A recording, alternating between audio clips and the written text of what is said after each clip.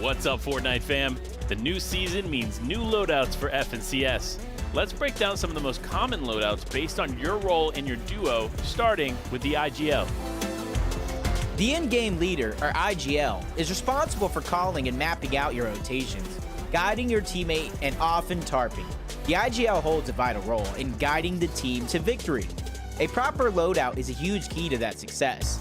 This season, we have seen them focus on having one close-range weapon and one distance weapon for surge tags, then the remainder of the items will be heals. The most common loadout is the drum shotgun, first assault rifle, and then a variation of heals to fill the remainder of the slots. This combo, however, doesn't cover everything, but that's why you have a fragger on your team as well. The fragger is responsible for getting crucial tags and eliminations throughout your game. Now, the loadout of the fragger is all about fighting and ending fights quickly. This is why we often see that the burst assault rifle is swapped out for the combat SMG. Meaning that in this role, you'll hold two weapons designed exclusively for close range engagements, while the rest of the slots are dedicated to heals. The fragger loadout often includes the striker pump shotgun, the combat SMG, and then a variation of heals. The ability to clean up fights quickly and effectively leads to this loadout being a top pick among the more aggressive players. After hearing the different loadouts and roles, which ones are you choosing in your next game? Until next time, we'll see you on the battle bus. Beep beep.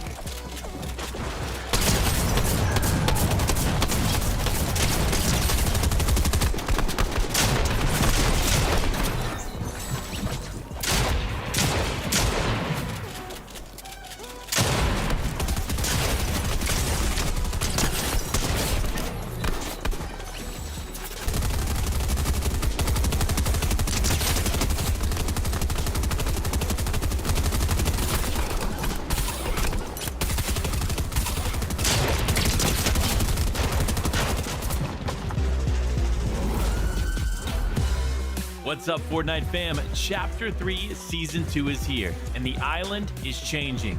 Let's talk about some of the most notable changes, starting with the addition of the blimps. In the start of the season, we saw the island's skyline get swarmed with an array of IO blimps across the map. These floating ships bring additional loot on board to each of the areas they exist in. They also allow for the ability to fly and redeploy from the wings. These blimps can be found in Command Cavern, Coney Crossroad, Tilted Towers, and Rocky Reels. There's another blimp on the south coast, however, you'll have a hard time rotating from this one. Also, we can't forget to talk about the addition of the siege cannons in these areas.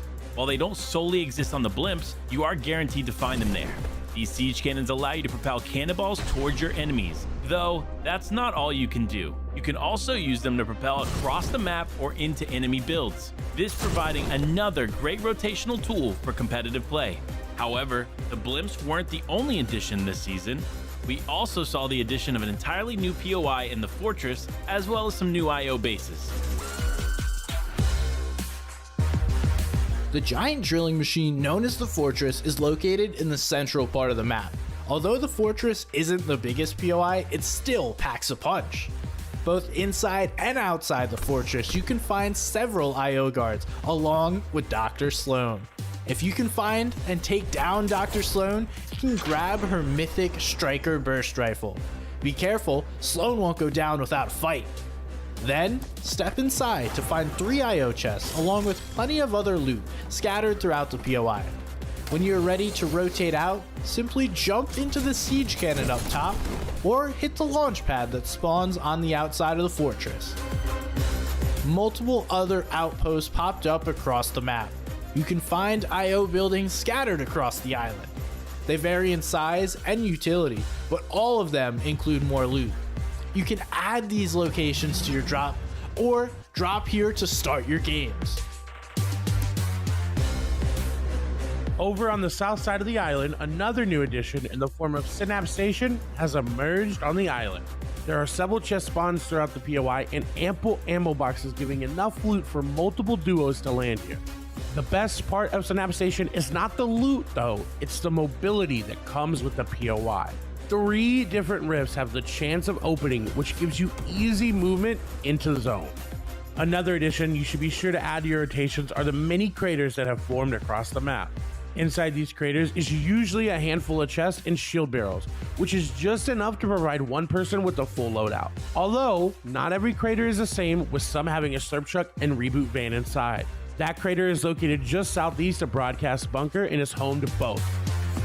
With craters seemingly on every side of the map, it also offers a saving grace to those who either prefer the scavenger routes or got pushed out early because they had to retreat.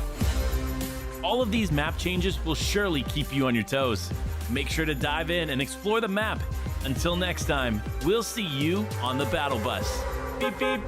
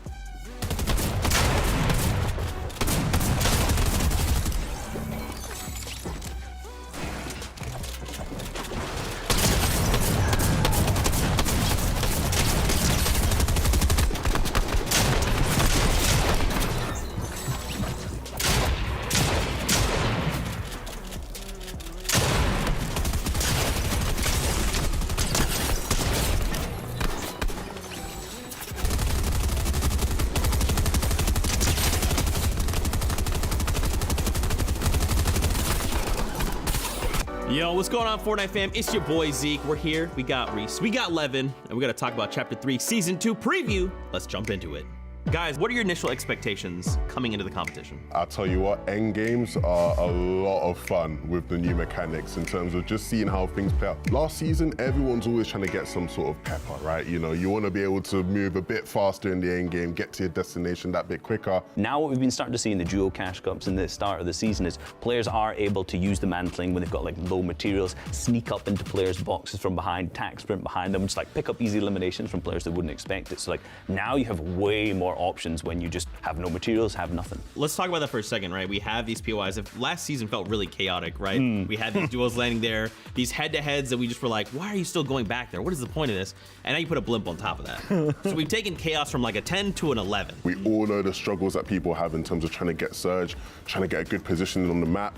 Being able to sit up on a blimp and just sort of ping people from far away, it works wonders, you know what I mean? So that is going to probably be one of the biggest factors in how these new competitive games play out. Think of the amount of vision you have across the whole map then when you're on top of a blimp. It's like, it makes rotating so much more difficult. We're talking about the nerdy lines of sight. In terms of the blimps, there's just more loot on the map now. That's true. Right? And so we have POIs that were already very attractive POIs to land at, but even more attractive now, right? And there's sort of an extra incentive, an extra spot at a lot of these POIs for a new team to get involved at. Is there any duos in particular you guys are kind of like looking forward to? I know right now we're kind of still in this state of shakeups, right? People are still trying to lock in who they think is the right duo for them.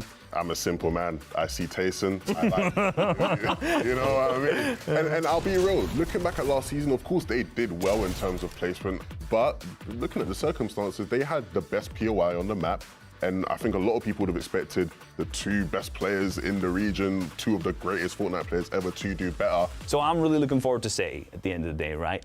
Seti is just so good. He's one of the hardest workers in the scene, hands down. Now he's teamed up with Cammy. They won FNCS throughout Chapter 2 Season 8. They look super strong. They've got this incredible dynamism that they saw back then. Last season, they weren't playing together. It didn't work out that well for both teams. Now, Cammy and Seti back on it together, looking good in the cash cups. They could be that winner again. It'd be criminal to not talk about the rise of Queasy and Hen in terms of just how great they've been, you know, last season and this season.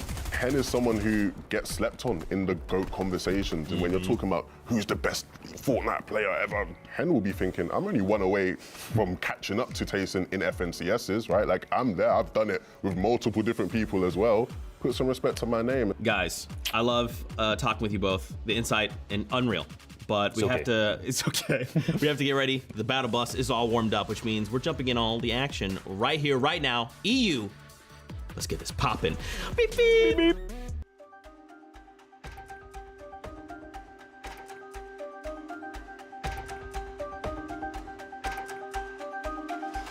Last time on FNCS Europe, Murstache and Malabuka topped the leaderboards, continuing their elim heavy streak from last FNCS.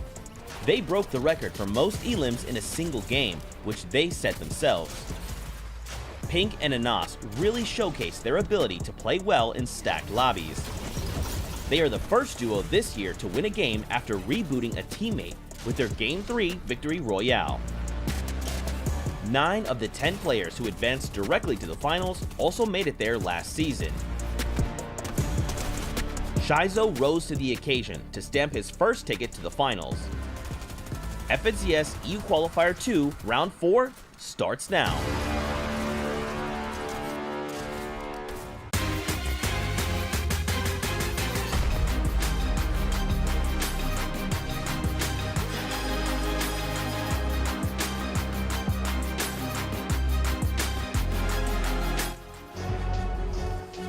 What's going on, Fortnite fam? Welcome back to the FNCS. I don't know who that person was that was announcing all that little intro bit to recap what happened on the last qualifier, but they sound really handsome.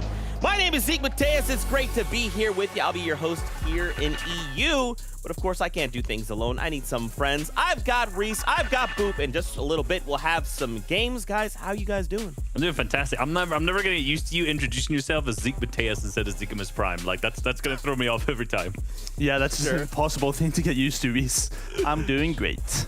That's good. That's good. Welcome to qualifier number 2. We just got done with qualifier 1 on Friday, and because we've added an additional qualifier here in Chapter 3, Season 2, that means we have more Fortnite.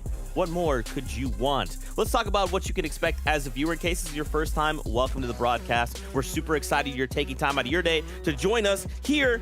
This is qualifier number 2. So next weekend, we will be back for qualifier number 3, and then mark your calendars. You won't want to miss out on the semifinals and the finals as well. Gentlemen, let's keep the ball rolling, though, because there's a lot to talk about today. We got to talk about the qualifier stages, how we make our way to the finals. Yeah, here we go. We're in the qualifiers right now. We're currently in qualifier number 2. There is a third one. We've already had one on last Friday, like Zeke already said. But what you really need to focus on is that far left-hand side. You see at the bottom there, it says round 4. That's where we currently are. So what you need to know, the top 5 out of the 50 teams that we have currently right here will qualify all the way through to the finals, and all of the other teams in here will gain some series points, and they get to do it all over again, going for yet again another attempt next week, next Sunday. Yep, but it wouldn't be a finals without some formats, and the way that you get there is through the actual gameplay format. Take a look at it. 32 points for the Victory Royale. As always, nothing has changed in the 2 days since we've been here, with your first placement point coming in top 35. And of course, 3 points per elimination. That can always change things up in this final. We already saw it be quite juicy last week, you know, Boop. We saw players saying the eliminations, they feel worth it. That 3 points, a 50% increase, as no one's taught me, seems quite valuable. Now, let's take a look at the qualified list coming into today. So remember, the way this works, we go through a subset of rounds, right? This is round number 4. So these are the players who have made it here. Reese, yes, throw some names at us. Aye, you're going to get some goodies right now. Vico and Yikes, aka Jackson, up in that top left team who made it last week. Looked really good off spawn. You got in the top middle, same Eyedrop Jerky, 7th. I see last week from Friday. There you go. Cami Seti, the first time the FNCS this season, making it to round 4. So they're looking good. Hen and Queasy on the far right. You know what? Me and Boop both predicted them on Friday. They didn't put up to our expectations. So we're hoping, fingers crossed, that here they're going to let's be real, make better of that. Get that qualification top 5. They are our current FNCS champions. So they got to clutch up big today and make sure they punch that auto-qualify ticket straight through to the finals. Yeah, for sure. I mean, those guys, they're going to do well today. They're going to VOD review what they did last time and see what happens. Other names here, this is basically the result of the EU snakening. We see a lot of those duos now finally qualified. Thomas Teishi and Trippin being one of the big boys coming through, as well as Andretta and Kiko. Those 2 names result of that split, but now coming in with a fresh perspective. Going on towards the second page, I see Diox and Waffler, very, very aggressive players, really good. And of course, the boys, Vidil and Noah Rayleigh. Now, Janice and Vortex did not qualify this week, so they're going to be on Connor Greasy this week as well. So that should be really interesting to see what they do with that in terms of Storm Surge and gameplay. Nice. I'm also looking at Andlex and X-Squeeze there. You know, last week, you know, when you think of like this duo, this team, right? They've been so good for so many seasons, but I think this is yet again one of those other teams that haven't been at their peak, at their prime for a long time. I remember cheering them on all the way back in Chapter 2, Season 4, when they were trying to race against Tayson, against Mongrel and Mitra at the same time. Yeah. And like they just lost out in that final game. I think like that kind of era is when they were at their peak. Now at this point, it's like they're consistently getting that kind of like 20th to 10th, and you know, qualifier 1 they were 15th. So I'm hoping to see them kind of put on, get a real show off, because we do usually see them do really well in one random qualifier here or there. I think if we could boil this down to 1 point, Reese, it's potential, right? Potential. And this is a topic we're going to be talking about rather all day today. But first, how would you like to see competitive players go head-to-head? How would you like to see them box fight to determine which of them is better? Well, let me present to you this piece right now. This one's called Org Battles.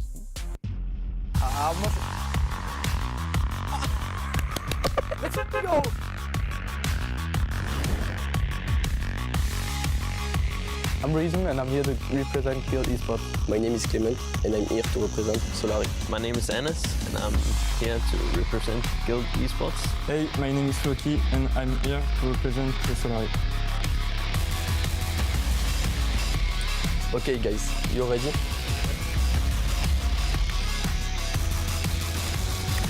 Forty?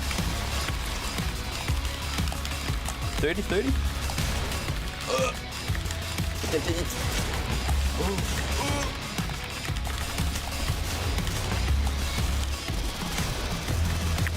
Oh, I'm playing cringe. Come. Flip. Oh my god! Oh my god! 100! Oh my on you.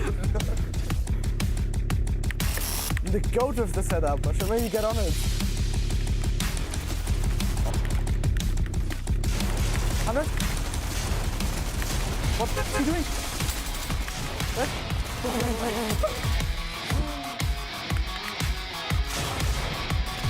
Piecing it through the wall?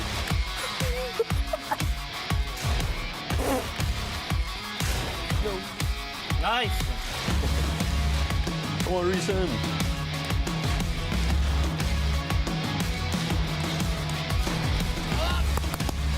Ouch. Loki is so bad, I'm not sure.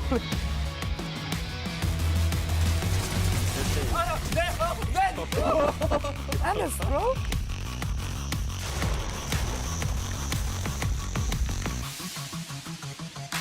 Ouais, we take damage.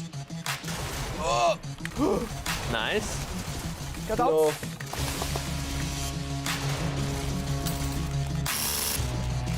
You win this.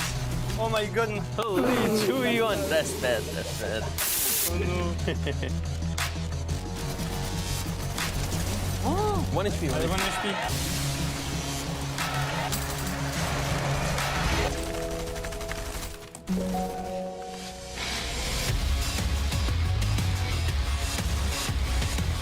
On a plus.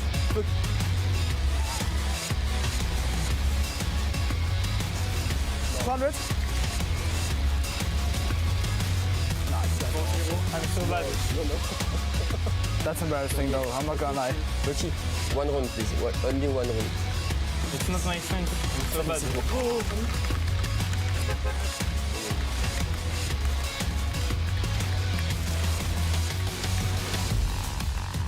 Bro, that's so bad, bro. 5-0. 5-0. Can't believe it. Oh no. You guys literally spent 5-0. I can confirm that in person, Reason screams like that all the time. At the media day, every single elimination he got in the Cash Cup was just an straight down across the entire room. Well, what about a Nas? I haven't seen that much emotion from him in a while, man. Like, unparalleled. I know. There you go. I thought I was the loudest person in the competitive scene. Apparently, that is not true at all. So, guys, we got about 15 minutes before we jump on that battle bus. Let's take this time to talk about some duos and things we should keep our eyes on as we begin the competition. Let's talk about Cammy and Seti to kick off the duos right here for you. They're landing the Cammy split. So, hey, Zeke, what the heck's a Cammy split? Don't worry, I got you. It's Puddle Pond. It's basically like northeast of Rocky Reels. Why don't we talk about this duo a little bit, Reese? Yeah, I mean, this is a duo that has switched up since last season. You know, if you're paying attention, it was Cammy and Teak. And if you've been paying attention even further than that, that sounds familiar because obviously they did all trio together. It was Cammy, Seti, and Teak. So now it's a little bit of a different variation of the duo now. And, you know, realistically, this is a duo that is an FNCS winning potential, but they didn't qualify through in the qualifiers on Friday, so it seems like they've kind of been missing out a little bit, struggling a little bit here and there, which I am surprised about from a team of this caliber. Yeah, I mean, consistency is the name. We say this every single season whenever there's a Polish duo or trio like them. Consistent. But they came back this week, Reese, and won 5 out of 8 games in qualifier number 2, session number 2. And they started off that session with 3 wins in a row, which is a ridiculous number. You have to remember, that is the top 2,000 EU EU duos, you know, that they're getting 3 wins in a row against. And with an average pace of 9.5, I think they're going to be coming in swinging for this final. Yeah, I think one of the interesting parts as well is like they're not necessarily game winners, right? It's like they're a team who usually gets a 2nd to 5th, but all the time. It's like all these games you'll see them in consistently up in the top 10. So the fact that even if it's in an earlier stage of the FNCS, yeah, but they're still managing to pick up that many victorials is definitely a good sign that they're a little bit more adaptable, maybe playing height a little bit more as well. Again, potential, this word we're going to continue to echo all day. Let's keep that word going with another potential duo winning FNCS lineup. That's right, it's Aqua and Vino. These guys are landing a Command Cavern. They're going up against Thomas, HD, and Tripperin. And you know, I think the thing that's kind of interesting, Reese, is that they recently won a Cash Cup, but they didn't qualify Friday. Yeah, I mean, realistically, I thought this duo would have like the potential to win FNCS, and I still do, right? I'm thinking, you know, Vino's obviously been on the come up for a long time. Aqua is one of the best players ever, full stop, right? And at this point, they didn't qualify through Qualifier 1, so it looked like through the cash cups they were going to be that top tier team, but when it came to FNCS, I'm getting worried for a second here. I'm thinking, you know, are these kind of not living up to the expectations when it comes to the big stages? But we'll actually find out here today, because obviously they now have qualified through for this qualifier. Yeah, I mean, they're so good, but I think they won a Middle East Cash Cup. They won the last Duo Cash Cup as well. You know, the difference is this week, qualifier number 1, 49 eliminations in session number 2. Qualifier 2, session 2, 83 eliminations in total. And they have some of the best jobs for the Slope Chuck as well. Yeah, so I mean, they've basically upped their elimination potential hardcore this time, and one of the difficulties is they're going to be 50-50 off spawn a bunch, so like, if they lose it, they're just going to basically lose out completely on the game. No placement points, nothing. So fingers crossed for them to make it at least off spawn and keep it all the way through, because they've got a battle ahead of them. That's right, man. It's all about that potential. Let's talk about iDrop and Juriki, the most recent, most flossingest person we've ever seen. In case you didn't see his tweet and the reply to that, rather. Logjam Lumberyard. Yeah. What's happening here, man? I mean, you know, we saw these guys 2 days ago on Friday, and they looked so good. They were like the disruptors of the lobby, right? Every single game almost that they made off spawn, they were up on height, and they won one of the games in there as well, which was absolutely fantastic.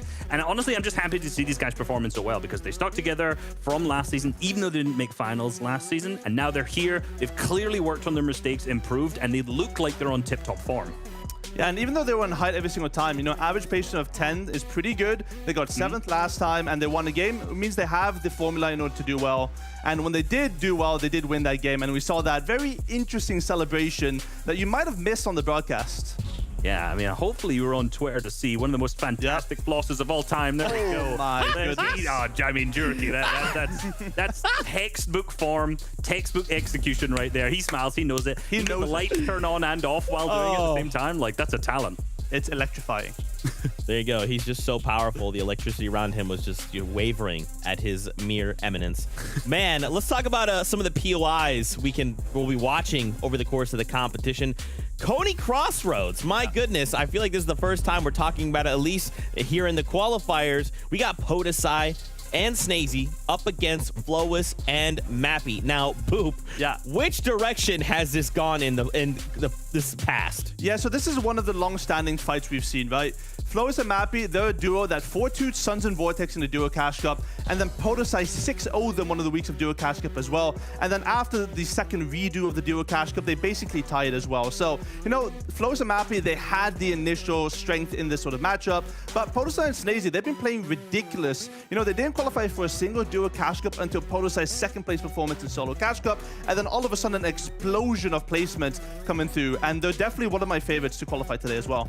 Yeah, so we actually saw this fight, and these stats right here are from Qualifier 1, so 2 days ago. We've seen this fight already across this weekend, and I'm ready for it again, let's be real. But as you can see, right, the total points, Flowis on the left-hand side got 66, whereas Snazy's team got 144. So despite the fact that off-spawn, they were relatively even, Snazy's team way more capitalized on those games that they actually managed to win off of spawn. Obviously, you can see the average eliminations being almost double that of Flowis' team, or it is double that, sorry. I can do the math. Points way more than double at the same time. So what we'll be looking out for is if these guys, either of these teams manage to make it off spawn, who is actually going to be able to get deep into the end games, get a bunch of points, because top 5 qualification is super tight. You can't be missing out on a game or two. Yeah. Now let's talk about the Cavern. Command Cavern. We talk about this thing all the time, man. We have already seen a duo qualify out of there, which means potentially new duos may look to say, look, if we just want to auto-qual to finals, maybe we just go here. Maybe we just send it. What do you think, Boop? Yeah, so this is a fight we've seen, but in a different skin, right? Thomas HG and Tayson always contesting the Slope Chuck. Now, Thomas HG with a new duo of Trippin got that Danish chemistry together. But, you know, even in that Thomas HG and Tayson together, Venom and Aqua have been dominant at this draw spot. Tayson, who played with Bubak in the last Duo Cash Cup, essentially, Venom and Aqua, they won the Cash Cup while being contested by Tayson and Bubak. And, you know, they have some of the best drops I've ever seen for the Slope Chuck as well. And, you know, this is one of those spots is if 50-50s, the eliminations happen very quickly, and then you could just end up winning this qualifier if these fights go quick. Yeah, and you can see the stats are up. This is from the previous round that they've just played, so you can see how even both of these teams are right now. 122 to 120, you know, both getting victory royales. Both these teams are definitely game winners if you look back to the performances they've had so far. And I'm honestly really interested in this because, you know, obviously we have Thomas HD on the right-hand side alongside Tripper and Aqua and V on the left. And Thomas HD has been fighting up against Divino in previous seasons, with previous teammates for both of them at the same time. And it's always been relatively even across multiple different tournaments, left, back, forward, wherever it is, whatever you want to actually choose. If it's a cash cup, if it's a solo cash cup, it's always just kind of goes back and forth because it's so drop dependent at the same time. So, you know, on Friday, we obviously saw Malibu and Mustache from this drop spot, not exactly right there, lose half of their games off spawn, managed to win the entire tournament because they played so well in those 3 games. I'm wondering, you know, with the 50-50 off spawn here, can either of these two teams replicate that kind of performance and still hit a top 5 or not? I mean, you get your surge basically settled, right? Those fights, they take 10-20 seconds maximum, and even if the other team, they get out-dropped, they just take the truck and just run away, and then you have free reign basically of the entirety of Command Cavern. So even though it is sort of grief heavy, you can still come away with a lot of loot, even if they, you know, run away or, you know, you eliminate them. Yeah, and we actually have a little bit of like time here. I wanted to ask you guys, for viewers at home that are like, okay, well, if you're talking about these duos, they keep kind of butting heads, why hasn't one of them left? What is that reason why they're just saying like, nope, we're just gonna keep fighting over this POI, we're not gonna have a backup plan, we're just gonna keep running into this wall and one of us will walk away? Why? I'm gonna say this without saying the word ego, right? So the reason that players don't want to leave is because at the end of the day, Covert Cavern is the best drop spot on the map, right? And these teams know that they are some of the best teams on the region. And it's like, if you were one of the best teams on the region and you can solidify, lock down one of the best drop spots in the entire season, you're just setting yourself up for success. But, you know, you think you're the best team, and so does 5, 6, 10, I don't know how many other teams think they're also the best team in the season. So, you know, you're going to see those heads butt repeatedly, match after match after match. And maybe similar to last season, we'll see someone dip when it comes to finals. But through the qualifiers, through the semis, I'm guaranteeing you this drop spot is just going to be contested fight after fight after fight. I'm gonna say Reese ego. No, no. It's I mean, it's a little bit of both, right? I wouldn't like to call it ego. It's called confidence. All of these guys, they think they're the best player in the game. Otherwise, you wouldn't be playing Fortnite if you didn't think you were the best. So if you are the best, you're not just gonna leave from your drop spot, let someone else just land there, take over your territory. You're gonna defend it, and that's what's gonna happen here. Even if you don't qualify to the finals today, you've basically manned up. You've kept defending that spot, and then when it comes to heats or even to the finals, everyone knows not to mess with you. Definitely. I love it, guys. Thank you so much. Don't worry, Fortnite fam. This is the first time you're in the broadcast. I got you. We're in this together. I'm going to help get you up to speed. Don't even worry about it. Okay, let's play a game, but with our players. Let's play, and I'm not going to spoil this. I'm just going to let the content piece go. This was called Duo Revive Lobby.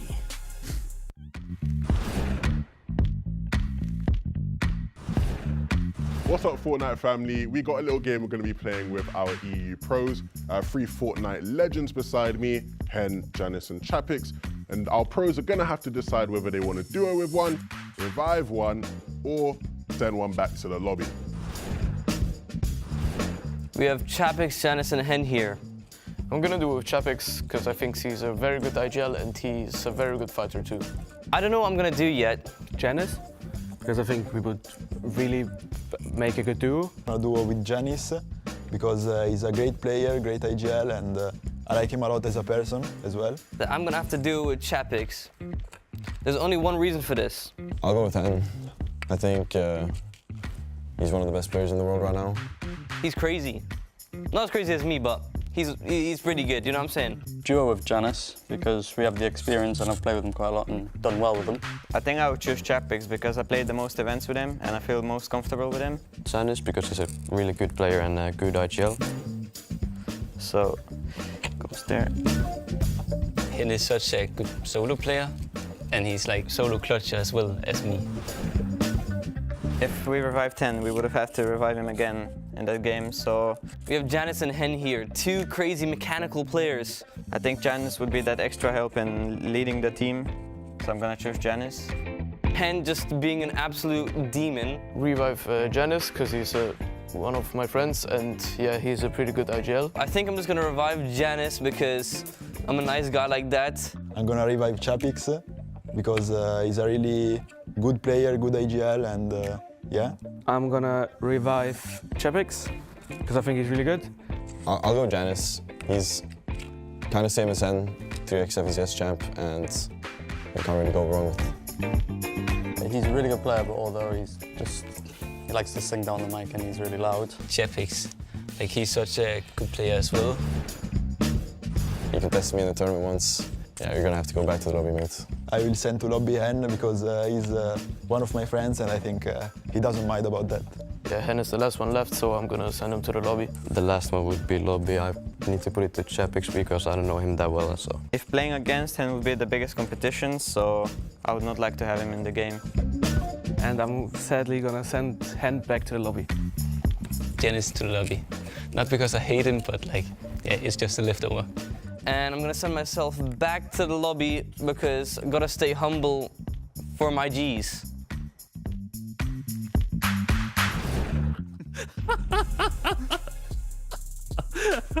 Gotta stay humble. Gotta stay humble. That's it. He was humble. Gotta stay There you go. Humble. He was humble. He was humble. Yeah, I think my favorite part about that piece was Hen was there and was one of the options. And so I was really hoping that people would be like, wait, is that Hen? Wait, he can't do that. It happened. Too bad. It is already done. We hope you enjoyed that content piece. Once again, if you enjoyed that, there's going to be tons of these coming across, you know, EU, NA East, and NA West. So tune in. I'm telling you, it's a great way to just learn more about the players and just, hey, they're real people. They're not just like a mouse and keyboard. Who knew? Didn't know. I didn't know. Guys, let's talk predictions. We have about a minute before we're going to send it over to the caster. So let's see if we can talk this through. So, Boop. Yep. I know what you're thinking. How dare I go against you? But I am. It's Thomas HD and Tripperin. It's all me right here, right now. I believe that they could beat out Vino and Aqua. How do you feel about that? Belief is one thing, Zeke, but facts is another. And Venom and Aqua have just shown factually that they just had the better drop. They just know how to play this 50-50 drop a lot better. So, Zeke, I'm sorry to say, you're wrong. I'm not going to weigh in on that because I'll be wrong. Usually what will happen when I weigh in on something I don't know anything about. But I've gone with Kaminsei alongside Levin. I see you, my G. I appreciate that. And we're usually, when we and him are at the same level, we nearly always are right. So maybe a little bit too much confidence in it, but Kaminsei are the GOATs, let's be real. And shout out with Hen and Queasy. Yeah, Hen and Queasy. You love to see it. Hen and Queasy, he's a strong believer. Well, Fortnite fam, that wraps up this portion because it is time to kick off the competition. But don't worry, we'll be back later on to break things down between games. For now, let's get ready to find our seats on the battle bus. We got Shy Wager, we got 11-2K, and this is time for game number 1. Thank you so much, my G's on the desk. It's Shy Wager 11-2K, ready to go for qualifier number 2. 11, I mean, predictions-wise, lobby stack-wise as well. Cavern and Tilted, everything just seems so much more contested today. Yeah, it seems like there's a lot going on around the map. I guess, you know, less time for people to sort of figure out where it is they're going. They're just going to have to hop in and sort of get it all together once they're there. I'll be real, though. Look, Reese was right. I'm pretty sure whenever we've both predicted the same team, they've always won. I'm just saying. So, I mean, you know, we'll see what happens there. You guys got to study Akemi, right? I mean, anyone could just predict that. Someone's dog could roll in with that prediction. It would make the most sense, right? Because these guys are just that good. Well, look, you'd think that, right? But, you know, like the analyst talked about, they did have a bit of a howler in Qualifier 1. They didn't make it through to round 4. You would have expected them to, and I very much expect them to come into today with that extra chip on their shoulder coming into that first game. Absolutely. First game starting up. Let's get right to it.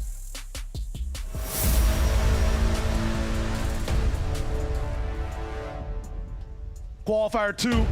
Seems like the first one was just a few days ago, Levin, just a mere hours of time differential, but here we are once again.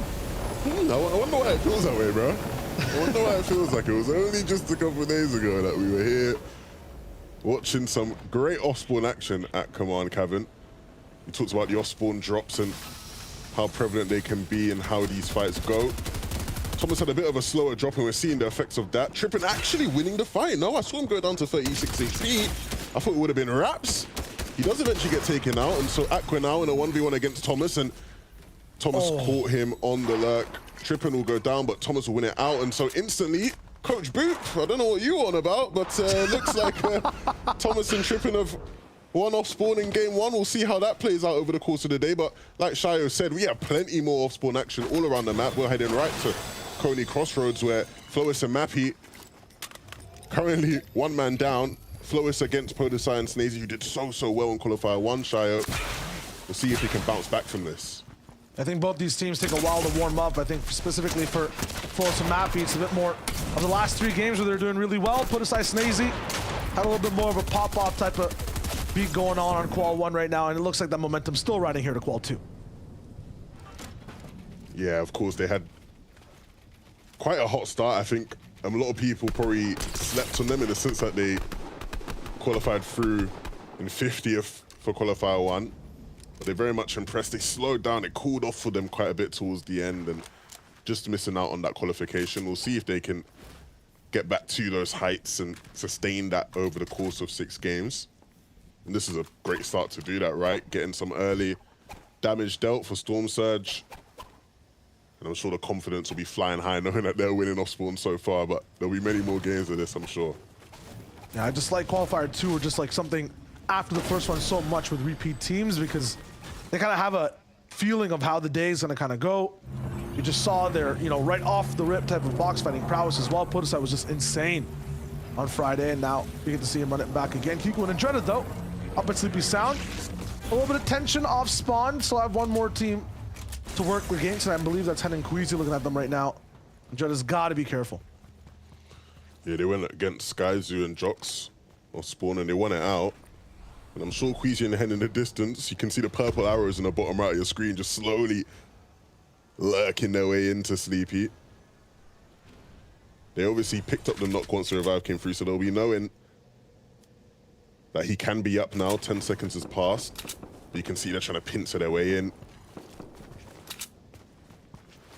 They'll go for it, but Kiko's also getting shot from the back. That has to be possibly Kiko's and Artur right below them. This north side, although quiet to start off the game.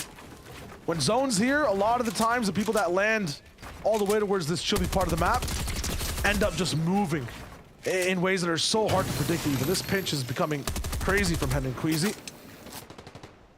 And there's the third acting team way off in the distance looking for a few tags. This is just a split sandwich, so tough for this team in the middle. Andretta, Kiko barely even have any heals. Kiko just got rebooted up from the skies. Only gonna have that pistol really to work with. This is gonna be super tough. And you're seeing Hen actually trying to find a new angle. And he's done a brilliant job. I don't think they'll be expecting it. The pressure's coming through. Kiko knocked again. And so now Andretta forced into a 1v2 situation.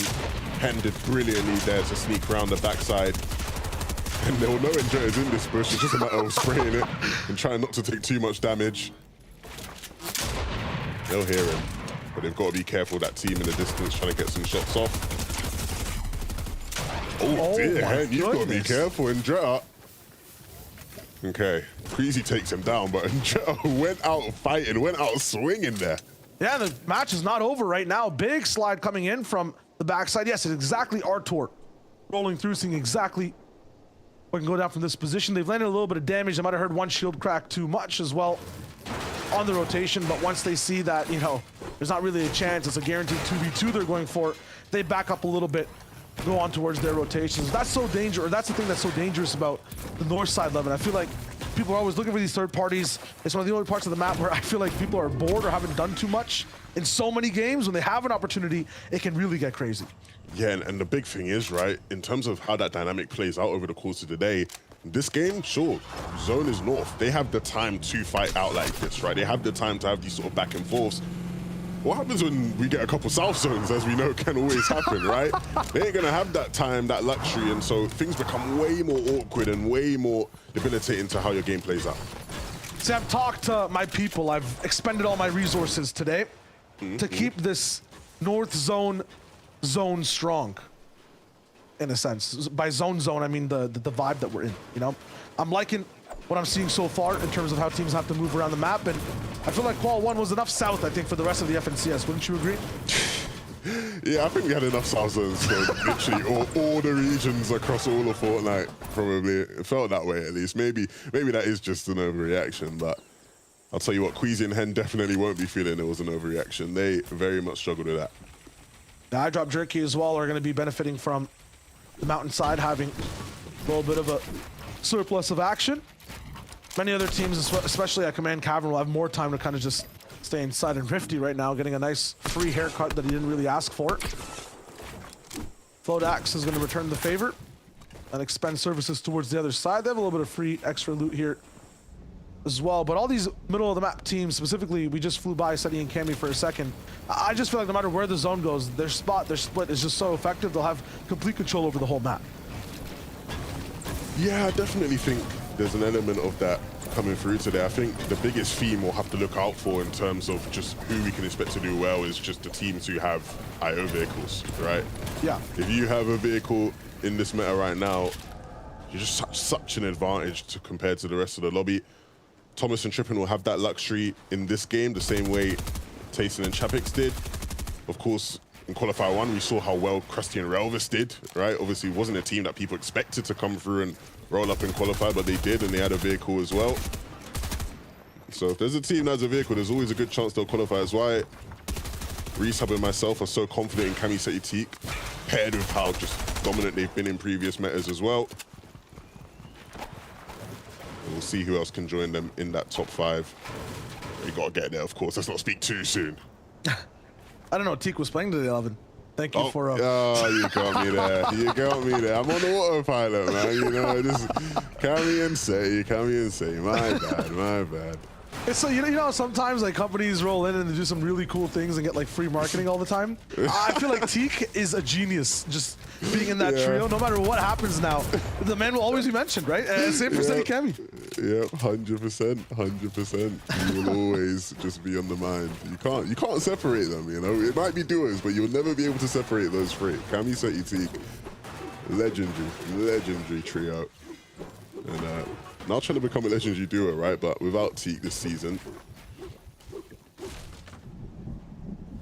One good thing about today, specifically for Seti and Cammy, is the fact that I think in previous seasons where we've seen them fall is when there's a team that's really targeting their drop spot or has it as a game plan in between their rotations, right? The gas station, the way it's set up, so central on the map this time, and how there's kind of more loot on the outskirts of certain POIs.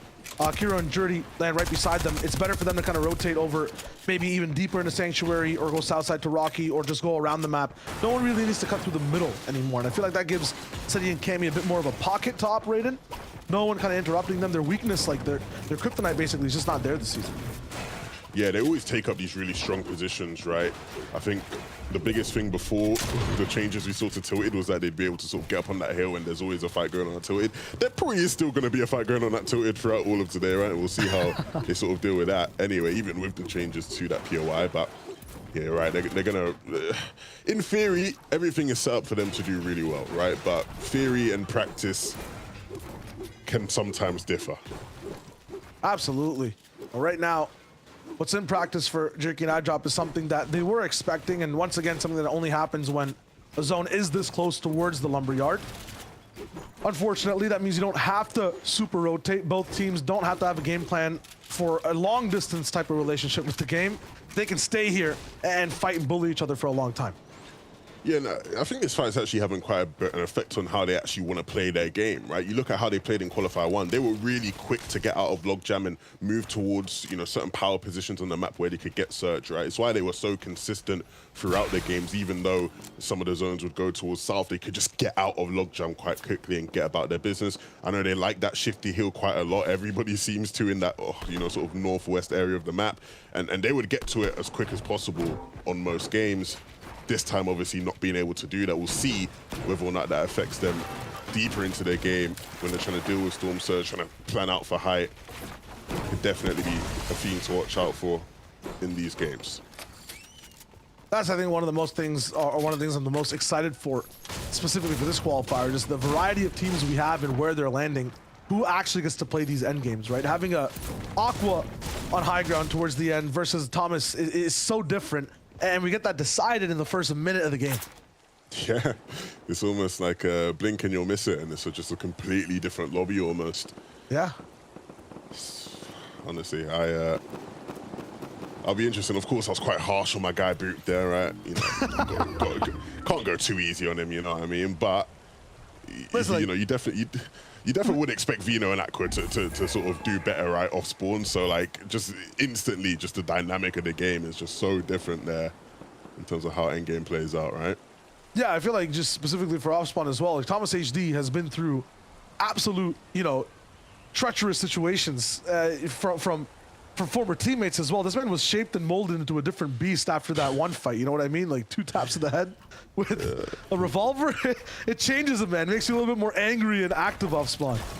Yeah, look, I don't know, man. I don't know if I blame him. You know, if you're fighting up against your teammate, you know, in a solo cash cup, the solo cash cup can get you angry anyway, right? If we're just being quite frank, you know, the emotion's always quite high. But then when it's your teammate taking you down, yeah, man, that's a whole different situation. I'm sure you would have seen Tayson and Chapit's qualifying through and would have thought, yeah, you man think you're getting in without me?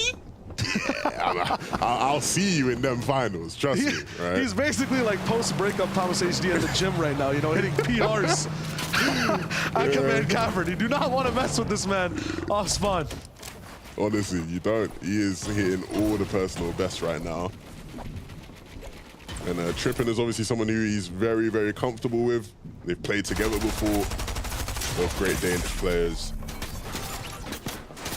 Great fights on screen right now as well. Coney Crossroads, usually a little bit more of a passive situation overall. It's kind of a literal crossroad as to where people can jump in, land, and roll out. Shooter 97, unfortunately, though, is kind of stuck with the back against the wall, jumping right in and trying to do a little bit more damage. Though I had some nice shield cracks, but it's not going to be enough. He will go down. Victor HD is here as well. Peach on the same box, same side. Everyone's kind of traffic jammed up into this little river. It doesn't look like the best spot to be in. It has to just be this awkward rotation for a lot of people. There's, you know, when we stress about the south zones, there are a lot of them. There's a lot of north to south type gameplay. As soon as you start to pull up and reverse things on EU, a lot of people aren't used to it, might not have the biggest set game plan that they're really comfortable with practicing. You end up with these traffic jams. Yeah, and of course, this is a team that came from, I believe, Rocky Reels. I thought it was contested, right? So we'll actually have to sort of see how that develops. They don't have any eliminations, and so I don't know if a fight did break out there or not, but you can see the effects of that, right? Just sort of cammering around the edge of that zone line. Just trying to get any sort of inch in if they can. You'll see players just sort of scrappily running in when they can find a window, an opening, and they'll look for theirs soon. But of course, with a team near them, it just makes it just a bit more complicated. You can't just sort of tack sprint out willy-nilly. It gets a little tough. Satan and Darkies are here as well. A team from that first qualifier, always in a crazy spot in the 3rd and 4th zone level, but somehow they end up disappearing as the endgame starts. Yeah, I'm sure they would have felt like they very much sort of had a chance, right? They finished in the top 10, they came 9th, and they were sort of surprising teams, I'd say, right? Early on, they were really, really strong, and in this game, they're set up in a really nice position. They're probably they will pull zone right there, like dead center, so they're gonna pull zone.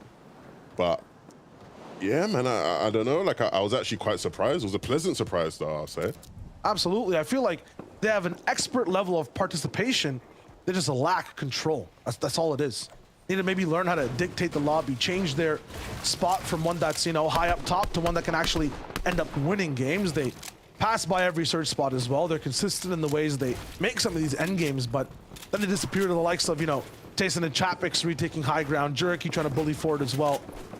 Might just be, you know, jittery feet on that first qual, but they're here once more for 6 more games in this round 4. I'm expecting some cool things from that duo. Yeah, most definitely. One of the potential dark horse teams of this lobby for sure. A lot of these teams that end up waiting as well. One thing that we've kind of seen start in the middle of the last chapter, chapter 2, are these long form bases on the ground rather than the 2-box things we're going for on hills. Why is that an option for teams like XWeez and Andalex and Sunny and Cami 11? It's weird. I think for the most part, like that has been something we've seen for quite a while. So I don't think it's necessarily a new adjustment. I just think that's just the nature of how far they have to travel across the map, right? Like they're never going to get into the power positions, you know, when they're landing, you know, full bottom right, you know, especially if it's pulling up as high as it is here. So we'll see. These guys, for the most part, they only really had decent games when they were getting a bit of luck pulling zones, right? Pulling 50-50 zones here and there. And if you're going to rely on that to qualify, could be hard, right? You got to make sure Shio and his guys are on your side that day. You can never guarantee that. So we'll see how they fare. But again, just another example of a fan favorite team that has that potential to qualify. There was one team that kind of did it with just 3 games, which was Mustache and Malibuca. They not only qualified, but they got first overall. So sometimes if you are making it all the way there, it's huge. Yeah, that's why I think so. I don't know who was on the desk, apologies, but someone on the desk was like, you know, you don't want to miss out on games. Like, say that to Malibuca and Mustache, man. They qualify in 3 games. Not just qualify, they win in 3 games, basically, right? So, listen, you know, we have noticed that it was either Boop or Reese, so we're investigating as to who it was. And then one of the two. We'll find out and we'll get an answer to you shortly. But look, you just need to make sure you use your games wisely, right? The big thing for Malibuca and Mustache is they weren't one of the hype teams. They weren't contesting for that, but they absolutely rolled through everybody in the mid to low layers. Always on point during zone transitions, catching teams out that were just falling asleep, and it just took them so far. That was their style overall, and it's something I think we've used to seeing with Mustache and Malibuca. You can never really forget it. When it comes to Thomas HD, I feel like he's a little bit more prominent in how he looks like when he's playing in trios. When it comes to duos, especially with Tripper now, right? It's not like the same flavor that we had last season with Tayson. What are we looking forward to here, Levin? It might be a while since, you know, some people have seen Thomas HD. What makes him so special specifically, and this duo in duos? Well, the big thing with Thomas HD always, in any mode it seems, and he mentioned actually one of the content pieces at the top of the show, is his clutch ability, right? If you give this guy an opportunity in an endgame to just make some sort of magic happen, it will always happen with him. You know, he has some of the best aim. I know on Twitter today there was a debate about who has the best aim in Fortnite and compared to Fortnite. The whole Danish community coming together to say, how dare you say anybody else other than Thomas, and rightfully so, right? He hits big shots. So that's always going to be the difference maker with Thomas HD in the lobby. Yeah, add Tripper into that, the consistency, the reliance. That's just so good to watch. We're talking about Magic, a little bit of a curse put down on Noah Riley and Vidil. Not sure how they're below Surge. You never really hear that and their names side by side. Taken down what seems like by the Lightning and a few other third-party circumstances. Stena just gets completely bopped on Noah Riley with a full 175 and conversion after the fact. Vidil is also here to play. They wrap it all up, and it might just seem like destiny. Then here's the true Magic. A launch pad is given to them as well, plus a full refresh. They were low on mats before too. This just seems planned. Yeah, I don't know what Red was up to, man. Someone needs to give that guy a map. I don't know where he was going. That was on high ground, like that extended straight to the skies, and no one else even participated. Yeah, that's rough there. Hen and Queasy though, also looking quite strong. A launch pad, oh, a launch pad I saw. You will not believe how much Queasy's been going on about how he didn't get a launch pad at all in all 6 games.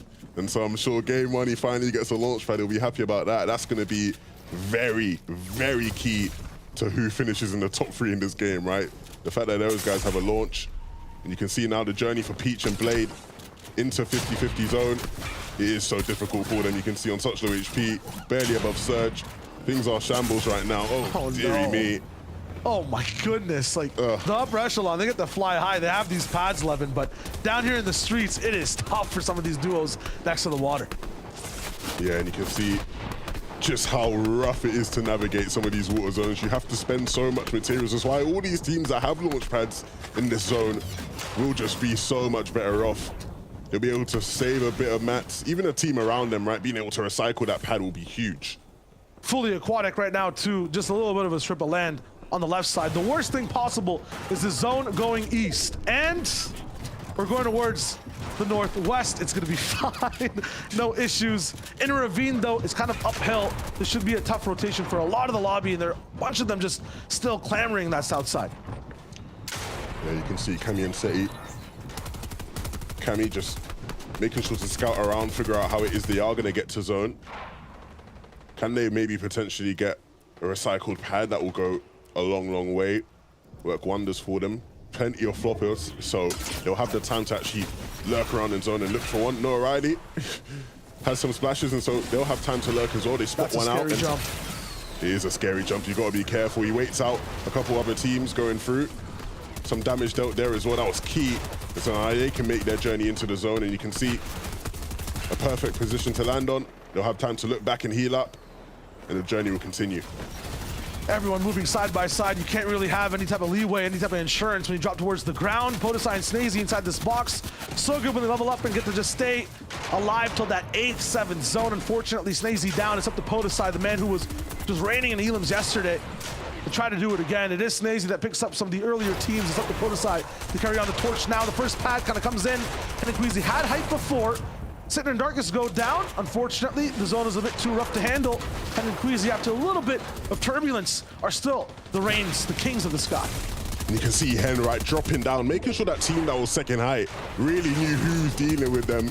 You guys better not get any funny ideas, but this is more than just a funny idea. This is Thomas HD landing on high. He's trying to hit a big shot. A big shot goes towards him, though. 56 HP. Is this a fight worth taking, Thomas? You might have to drop down. You're so low, but he's not letting up. He is so relentless. And eventually, maybe Trippin was able to talk some sense into him. He needs to get his HP back up, Shayo. The conversation, though, between these guys is starting to get a little bit too loud to hear. Shield cracks on all sides. Thomas HD was looking nice and fly, but now he's down to the same amount of HP as elims that he has, just one.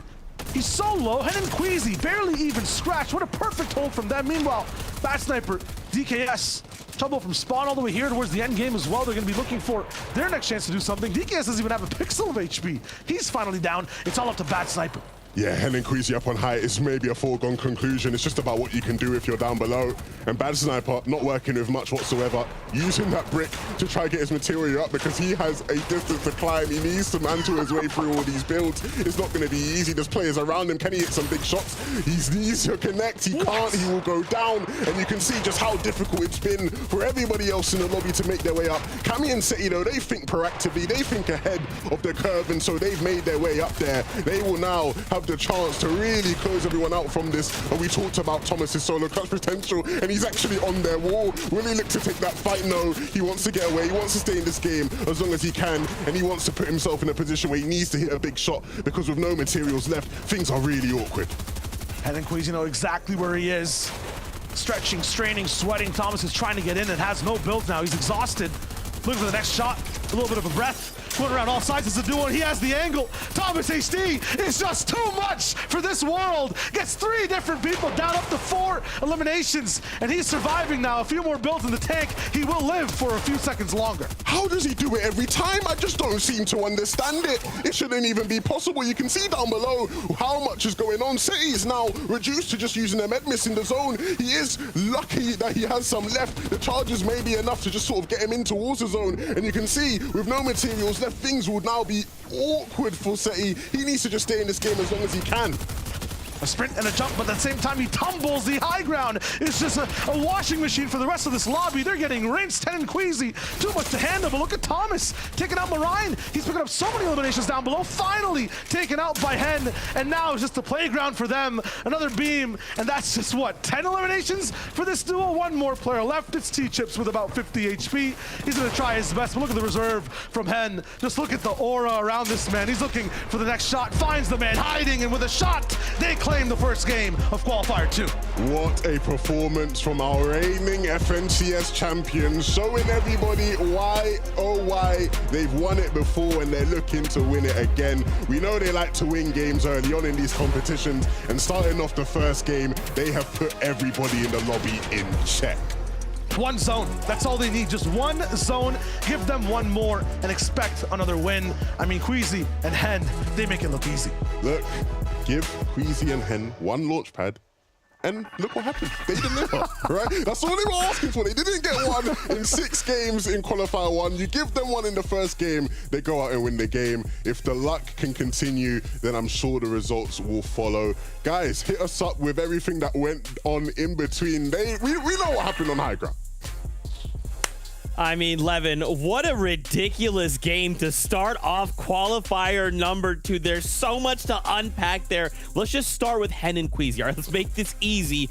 11 eliminations. They have hit the ground running, Reese. Yeah, and they started that at the start of the game as well, right? You can see at this point, obviously, this was 4th zone, but even way earlier than that, when they were in Sleepy, they were contested, right? The south side of Sleepy was contested, 2 teams fighting there, and they never push into that side. They almost never do. We didn't really see it that much last week until the end game. This time, first game, they capitalized on that, get their surge early. They get a nice little north zone as well, and look, this is the result of that. 11 eliminations in a victory royale. Yeah, you're right there, Reese. Obviously, that north side of zone, they don't get that many opportunities for surge anymore, especially for this type of zone. So having Andretta being contested on that south side is basically a blessing. They tried it last week. It didn't really work out for them, but now they're trying to play a little bit more aggressively. And there you go. Once surge is solved, Hen and Queasy on heights, it's just too easy for them. Yeah, and this is obviously the classic playstyle that you see from these guys. Queasy has always been a high ground player. It doesn't matter, like all the way back to the FNCS that he won himself. Like, they were just a high ground team at that point. They're game winners. This will not be the last time we see these guys on height. I can guarantee you that, unless they go down before moving zones. But I don't want to curse them because I want Don't curse them. Stop it, Reese. Next up, let's talk about Thomas HD and that solo clutch. I would just like to say, there's no I told you so's, Boop. I just said this is my prediction. They could go all the way today. Yeah. And this is crazy, man. For him just I don't know how Thomas does this stuff, Boop. I just don't get it. Well, first of all, I want to say I wasn't technically wrong. We were talking about the slurp truck side. The bus came from the other side, so technically they still haven't lost from the slurp truck side. But yeah, Thomas HD is a ridiculous solo player, right? Won one of the solo cash cups this season already, and that's basically just the name of game of duos. You're basically playing solo duos the majority of the time. If you're a good solo player, you're going to excel in duos, and Thomas HD is the goodest of the solo players, if that even makes sense. Top tier aim, like we mentioned. Levin mentioned it as well. You know, he's one of the best aimers. The entirety of the competitive scene knows that, and he just showed it off.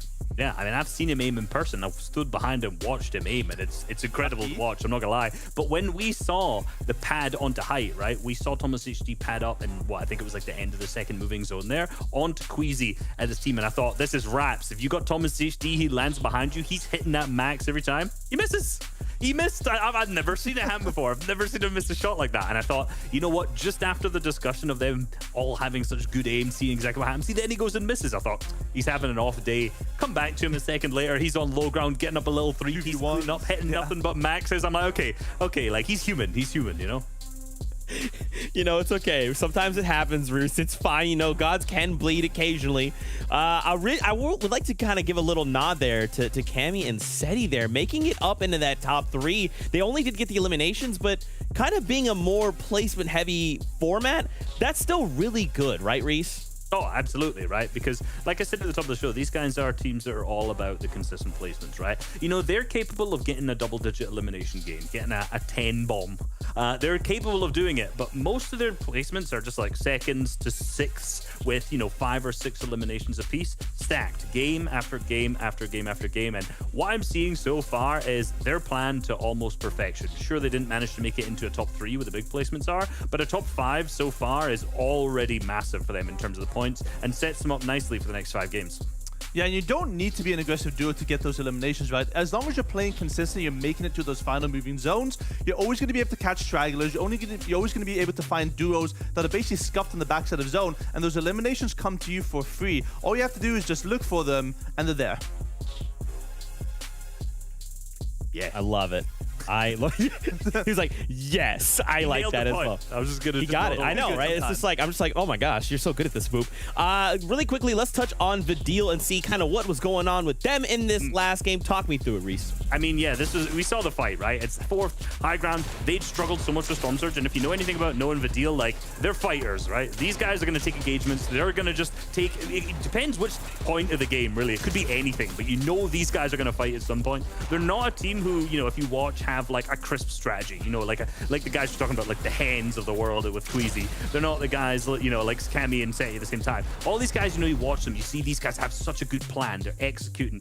Noah, Rayleigh, and Vidil are a team that I just love to watch because of that lack of plan. Like, they're just a wild card that you're just going to take a fight and dominate someone. And then, okay, they've got the surge sorted out. That works half of the games, and those games, they usually add, you know, the opposite, like we said, of kind of the Cammy and Setis, where they're only getting a couple of elims. You know, they're getting the double digits. they're going up high, but other games they lose that fight at the same time. So they're just kind of like a mixed bag all over the place, but it's exciting to watch.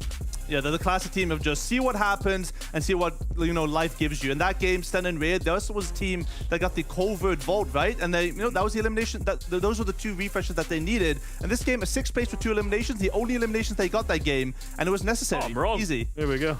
Maybe next game they'll get 10. You'll take it back. You can't always be right. Yeah, well, you can't always. I mean, he's pretty right all the time. Anyway, guys, that's it from us, at least for right now. I know what you want to see, and that is more games. So we're going back over the casters for game number 2 of Qualifier number 2. Thanks so much, boys. On the desk, I mean, Levin, right now, it just seems like these end games will change game after game. The early game gauntlet is the one thing to focus on right as we dive in. Yeah, look, there's a butterfly effect of possibilities, right? So much can go wrong for so many of these teams. So many can go right? Of course, Venom and Aqua, for example, literally dead last right now. They came 50th. Yeah, if things go differently on spawn, they could end up being first, right? So like, it's just the pendulum of Fortnite. Of course, you can say that about anybody, but right, these are some of the elite players, some of the ones with the highest of expectations in the lobby right now.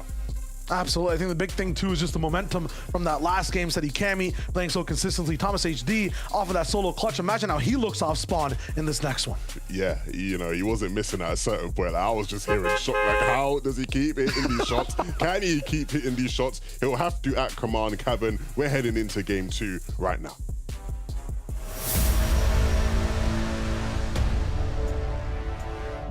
Who's going to rise to the rank of commander here inside this POI?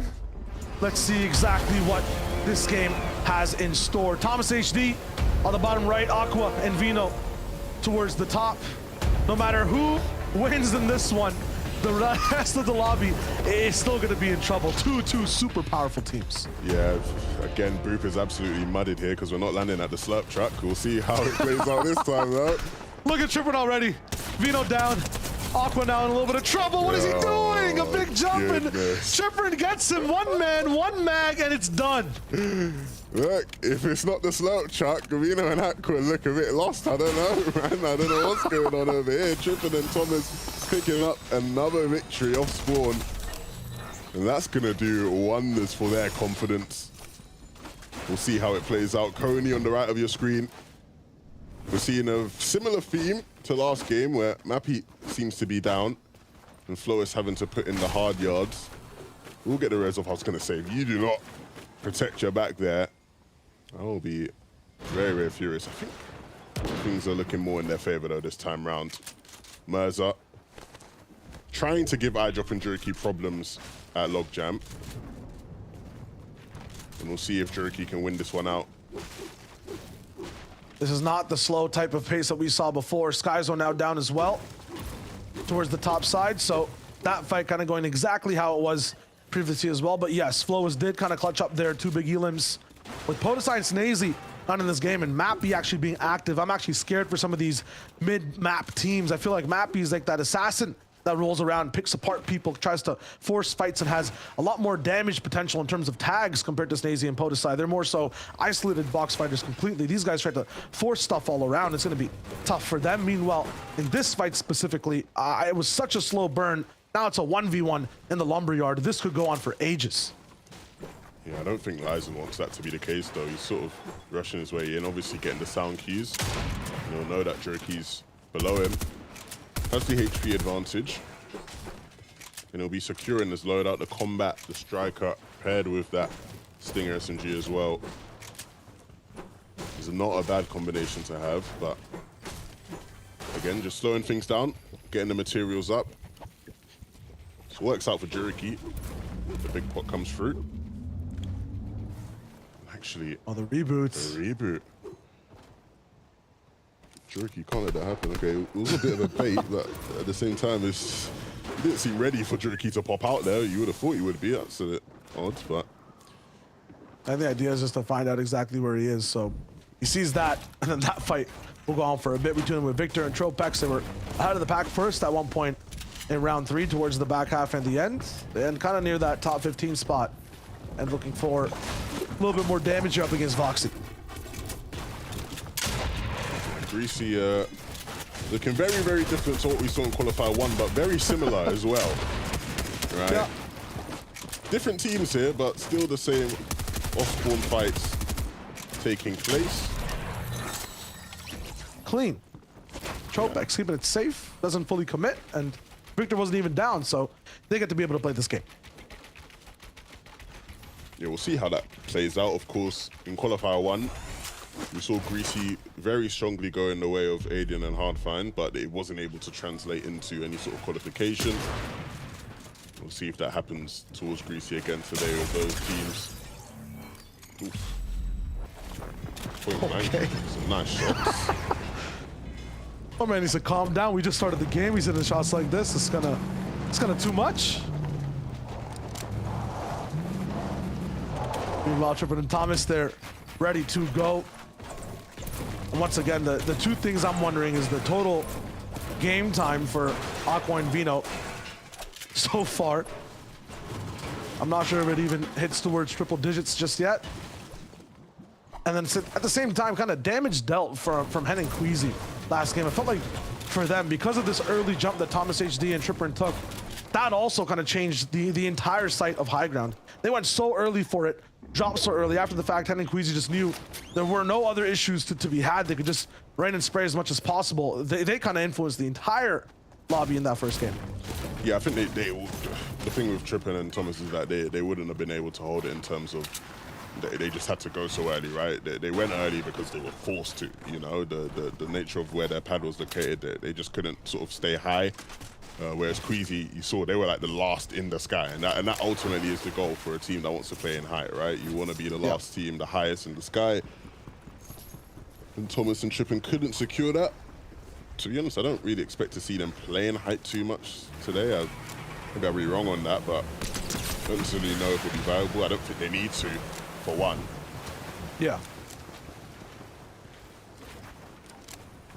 We'll see. I think specifically too for this left side POV of Hen and Queasy, if that first game was kind of a cookbook, it was the rarest recipe that we saw, the ingredients needed for these guys to have that type of performance. Once again, North Zone, something completely out of their control, and a launch pad, which apparently Levin, we've cursed them with never getting. So they had those two. They got to make the rare recipe, but I'm not sure if they have that potential right now. Yeah, I think it will be just a matter of how many times can they get some sort of element that goes in their favor, right? It maybe doesn't have to be the two of those things where they get a pad and they get a good zone.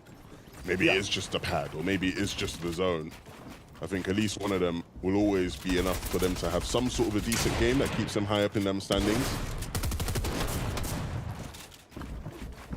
See Liza and Emerz also going kind of high up in the sky for this one. Can they make the end game where they eventually are able to contest the likes of Thomas and Hen for some of those top 5 spots? High Drop is done playing games, done playing chess. He wants to just flip the board. Double jump action right there, and he comes out on top. Now it's a 2v1. I don't think Liza's going to be too happy about that one. Yeah, and there's actually another team sort of in this general area. We'll see how that plays out, if they're aware of that, and if Sanjit decides he wants a bit of the action. Wouldn't blame him. Some free damage can be a hard commodity to come by.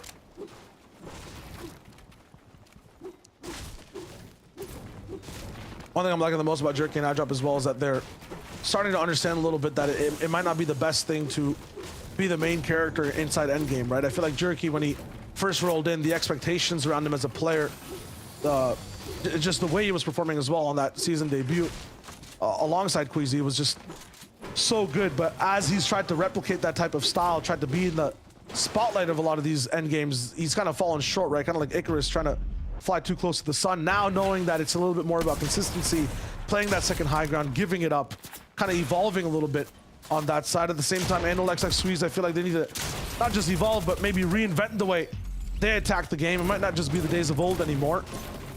Get a few good angles, and hopefully this time qualify and end up in the finals. Yeah, I completely disagree, Shire. Really? Yeah, I've heard from iDrop's mouth. Yeah.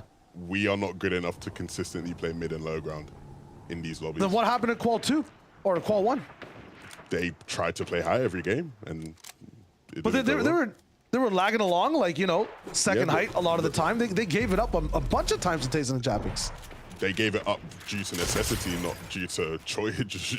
No, what I'm saying is Jerky in the past, like, due to ego, would never even give it up. The man would just go down. Nah, they are not a team that believes they can consistently play mid-ground and low-ground. They're always going to go high. Everything that they do in these games will be orientated around trying to reclaim high ground. And understandably, that is where they are the strongest, right? And so we saw in Qualifier 1, there were games where they couldn't get it. There were games where they were forced down. And when they're forced down, of course, right, you know, you sort of go about your business, but when you look back at those games, they would always have some sort of issue where they're not on the same page, they don't engage in the same team, they don't secure a box in the zone. You know, things that are fundamental to good mid and low ground teams, they very much lacked. And so if they're going to be successful, you know, ultimately they will have to win out on height in these games for the most part. So we'll see how it plays out. Should be easier the lower we are on the map, away from Sleepy Sound. Talking about the competition getting easier as well. Just saw a fight from DKS and Bat Sniper, having to deal with the aggression, I guess, of Benji and Savage, or even the presence of them today, is making them have an easier time. A little bit more so calculated off of spawn. And last endgame, already saw Bat Sniper kind of popping off in terms of being able to survive for a long time. Get a few trades in with his teammate. This time, though, let's see what happens. Jerky, iDrop. We're talking about the chance for them to play height. They're going to be feeling kind of low right now after that one. Yeah, they got to get there first. That's super unfortunate. It was good to see them sort of get back in the game after iDrop went down early, but not able to sustain that. So we'll be on to the next for them. I'm sure if Queasy and Hen saw that in the feed, they'll be happy. One less team to worry about up above. Meanwhile, Thomas and Tripper taking their sweet old time over at the cavern. It was a little bit closer to being in zone on that first one popping through. Now the entire map will be pulled towards that south side. They've got the IO car, and you talk about it a lot. I just want to ask you, are they the GOATs right now? Ah, yes. This question. For this game, I might give it to them. The way it's going right now, right? I mean, they are literally dunking on Aqua and Vino for the most part. And after the fact, they seem unstoppable. It's just these sudden urges of trying to go for height and keep it. I think that might hold them back from being the overall GOATs. But right now, they could be the GOATs, yeah. Yeah, I'm hesitant on labeling them the GOATs right now, just because it's like, we saw yesterday, or 2 days ago now in Qualifier 1, it felt like Pink and Anas were dunking on Malibuca and Mesashov Spawn. And then the day finishes and, you know, the leaderboard doesn't reflect that whatsoever, right? Yeah. So you need to sort of maybe hold off on that one just for a bit. I forget, like sometimes these games, like 3, 4, or like maybe just 4, 5, and 6, the last 3, it feels like there's double points off spawn and endgame. Like the first 3 sometimes don't even matter. They're kind of the tiebreaker ones, but those are the ones where people are getting crazy amount of points. Nice little taco mask out there as well, Evan. I know you like tacos. What makes you think I like tacos? I don't know. You just seem like a taco kind of guy. But Arsenal and T-Chips, they're not one for snacks. I feel like these guys are always here for the full meal, always landing towards that north side. I think this is the first time they're kind of switching up their drop. Let me just triple check and see if that is the case. Yeah, sometimes landing towards where Bove and Sanji are this game. We just saw them take out iDrop, but they switched a little bit over towards the left. I feel like this is one of the teams that is just always here, Levin. It's that one chair that's just in the room. You know, sometimes people sit on it. I'm not sure where I'm going with this analogy, but you know, what can they do to be a little bit more of a centerpiece of the living space?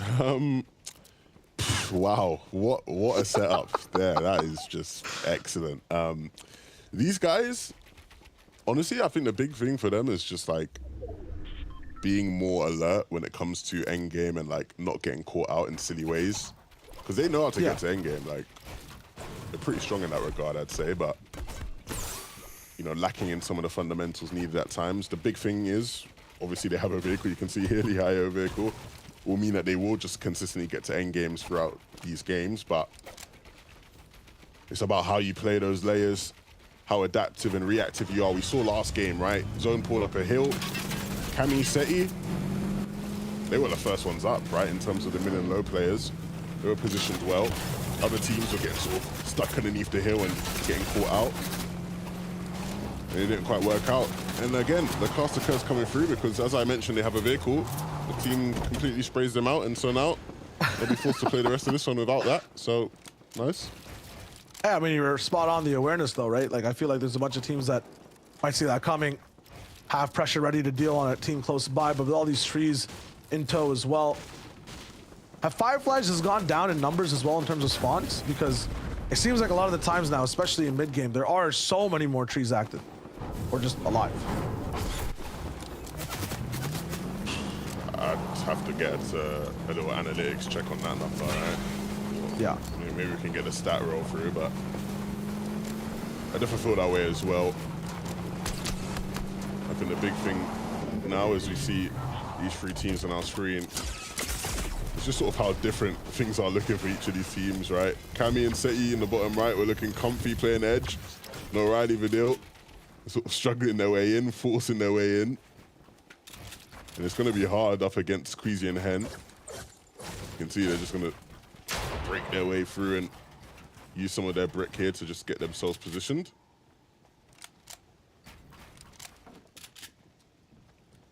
But no, Vidal, I'm wondering how active they've just been in this game, even just from being in this nice position overall. Will they have to do that big box fight once more? Yeah, obviously they just talked about it, right? Where, you know, we saw them fighting at a very awkward stage of last game where you probably don't want to be fighting as a duo, but is there any position for these guys that is awkward? I feel like they've sort of been through as much rough situations you can as a duo. Hey, you're summoning these situations, Levin. You say rough situations, and you know we were gonna switch to Thomas. It was gonna be fine. I saw as soon as you said rough, 4 people focused them on my side screen here. So you gotta be careful with these words. It's just not been my weekend, has it? Fine. Now that's a lot of armored walls put down, though. Something very crucial for late game, right? Especially that 9th zone in terms of saving yourself from a little bit of pressure when you're solo clutching as well. I don't think Thomas used any in that first game, but having to lock it down now, I guess they are central, right? They're smack dab in the middle of the zone. There's no way that this doesn't go well for them. Yeah, they were able to alleviate a bit of pressure with the armored walls, so it was probably just sort of worth it in that sense, right? Just because there's always that fear that people just decide to just absolutely lobby spray you into oblivion. Of course, being central this zone means that they won't pull the next one. They'll have to make their way there. And I think the trees will provide some decent cover depending on which side it pulls towards. So yeah, they're setting up to be pretty all right. Artsco and Teach sort of actually to the right of that team. And they're in a somewhat similar position. However, their chances of pulling zone are actually more likely.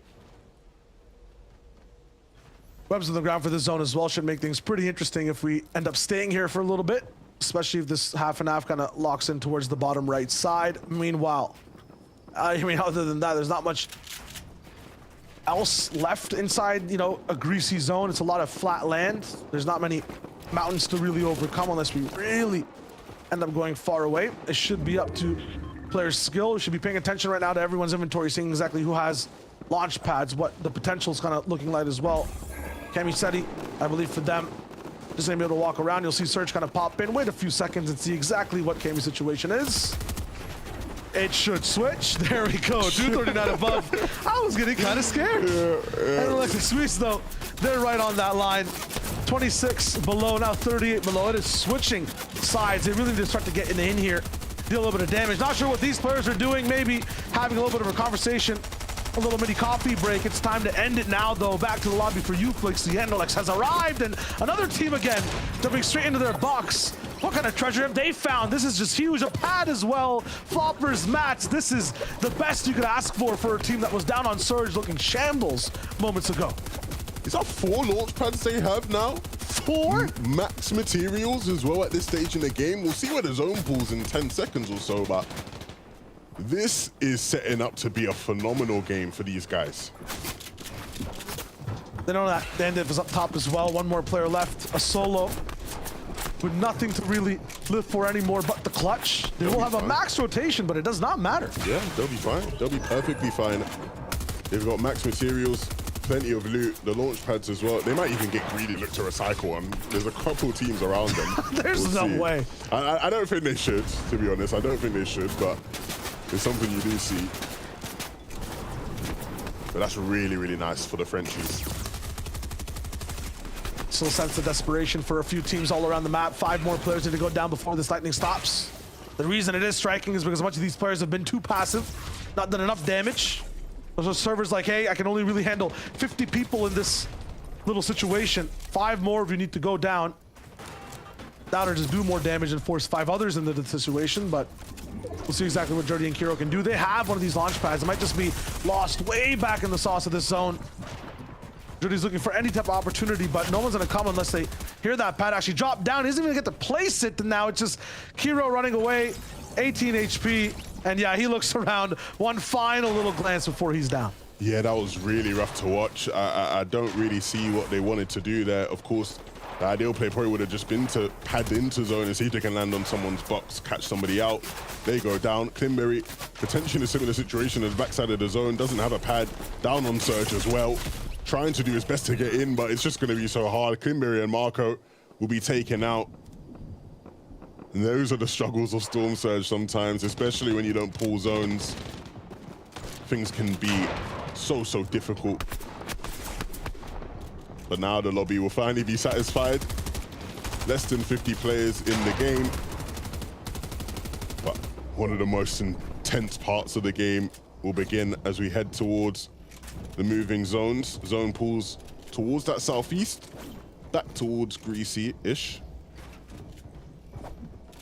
Back towards a lot of people's bases as well. I feel like that's where we just kind of started off. And now we're going straight back, so a bunch of recycling might be possible. Trippin and Thomas now looking for a way to set up as well. They have such a close side of the zone, and you look right beside them a little bit.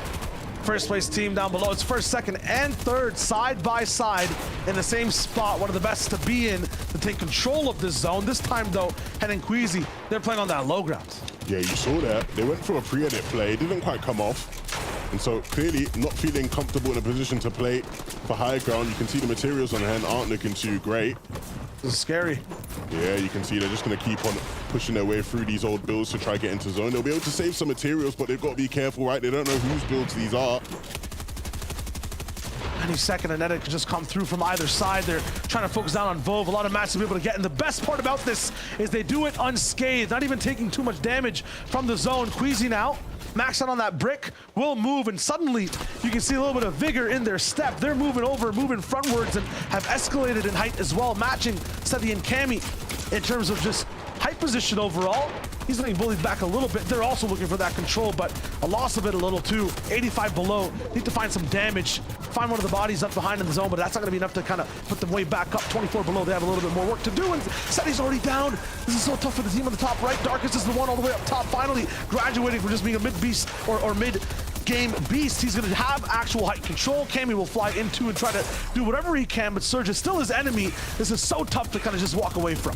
Yeah, this is going to be so difficult. I don't even know if he can really out-heal this, right? He needs to do some damage and do it fast. It's so awkward for him at this stage. No teammate to help him out. Now, I don't know if he has the solo power over Thomas HD, but he will need to harness it right now as the time is slowly ticking. Thomas on your right, he's low on HP, but he does have Trippin this time round. They have found themselves on some loot, but they need to find themselves in a bit of a better position. Far away from paradise though. Right now they're kind of trapped in a horror movie. Every single new lair change, every single new box is a complete surprise. They have no idea what could really happen. Trippin has to be the one, you're correct, Levin, to take kind of control, to lead him into a spot where he can find maybe a few heals, get back into fighting power. Meanwhile though, Queasy and Hen, for them it's been peaceful and quiet so far. They still have a little bit of control. They still get to have the first word in the conversation, bullying people's boxes down below. Yeah, you can see those guys on such low materials. A refresh is imminent for them. But where can they find it? You can see Cammy, even as a solo, looking to apply pressure down to low ground. But as the zone transitions, teams are going to start running in his direction, and he gets absolutely rolled over, mowed out of the way. And Hen and Queasy now finally dropping down to low ground. the complete opposite from the layer they were on last game, but still able to find a bit of success. They need to be uber aware though. There's so many teams on this layer, and you can see Hen activates that mode where he just goes on and on, trying to hit shots. Queasy leading the way, but there's players down on low, and these are players they're gonna have to deal with fast. Sixth Sense active. Duo sliding. Teams start colliding. This is gonna be tough all the way down on the grass. Hen and Queasy, one last moment, one more build, and now it's all about the shots. They're going to start to rein him in. Queasy, though, singled out by Tripper on the backside. Has to jump into the zone and try to go for the refresh, but it's not going to be possible. He goes down. Hen also is going to be split apart Adam by Adam. Alex is the one to take him down, and he is active, magnetic, electrified right now inside this box. X-Squeeze beside him, landing every single shot. That Striker Pump is active, and they look so good. Look at the amount of builds, the control they have. They're a barrier for 2 different worlds inside this endgame. Rifla is here, too. He's talking, getting harpooned from up top as well. There's desperation on all sides. It's mad chaos in this endgame. You can never count these guys out. They put in the hard yards earlier on in the game, and they're reaping the benefits of that right now. And the next continuing to hit big shots. We know he can do it. Rifler will go down, finally dropping down, and he has his eyes set on that player on the low. Julian Com, he doesn't even stand a chance at this stage. It's only a matter of time until they get a clear path towards him. If they can hit that shot, things get really interesting going into that final 2v2. They need to be careful though. The high ground team is putting some damage down towards them. Darkies and Satan. And Julian Com actually maybe having a bit more of a say than I thought he could know. And Alex will finally correct him. And so in a 2v2, what can they do? And Alex caught in the zone. X-Squeeze now. I've seen him do crazy clutches in the past FNCSs, but this might be too much of a mountain to climb. It's going to be so difficult. Satan, Darkies, they are looking so strong, and he's cowering in the zone, and so they will take him out. A victory royale. I told you that these guys could be a pleasant surprise, and they showed that here in game 2. A really nice high win, one that came from almost out of nowhere it seemed, but nonetheless, they take home what is a brilliant, brilliant win and a final push to put them in contention to qualify. Took it basically almost, 8 games? The Friday subset, and then now. But yeah, they have a very loud voice. That was just nice control against a lot of teams, all really low-key as well. Very interesting game. Lots of top teams taken out a little bit earlier inside that top 10 as well, Levin. That really does have to shake up the boards. Yeah, that was weird. It felt like we saw a lot of height teams playing on the mid and low that game. I'm sure the analysts will have a great time breaking that down. Guys, check it out. What went down there? Levin, that was a crazy game, okay? I like this kind of shakeup. We don't normally see it happen this early. Normally, it's like right around game 3 or game 4. People start to make these like micro mistakes, you could call them, and then teams are like, wait, they made this big mistake. Get him quick. That was just like all over the place this game, Reese. I mean, it really let all of these other teams like really shine. Yeah, the biggest team I want to talk about is Andlex and X-Squeeze. You know, we talked at the top of the show. They're contested off spawn right now in Condo, but having no real worries with it, right? That's 2 games in a row they've won it, and now they're carrying that momentum through the mid game as well. You know, I said at the top of the show, like, I want to see these guys on top form. I want to see these guys playing and dominating the low and the mid ground like I've used to back when I would consider them in their prime back in like Chapter 2 Season 4 and 5, this kind of era right here. And right now, it's like this game, we're seeing this 10 eliminations in a second. This was a pop-off and a half. Yeah, so Alex and X3, sometimes they struggle a little bit with success, right? They're a team that everyone sort of fears of spawn, and when they're uncon, they seem to struggle because there's just so much to loot over at the Condo Canyon side. But today, contested, winning those spawn fights very, very quickly, and all of a sudden, they're set up for this late game, and look at them just absolutely dominate this late game now. They have no worries, and they're just jumping in. Yeah, it just kind of reminded me back to like Chapter 2 Season 7, 6-ish, where, you know, they were the catty corner team. They're the ones that were landing there. But came to finals, it was like, you know, we're seeing a change in drop spot in day number 2 because that early game's not working. They're pushing, they're fighting other teams. So it's like, this is a team who historically has had a lot of weird stuff going on in the early game, being it them dominating off spawn or them just not doing so well, changing up and then dominating from an uncon spot. There's always a kind of different story regarding where they're dropping. So wild. We got to talk about, of course, Thomas HG and Tripper in there. They had a little bit of a run, and once again, they do make it in that top. But it just seems like they're still going, man, right? It's almost like they're fine. Like, they're not making any noise right now. No, they're always making noise. They're always finding elimination.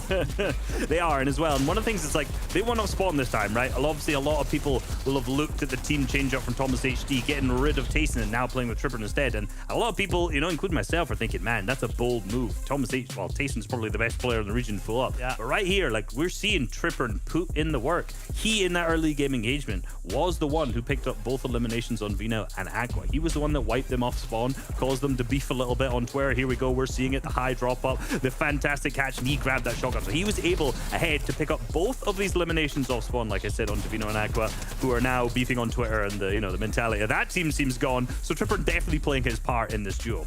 Wouldn't that just be 2 birds with 1 stone, right? Winning off spawn today, qualifying to the finals, and you make another Command Cavern team split?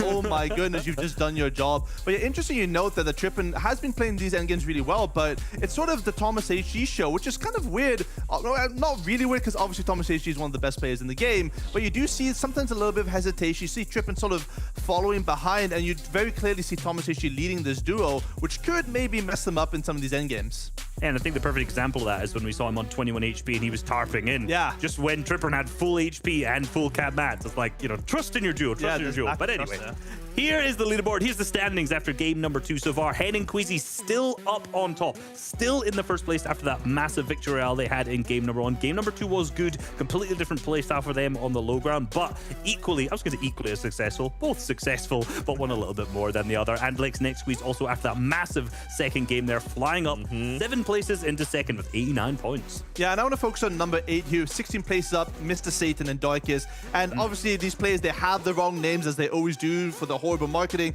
Mr. Satan is Zara. He's an Italian player who used to play trios with Darko as well. One of those players that is just very high ground centric. Love the high ground, love the 50-50. I think I even coached them at some point in their careers. So, definitely one of those players that are aggressive and they're showing it. They did a really good performance on Friday as well. I believe they got 9th. Yeah, there you go, Reese. Thank you. They got 9th place. 7th. Yeah, I heard the S at the start. Yeah, the S I had to cut you off just to make sure. Yeah, no, even, you're talking about the names, right? They're obviously changing the names from Zara and Darker with their actual names, but they used to be called the High Ground Kings, 1, 2, and 3 when it was back in trios, and they are showing it there why they are quote-unquote the High Ground Kings, taking height and picking up the game number 2 victory royale. We also see in 10th place Cammy and Say as well. We saw, man, that's kind of heartbreaking game for them actually, because Cammy at the back of the zone, obviously looking super good, fully stacked, and then Seti just disappears into the thin of nowhere because the team comes in the back of the tarp. You can do everything right? And then just getting to that late game, just one small thing can just mess up your entire game. So hoping to see a little bit more consistency now. Yeah, man, absolutely. Well, friends, that's it for right now. We're going back into the game. This is game number 3 from Qualifier 2. Shy Wager 11 2K. Over to you. Thanks so much, Zeke, Boop, and Reese. I think right now, 11 in specific, we watched the pop-offs kind of go down. They mentioned it. It's all about consistency from here on out. Yeah, and we have a lot to watch out for off spawn, right? The big question everybody will be wondering as we head into the next game over at Command Cavern, who is the milker? Who is it? Is it Aqua? Is it Vino? We have to find out. I want to know. I have my suspicions, but I guess we'll just have to wait and find out. We'll have to see. I feel like Tripper is agent number 0, though. This guy's just the one making all the moves behind the scenes, just a menace to society. Yeah, honestly, I don't think it's been a day that they would have expected. They would have been confident going into today, but it seems to have just been a bit too easy. And when you have the team you're literally playing against each other, right, in their own Discord call or whatever it is, it just can be so hectic for them, right? So honestly, I think they'll be happy, but again, the consistently, can you do it again off spawn 3 games in a row would be an absolute statement. That's where you kind of have to make moves then, right? You can still have an entire competition legged up like we saw from Mustache in 3 games, but we'll stick with that rule of 3. It's game 3 happening right now.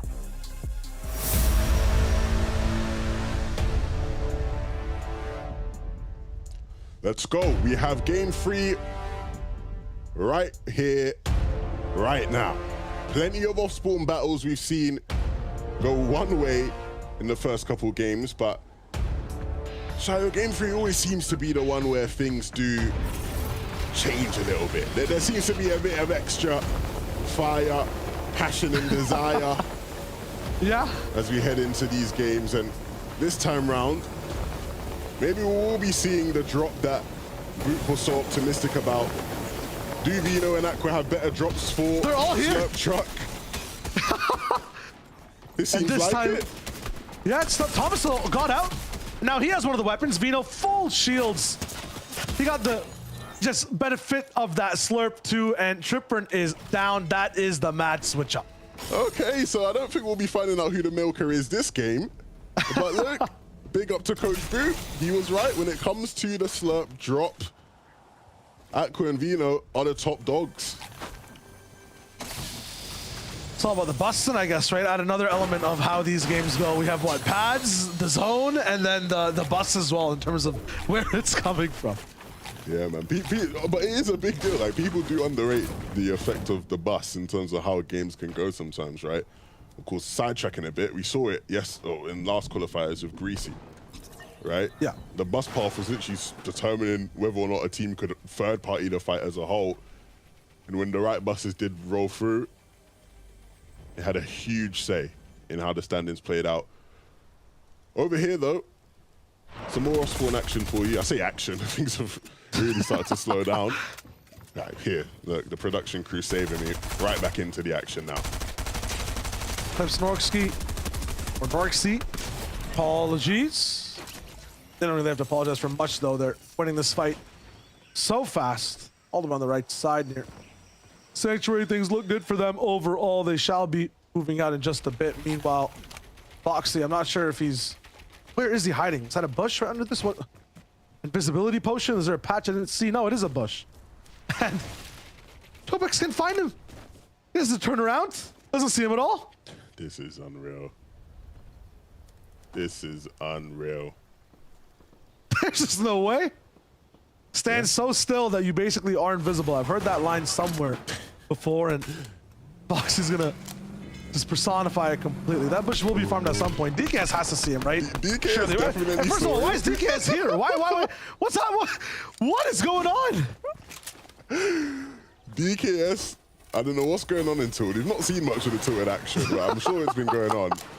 DKS, I'm guessing, just dipped. Just took an IO vehicle, dipped straight out of Tilted, found himself all the way down here, and yeah, interesting to say the least. he didn't reveal Moxie's positioning though, so he's just gonna sit here. Foxy sees him coming. DKS looks into his eyes. He turns around and just says, shh. Don't. And then my man goes down. This is very different. Skyzo Jocks, they kind of flipped the map on its head. 2 games not going well off spawn near Sleepy. Let's take a little bit of a desert vacation down to Chonkers. They're looking for a completely different fight, and they come out on top. Yeah, and this is potentially the power of switching up your drop spot. They win out at Chonkers after things didn't quite work out towards Sleepy, and Rabbit and Fanayan, who would have been chuffed to have this spot, seemingly unconned. Not looking too great for them. They go down. I don't know if Voltex's team's landing here or not. I believe they weren't anymore. So, yeah, Skysu and Jocks. They might have just found their new POI for the rest of the day, but let's not speak too soon. No Riley and Vidil. We saw them sort of lurk towards Command Cavern in previous games. They never actually quite took the fight against Thomas and Trippin, but this time round, maybe they just saw the names. They saw Aqua and Venom were the ones that run it out, and they thought, oh, these guys, they've got a milker on their hands. We gotta sort them out swiftly. For some people that aren't familiar with the term, because I'm not either, what does milker even mean in this context? You just don't want to be the milker on your team.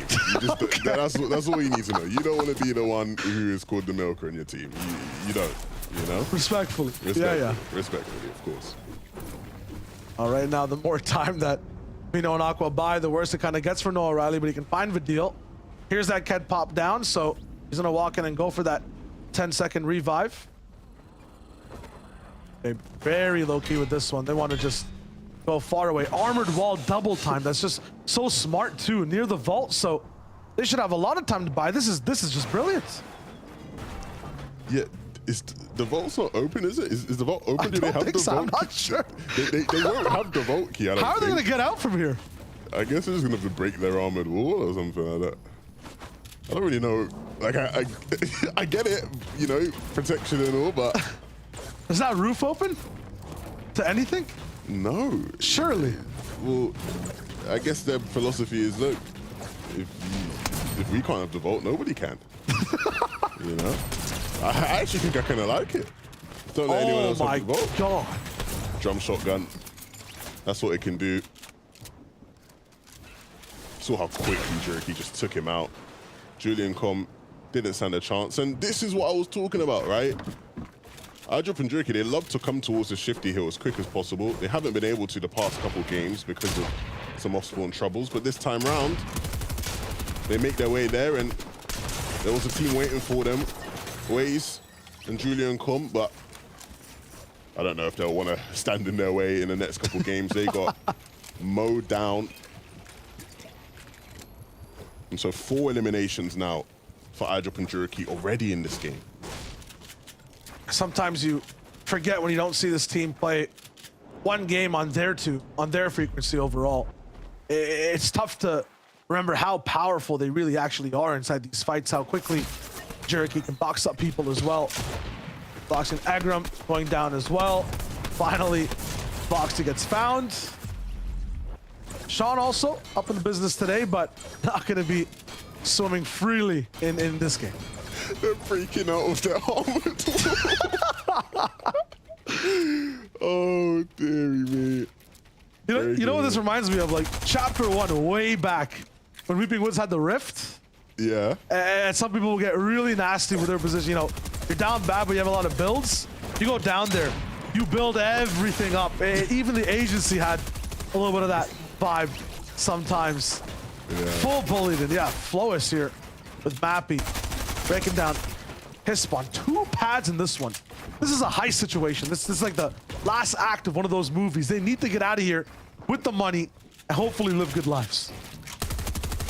Yeah, Flois at Mappy, definitely a team that when it comes to getting to endgame,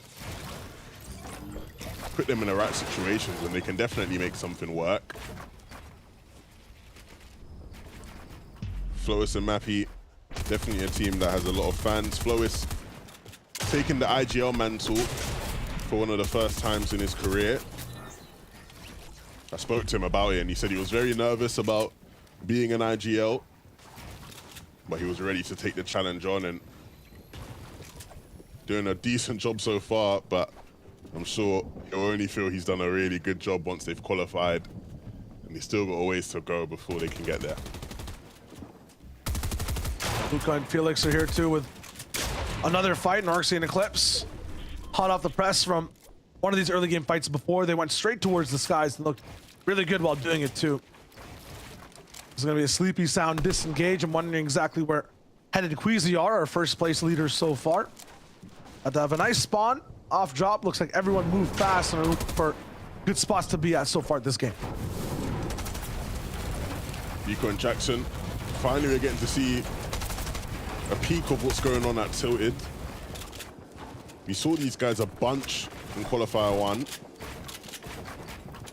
And so far in Qualifier 2, we've not had the best of starts, just the 30th place position for them in the meantime. Vico Shayo is someone who has been making waves in the EU, and it's because he can hit shots like that. Peach will quickly fall.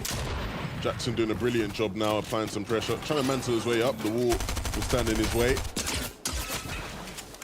But he will not let up that aggression, even with another team and another player taking some shots at him. Man, look at that third-party effect, though. Just 2 seconds out in the sun in the sky. 2 shots of that burst. They are 4 bullets in total, and Jackson has to completely stop his push. Vico now trying to rock in. I mean, they're doing a lot of damage to Blade as they try to find him, but they have to be careful not to be too open in these fights. Big clash, and it is Vico, the mad lad, who comes out on top. Yeah, really nice stuff there from them. They've been holding it down at Tilted relatively well. Whenever we seem to watch them, maybe we just gotta watch them more, give them some good luck. And the Lexinic squeeze. Did phenomenally last game. Really high up in them standings. You can see second place at the moment. We'll see if that can sort of hold throughout the day. Hopefully for them, it's just that consistency issue that they have to fix, nothing else. Their game plan so far looks really good. Meanwhile, we look at that first place team all the way up top. And then Queasy, they are well on their way. Finally have a little bit of hill control. I haven't really seen this early inside these games. And Hen's aim is not even allowed. Like, Should a player be able to be that accurate? There's just no way on the bottom left there. That POV, 228 above now. He is a surge cheat code, right?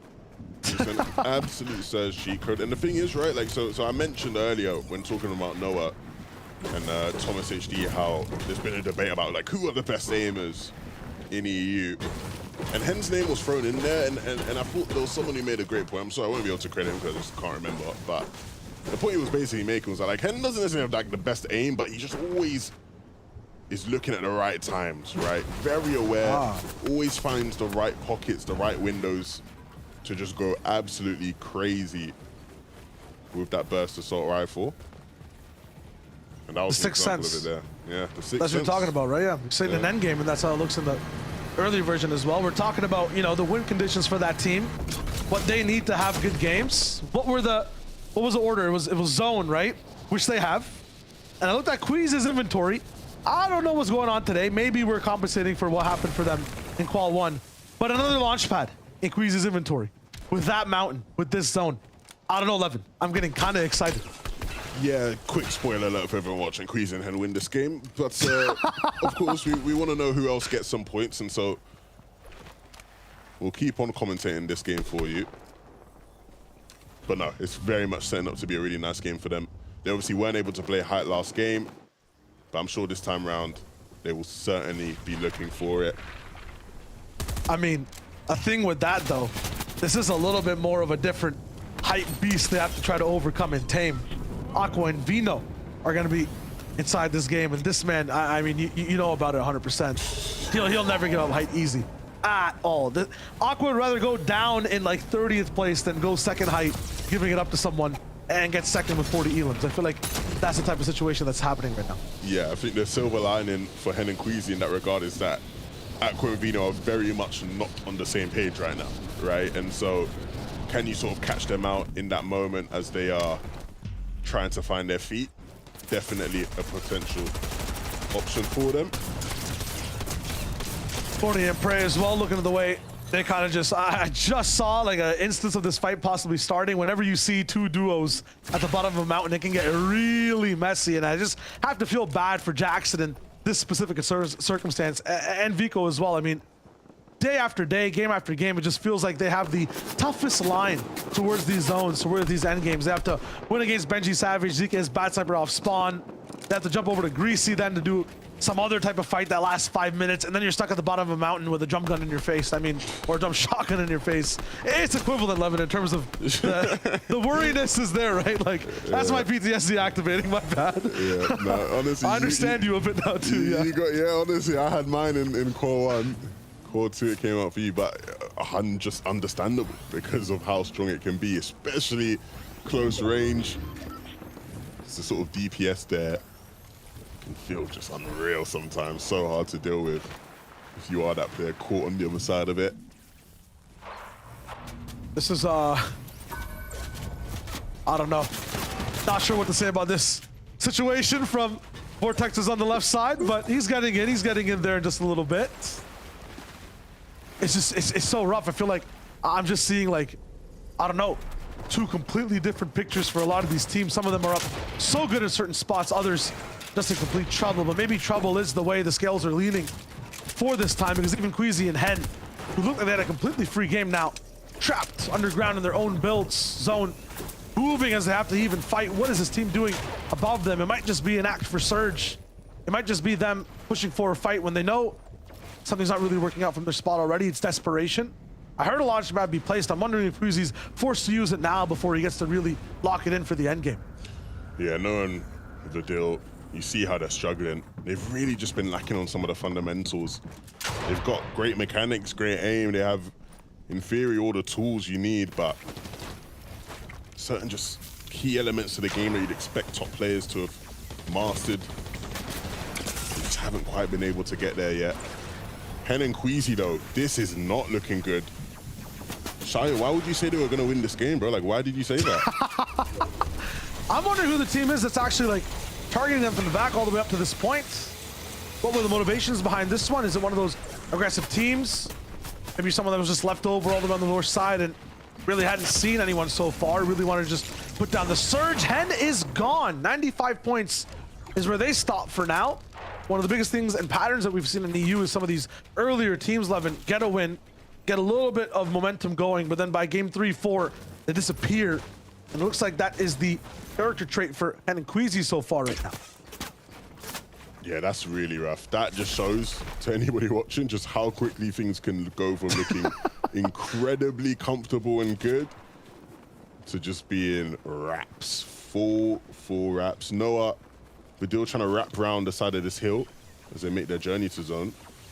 Nobody around them, which may seem good for now, but the moment people sort of get their eyes on them, it could be a tough situation. Attack sprint will move them closer to that point as quickly as possible, and I do think they'll actually be fine here, but caught on the edge of this hill. Yeah, I guess facing up against the rock, refarming is probably going to be their best bet. That's what they'll go for. That's just unbelievable. Imagine at the start of this game doing like Fortnite trivia and being like, which one of these leads to a better outcome, right?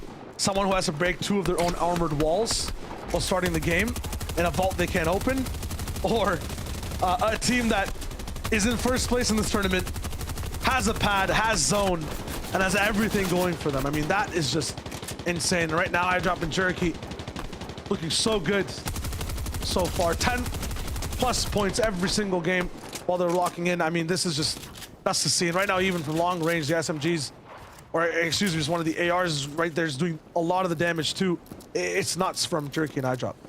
Yeah, these guys have been really effective in almost every lobby they've been in. And I think this will be another game. Look, they'll be looking at Queasy and Hen going, yeah, launch pad, smaunch pad, we don't need all that. We'll get a height regardless. But a launch pad in the hands of Seti and Cammy will be really nice. We saw they had one a couple games ago, but it didn't quite go their way. Seti got caught out on the zone transition. He fell asleep for a moment, which is something rare. Resub talks about how he doesn't really make mistakes, and that is true. Maybe it was just a blimp in the code. 2 blips all around from multiple teams right now.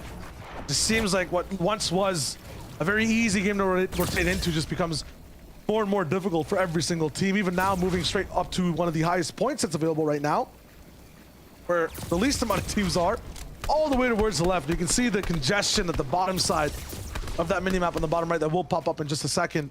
You have to deal with this rotation that is so claustrophobic, and Storm Surge as well for, I guess, just one of these teams. It's Luca and Felix right now waiting for one player to go down. I mean, they talk about it sometimes, Levin. Is it just worth for one of your teammates to take the blow? Just go down the Surge completely. You save the match, you save the shields, you're able to just move. Yeah, sometimes it is like you genuinely do get to a stage where you go, look, we are not both surviving. Just do everything you can to do a bit of damage. But I think we're far past that point for that duo. Juriki and iDrop will do well to get the loot out of that one. Is the pad working? I think they deactivated the pad in the meantime, so that might be awkward for a team that we really expected to do well. We'll follow up on that later, but in the meantime, Mandelet's in squeeze, find themselves in zone. I'm just paying attention to that feed. I think they were trying to mine it out and use a pad of their own. Nope. Jerky going down. I'm wondering if iDrop has the same fate. Maybe they did something to maybe get in. I know he was the one actively using the splashes. He had the white heals. He finally gets taken out to the zone. Maybe iDrop can make the best out of this game. Meanwhile, Seti and Cammy are all the way up top. They have one less threat to deal with in the lobby now. Once again, 2 launch pads to use as well from this location. I mean, I know Aqua's looming somewhere. He's ready to go, but I feel like this is enough of an arsenal to stop the beast. Yeah, this could be very, very fun. I don't expect to see them playing high ground. I wouldn't get too excited, but definitely going to be key to their ability to just absolutely control those mid and low ground layers. And you can see iDrop now as a solo. What can he do? Bovino here, they're ready to actually strike, looking for a little bit of a controlling high ground spot early. They're about to just ramp onto it, but decide otherwise. 2 pads for Aqua as well. Huge tools to use. A weapon of destruction when it's in this man's hands. Analysts like Squeeze. Looks like they see an Elim, or at least had one of their own knocks, and go straight forward to pick it up. It might just be very good court vision, basically, from both these players to know exactly where to be, have that refresh, pick up a keg as well, get towards this spot, front side of the zone. It is a powerful game from Analytics and Squeeze right now. Meanwhile, Aqua's all the way up top bullying Wildflard. He easily has high ground, just have to use one of these pads, and now he's bullying every team he can sense and see down below. Yeah, without dropping Shuriki out of the picture, Queasy and Hen not looking too strong either. This is really the only team who can have a dominant say on the height. They love it up there, and we'll see whether they can get more eliminations. I'm sure he'll be looking up thinking, oh, wow, I wish I could be there. I wish I could join them. But in the meantime, he just needs to stay alive. He needs to hit some big shots on the way as well. No, he goes down. Seti and Cammy using some of them launch pads now, and they get to the front of the zone. But can they clear out this layer and keep themselves in this one? A bit low on HP, but they have the means to get themselves back up. Aqua and Vino will stay on height. Not many teams contesting them there. But once we switch over to Noah Riley and Badil, they may be having some very, very exciting thoughts about what they can do to win this game. Look at the zone too, just being clamped down on low ground. Meld it, Dirty down below, have to make this insane climb up a very, very steep hill. This is going to be so tough for these low ground teams. Analytics and Squeeze have kind of made that high jump already. They're way past the point. They're looking good for now. DVM down inside that feed too. Lots of stretching distance from Aqua up top. He's really making sure that he has every single angle so far, but is getting chopped down by many teams from that bottom side. Meldy has made it over that hill, and so is Journey from the bottom. And soon the ground just might fall in a little bit of a second. They still have one more pad to use, and yes, now we're all the way down back onto the road, but it pulls back through old Bills as well. This is just chaos for some of these low ground teams, and as a result, everyone's just still lost inside mid ground. They don't want to peek over just set onto any other box. It's 25 players alive as we enter that 8th zone. Yeah, and you can see Analytics and Squeeze, they don't even want any sort of part in that. Marino and Rifler, they want a piece of height. Vino gets a chunk taken out of him, bit up, chewed out, spat, and he needs to fight for his life.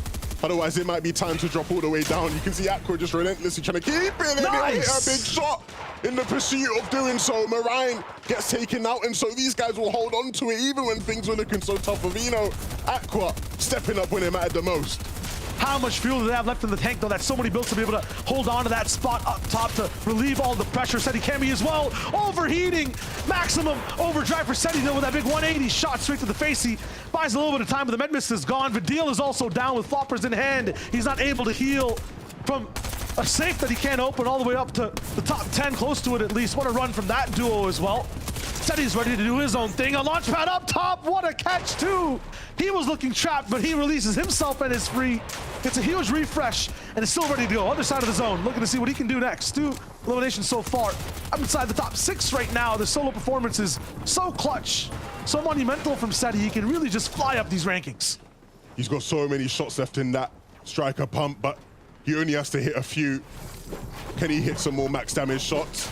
It's going to be difficult. You can see there's teams up and above him, and even ones below who seem to just have much more control, much more say in how things play out. But you can see he won't stop. That doesn't phase him. He continues to push through, gets a bit of an upgrade as well. And his journey into keeping himself in this game continues. Flodax trying to emulate some of that as well. They might actually run into each other. But Vino and Aqua might have a say before that time comes. Seti will hit max after max! How does he keep doing it? Your name's not Thomas. You can't hit shots like this. But he keeps it going. And with only 3 teams left in this one, Aqua and Vino, they know everything they need to do. Seti finally will be taken out. Flodax coming right back at him. And Vino just stalking his prey, waiting for him to try and make his way up the hill. But like a slithering snake, Flodax will get past him right into the path of Aqua. And they will win this game.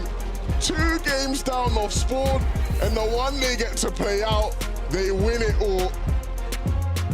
What a performance, Shire Ranger.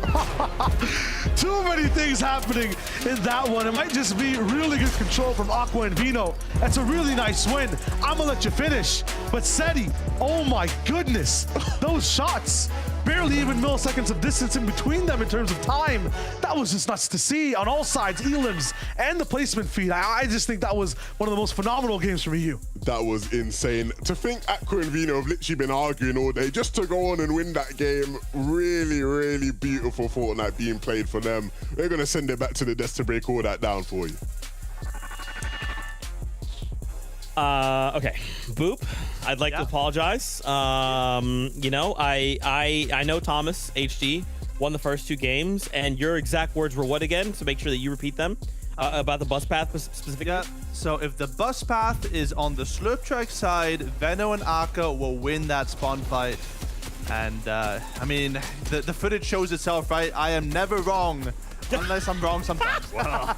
You're setting yourself up for failure in the next 3 games, I'm telling you that. Unless Aqua and Vino manage to wipe them out every single game. You know, at the top of the show, I kind of tried to set this up perfectly in a way that we saw Mustache and Malabuka in Qualifier 1 only win 3 games off spawn, but win all 3 of those games. If Aqua and Vino are to hit a top 5 and qualify, they're going to need to do massive things on the games that they do manage to get off spawn. The one they've done off spawn so far, looking good. It's a victory royale. I do wonder, did they have them each other muted the whole time? Because, I mean, that's what Vino said. He said, I'm going to mute Aqua. We're going to play muted this entire game. And given they're on height and picked up a win, I'm thinking maybe at some point they probably unmuted in Discord and actually started speaking to each other. Regardless, seems to have worked out pretty well. I mean, honestly, Veno and Aqua, they could probably play these games muted and still have the sort of synergy that they would have. You know, so much experience coming out from both of them. Always on the high ground. You know, Aqua used to be called always on height. And, you know, staying true to that name, still on top of it. 6 eliminates from Aqua. Not someone you would usually expect to be fragging out in this duel. Usually it's Veno that's dropping down. But Aqua is playing out of his mind. And, you know, like you said, all you need is a few games like Malabuka and Mustache showed. And you could just be making yourself to the finals. I feel like every pro player at some point has been called always on height. You know, it's just like the amount of times I've seen that across the FNCS. They're just trying to manifest it, you know? They're trying to manifest being able to control high ground and secure victory royales. My goodness. Cammy and Seti, I don't... Seti, can we just talk about you for just one moment, man? Yeah, we can. Just ridiculous. You know, one of the things that I found very interesting is that in the previous game, we saw Cammy solo clutch up a bunch. Now we're seeing Sei's solo clutch up a bunch. And this is actually rather atypical, what I would say, from this duo. And, you know, looking back to them in trios, they're usually a team that does really well in not letting one player go down, right? They always stick together so well. They always manage to keep each other up in the game for pretty much the majority until they physically can. And these 2 games, they're just proving why individually both of these 2 players are just so talented. Yeah, but you don't really want to let it get to that point, right? Like, if you're going out as a solo, then you've made obvious mistakes. We saw that in game number 2 as well. One of them went down early, and, you know, that space he hit. Absolutely. Look at the standings. The leaderboard is now popping up. I think it's to no surprise. Antlex and XWeez in first, 117 points. Now, in 2 of the FNCSs in Chapter 2, I think it was Season 4 and Season 6, I wrote it down, but I've lost it. They won qualifiers, right, so far. So these guys, like I mentioned, top show, do really well in the qualifiers, and so far they are setting themselves up for success. I also wrote down that in the other 2 seasons, Chapter 2, Season 5 and 7, they've also won qualifiers, just not the final round of it. So, you know, maybe a little bit of cheat. So you can technically say they won a qualifier in Season 4, 5, 6, and 7, and it looks like they're trying to add Chapter 2 or Chapter 3 Season 2 to that list. I'm getting a little bit of PTSD there, Reese, from what you said about Tayson and Chapix. If you're, you know, hyping them up a little bit too much here, but so just for reference, last qualifier, so on Friday, in order to get that top 5 was 172 points. So Alex and XQeez, they are almost there. And I want to mention real quick Rifty and Flodax. You know, those are, you know, as I am a Dutch boy, those are Dutch boys having a really, really good game this time. They used to land Daily Bugle back in the previous season, you know, really relying on that standard movement that you used to have in the game. No longer have that and now are able to adapt. Really, really impressive stuff. Yeah, and you can see Aqua and Vino after that victory royale have gone up 33 points. Wow. So, I mean, they were last. So they were in 50th place. Now with the victory royale have flown themselves up to 17th place. 3 games remaining for them to kind of try and do that again. Maybe a 3rd time as well if they're trying to hit the top 5. Top 5 is a narrow gap to try and hit, so good luck. It's all about the bus path. It's all about the bus path. You know, we'll see. We've got 3 games. Anything can happen. Anything will happen, as Fortnite shows us. Now, everyone watching, we only have 3 games left. Remember, we're trying to make it in that top 5 to auto-qualify straight through to finals. Everyone else is playing for series points. Let's get ready to jump on that battle bus once again. 11-2K, Shy Wager, over to you. Thank you, Zeke. I'm just talking to the bus driver right now. He's asking us, Levin, where we want the bus to go. Is it the slurp side or is it the cave side for Command Cavern? What are you feeling? I think I want to go back to the slurp side. I want to give Thomas and Trippin a chance to redeem themselves, or are we going to see a repeat of what we saw in that game? I think it's going to be a very interesting one. I hope you got your message through to your bus path guy just quickly enough, right? Because we're heading in quite soon, aren't we? I think service actually just died down, so I'm not sure if he's going to be able to get that message. We'll have to wait and see exactly what the path actually looks like. So far, it's been a very interesting day of Fortnite in the first 3 games. This one, Levin, though, you talked about how Game 3 has changes. Game 4 is where the top of the board usually disappears, and we go to like a wild ride. There's like a weird filter on the game, and it's not like any of the others that we really watch. Yeah, I think we're going to see a couple teams start rising up in the standings for sure. We're already starting to see some of the themes we discussed early on play out in terms of certain teams being able to do well under certain conditions. Will they be able to get those repeated conditions again? You ain't got to wait much longer. We're hopping into Game 4 right now.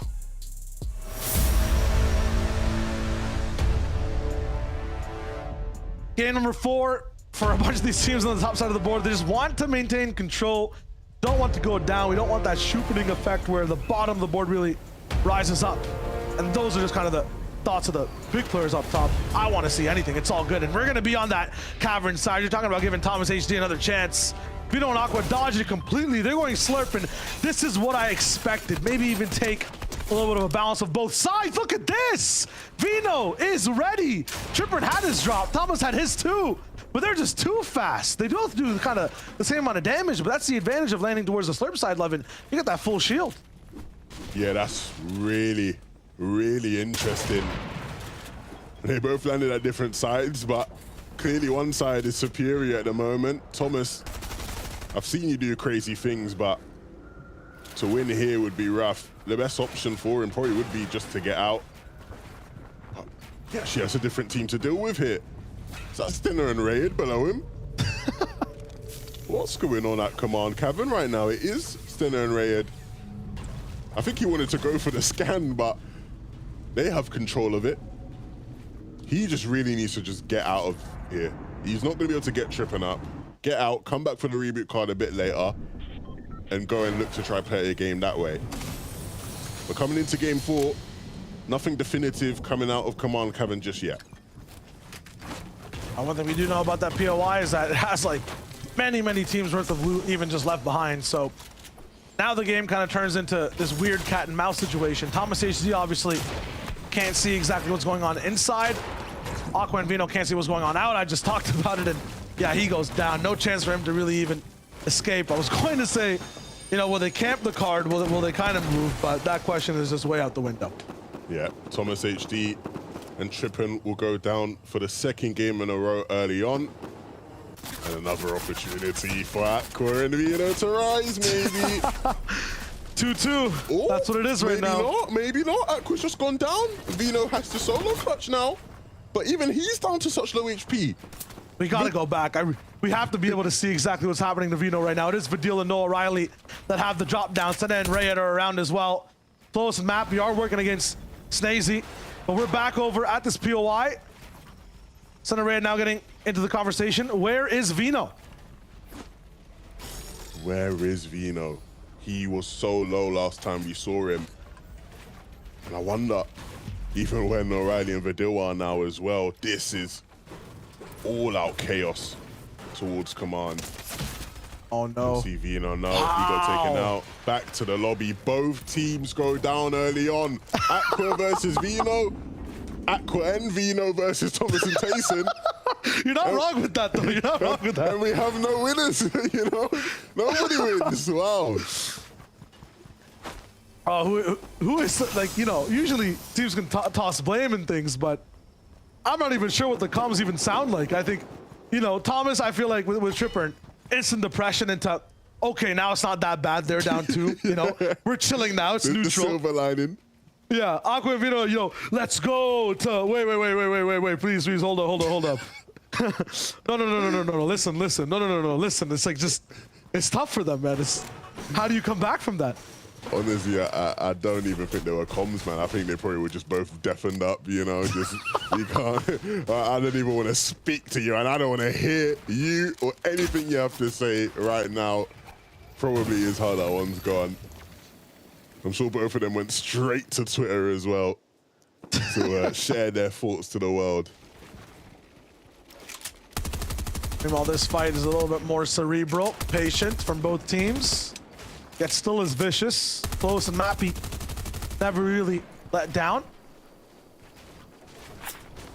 And Stacey both aside, I just feel like as long as they're not the first ones going down, no matter how the fight goes, in the 2v1 advantage, they can always wrap up. On the other side, though, you know, it gets tough. And oh no, already first show crack is there. Flowis is basically 1v2ing. This is kind of crazy.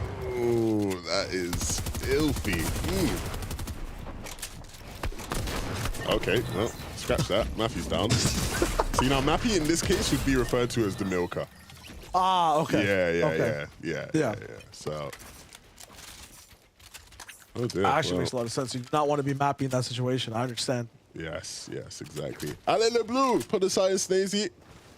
Winning off spawn. This is one of them off spawn fights, Shia, where there's just not a winner. You know? Yeah. Name me one off spawn fight where there is a winner. Malibu Mustache. Okay. Yeah. True. The viewers. Actually, the audience. The audience. Thousands and thousands at home watching. We're all the winners, aren't we?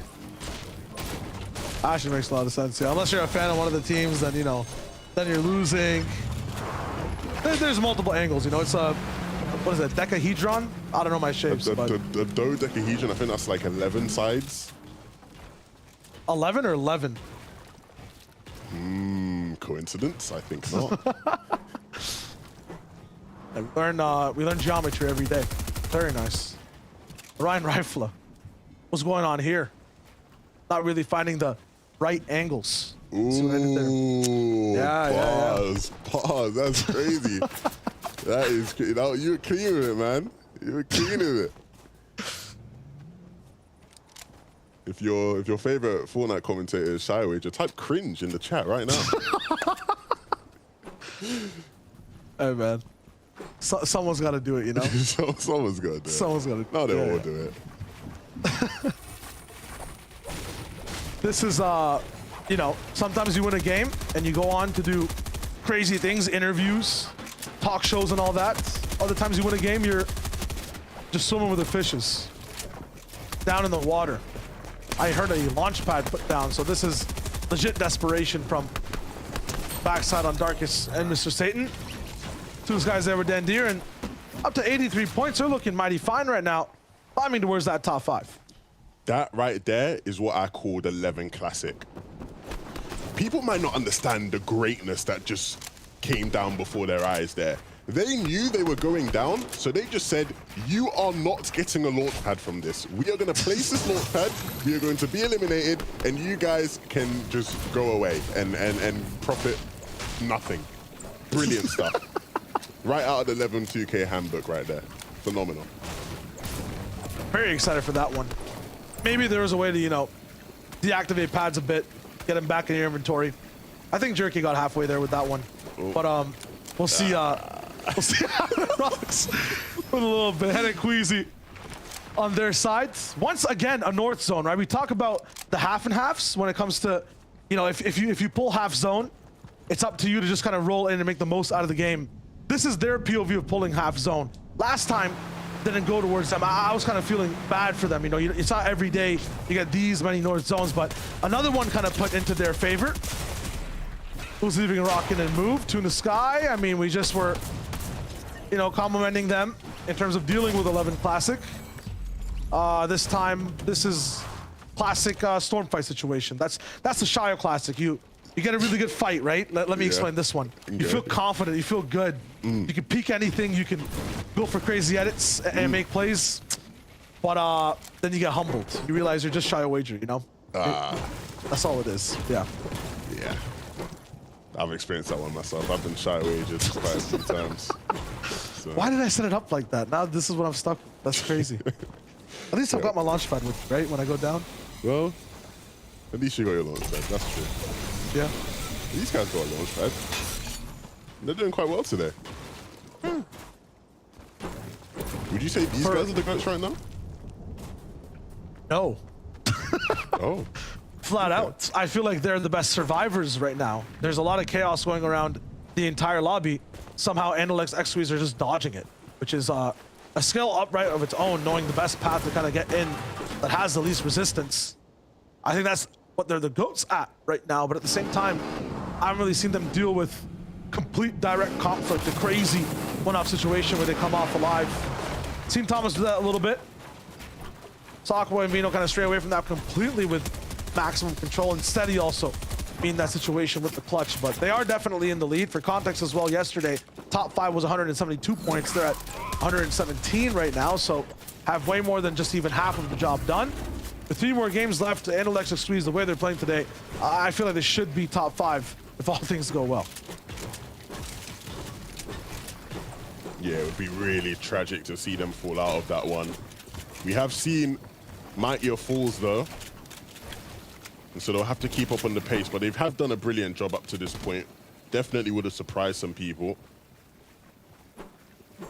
It's not necessarily been the smoothest of seasons for Analex and X-Squeeze, especially in the past couple. But this might be the rejuvenation they needed to get themselves back firing on top form in their primes, as Resub I'm sure would love to say and point out. The amount of primes that Resub has pointed out, it's making me question the term of the word. Maybe you can only have one prime, no? Well, well, yeah, you can only have one prime, right? More times than not. But I think Resub's just like stuck in the past, you know. He's just reminiscing about all these players when they're at their best and whatnot, you know. Start living in the present, Reese boy. The present, his name is now Peace Hub, actually. For both the control and just trying to, you know, have good relations with all the mans. Peace across the Fortnite scene, yeah. 100%. Shout out to Reese's mum if she's watching. Feel bad just hearing it, you know. Feel a bit bad, but. Back to Fortnite. We're over here at Rocky so Reels. Weird, man. I don't know where we took that, man. We took that off the rails there for a second. Let's get back on track. A reboot here coming out from Peach, trying to get Blade back in the game. We talked about the struggles they'd faced earlier on, and it seems to have just continued along that pattern. The reboot isn't even going to be easy for him to get off. He's getting pushed even in the storm here at Rocky. And actually will be taken out by Fanayan and Rabid, who are probably just taking out the frustrations from last game, right? Got contested over at Chonkers and had a tough time. And now able to say that they have elimination for this game. And the loadout's not looking too bad either. Plenty of heals to use once they get back in zone and deeper into the game as well, to make some zone plays if necessary. This is where damage really has to come out, though, for some of these teams. They've been chilling a little bit too much, maybe just waiting to see what can happen. A Cavern team actually going down in the feed. Fury rocking in, taking out Rayet completely. Stella should still hopefully be alive somewhere, but for Fury as well specifically, I mean, this is also, correct me if I'm disgustingly wrong, his second appearance this season. I'm trying to find his name on last week's chart. Maybe I'm just overreading it completely, but him and Bubak rocking in. They definitely were in Qual 1 as well. Those are legendary names, no pun intended, in the right of their own. They should also be rocking and doing really well now. Well, according to my resub meter, they're not in their primes, and so it's looking unlikely they'll have to try regain some sort of form. But I think the big thing, right, with a lot of these... What? Me? Almost comboed. Felix is sweating now. He is sweating. I'm Both sweating these forward. players, They had this strat. They've done this, what, 3 times now in Surge? And I think they're pretty content with it so far. They've survived a little bit to get towards endgame at least. This is the scariest they've looked so far, though. And I think one of the issues is selecting the place where they're basing up for this position. You may as well move in beforehand as soon as you see the zone. Try to get active and maybe even have some people shoot at you so you have something to shoot back at. But they're playing so passive. They're just staying inside this box and everyone can kind of see the shield keg from far away as well. They understand that this team's low on surge. They'll go for desperate lurches for picks, and it's just, I mean, so lonely for them right now. Yeah, I don't know if they're going to be able to find much from where they are. As you mentioned, the lines of sight aren't optimal, and so they'll have their struggles there. I mean, you've got to be careful. I know you're feeling confident right now, but got to make sure you keep building. Sorry. He's trying to go towards the south along that Daily Bugle side, and there's not going to be many teams sort of behind them, and so they should just be able to run their way in nicely. Nice and easy. Well, there's nice for Seti and Cammy right now. They're trying to build a home inside this top 5. I think this is one of the games that can really solidify that. 95 points. They kind of went out or have a really good performance in this one. We get all the way towards the 130s, the 140s, and then they're kind of one game away from locking in qualification. So very important game for them. Basically the last one that Analex and Xsqueeze also have to play over here. 120 points. Looking really good. There's about 30 or 40 more so up for grabs if they make that top 3. Yeah, and can we just, again, give Seti his flowers for absolutely inhaling all of mid-ground last game as a solo? Both nostrils. Yeah, crazy stuff from him. We've got a replay on our hands. What's Mr. Andalex doing? Damage. That's what he's doing. Maybe I'm just not like being, I think, kind enough to this duo here. I just feel like I've seen Andalex. I'm in resub mode, you know, at super prime beforehand, and I kind of expect this from him. But what they are doing is truly great. I mean, every situation, the best possible outcome, the best possible result is forced by this duo's hands. Yeah, I think they've done a really good job of actually being able to do damage, right? And that might sound like, well, they're Fortnite players. Obviously, they can do damage, Levin. What you on about? But, you know, I've seen a lot of teams in that sort of southeast of the map, especially when Zone is sort of just pulling up north, just not being able to get enough damage, right? Not finding the right positions, the right fights, the right tags, and they've done a great job of that. So that alone has just allowed them to sort of keep themselves in these games. And then what they've been able to do on mid-ground, very much doing their best Malabuka and Mustache impression at times in these games. Just absolutely having full control and eliminating anybody that stands in their way. So Seti, Cammy, and Alexa Squeeze both have goals to hit. I feel like on the other side of things, we just saw Hen and Queasy, we saw Noah Riley and Vadil on your screen right now. They have tests for themselves this game. It still feels like they're kind of rocky coming into this qualifier in terms of what their identity's like, whether they do have that control that you mentioned, Levin. Hen and Queasy obviously tagged up on a rotation before. Noah Riley, Vadil, surge issues all the way until that half and half. Can this be the game where they kind of find that solidification and then have good performances on the last 3? We've seen them have pop-off games, and all it does take for them, right, is a bit of luck here and there.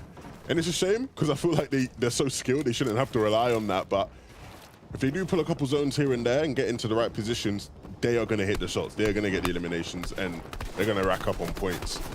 And once that momentum starts going, oh, it gets very scary for everyone else in the lobby. It gets very, very scary. Once you start looking at the feeder, you see O'Reilly hit a couple one pumps back to back. Things get very, very silent all around. Hen and Queasy will have to deal with their own fears first. Right now, the aim of the game, it's not about the VR currently, it's not about the positions either, it's just about the damage. Look at the right side of the screen. Hen and Queasy beforehand, we just switched off the POV. We're only about 85 above. Our skill T-chips for the moment right now, 164 damage below. Fury also going down to the feed. Some of the most totemic type duos, the ones that are non-moving, just look so good in terms of defensive capability as well. They're going down. A lot of our hard hitters for damage have not done enough so far and are falling under the pressure. Our skill and T-chips forced to go for this fight. What an edit. What a few shots dealt to Art Skill. T-Chips now will get struck down by either of the enemy players or that lightning shortly. Has to find some way to do more damage. 10 above is not enough. Yeah, he's going to keep reopening that edit, but he literally could be tickled and he'd go down right now. So needs to just hold on a minute. He'll get some time to use some shields, get his HP up. It's a shame for a duo who we have seen be so consistent in getting into the end game. Very much struggling in third place. Will it hold? Well, that all relies on T-Chips and his ability to stay in this one. On the right side of your screen, you can see Jerdy having some struggles of his own. The pad will come through and that hopefully will be able to take him. This one works, let's go. Zone. But he's got to be careful as he comes in, using the tree as cover. And needs to stay out the line of fire. Oh dear, almost just walking into some shots. Kira actually goes down. They weren't able to stay tight together. You see he has his eyes set on Andrea, and that's a huge shot from Jerdy. He had the edit there. And then Jerdy didn't expect it. It's a shame he couldn't hit a bigger shot. That very much could have been a nice little knock for him.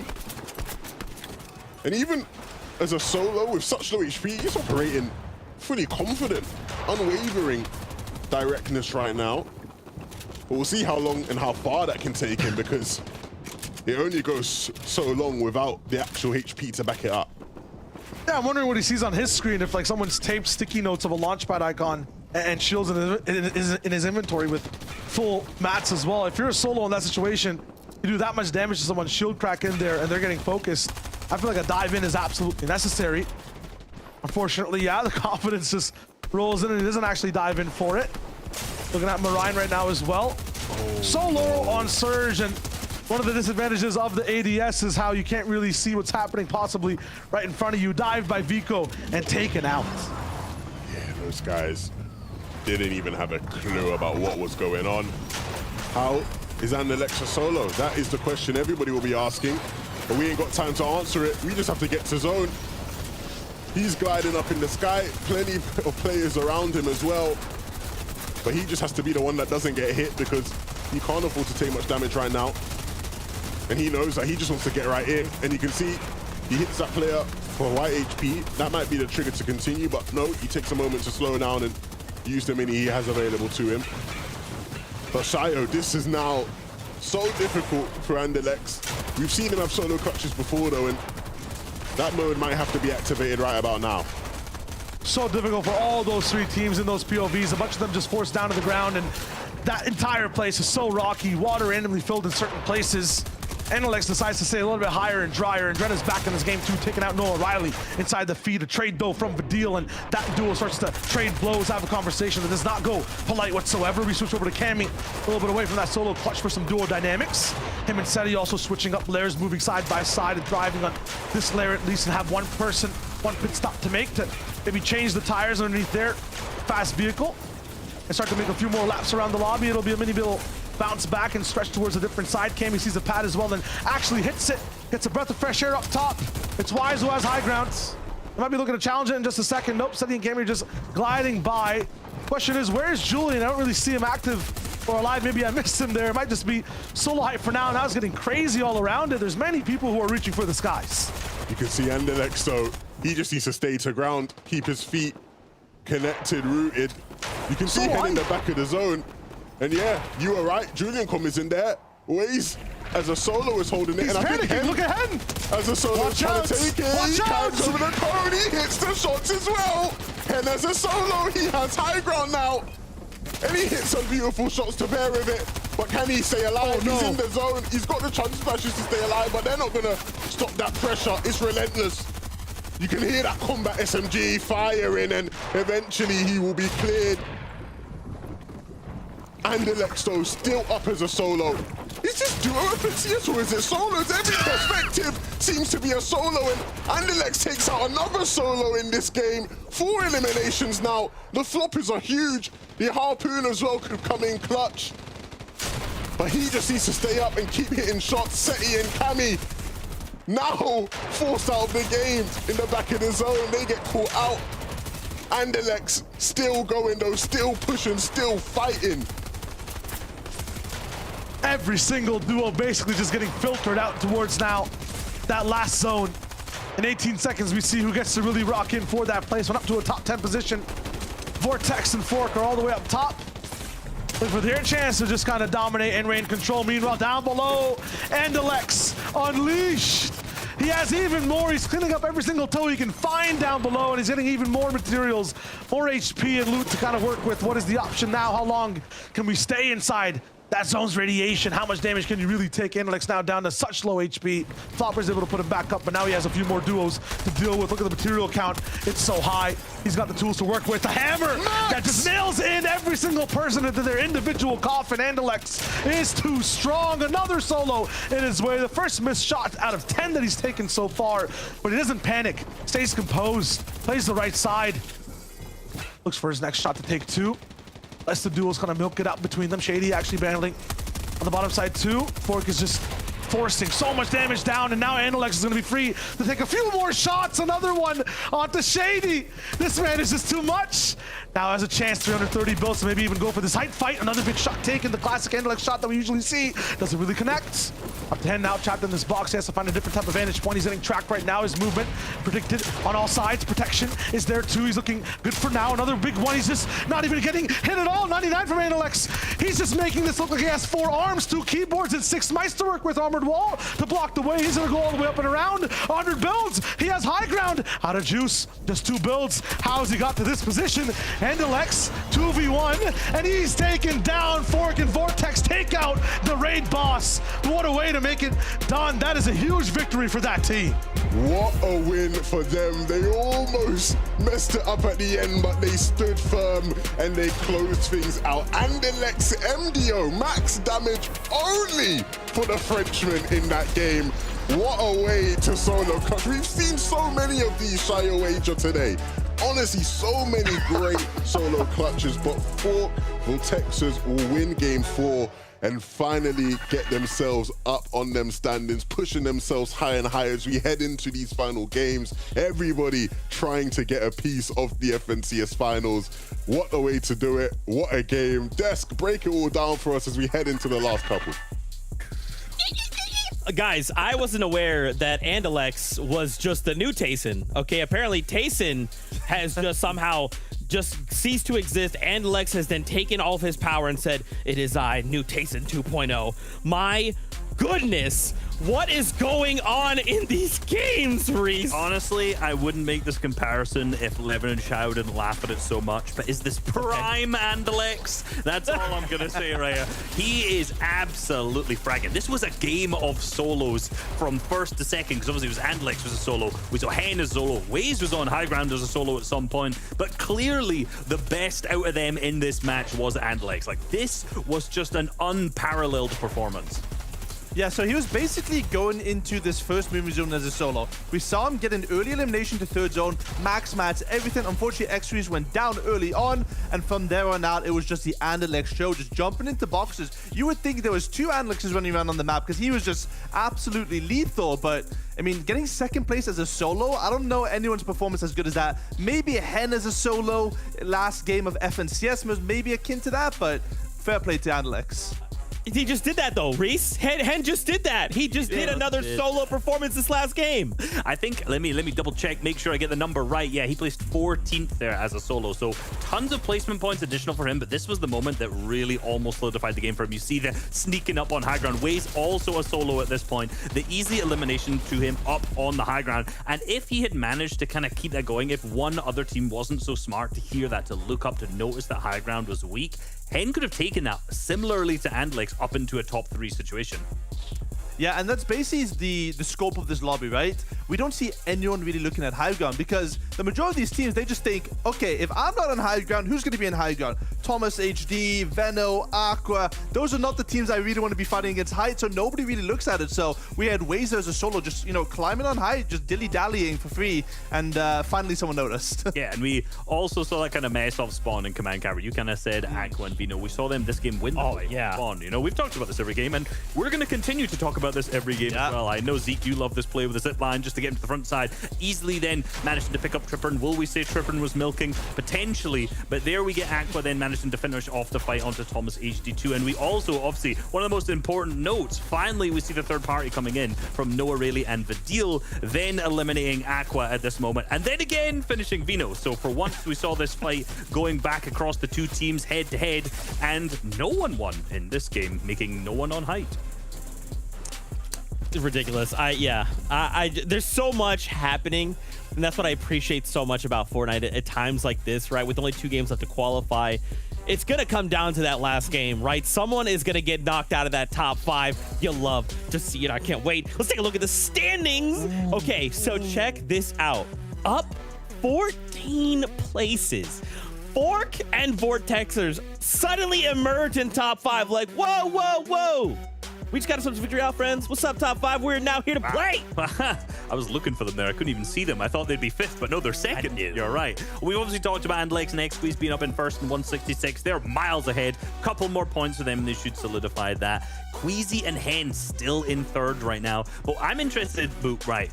Who do you think next 2 games is going to manage to sneak into this top 5 here? Because it's still so close between 2nd to 10th.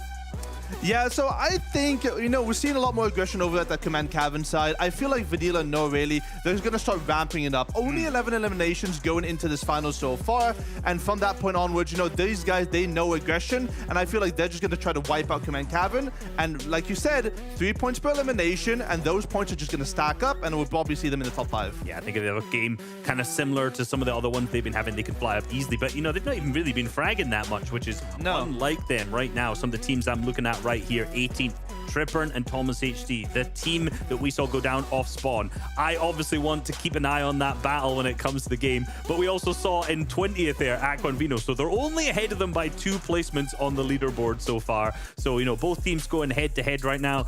Neither looking like they're going to get into the top 5 unless these next 2 games go both one way. Boop, maybe we just make an agreement. We join sides and we just say, let's not fight. Let's just everybody don't touch me. I'm gonna loot this right here and I'm leaving. Okay, I'll see you in endgame. Okay, goodbye. Let's just agree. Let's see what the this is me and Boop agreeing. That's me and Boop agreeing. Get out of here, Reese. Yeah, anyway, we are, yeah. We are, Boop. We are. Yes, we are. Just make that clear. Okay. Oh my God. All right, guys, we're getting ready for the last 2 games of the FNCS qualifier number 2. Shot wager, 11-2K. Over to you. 2 more chances for these off-spawn shenanigans to keep going on, Levin, and then 2 more possible solo clutches that we have never seen the likes of before. Hopefully even from Analyx again. Yeah, honestly, we're being spoiled today. We're just getting a solo clutch. You get a solo clutch. You get a solo clutch. Game 4, solo clutch. Game 3, solo clutch. Solo clutches all around the park. Look, this is the type of stuff you don't see anywhere else, right? This is the high-quality gameplay you get when you watch EU, the best of the best players in the world, and a lot of them still having a fighting chance to make it to the FNCS finals. Of course, there's qualifier 3, but you don't want to have to play that. You want to be able to sit back, relax, watch the rest of the competition, sweat it out for their places as you just enjoy the luxuries, right? So honestly, I think we're going to see a lot go down. Off-spawn's been very intense, like you said, Shayo, but again, you can't allow things to go out of your favor. You need to stay in control, and we'll see just who's in control in this game 5. Let's go.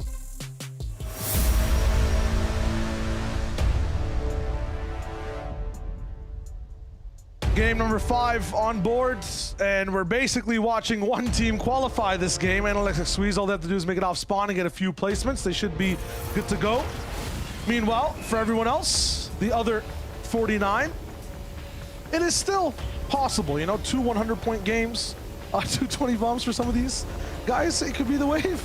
4 Vortexers are there in 2nd place overall, and Queasy in 3rd, and as we wrap up the placements real quick, we're looking at exactly how the off-spawn fight goes too. This is chaos. No gun spawns all the way off the rip. Trippern has to desperately go and find a sniper. Oh no, Thomas down already. And this is all he really has to work with. No sprays available. It is a 1v1 though. Thomas has done a good enough job to get Aqua down. Him versus Vino. He's got versatility on maximum ranges, but nothing else really in that medium range fight. Yeah, they just can't handle their drops. Vino was so far ahead, but at the same time, right, there was a trade that went on. Thomas was able to sort of put in some work before he went down, and so Tripper now needed to do his best to stop the revive coming through, just wasn't quite able to. And so with Aqua and Vino both being up, this seems like a story we've seen before.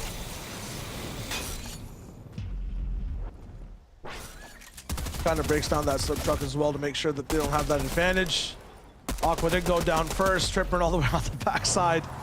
Watching it all break down. There's not much you can really do in that spot. Maybe if he has a burst AR, anything, an SMG.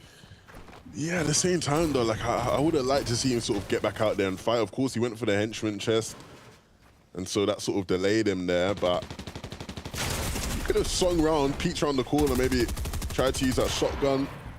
Obviously, he had the sniper rifle there. That would have been the spectacular, right? But if the roles were reversed, if Thomas has that sniper, I feel like he's taking the shot. If the roles are reversed, they are looting the vault right now, and they've got 2 eliminations to their name. So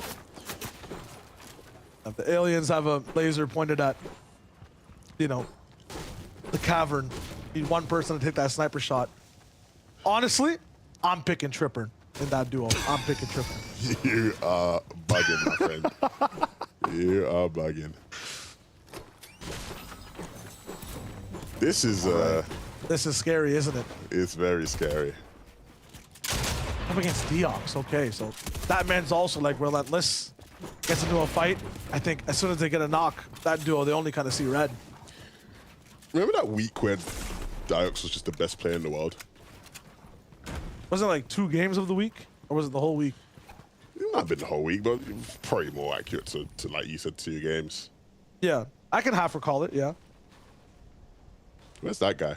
I miss his prime. Is that where you're going with this? Yeah, I'm going to ask a mad specific question about it, but maybe that's the version of Diox us fighting against Anderlecht right now. That's why, you know, it's sweet. Is that prime Diox? That would, yeah, that has to be prime Diox. 100%. Yeah. He was on one. Couldn't miss. Is this prime Podicide? So I guess we'll find out. Mappy using a little bit of pyrotechnics to get the building destruction job done. Hello! Might not be a door. Sometimes you can pop straight out of the attic window. That's going to be a nice surprise. Be able to shield up there real quick and make sure you're ready to take the rest of this fight. It'll be Flois actually going for the first point of engagement. Would wall down, but that's an expectation that Snazy can see coming. He gets kind of taken down. Putin says to have the trade. Now it's one wall that Mappy kind of owns. He rolls in and vacuums up the entire squad. Yeah, Mappy doing brilliantly there just to clean things up. Flois did everything he could in the moment, but eventually fell. Mappy right there to clean up after him. And this is a really nice change for them. The big problem, though, that we've highlighted on multiple occasions, this has been a fight where just nobody wins. Regardless of who wins off spawn, neither team seems to be able to string any sort of meaningful games together. Maybe this will be the game where that all changes and turns hands. Trippin, though, unlike Thomas a couple games ago, has been able to get himself out of covert. Will he actually be able to get Thomas back up is the real big question here. What is the plan? Does he have the card? I assume he does. I don't see an X on Thomas's name so far, but I can honestly never tell whether that's card or no card. I'm being brutally honest with you. I should know, but I've honestly tried my best to even see patterns. Sometimes they switch. Maybe he's just looking for a reboot. Sees a fight going on right now. Definitely not a possibility. Marco Clinberry, 2v1, and Marco's taking a lot of damage, having a tough time getting into this box and really finishing up this fight. Okay, another big one. Does Jackson have 2 HP pools? I feel like he's taking so much damage, but he finally goes down. Yeah, you know, he stole overshield from no build. That's why he was able to last so long there. Not actually, but...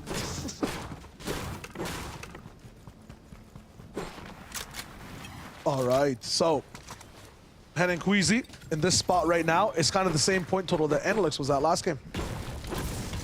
Yeah, but the big thing is we obviously know that certain things need to go their way for them to have huge games. And of course, I wouldn't say things are slipping out of their hands, but they're definitely not comfortable by any means, I'd say.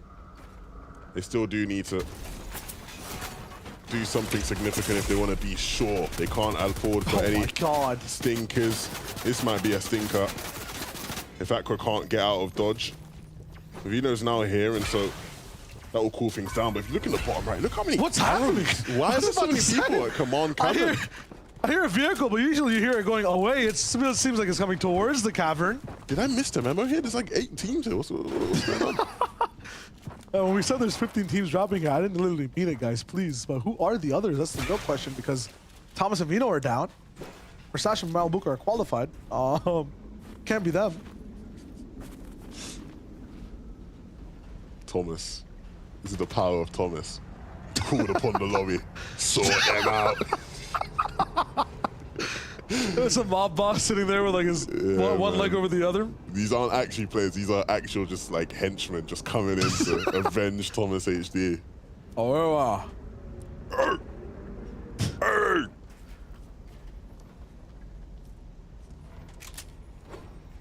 Vino and Aqua will then just completely... Man, that was the weirdest threat of a POI invasion I've ever seen.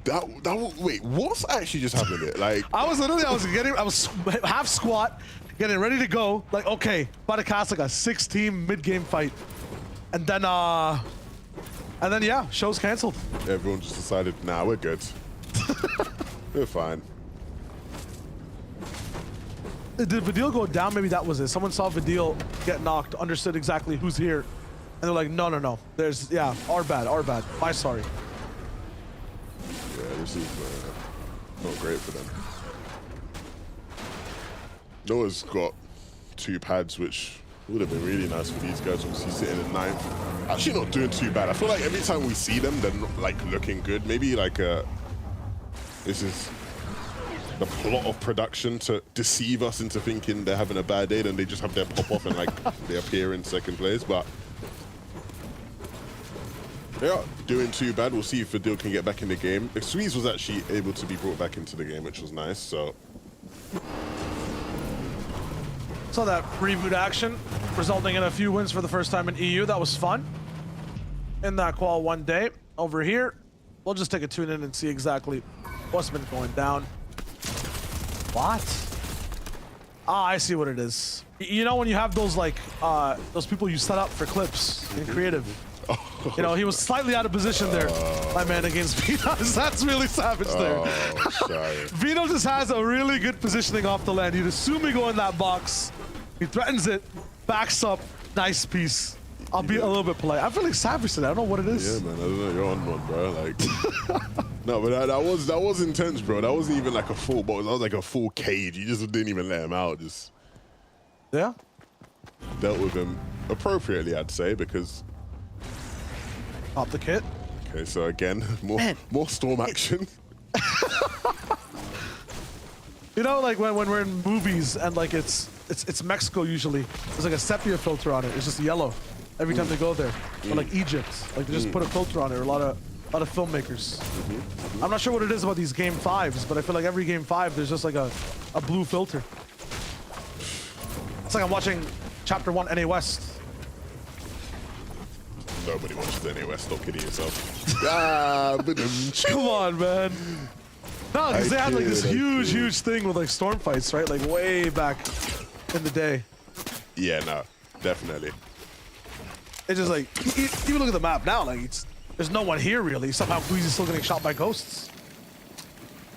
Yeah, I'll be honest, man. If I was Queasy, yeah, I wouldn't be too happy. He was just sort of getting shot from nowhere. Rifler going down. That's tough. I think Mariah was actually down as well, so another team to watch out for who just won't be able to add to their tally. A team that's definitely good enough to be playing in the FNCS finals, you'd think, out of Butter Barn. Been landing there for a while, very comfortable, especially off spawn there, but taken out in the mid game. Queasy and Hen, this is like the scariest part of the game for them so far, just getting caught between not even a bad place, but maybe just a mischievous team that wants to focus them while on rotation. That one game was just still so weird in my mind.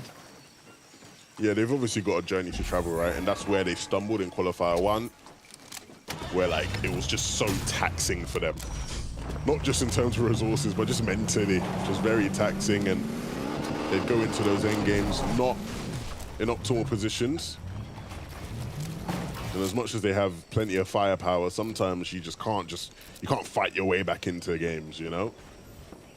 Got to have the right setup, which they've lacked at times, but sitting in third, they need to realize that they can't afford any slip-ups right now. You can always fight your way back into a tournament completely. That's exactly what Vortexers and Fork on screen right now did in that game prior.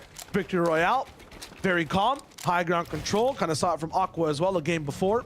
But now they're sitting kind of in second place, trying to ride that momentum, really solidify that top 5. Once again, previously it was around 170 points. I think 172 is what I mentioned previously. That's where Z Andy and company qualified on in 5th place overall. Indelex is about 10 points away from it. For Fork and Vortexers, it's about 30 on the start of this game. We swapped teammates as well between Tripper and Thomas HD. Our vehicle rolling in, and that's as far as it goes. Thomas not able to get out in enough time. Buys a little bit of space though between him and the team bullying him, and I don't think they're going to be really chasing him all the way towards this point. I lied. Rayed and Senna are still hot on the hunt. This kind of reminds me of Tilted Towers as well a little bit. DK has Bad Sniper, Benji Savage. Sometimes they disengage. At some point in the game though, I mean, they're always beside each other with how shambles that drop is, right? When you're contested, they end up taking each other out. Right now, Senna and Rayed might just keep trying to hunt Thomas down.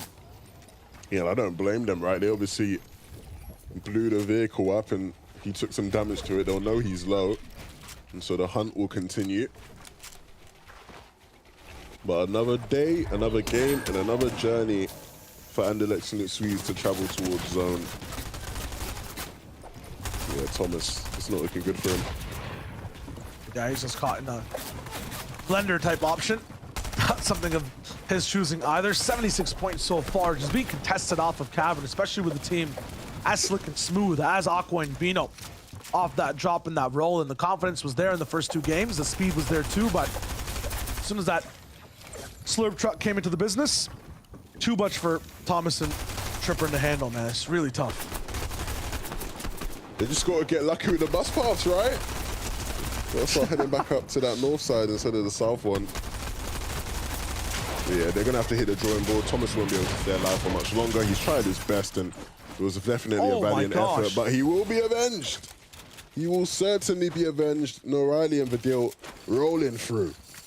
So this is one team that hasn't really had a pedestal yet today to try to get points. Hasn't had their version of the game play out. It just feels like they've been fighting against the tide, against the server from game number 1. But now, getting a refresh this early into things, a few eliminations, a little bit of aggression starting off game number 5. And a launch pad from the spot as well. 7th place overall. This might be where they make their conversion into solidifying their spot in the top 5. The big question though, Shio, is what does their version of the game look like, right? Where are they most comfortable? I think that's been a big sort of talking point in terms of how they are actually able to consistently be effective and garner points. Of course, short, popping off, trying to get eliminations is going to be the main goal for them. But to do that efficiently certainly isn't easy in these lobbies. Yeah, I mean, I think the 2 things they specifically need is just Surge taken care of very early, like 2nd, 3rd zone, and that has happened now. 3 total eliminations, 1 on Lizen, then Senna and Ray afterwards as well.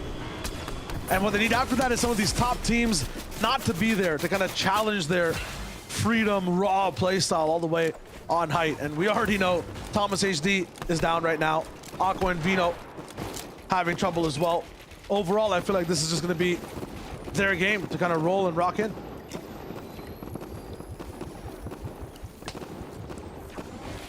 You can see now plenty of teams finally finding their foothold in the zone. Anderlecht actually in the feed picks up an elimination. Huge. Yeah, that could be huge if they actually have access to the loot, of course. Once again, X-Squeeze was down right at one point, rebooted, and had a 50 pot in his inventory. Anderlecht's obviously sharing, but them getting a refresh is absolutely vital for this game. We'll see where that zone pulls towards. Who it favors. It favors some people. That is my astute analysis. Well, it favors our 2nd place team, right? And they'll be hoping that they can pull the 5th one as well.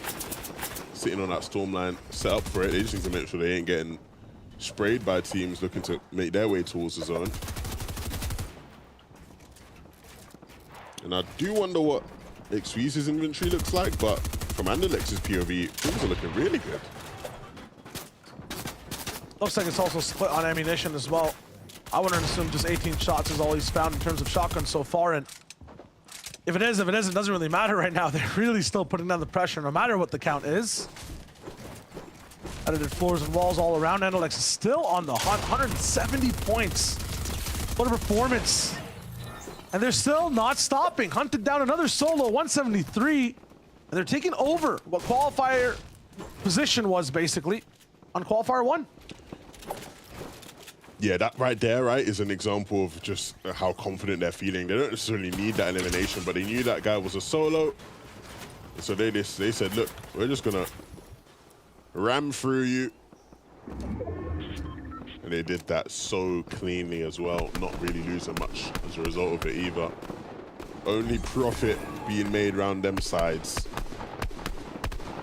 What type of business do Mappy and Flois have open right now, though? 7 of 5 eliminations. My mouth was almost atrocious right there. They're looking pretty good so far. And kind of been silent about who they've been picking apart. Reminder, Queasy and Hen are also still in this game, but this is another one. Once again, they're still on test mode, not goal mode. 79 above the threshold. They're just kind of, you know, breathing head above water in this game. Not too much sense of control.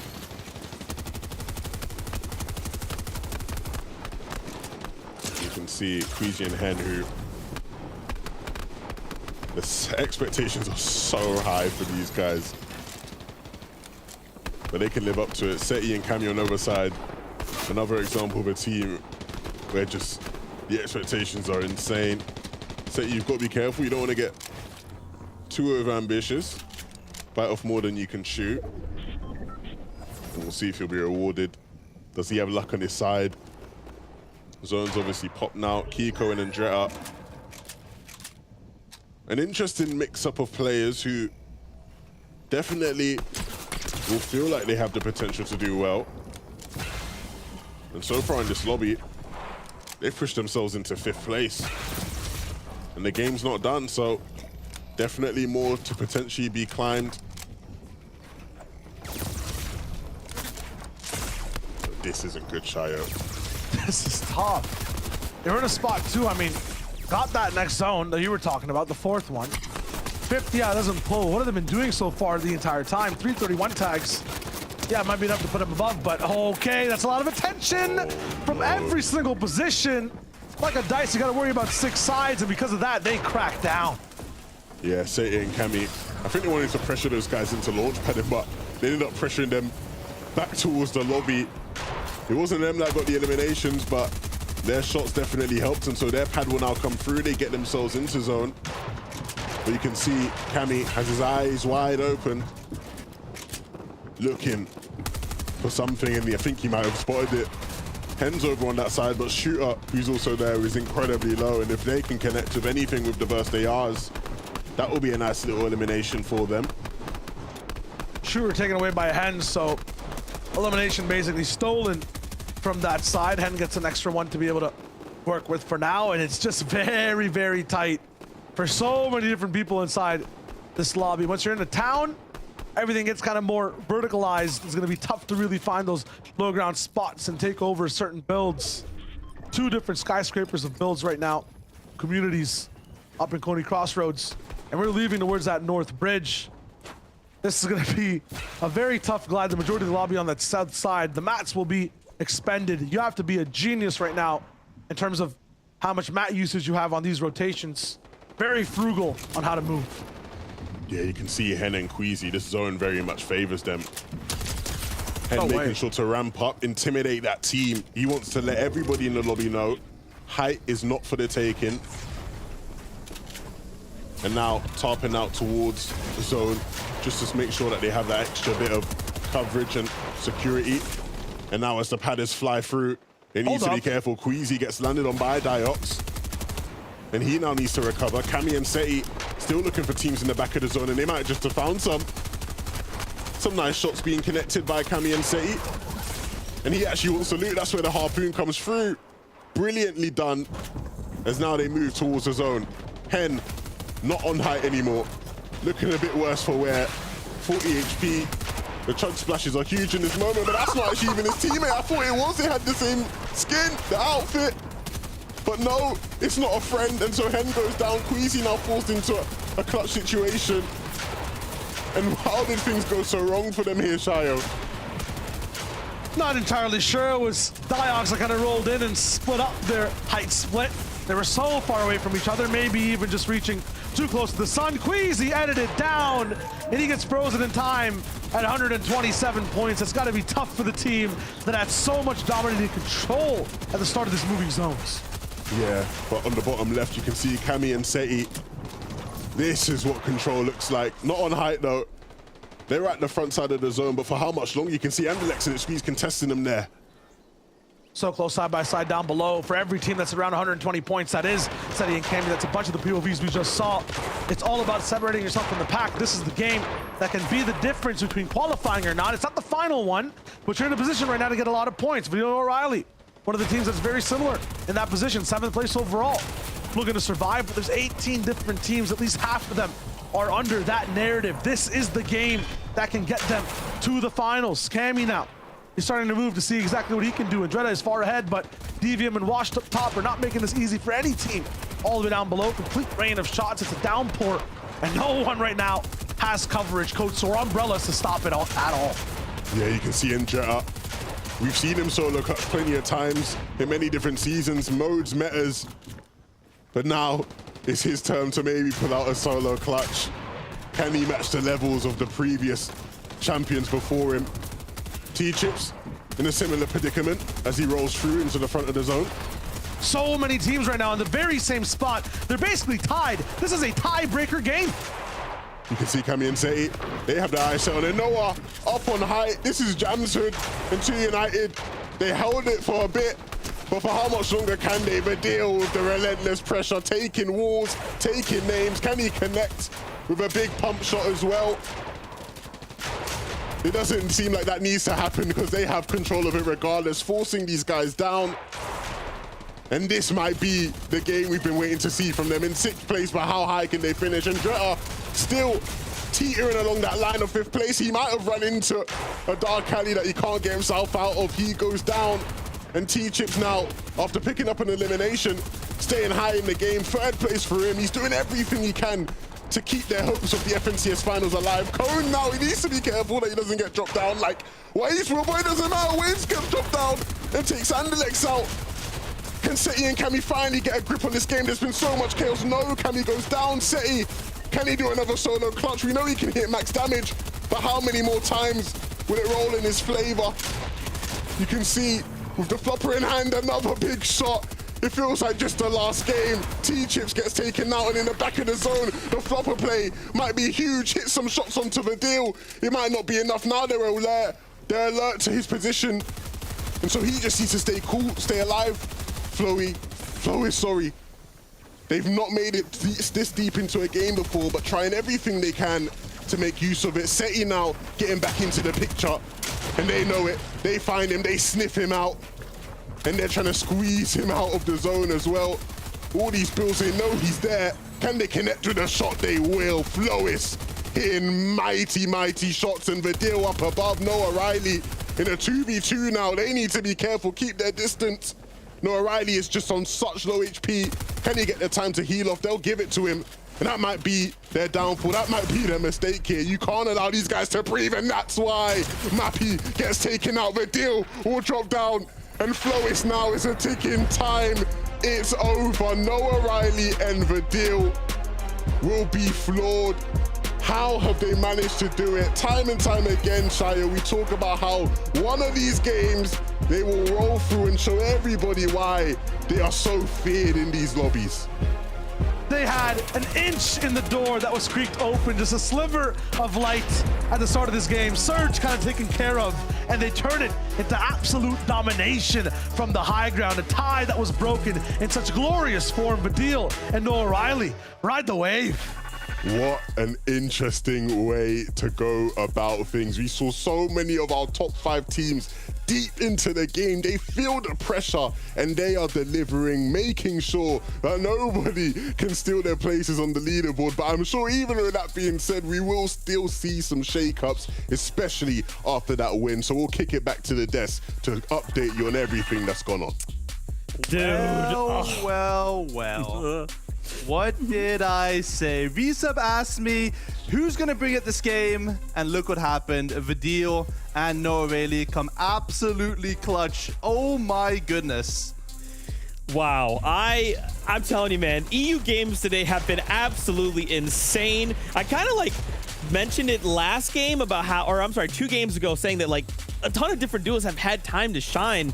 It just keeps going like that, Reese. They're just duos keep doing it. Yeah, and this was the deal Noah's time, absolutely. You know, it started in the early game. We saw the engagements there. That mid-game push from them was absolutely critical. But for me, like, the turning point of this game is the high ground retake for them, right? This moment we're seeing right now, where they managed to actually claim height. And obviously, that's the winning moment from the game, right? But it's a little bit more than that for me, because when you look back at the other games, this is what they lack. Like, you'd think that Noah Rayleigh and Vidil being so mechanically gifted, mid, low ground, they could just frag out. They could box fight and do so well. But that's not really what we actually see from this team. We usually see them struggle to get elims in that position. But put them on height like they are now, they frag out 9 eliminations in the Victory Royale. Yeah, I think we were talking about it a little bit during, when we were watching the games. Hen and Queasy were down. There was no Veno and Arco. There was no Thomas H and Trippin. Who's going to be taking high? And, of the aggressive teams left alive, it was Vidil and Noah who took the position. They took reign of this game, and they pretty much destroyed 2 United and Jamsud on height there. Yeah, absolutely taken out. Obviously, we saw their Flawless having a fantastic game too, but yeah, it doesn't matter when you have Vidil and Noah going up against the mechanical gods up on high ground, picking up that Victory Royale. Absolutely insane. And yeah, just super quick, Reese. I mean, 10 eliminations on Flawless and Mappy. I mean, it can't be overlooked, but yeah, I mean, you saw the deal, right? You saw them. They were in their prime element, ready to secure that. We only have a single game left to go. I mean, what we got to do is check out these standings, right? We'll have those for you guys in just a moment here, because that's really going to set the stage with a single game. Once again, please do not forget, it is the top 5 that will auto-qualify and go straight to finals. Everyone else is playing for series points. That does not mean they're out. That just means they're going to have to work that much harder going to Qualifier 3 next weekend. Andalex, X-Squeeze, no doubt in my mind, right? Boop. They're good. Yeah. They probably qualified. There's no doubt in my mind. Yeah, 200+ points already. Basically, breaking records out here. Not sure if that's true, but, it seems like they are, because they're just playing absolutely exceptional. And, one of the teams that we mentioned, Hen and Queasy, had a really solid start last time. On Friday, they struggled a little bit. This time, they were a lot more consistent, but they're slowly dropping down the leaderboard as these teams are having pop-off games, Reese. Yeah, like what you want to see, right? Top 5 qualifiers, of course, but you can already see there's a bigger gap between kind of now Seti, Kami, Vidil, and Noah. Those 2 teams probably just get a couple more points, maybe 10 points to secure it in, and they should be golden to stay within the top 5. What I'm interested in right now is 4th, basically all the way down to, I'm going to say 8th. A Victory Royale with 10 elims should be like a guaranteed qual, but it's so tight here. I honestly don't even know what the threshold's going to be. It seems in my eyes like it's going to be lower than last week, but every time I say that, it throws me off a little bit. Top 5 is going to be so close in this final match. Yeah, and it's all about individual performances. I'm seeing here a statistic coming up. Are you guys ready for it? Ready. Andalex has as many eliminations by himself, a total of 20, as every other team total. 20 by himself. That's terrifying. I mean, the solo clutch from him, he had 7 in that one game alone. So, like, absolutely fragging out by him. That's why they're in first. That's why we know they've 100% qualified through to the finals so far. So, the next game, they can take it easy. They can W-key. They can do whatever they want, basically. I can't believe it's dude. One last game out of qualifier number 2. Okay, Fortnite fam. The stage is set. We're trying to make it in the top 5. Follow along with the casters. Watch that little medal on the bottom left, okay? Remember, we know what that threshold is, and we're trying to make sure we make it into the top 5. This is it. Final game in qualifier number 2. Shy Wedger, 11-2K. Bring us home, boys. One more game to go and way past the halfway point of Quals 11. This is where it all comes down to maybe one off-spawn fight, one moment in that end game. Yeah, we've seen how crazy some of these off-spawn fights can get. You can't afford to slip up, not at this final hurdle, right? It has so much on the line, and it means so much to these players. Absolutely. Command Cavern, I feel like you tune into it every single day, and depending on what not only team that, wins off of that off-spawn fight gets to play, it changes the way the entire lobby gets to dictate that mid and end game. Yeah, so many of these teams rolling in from even different spots outside of Command Cavern. Everybody wants a piece of the action there, but ultimately only one person can come out on top. Yeah, it's all about win a fight, move up the POI, get some damage, and win the game, hopefully. But sometimes it even looks like a solo FNCS in this game. The solo clutch is 11. We got one more, hopefully, to watch. Yeah, I can't wait to see who will step up next, right? We've seen in literally every single game now, somebody just going absolutely insane, especially when it matters the most. And I think if anything has taught us a lesson, you can't count out someone who is a solo. These guys will step up when it matters. And I think, honestly, if I'm one of the players in the lobby, I want to be a solo, maybe. Maybe I want to be a solo in the final moments, put their team on my back. We'll see what happens, though, right? We're going into the final game, Game 6, right on the way.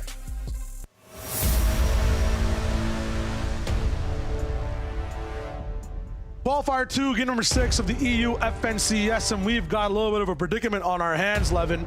5 spots for qualifiers and way more than 5 teams that are close to that spot. So what does that mean? Pay attention to that little yellow medallion next to these HP bars.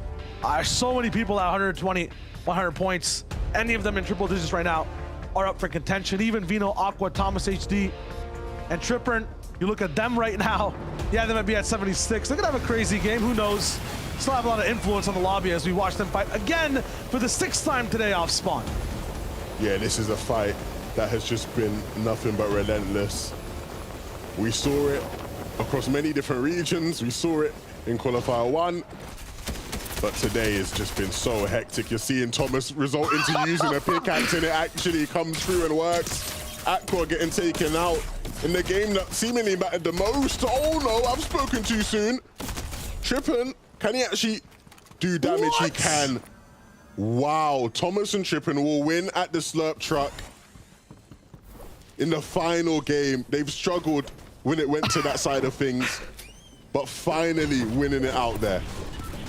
I'm convinced I'm watching an anime or something. I don't know what it is. They learn from like every mistake possible, even the one where, we saw Tripper not getting involved in the fight, leaving Thomas alone. Oh, no, Hen. Big shot from down long range. That's a headshot still straight to the dome. He goes down. Back up, though. That will impede the way Queasy and Hen work off of there. POI getting hit again, Queasy. This is so important. Once again, pay attention. 127 points on Queasy. This is not qualified. It's not even close. It's tied to so many teams. Yeah, this is where things are really, really tense. So many of these teams seemingly capitulated in this last game. Thomas and Trippern versus Vino and Aqua finishes at 3-3 on the day. We'll see what that means for the standings once the game ends, though. Gotta tune in with a bunch of different teams too. Steady Cammy, how's their drop going for the moment? Vidil, no, Riley so close to qualifying as well. There has to be a fight as well for one of these 120-point teams. Up in the business right now. Flodax and Rifty. Flodax today, the shots this man's been hitting have also been absolutely insane, specifically in that 4th and 5th zone, the mid game. Can we let the beast unleash and get to that point? He has to kind of make it through the first. And with 123 points, he's also kind of in contention for that 5th place slot. Milad is there too with Shady. A double-digit Elim win could possibly get them towards a little bit of a chance. At the top side, 150 points almost. It might need a little bit more magic, but they'll be trying off spawn as well. Yeah, we've not seen much action over here at the Daily Bugle, but lo and behold, the final game will always deliver something. And like you said, Flodax has just been on one today with the sort of shots he's been hitting. And they're comfortable at this spot. Boot talked about how they landed here in the previous season. They're comfortable. But will that translate to the win off spawn in a game that is so important? Because you cannot afford to go down, especially at 7th phase when there is genuine hope that you can push your way into a qualifying spot. It would be heartbreaking to go down now. Meanwhile, up on the feed right now, Satan and Dark is also getting a few picks off spawn. A lot of people are bleeding inside their POIs. Why is that? Why is game 6 the one where things might get a little bit lighter, a little bit faster? It's because everyone has this mentality when they're, you know, a little bit behind that, hey, if we get an insane game, if we start fighting right now, there might be a chance to move all the way in. No Riley Badil want to replicate the ease of pressure last game, but that starts with tense fights at the start. They basically had a nice pickup. 3 different teams they just eviscerated before that third zone kind of even locked in. They're trying to bully down Jet Smog right now, but this fight is not going to be as easy as the prior game. Every duo also learns game after game, and their opponents a lot more careful in this one, not going for the all-in. I love Noradi just there hitting us with the little edit course, just showing off some flashy stuff here as the game starts to pick up in intensity. We're seeing things aren't looking too good right now. Rifty is a bit low on HP, needs to make sure he stays close to Flodax. They can't afford to split up too much, and that's really nice. The knock is huge. It gives them the leg up in this fight. And you can see here, Shady just unawares, doesn't really know what to do in this moment, and I can't blame him. It is such a difficult situation to be in. It's like Flodax can like go through these walls somehow almost and go for shots, and once again a peek of him and he's down. This man is just nasty with it. Didn't even hit the shotgun shot. He didn't even need to though, right? Just went full in with the SMG and it was enough. Really nicely done. Jamsud, who we saw playing on a height, quite impressively as well. A bit of a surprise there. I feel like high ground's been a mixed bag in many of these games. Now we're seeing them fighting over at Camp Cuddle. It doesn't look like it's going too well for Jamsud, but United will come through and save the day. ST taken out, and Lawless will follow as well, and even more emoting. You love to see it though, right? It's the final game. Everybody knows how. That's your tournament done. You can get an early dinner. Oh my god, that is just ruthless though. The soccer ball or the football? Apologies, gotta remember where I am. Remember where you are, bro. Saved. Yeah. Hopefully.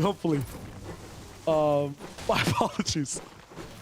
No, it's like, I think for 2 United right there, that looked like the easiest drum shotgun elimination I've seen so far. My man wasn't even sweating, trying, or even moving the mouse. Like, he was just walking. Yeah, that looked pretty free. It did look pretty free for him. But that's nice off spawn. That gives them a fighting chance in this game. And this is a replay of some of the action we saw off spawn. Thomas didn't even need a floor spawn.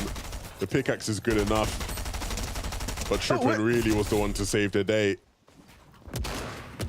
Explain to me, how did he get the shield midway through? Because we were hitting white HP completely. Is that like a cavern specific thing where both teammates just get max shield at some point?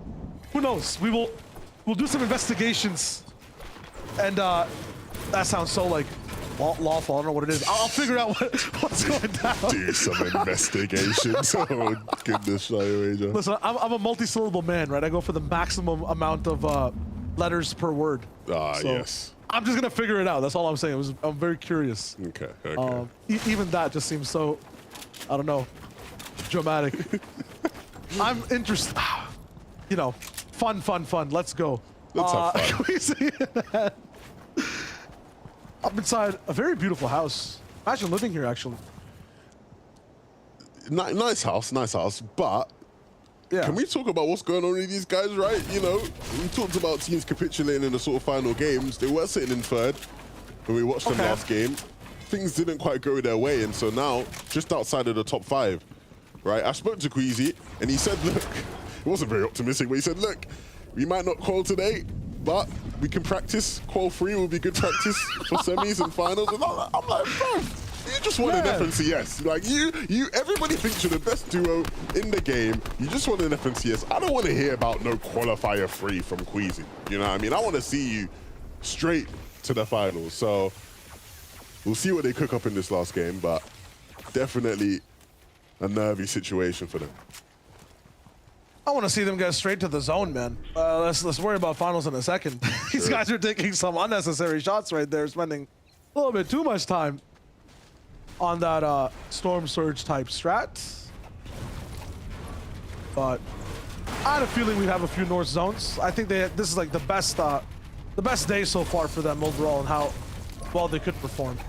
It's just that one game. Have to go back and even bother you and see exactly what team was above them. What were the circumstances? Why couldn't they just relieve the pressure? They had a pad. They could have easily half padded way past. I'm also hindsight Harry here, you know, sitting on this casting desk in the sky saying all this stuff. But that game, I think, would be the difference maker if they don't qualify today. I'm sorry, hindsight Harry's too good. Kiduo with the sneaky beaky like plays. Fork didn't see it coming. Vortexes maybe did, but even then, his HP isn't looking too great. So this might be the end of a run for them. Oh dear.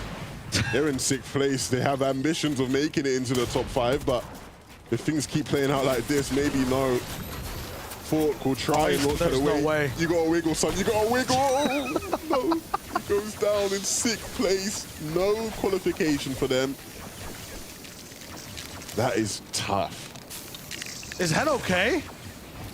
What? Did you see that? Did you see that? Were we watching the same thing? Okay. To explain for anyone that missed it, this man used the whole med mist on the wrong setting. He was spraying Queasy the entire time. He was the one who was low on HP. Hey, I'm not sure if that's a good thing, you know? I'm not sure if I'm worried or if he's that unhinged right now. This man's gonna hit some crazy shots. Hey. We must VOD review this. We must VOD review Levin, that was like 100 HP of the mist, just like, I thought he was bugging out.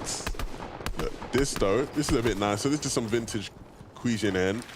Don't actually connect with any shots, which is tough, but they do like to make these sort of sneaky plays to deal with their surge, unfortunately. I'm bigging up all these people, right? Like, you know, trying to big everyone up. Ooh, nice. And I'm getting let down. That is our job. I do want to formally apologize to Kelly and the whole of NA West. I take back everything I said. I don't want any problems with anybody from NA West, so apologies there. Levin, what happened, man? You were just talking about how, hey, you got to be confident. You know, you get in a fight, you got to stand your ground. Nah, I don't want to with Kelly. No, sir. Not me. You have high ground advantage, man, in this fight. You got first shot off. She's low on surge here. She hits max damage. Respects. Makes sense. Makes sense. Yeah. I'm acting like I wouldn't do the same thing, so. Oh, you're. Good form from Rifty here. Very good form. Good form. Shy wager. Are these guys calling? Is the question. If you're gonna ask me if they're the goats right now, I might have just literally disconnected. No, of course not. Those are forbidden words. But yeah, do they qualify? Do they hold on to 5th? It all rides. You know, sometimes we favor certain teammates in the duo. I think it all rides on Flodax. This is going to be a Flodax diff. But see, this is kind of a paradox. If I say that, you know, well, on the other side, Rifty starts to pop off. Then it's a Rifty diff. My answer to you, Levin, is I don't know. They have to play well. But do I feel like they might be able to? I think they kind of fill the gap in the server that Vadil and Noah Riley fill. People that might not just, you know, if they don't start off the end game with aggression, with some sense of control, it's going to be hard for them to kind of come back and take it. I don't think Flodax is necessarily the best survivor in these end games, these moving zones. So you'll have to find a little bit of an advantage to start things off, get a boost on the ride, and then start pedaling. We'll see if it's possible. Rifle and Marine get their competition stopped. Seti and Cammy, I would assume about 10, maybe 20 points, depending on how close this qualifier is, from racking in their spot in the top 5. Second overall right now, but once again, Ziandi, who qualified from Synapse Station yesterday, or on Friday, excuse me, 172 is what he reached up to. So this entire total will rise overall. Yeah, we'll see who just sort of gets locked out of it. Kiko and Dretta have sneakily just sort of hung on throughout today. If they're gonna have a big game, now would be the best time to do it. There's a lot of firepower, especially with Kiko. He likes to hit a shot or two.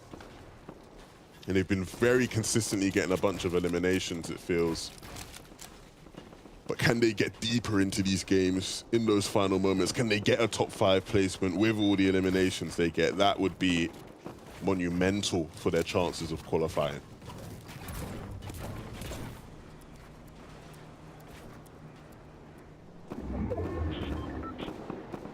T-Chips, art skill. That last game really put a leg up on them in terms of how far they made it in. The amount of eliminations that Arsenal had as well. I want to see if that replication can come through here. Once again, peace of mind for them, I think, is what they were looking for this season. Finally uncontested off the drop. Wasn't the same in previous seasons, previous chapters that even, like, there's always that one team that we watch sometimes, game 3, game 4, that's like, you know, 60, 40 points behind the pack. That's always in a mid-game fight against like 7-Tor or someone. I feel like, you know what type beat I'm talking about, right? Yeah. That's been T-Chips and Art School for so long. This is like one of the first times where not only do they have their spot kind of relieved from that job, but they're actually looking good in a game 6. Well, the big thing is, right, T-Chips and Art Skill very much would rely on the mythical web shooters last season, and this time round, well, maybe they won't have the benefit of that mobility, but they've still been able to manage, and like you said, doing quite well today is huge for them. Okay, Fadil setting up right now as well. 9 chunk splashes in the inventory. Have to assume some of these will go down at some point. Talk about getting knocked out.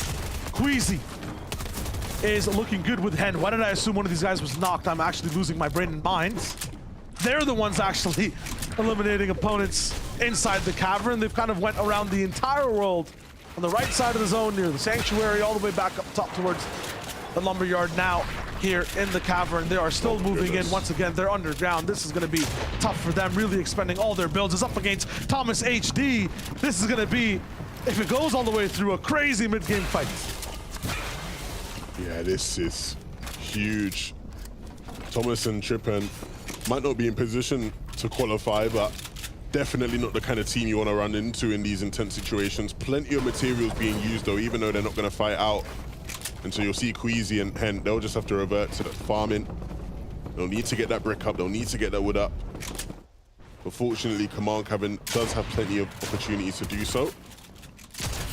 And this is what we missed out on here. Hen hitting a big shot onto Mirza. Those are the kind of things that make the difference, and they go a long, long way in giving you a chance of qualifying. We'll see how they fare, whether they're able to get their resources back up, and if they are, they will be a team to watch. They know they're not safe, so they know that they have to have a huge, huge game. Unfortunately, this time around, Shire, the zone's been somewhat favorable. This is a little bit of a spot where we've seen teams get in that favored zone, so used to just moving around and being down bad, so used to the struggle of this portion of the game. Once they get the 4th zone, there's not much they can really do. They're not used to really dropping down the pressure, being inside that power spot. Seti Kami right below Flodax on that side. Andretta here too, and once again, they're in 7th place. It's down to all the way top 7, top 8. Honestly, I'm looking at the scoreboard right now, Levin. This is just insane at what I'm looking at. It goes straight to maybe even 13th place. Diox, if he has a crazy game in this one and ends up with a nice win, might be in contention. But anyone around 120, 110 points, they're in the business right now. It's an 8-way different gap for top 5. Yeah. It's going to be a fun time keeping track of all the players who could potentially go down or maybe even go up in the standings. That will have some sort of implication. Of course, these guys may be a bit more comfortable than some of the teams below them, but very much still needing to close things out strong. The one team we should be focusing on is the right side right now of your screen. Hen and Queasy, the 5th place defenders so far, have had their position usurped for the moment. I would assume that has to be by Rifty and Flodax, the only people I've really seen get a few eliminations here and there. 129 points for them right now. If they go down, then I think that's where the floodgates really open for people to be able to break the tiebreaker so far in this game. 638 damage above, by the way, with just 2 eliminations. Think about, Levin, how many people have influenced this game. Talk about the influence. One big man is down. Thomas HD. Fury picks him apart. Yeah, and honestly, that'll be a blessing in disguise for the rest of the lobby, right? His ability to take points away from people through sheer dominance in endgames will be something that they do not miss. Rifty and Flodax, though, will make their pursuit to zone. Scary time. Scary times, but they'll go through unscathed, it seems. What? A bit of wiggling there from Rifty. Hen! You see on the right side? Hen is down. Hen is down. They went and for so a crazy zone rotation, and Queasy goes all the way down to just a sliver of HP, getting focused. He uses a harpoon onto Hen to make him catch up inside the zone. His body, though, is getting focused. Down to a few seconds of just HP left. Queasy has to pick him up. No, he actually stays down, has to mine through metal and go for the revive. Is this enough of a gap? There should be people's builds slapped in the face by Kiko, and it's poetic with Andretta. They were right behind them in placement. They take over kind of that 6th, 7th place slot. What a way to go down. So close to qualifying, so close to the finals in the top 5, but even with 5 different North zones, it's not enough for Hen and Queasy. Our reigning FNCS champions, they'll be forced to try again in Qualifier 3. And with all the expectations in the world on them, they just fell short in the final game. Oh dear, back to the drawing board it'll be, but it's not done. We still got plenty to go, and like you said, Shio, the floodgates are now open for many of these other teams to try to secure their spot. T-Chips and Artskill will make their way into zone. The vehicle coming in clutch, and they'll be able to secure the position that they want. Kiko and Jetta isn't with him anymore, and so now he has to solo clutch, and this is a clutch that means more than almost all the other ones we've seen combined.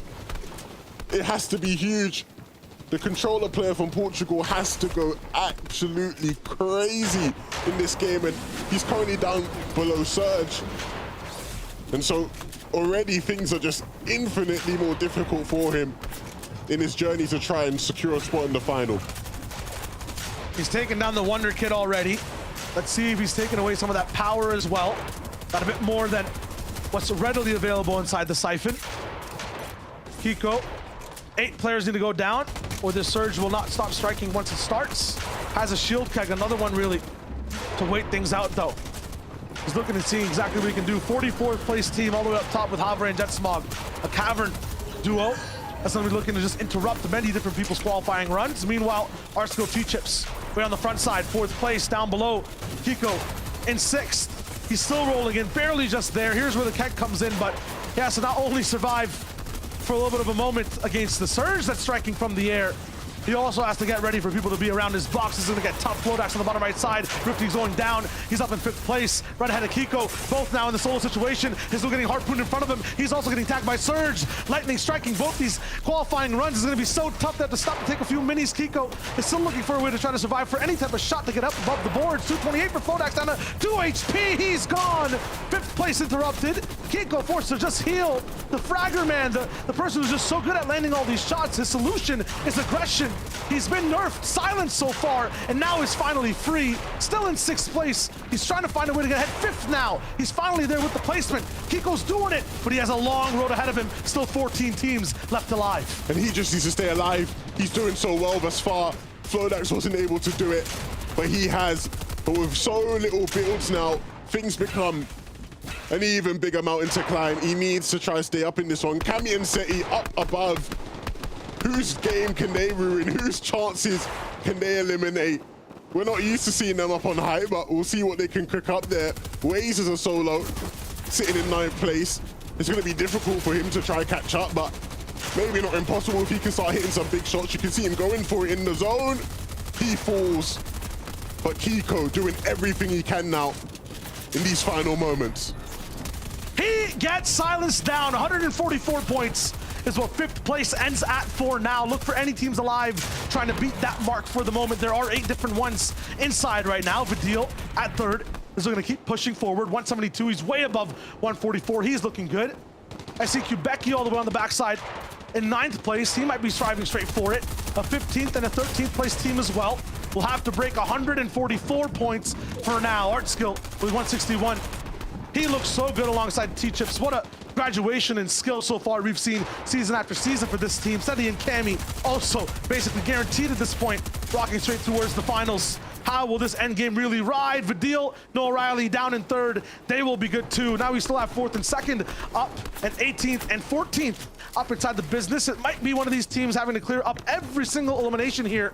But for Flois, that possibly might mean taking down T-Chips and Artskill. That means taking down Seti and Cammy as well, and his teammate barely even has enough HP. This is an impossible task with a force you cannot even tame. Cammy now getting close and personal, looking for a few shots. They're getting ready to close this game. Yeah, is that Cammy and Seti on high, or is it Tayson and Chapix? They're applying some pressure now, but can they drop down and get a bit of these eliminations? So many players falling, and they hear it. Cammy wanting to get in on the action. Wasn't quite able to capitalize, but get some of the loot for it. Needs to be careful that he doesn't get caught in zone. Flois and Mappy now. They want to win this game. They want to close it out in style. Mappy, though, will fall. And again, we're seeing Flois in these final moments, doing everything he can. But will it be a repeat of last game? Will he be able to turn the tide? It's going to be a difficult one. Cammy and Seti won't seem to let him do it. Flois will fall again. Cammy and Seti will rise. Winning a game from high ground, not something you'll see every day, but that's what it's all about sometimes in the EU FNCS qualifiers. The elite of the elite players showing that they are complete and can do it regardless of their layer. Cammy and Seti win the last game, but Shio Asia, so much went down there. Kiko and Andrea, Kiko just being able to stay alive was enough to put them in the top 5, send them to the FNCS finals in those final moments. Absolutely, 144 is what they were at. At that moment, though, the entire tiebreaker bridge of EU fell. Were there possible placements given to other teams? That is the question. So far, though, for all the live gameplay today, it's me and Levin 2K on the mic. Levin, it's been absolutely fun so far. And I mean, for you, any final words? Honestly, man, I can't wait to see them leaderboards. Let's see what you got. Shio Wager, 11-2K, thank you guys so much for your incredible casting. My goodness, EU 6 games done.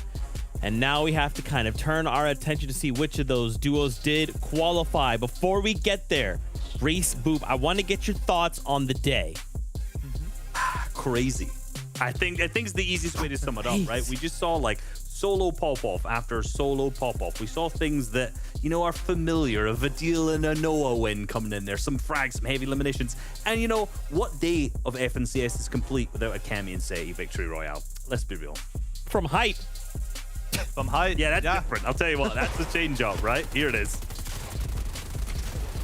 Yeah, Cammy and Seti from the high ground. Obviously, you know, they've been playing it super consistent today, and they've just been some of the best teams. Obviously, Anlex and X-Squeeze were there as well, but, you know, we've seen a lot more for Cammy and Seti, and, you know, they're the type of team to have practice this sort of situation. You know, knowing that they love to practice the variety of different sort of playstyles. They know how to play low ground, they know how to play mid ground, but when it comes to high ground as well, they're just up there with the big boys. Absolutely, and I kind of watched some of their games in the earlier rounds of this qualifier, and I saw them taking height a bunch as well, and they were winning so many games because of it at the same time. And like, you know, having this in your arsenal, in your toolbook for Cammy and Seti is so valuable. Like, if these guys want to go on to win the FNCS, we know they've qualified to it. Now they're in the finals. If they want to win, having that low, mid, and height playstyle is so critical.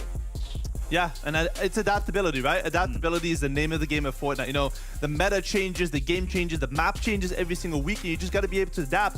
But one of those teams who were not able to adapt today was Hen and Queasy, Reese. Yeah, a big shock from them. We saw almost what would have been, I'd say, the clutch of the day from Queasy here. Obviously, you see Hen get knocked on the far rotate. So close. I mean, this is like an inch away from being able to get him in. If Queasy was slightly more careful, potentially he could have gotten the res here by ramping over and preventing Kiko getting that elimination there for him. Probably not. Let's be real. It was super close, and that is a heartbreaking moment because these two are the reigning FNCS champions. Still not punching their ticket through, but this is the top 5 who have managed to make it through here. And Lex next week in first, no surprise. Seti and Cammy in second after that victory royale in the final game, no surprise. surprise there either. Let's be real. Vadil and Noah Riley pop it through in third. T-Chips and Art Skill with their fantastic, consistent performance in fourth. And in fifth place, Kiko and Indra, the team who is a sleeper kind of all day that just continue to gain point after point after point. I saw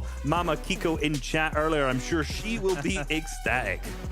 Yeah, it's one of those duos that you didn't really expect, right? This is, again, one of those duos that was a result of the EU snakening. And now it's basically happened. 3 of those teams that have qualified to the finals are now through as well, right? Joe and Ziandi, Tace and Chapix, and then Andretta and Kiko. The only one left is Thomas H. and Trippin to be missing out. I am totally going off the charts here, but look at Flois and Mappy in 6th. They obviously just missed out on qualification. The qualification to the finals is top 5, but they got 142 points here, and that was pretty much in the last 2 games.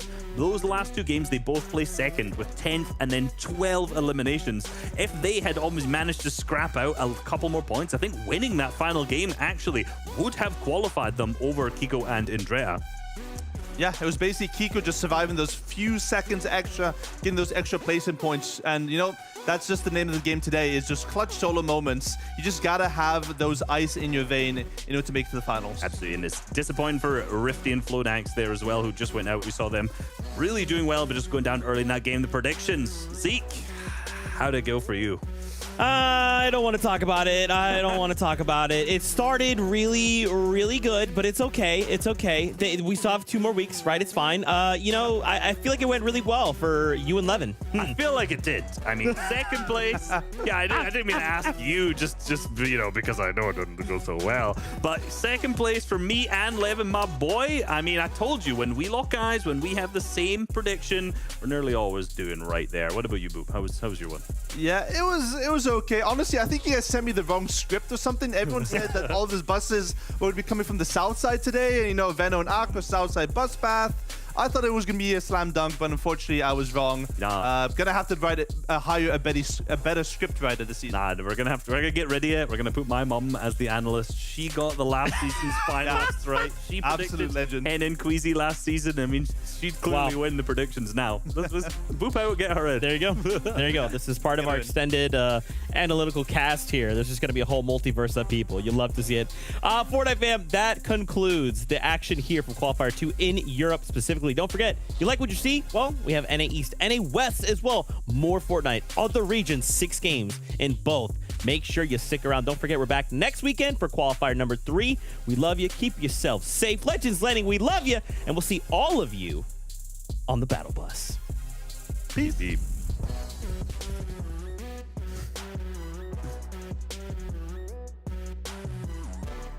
That was a weak beep beep. I'm not gonna lie.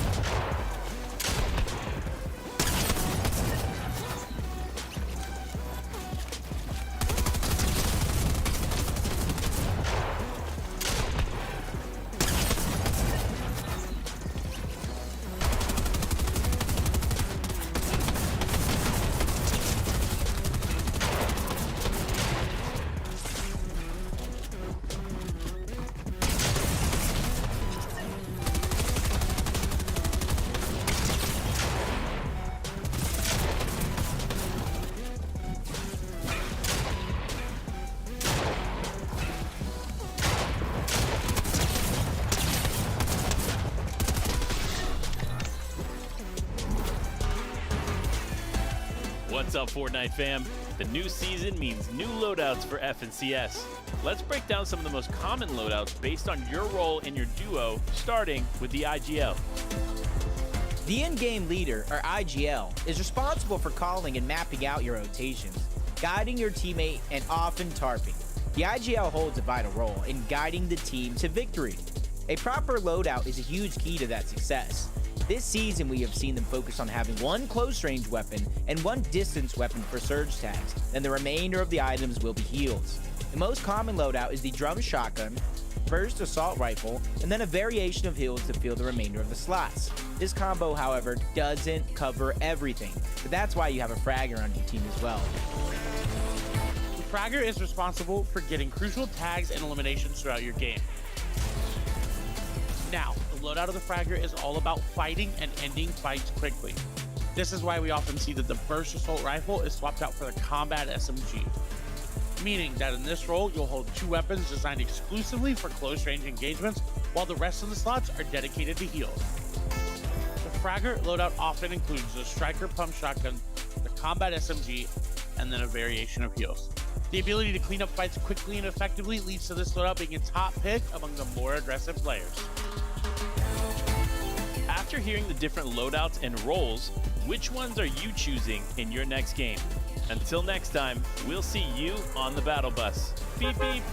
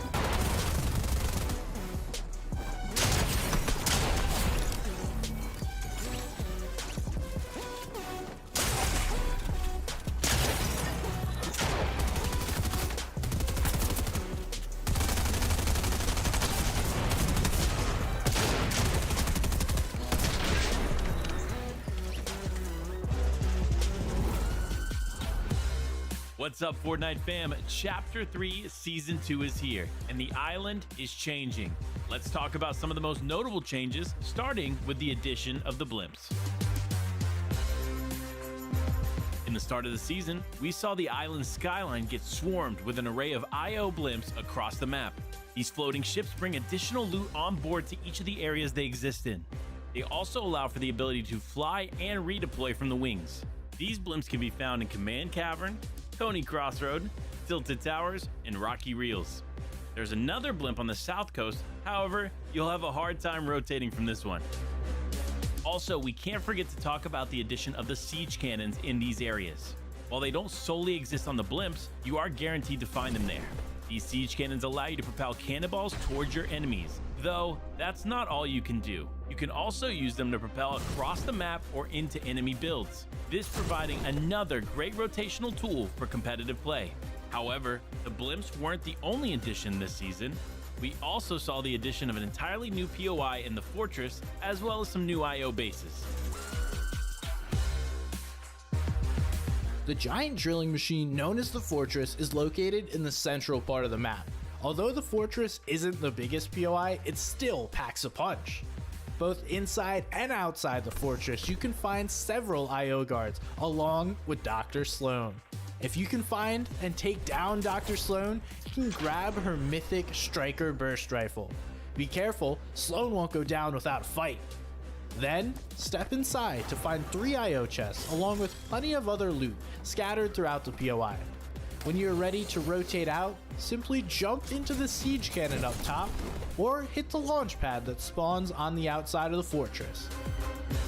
Multiple other outposts popped up across the map. You can find IO buildings scattered across the island. They vary in size and utility, but all of them include more loot. You can add these locations to your drop, or drop here to start your games. Over on the south side of the island, another new addition in the form of Synapse Station has emerged on the island. There are several chest spawns throughout the POI and ample ammo boxes giving enough loot for multiple duos to land here. The best part of Synapse Station is not the loot though, it's the mobility that comes with the POI. 3 different rifts have the chance of opening, which gives you easy movement into the zone. Another addition you should be sure to add to your rotations are the mini craters that have formed across the map. Inside these craters is usually a handful of chests and shield barrels, which is just enough to provide one person with a full loadout. Although, not every crater is the same, with some having a slurp truck and reboot van inside. That crater is located just southeast of Broadcast Bunker and is home to both. With craters seemingly on every side of the map, it also offers a saving grace to those who either prefer the scavenger routes or got pushed out early because they had to retreat.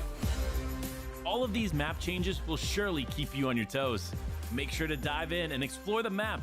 Until next time, we'll see you on the battle bus. Beep beep.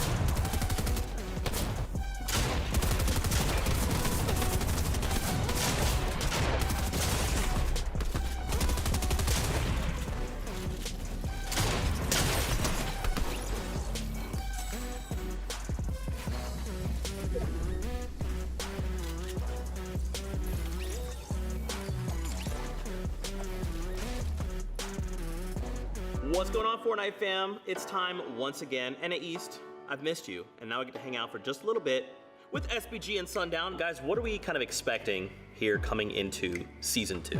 The tactical sprinting, I think, is going to play a huge part in how endgame is played. We saw sliding slightly change it, but I don't think that's going to be as big of a change. I think the biggest thing we've talked about across the other regions is the change in movement across the game, whether it is the blimps and the actual movement, how you get around the map, or the movement of your character itself. We don't have those movement inventory items anymore. So last season we had the peppers, we had the chili chug splashes. I think the harpoon is going to come back into a strong piece. So how can we expect to see loadouts shift in this season? We saw the change to coolers as well, so they're now dropping floppers, which is going to come back into meta because players are now going to understand the value of playing in Storm, because with all of the movement we had last season, getting ahead was so important. NA East in particular is notorious for having these monstrously high Storm Surge numbers. We saw the recent changes, right? You have to be able to make it to endgame. It's so much harder to actually survive there.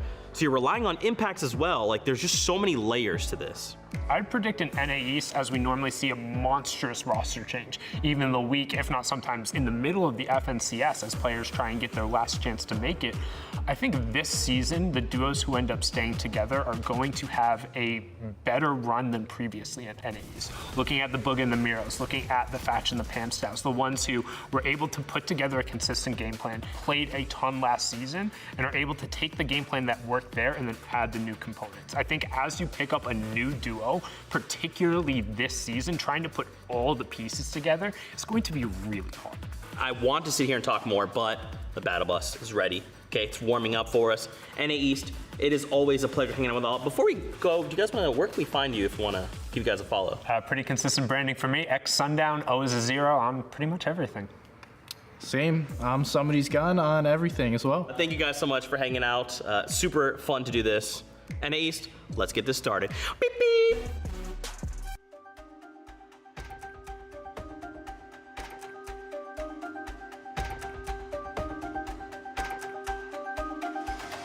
Last time on FNCS NA East, two teams stood at the top of NA East. The seasoned veterans of Agers and Kanata were hot on the heels of Peterbot and Byla, but unable to catch them. Reigning FNCS champions of NA East, Miro and Fuga, also booked their tickets straight to the finals after they snuck into the top 5. One thing is guaranteed, these players are not rookies, because all of the top 5 duos participated in last season's FNCS, and they're ready to do it all over again. Who will join these veterans in the finals? Find out now on FNCS NA East Qualifier 2, Round 4.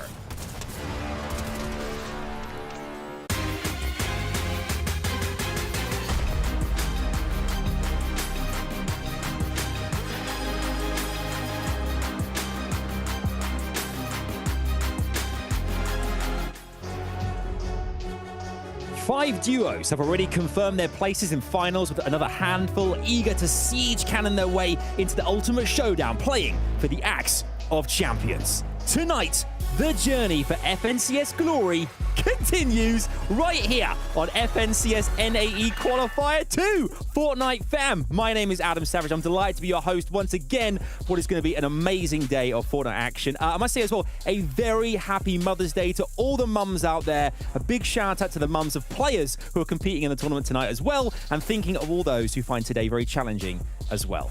Boy, do we have an amazing evening plan for you. But it's not just me, as always. I'm joined by the one and the only Vivid and SBG on the desk here. Lads, fellas, boys, I think tonight is going to be pretty exceptional. We must go straight, Vivid, straight to Qualifier 1 there.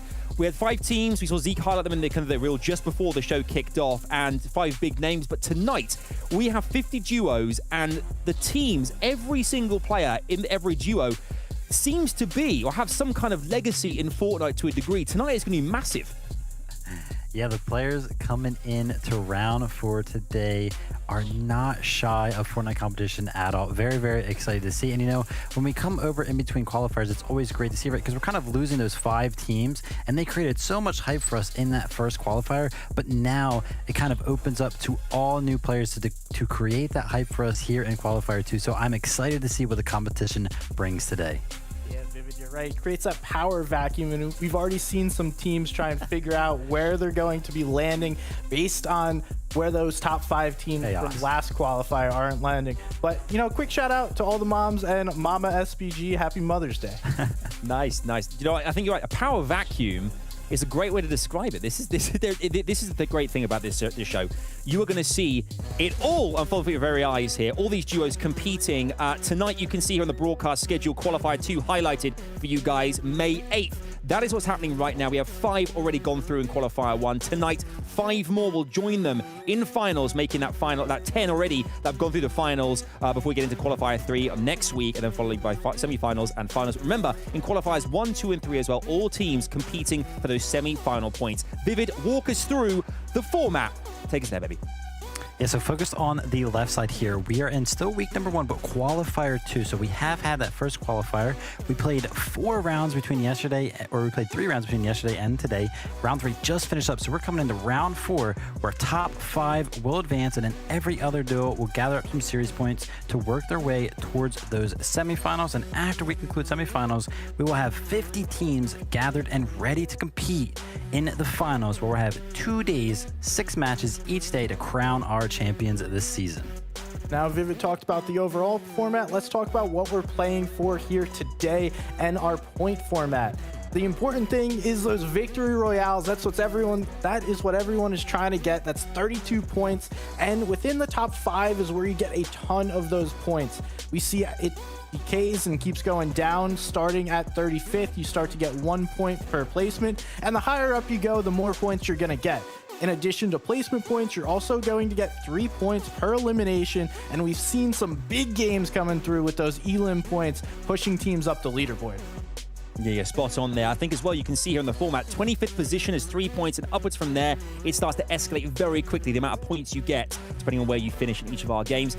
We have player lists as well to go through. You mentioned how big the duos are tonight. Vivid, who sticks out for you in our duos competing? Immediately, I see Day and Clicks up there. They did finish first out of round number 3, so excited to see what they can do today. But then look, we have Scented and Cold. You can see here on the left side, 33 FE is actually Cold. You know, the name business of Fortnite is indeed crazy, but Illis and Jack returning. Threats and Rise also back to try to get that top 5 position. SBG, who is sticking out for you? So right in the bottom left corner, I see Smite and Larson. They didn't play together the first qualifier, but they finished in our top 5 last FNCS. It didn't go well at the beginning of the season. They decided to play with other people, but now they're back, and they were a problem for other teams. I'm really interested to see how they play today. We also have D-Roller and M-Pen, who just narrowly missed our top 5 last qualifier. They were up there for most of it, and we have a lot of other teams. Spade and Chimp, another team that did well during the previous FNCS, coming back. They qualified for qualifier 1, here now in qualifier 2 once again. Yeah, that's right. I mean, one thing as well that we love here on the show, and last qualifier 2 days ago, should I say, you guys were amazing. The chat right there. Big shout out to you guys in chat here. Let us know who you think is going to qualify as well, because you're a big part of this show now, of course. Let us know. Share the love. Let us know exactly who you think is going to go through the finals. Of course, here on the show as well, we love to give you guys a bit of kind of insider scoops as well regarding some of our players and the fun things that are happening. And here's something for you. This is called Ask a Pro NAE Edition. Check it out.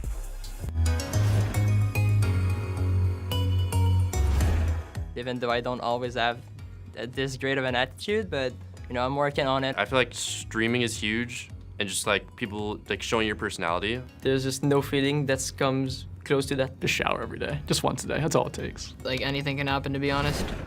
What is the optimal shower frequency for performance? It's crazy, that's a question. I like to go at least once a day when I'm waking up, and yeah, just feel good and not dirty, yeah. I try to shower at night, because like when I wake up and I shower, like it just makes my like hands feel weird, and I usually play bad. I think it's once a day, it's really good. I usually shower like once a day, usually right before I get on, so I'm refreshed. Definitely once a day, minimum. I know there's some gamers that do not do that. I know that for a fact. Is there any underrated duo that you think could have a breakout performance? Glaze and Trashy are doing really good right now, and I feel like they're working hard and they're placing, and I think they could do good. I think Dubs and Mega are gonna have a very good season. I think people aren't thinking as highly of them. Oh my god, me too. And Shadow 1X is gonna do really good in this FNCS. Joji and Rokane, they're not really underrated, but I think for comp-wise, like they've been doing really good and people kind of overlook them. What's the most effective way to make a name for yourself in the community? To be honest, just like do all your socials and just try to place as high as you can. Probably just placing in cash cups mostly. Like people really look out for like solo tournaments, especially for like looking for like a new duo. Like people want to see how you can do like by yourself. Just know that you're really good if you stream every event and place well. Everyone roots for the underdog, so if you're making a name for yourself, FNCS is the place to do that. How did it feel getting your best placement in the FNCS Grand Final? I got my best placement in Season 5 in Trios, and it felt great because I never did really good in a big team mode. 3rd place in Squad Meta, so that was Chapter 2, Season 1, and that whole FNCS was very fun. I love squads. I wish we have it again someday. First time, it was pretty good. You know, I got second like 4 times in a row, but so like towards the end, it was a little annoying. It honestly felt really well, but at the same time really sad because I could have like won a lot more. And when you see the leaderboard and then you're, I don't know, 1st place, it's always like just the best feeling ever. Who is your role model? I really look out for Buga, one of the best players, and his story is really, really good. Like everyone hypes me up and says like what I'm capable of, so it's honestly myself. All like the Liquid people like Chap, Tom, Poach, like all of them, they're like super inspiring. Like you can do comp and keep content going as well. Probably a tennis player like Roger Federer, who has like been on top for a long time and has a great attitude. So back in the day, I was watching Apex, Temper, Fakey, and fast forward to today, I'm on their org, and that's the most ridiculous thing ever. It's amazing.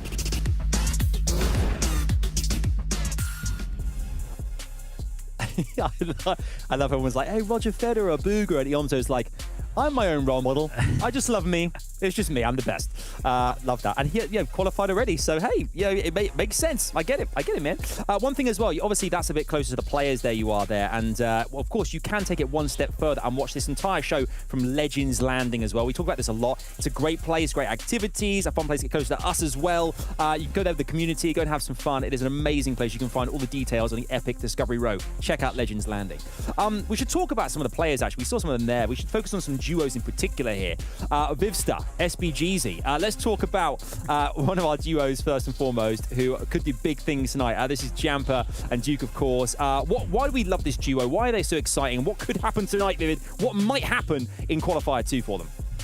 Yeah, it's looking really, really good for Jamper Duke. They are a solid duo all around. Jamper has so much experience. He's he played alongside Booga, so all that experience and knowledge kind of transfers over. He does a very good job IGLing and finds positions that he can do very well from. In the last qualifier 1, he did finish 11th, so, pretty good. And if we're looking at it here, total points 130 in that round 3 that we just ended up having. But the impressive thing for me here, SBG, is actually their average eliminations, 8.5. They actually had the second highest average eliminations from round 3, just behind Day and Clicks. That is actually so important for these two because they're such mechanical players. Even though Jamper does typically lead the team, he is absolutely cracked at this game. We've seen him throw on a stream from time to time, and he just clips everybody. He's throwing clips left and right, playing Arena. So we know that these two are going to play really well together. Yeah, they really will. They came 11th in Qualifier 1, so close to that top 5. But it could happen tonight. It really could.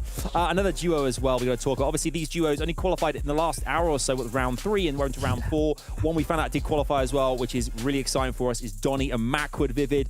We talked about these guys a lot, and again, they are back here for Qualifier 2. We're excited to see them compete. Why, for fans at home watching now, are they ones to watch in this competition? I mean, Macwood's playing forever. Actually won the first FNCS all the way back in Season X. Actually, I got second just behind him, but let's not talk about that. He did just get second in round 3, just previous, as Adam said, and just an hour ago. And honestly, the most impressive thing about this team is kind of their explosiveness. As you can see here, their highest point game being a 36. Honestly, their average placement and their average elims, not the best, right? But whenever they do well in these games, they do extraordinarily well. So expect them to have kind of these explosive games out of nowhere. Yeah, like you said, Macwood's been around a long time. He's one of the top IGLs in the region, and he's done one of those combination, taking the veteran player, mixing it with a newer player that is, a little crazier, really good at the game, but doesn't have all that background knowledge. Just like Bucky and Cam, we see Cold and Scented. A lot of these teams and a lot of these veteran players are teaming up with the new guy, and that's what I see from this Macwood-Donnie duo. Yeah, you need a little bit of crazy here, boys. You need a little bit of crazy in your team to spice things up, make it exciting. And the fans at home as well, you guys love to see that too. It just pops off, and it's great entertainment.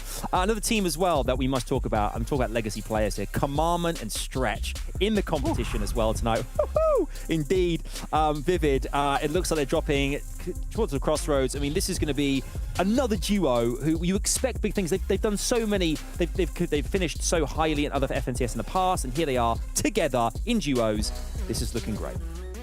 Yeah, very impressive duo here indeed. Honestly, Commandment for a very long time was regarded as one of the best players in the NA East region. As you can see, their stat line, nothing really too impressive. And I feel like looking at their stat sheet here, they got a second, a sixth, and a first were kind of like their best games, right? So whenever they do make it into that end game, you can expect a top 5 finish for sure.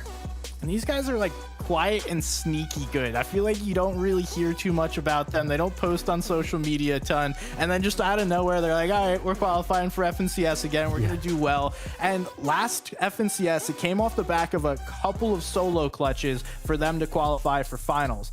I would expect to see that once again, because these two are two of the best solo players, not just as a team, but you put them by themselves, they're going to do some amazing things. They really are, and that's what you need in this. Obviously trios last year, you got 3 of you down to duos now. There's only 2. You need to have that solo clutch ability, I guess. I've got 2 players in the team that can do it. Hey, that's way better in your favor, and it means that you could very well go all the way and qualify having that in your team. But talking about like qualifier 1 as well, we saw that we had 5 teams qualify already, and we did have the likes of Booger and Miro and Co who made it through. But what was it about qualifier 1, Vivid, do you think our players that are competed tonight would have seen the 5 going through? They would have seen the way they kind of play the map and the new updates and whatnot, and how they kind of utilize them in their favor. What do you think might change this evening about our duos and how they approach qualifier 2? Yeah, there is a lot of information out there now for some of these teams to VOD review. And honestly, I think it was just mainly those refreshes in the end game. Whenever we saw a team do well, they just had a plethora of eliminations. And usually those eliminations mean that they were getting refreshes and they were able to kind of just tarp forever and ever. Also, the usage of launch pads playing a very big part in qualifier 1, and kind of being aware of your surroundings and reusing launch pads that other teams may place down.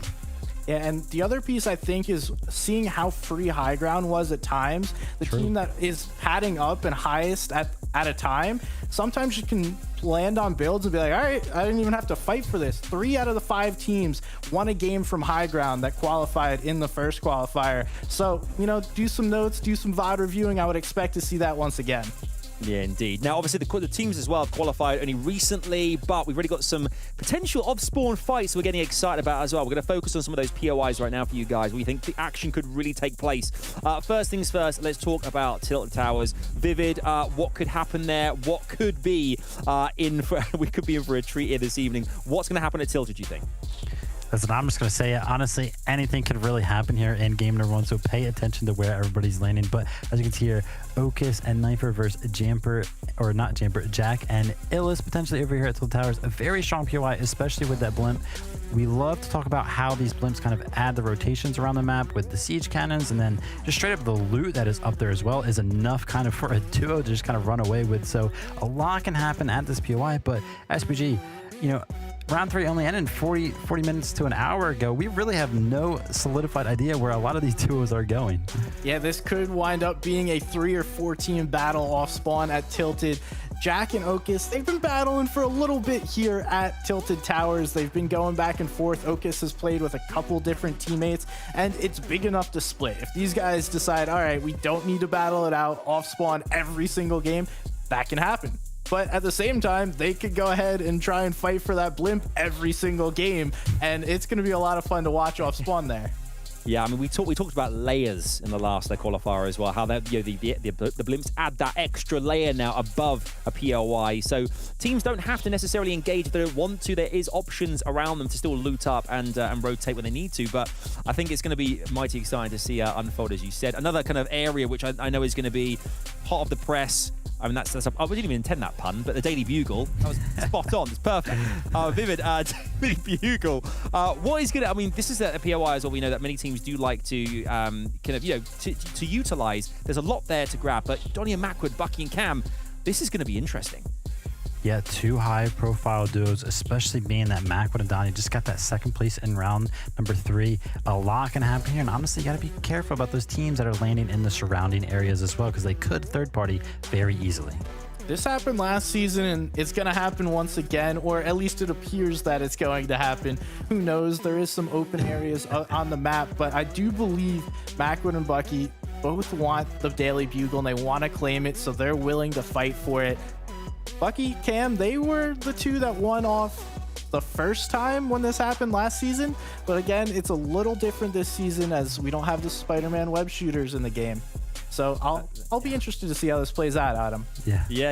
Me too. I mean, I think that's what's exhilarating as well. You mentioned about how short in between round 3 and 4 there is. Like, it's going to be a melting pot of strats here. Kind of one thing that worked for you in the last round, this round, now you could be potentially contested. You have to change things up pretty quickly because it's a whole different ball game now. One thing, obviously, we do love here as well, as we mentioned, is getting up close and personal with players. And one that's really exciting is going to be one to watch this evening is Jamper. And this is our experience in the lobby with him.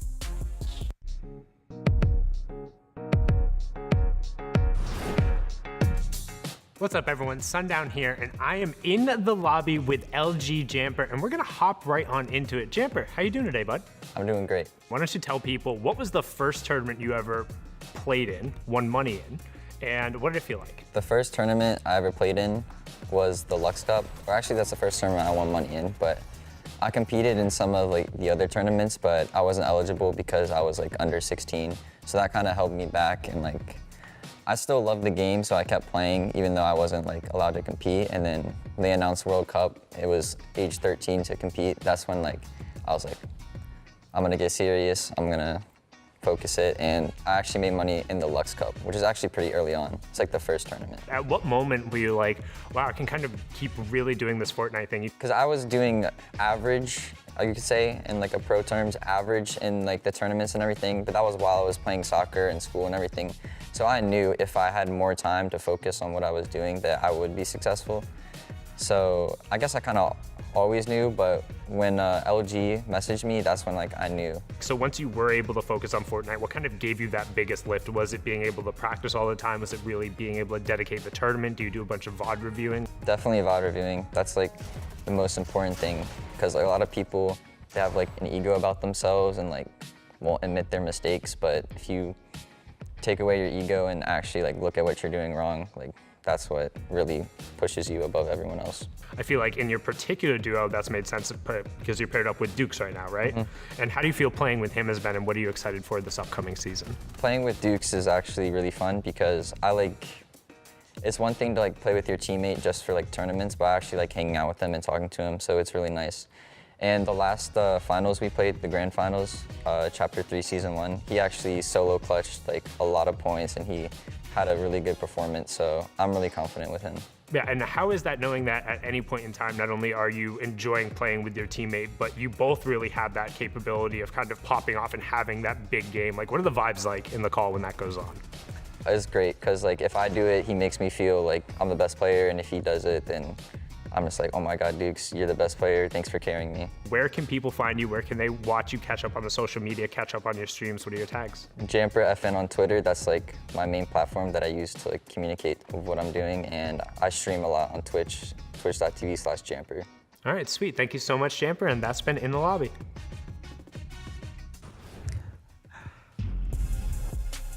great to hear from Jamper there, talking about, you need to check ego at the door when it comes to these competitions, and a lot of belief in his teammate as well. Just like I have belief in Sundown there, like we all do. What a legend. We're going to find out about him at MDF very shortly when we get into the action. But, we need to talk about predictions, of course, every week, and we know you guys love this as well, Chatteroonies. We know you guys love to get involved with our predictions. Let us know who you think is going to win. This is our predictions for Qualifier 2 here. I had to go. It was perfect timing there. Jamper and Duke there going, they came so close last week. They came 14th in the last round with the first four games they had. They came like first, second, couple of sixth places, a lot of eliminations. I'm feeling good. Logjam looks like a great POI for them. It could happen for them tonight. Vivid, walk me through your predictions.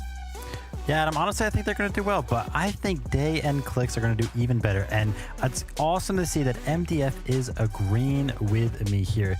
Clicks and Day had an amazing performance in round 3 that actually came first, and here we're actually going to get the stat line for that. They had an average eliminations of 8.75. It was the highest out of any team in round 3. 2 victory royales. They just played so well, and I had the awesome opportunity to watch because Clicks does stream these events, and listen, let me tell you, from their POV, they are playing way too well not to pick them. Yeah, they are playing well. Another team that we've seen some ups and downs from, but I do truly believe in is going to be Scented and Cold. When the moment comes and it's time to shine, these guys have proved to be able to do it. I think they will qualify here in qualifier number 2. Another team that has really come on as of late once they started playing together is Joji and Rokane. That's Sundown's pick. They have been playing well the past few weeks, so trying to keep a hot hand and continue that streak.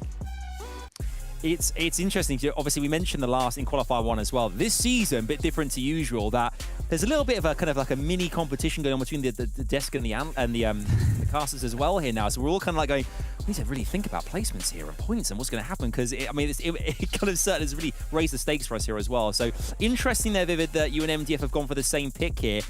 I saw the VOD as well. Amazing stuff from Clicks today. But do you think it could be the night? Because if you don't go through Qualifier 2, there's a lot of pressure on Qualifier 3 to have to qualify here, Vivid. Do you think tonight is the night that a lot of players think Qualifier 2, it has to happen now because the whole series points thing and trying to do Qualifier 3 is just too risky? Yeah, we are in Qualifier 2, only one left, as Adam mentioned. And yeah, that could be a part of kind of maybe some of the nerves that some of these players are experiencing, right? But I would expect that out of like some of these newer players that aren't necessarily used to that FNCS environment, but are veterans like Clicks and Day.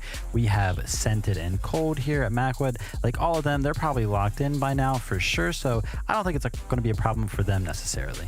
Yeah. Do you know what, guys? We are right there, ready to rock and roll. Game 1 is upon us. Our delectable duo, Sundown and Monster D-Face, are waiting in the wings to bring us the action. Let's head over to the boys for Game 1.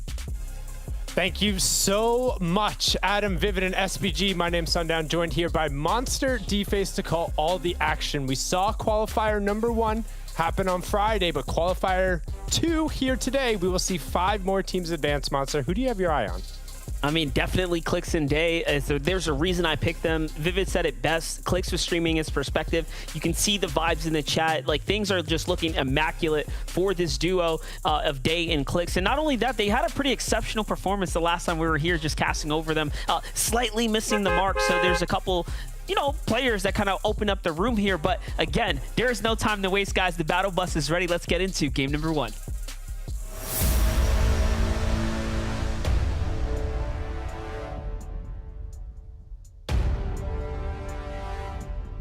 And away we go. Match number 1 of 6 here. We already saw the action go down in Europe. A nice, tight qualifying race at the top. And we'll see if we get another little bit of a runaway train. Over in Qualifier 1, we had 5 teams separate themselves pretty securely from the pack. But right now in the top right, we got Macwood in the bottom right-hand corner. We got Bucky representing G2 and NRG respectfully. Yeah, and the one thing to really put this all into context, ladies and gentlemen, is that these players have very little time to figure out where exactly they are going to drop. What are they going to claim? For Bucky and Cam, it does seem like Donnie and Macwood do not want to go ahead and contest against them. They've decided to possibly land around the Sleepy Sound, where Scented was also deciding that he was going to transfer out of. So a lot of shape-shifting, right, happening on the map right now. A lot of players just deciding, hey, we got to play a little bit differently. How do we maximize our odds here? Because with only 6 games, Sundown, you see it really comes down to playing all of them well. If the last qualifier that we we cast over was any indicator, it's that teams can really break away with the lead and not look back. Yeah, you just kind of hold on to it, but right now somebody's trying to break away and just hold on. You can see Blair running away from Tenley, the pickaxe damage coming through, but all of a sudden Tenley gets a weapon in a chest and the situation gets real awkward. It is a 1v2, as you can see Sin has been able to pick up an elimination already, but looks like Blinn just trying to get away, trying to find a little bit of space. He will have the ability to disengage if he can get out of here, but Tenley has absolutely no threat. I mean, he could throw a fish at him, but that's it. Yeah, I was thinking to myself, like, maybe you just eat that, right? Go in there, get that pickaxe swing, but they've allowed him to have a little bit more time than he probably would have liked. A Ranger in hand for the opponent on the other side. Sin's going to go ahead and commit here. It's a pistol. He should win this. Okay, it was closer than he probably would have liked, but in the end, it is a 2-elimination lead now for Tenley and Sin FPS. Again, newer teams showing up today here in this qualifier. And let's talk about the significance of elimination, Sundown. We saw just on Friday how big the points can really gap ahead as you start to pick up these elims. Yeah, we saw it with Threats right off the bat, able to pick up that 10 elimination game in match 1 that basically kept him on the front page until the 5th or 6th match, despite them not really picking up any points after the fact. So the additional, you might think it's just 1 extra point when we get to this round number 4, but when eliminations were just 2 points before, that's a 50% increase from 2 to 3. So got to keep an eye on that. So right now you can see FaZe Svented currently sitting on that mythic burst rifle, as well as a legendary striker, or a epic striker pump, excuse me, and tons of shields. So they're gonna look to get in some fights. Yeah, that's that adjustment to the drop spot we were talking about. On over to Dignitas' Duke and Jamper here. Does seem like they have the Lumberyard and some players nearby. That's Beast and looked like Kipto over there in the distance. Didn't quite catch the full name there, but or could it be Kyoto? Yes, does look like it. Shots going off there, so could they have found a Llama potentially? Llama 210, as Emat's chat would always say, got to keep an eye on that, but somebody who had a really solid back half performance, we were just talking about it, was Duke and Jamper. I mean, they roared up the leaderboard and put themselves just outside of contention, unfortunately falling short in match number 6. But you can expect with those top 5 duos out, they'll get a little bit more room to operate. But also, Monster, don't forget, in Qualifier 1, a lot of these top names who we're used to seeing in NA East didn't make it all the way through the 4th round, with Stretch and Commandant being one of them. Yeah, a lot of big names just slightly missed the mark. Edgy, not quite making it there. FaZe, Dubs, and Mega, of course, we're not seeing them this time around.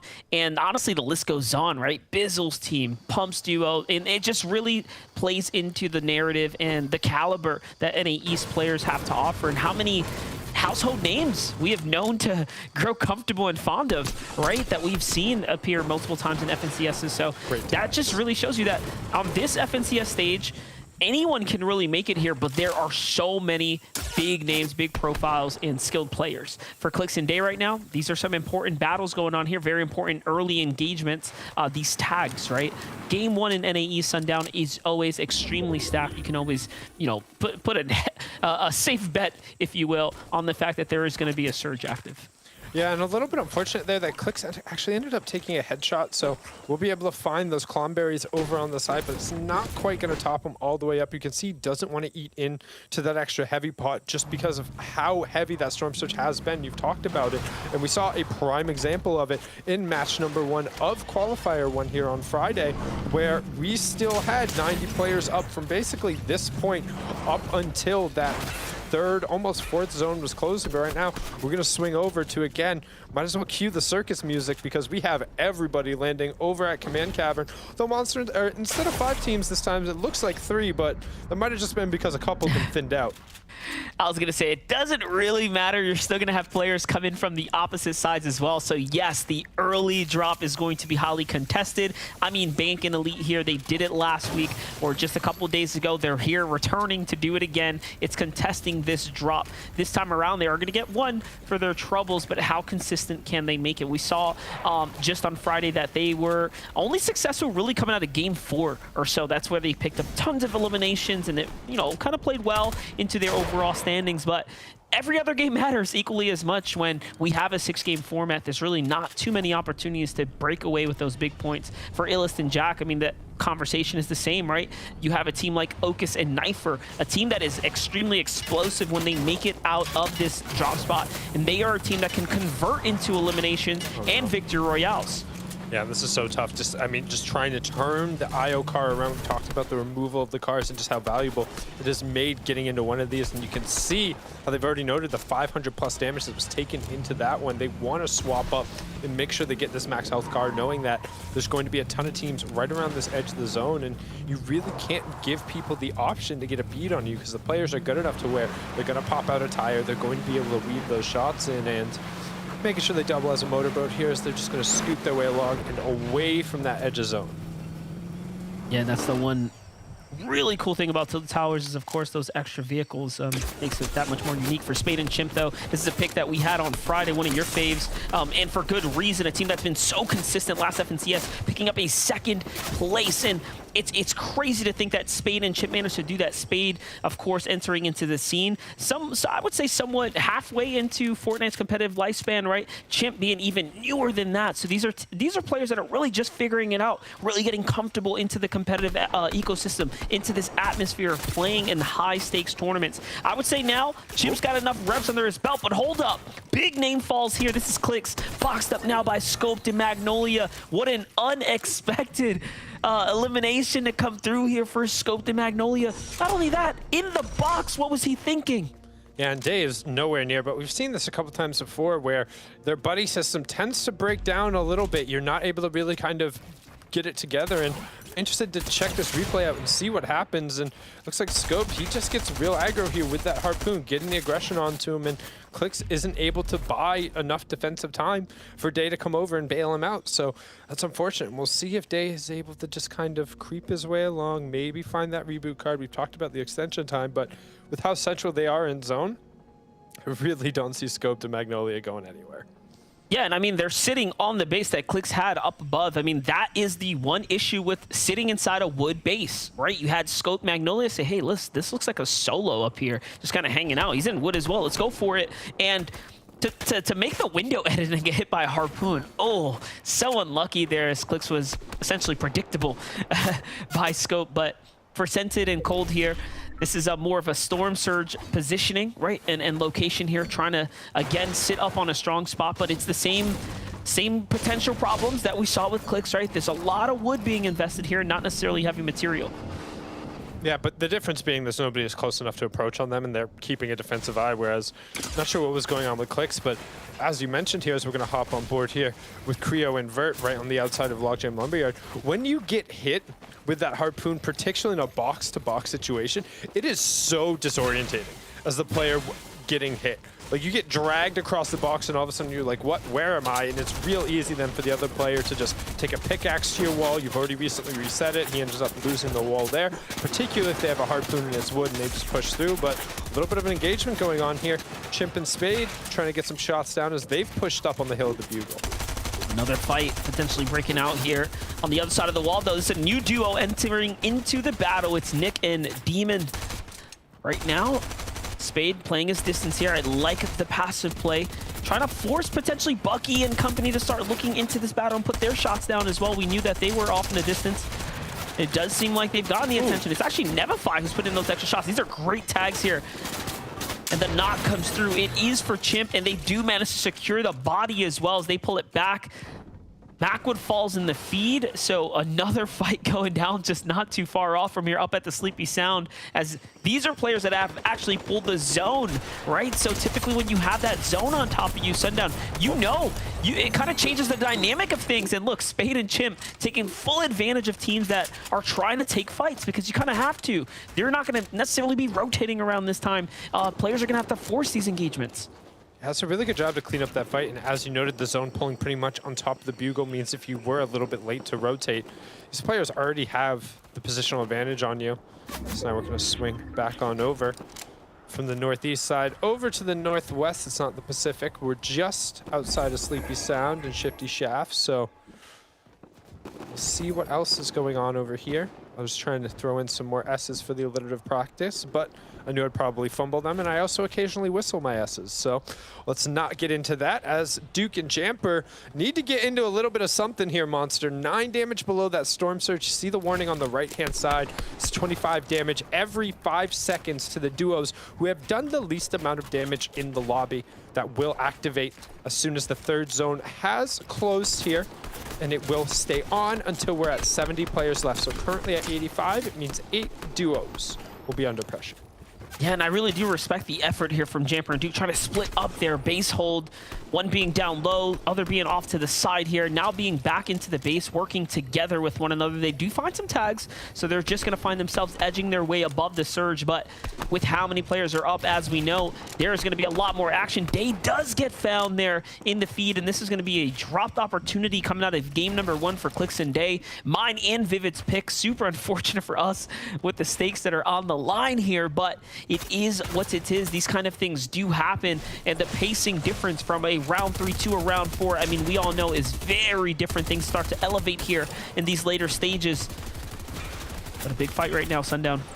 Yeah, Mikey Key is trying to get on the wall, and immediately Voil and Accept just slam down that armored wall onto the ramp, saying, no, no, no, you're not coming through here. But you can see Mikey wants in on this, and they don't want to wait for it. However, Keys unfortunately gets taken out, putting Keys in the wrong lock, but will get a trade out, and they will just barely get above surge. So going to back off, reset, but not a ton of excess utility in the form of heals here. Yeah, call in the Master Smith because Voil's on the door with Accept here. They know this team's weak, and oh my, they fall at the same exact time. Might have been a 2-for-1 with the shotgun shot because I only heard one shot go off there for Accept. So it does look like they pick up a big chain of eliminations. Now for Polarize and Nico, who are at 3 elims themselves, also finding massive success this early into the game. And a team that's not looking too hot right now is actually Scented and Cold here. And I mean, they don't have rifles, and they have no one near them. So I don't know what the solution is here. I'm not sure yet. Boom, they're going to then immediately give the rifle over to Scented so he can try and get some shots. And that's what we were looking for. Luckily, they do have just plenty of shields. But the thing is, once you're dipping into the shields and then not dipping into HP, Chug Splash is a quick thing. You're not able to shoot. He can't take the time to open up and actually fire because he has to be consuming the shields. Instead, now they're going to use the med miss to try and offset and buy Scented some time to throw out shots, but the shots just keep coming. So does the Storm Surge. He's going to go down. One more tick here is also going to take out Cold. And I mean, he's not even bothering. He's not bothering Monster. He's out. Yeah, big mistake there. Not grabbing the minis, unfortunately, under the pressure, right? Incoming shots. And look at this, it's Smite and Larson who come through like vultures to pick up the scraps.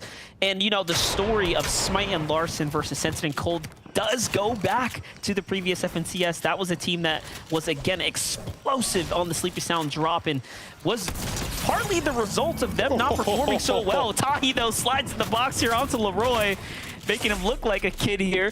And that's a big elimination for Tahi right now, who also needed just a little bit more tags to get comfortable. Hold up. Big pressure. You're saying Leroy looked like the kid. I was saying Tahi, man, he looked like the way I used to hit a slip and slide on a Saturday morning in the summer. You know, just throw some soap on that thing, full sprint, hit it. Like, that was fantastic. And the benefit is, too, you end up holding momentum when you're sliding. So the fact that he had a little bit of a cone there, he got just a little bit underneath it. And a player, yeah, holding right hand, they're going to be lining for a headshot. But all of a sudden, if your head is down at knee level, you're not going to be able to pick that one up. But who gets picked up? I hyped him up at the start. Somebody who looked like they might be a big fish in the pond, but instead, Fazo said there's always a bigger fish, and it looks like you need a bigger boat. Brilliant for him there. And we also cross into that first placement threshold and turn off Storm Surge. So lots of little things happening with that round of elims. You say little, I'm calling these major. These are major developments right now in newer teams, right? The fresh young bucks on scene right now, really getting the highlight here and finding the success, at least coming out of game number 1. This is a great sign for players like Phaser and Ethor right now, who are, again, just healthy enough to go ahead and bounce back into the game. You can see the little material and resource split there, but Hazel's got to be careful. He is exposing himself and still back in the storm line. They're not quite safe just yet. Underneath them, Haji and Suscript. That's a hungry duo right there. Had much more of an HP lead as well. For Spade and Chimp, though, Daily Bugle has really just been a blessing. The zone has continued to favor somewhat of this general side, and they still have a piece of the volcano, and off in the distance, it's really not that far of a stretch here. The southern portion being a little bit more congested as we'd expect, but just looking at the loadout in general here, I mean, Spade and Chimp can honestly ride the momentum of sliding down this mountain into the new zone. Yeah, though, to be fair, we saw in Qualifier 1, we had a lot of northern zones drop pretty much right on top of Bugle or near to Bugle. This is a very similar rotation to what we had in the first couple games, and they weren't able to put the pieces together. So we'll see if the momentum from the early eliminations and a little bit more room being granted to them in this aspect. You can notice before how, unlike on Friday, this area was super congested. They're able to go down. Now we'll get a replay here of Stretch and his fight over on the side. It looks like him and Commandant were able to take advantage of those teams coming late out of the zone and get some pressure onto him. That's Qua and Tabs going down.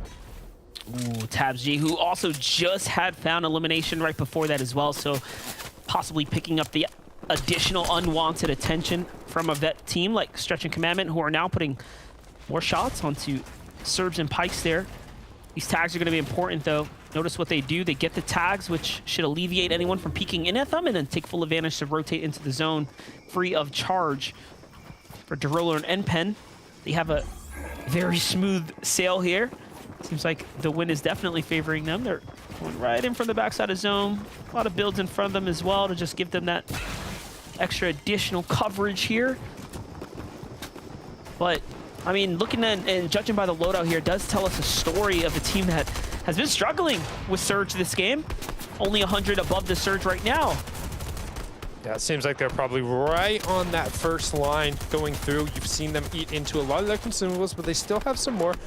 Slurpfish and a mini in the back pocket, but right now hopping back on board.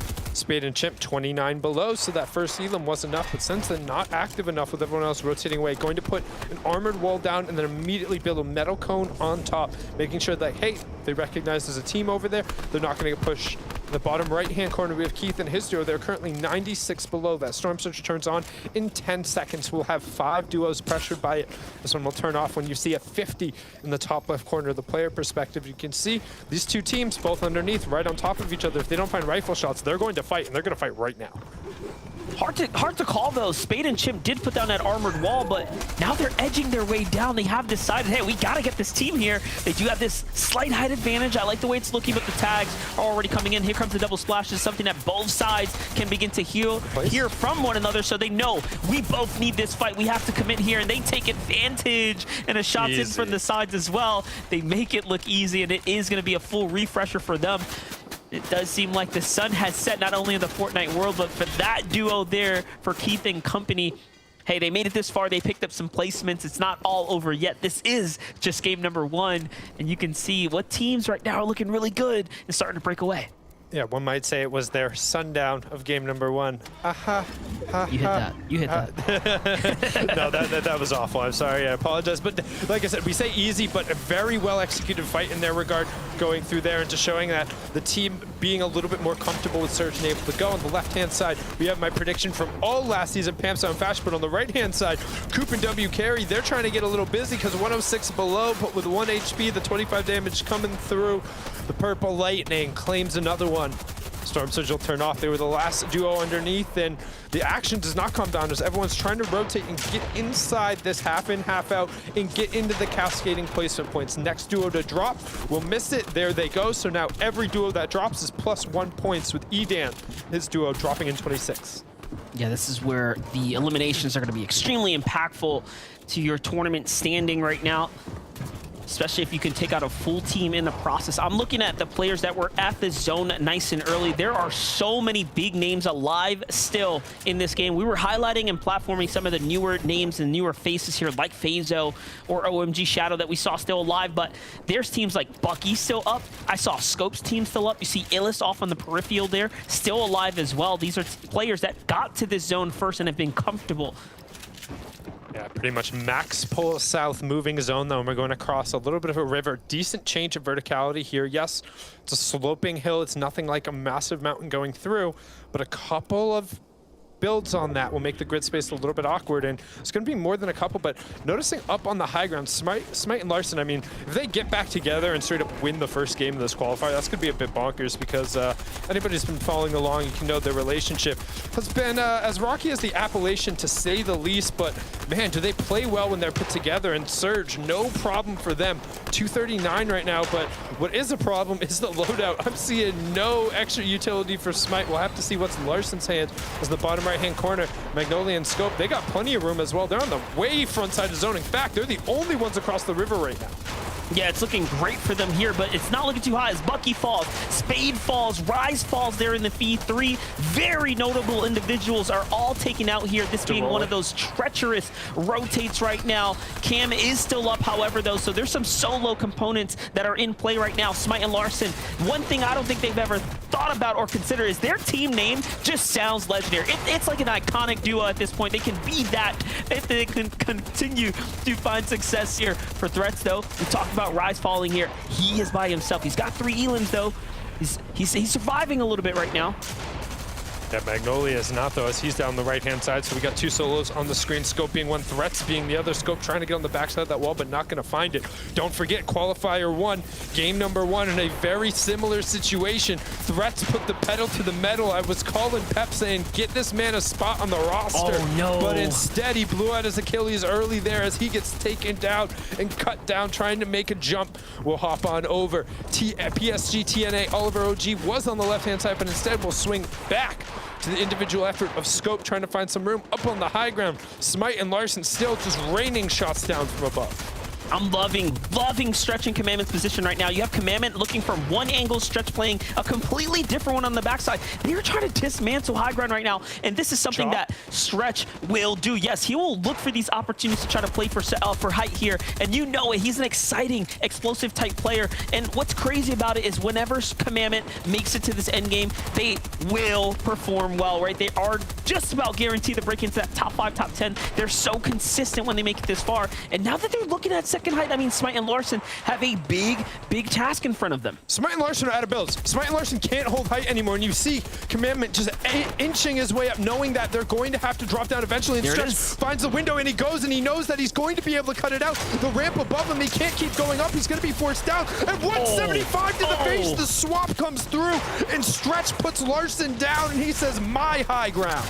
And we knew it was going to happen, right? This is a veteran duo we're talking about here. Now Stretch and Commandment have this high ground very cleanly done as well as they managed to execute here. For Oliver OG and Jeff, though, what a sleeper team. Oliver OG has made such huge strides in the competitive scene, and it just seems like when he makes it to the final stages, he just performs better and better. His playstyle, it reflects so well, and alongside Jeff right now, they're definitely making this far. One of the few healthy teams here, actually. Look at how many players are very hurt, except being one of them. Joji being hurt down below. That's your pick. I was just about to say, Joji, give me a top 10. He's a solo on the backside of the zone, but right now, raining shots down from above, but minimal amount of builds. As you can see, Bobby get picked up on the low ground. Jeff sees him finding another one, that's Bank, but Oliver does go down. We talk about being a fish in a barrel. Well, how about a fish in a box? And no, I don't see Mohammed SR anywhere around here. Instead, it's just Jeff with some fishes. He's swimming with them, hoping to pop one right in the face. Talk about irony, but instead, Commandment finding a shot there. That's their 7th one, and they're just picking up everybody in the backside of the zone, trying to see who else they could get, and they're just going to wait this one out. They see where he is. They got the shot in. They know it's going to tick over, and a brilliant performance here from Commandment. And is that Joji still up on his feet? It's Jeff. It's Jeff. Oh, it's Jeff. Okay, I was just about to say, there's no shot. I saw the FS, but the FSJ, 2nd place coming through, but Stretch and Commandment take match 1 with just such a calculated high ground take. And I mean, there's a reason why I like to call Commandment Mr. Clutch himself in the end there. Stretch and Commandment retake that high ground in what was a brutal face-off against Smite and Larson. What a performance for them. And then, of course, to clean it up with a huge shot there, Commandment and Stretch on top for game number 1. Yeah, in 8 eliminations there. We saw when we had originally turned over to them, it was just 4 or 5, but they picked up nearly every single one at the end, and really good comms to be looking at the back of the zone and just finding those shots. Yeah, definitely. And you can imagine for Oliver, OG, and Jeff, they're feeling really good at second place there. Tons of eliminations as well. So a lot of consistency coming in through here. But we have to toss it over to Des. I mean, a lot of our predictions were dropped in that game, guys. What a toss-up.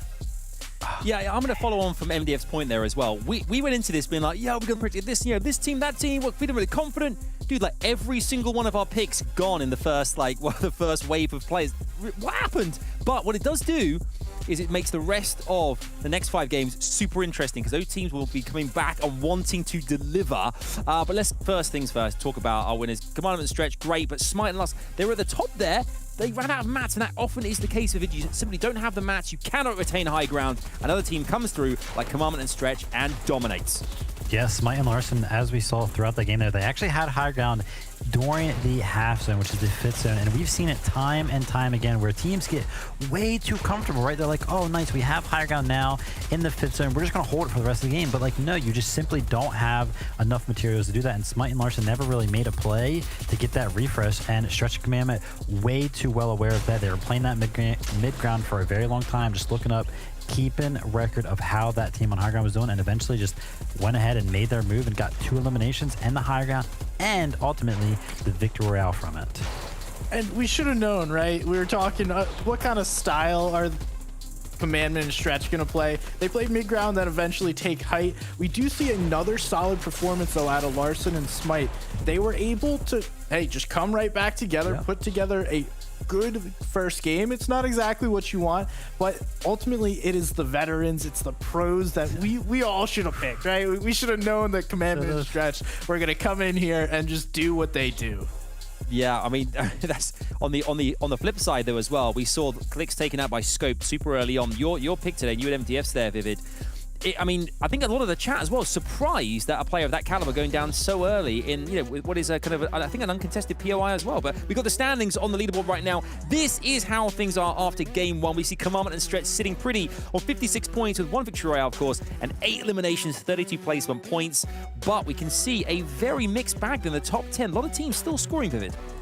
Yeah, honestly, and this is an impressive feat from Commandment and Stretch because honestly, a lot of the times where we see a team get a victory royale, they don't have the most eliminations. Usually there's some player, like we saw in Qualifier 1, Threats had 10 eliminations by himself, right? But like, no, Commandment and Stretch put on such a show that they are all the way at the top and they have the most eliminations by far. So impressive performance from them. But, Jeff and Oliver OG, we were talking them up before the show actually started. They have been doing very, very well. Oliver OG, been a part of the community for a very long time, so it's great to see him having a great performance in game number 1. Then we see Smite and Larson topping off this second page. The little comeback story of these two getting back together. Illis and Jack right behind them. Pam, Stu, and Fatch talking paper. A lot of the who's who in Fortnite hanging around after that first game. And like you mentioned, Vivid, no one really took over and just had a ton of eliminations. They're pretty well spread out throughout the leaderboard. And that's interesting. Yeah. Normally we see one team just have that big pop-off, but not in game 1, boys. Yeah, not well. I mean, we saw Commandment and Stretch there, who I think we can all agree are a fun duo to watch. And Stretch, and we've seen them time and time again, as I mentioned earlier in the show, qualify for getting into this exact same position. We can see some stats on the screen right now, what separates them from the rest. Which stat particularly jumps out at you here, Vivid? Like, you can see average placement 16, eliminations, almost 3, but boy, what a team. What a team.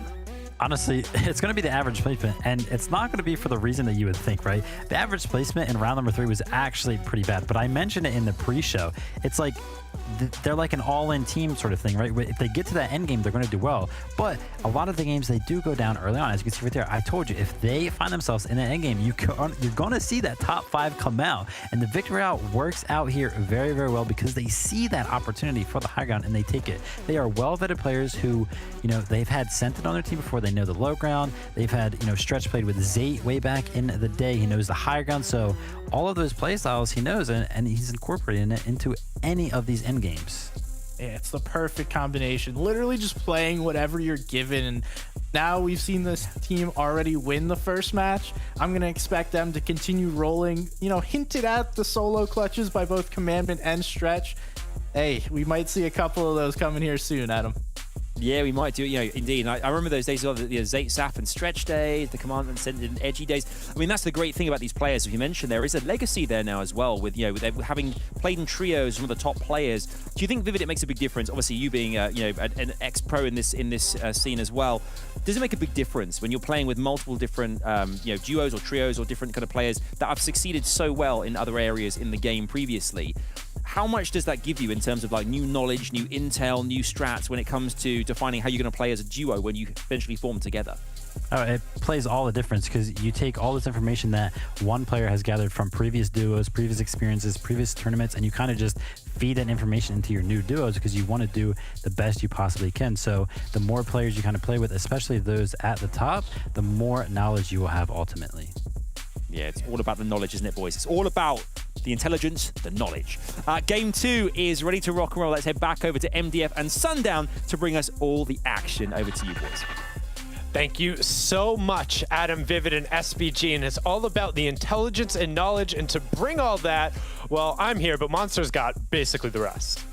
Hey, man, you saw what happened there in that game number 1. I think round 3 for Stretch and Commandment there was nothing but a warm-up in that first game. They have already honestly almost doubled their best game performance coming out of round 3, which just happened, guys. Today's a very demanding day for our competitors. They're competing and then coming right in. So if you did good in round 3, I mean, you can expect players to do just a little bit better and probably be more fired up now. And that's kind of what we're seeing here as teams are coming online. Sundown, I mean, that first page, super surprising. A lot of new teams up there making a kind of a headline, making a shakeup here. Yeah, I mean, Stretch and Commandment, you expect to be up there. Everyone talked about our predictions not doing that well, but let me remind you, Joji and Rokane sitting right there still on the first page. But enough about me boasting. Let's hop right in to game number 2.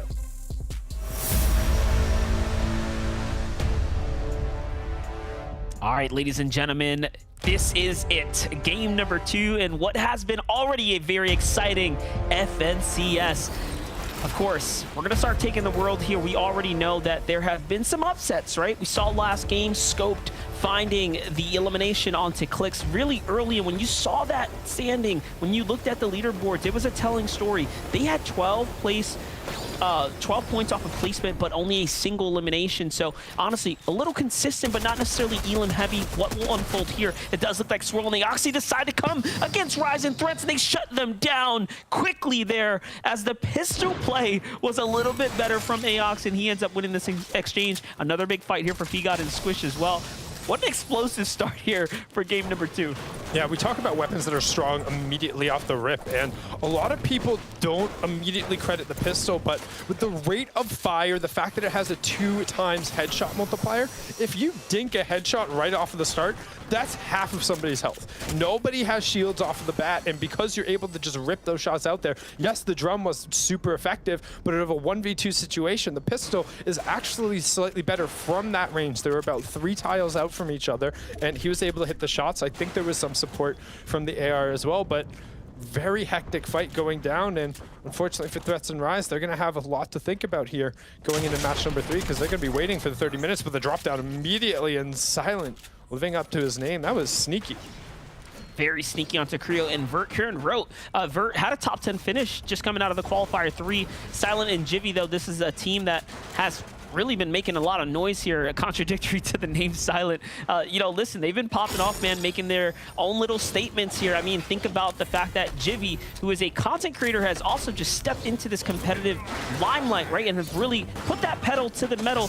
And when you look at the players that qualified to today, there were so many names that we'd have expected to see here making it this far, but it's names like Jivvy that are coming up in here and honestly throwing a spanner in the works, putting his name in this conversation and showing like, hey, we're playing hard, and we're here to pop off. Yeah, but one thing to note too, when you talk about content creator versus competitive player, I've been a big advocate for a very long time that even some of the best content from the quote-unquote content creators is watching them play competitive play. You look at Cypher, you look at Nick A30, you look at Typical Gamer, Noah W, Ranger, Ninja even, like all of these guys, when you go and look at their videos, the ones that do the best are when they're playing in these tournaments. People want to see these guys trying to play up against the best of the best and how they match up. And you go back to even just the World Cup days when you look at the people who were almost instant celebrities overnight, and it was the ones who were turning on their cameras, right? It was Tfue live streaming his qualifier run. It was Benji turning his camera on for every single one. It was Bizzle doing the no weapons challenge to try and qualify in his 10th week, right? So it ends up being just a massive boon, and it's no surprise to see some of those switches coming over, but back in the action over here, P-God just showing how good that drum shotgun can be early on. Yeah, definitely. Not going against the pistol like we saw, unfortunately, for Threats and Rise there. But let's take a look at Clix and Day. Let's really look at this positioning that they found themselves in. Okay, so they have the Joneses to themselves. It does seem like they did a great job looting it out, and there's no one in near sight for users. And Skittles here on the other side, though, they've taken up Degen and Iamzo's drop spot here at the Command Cavern, taking the topmost position of it.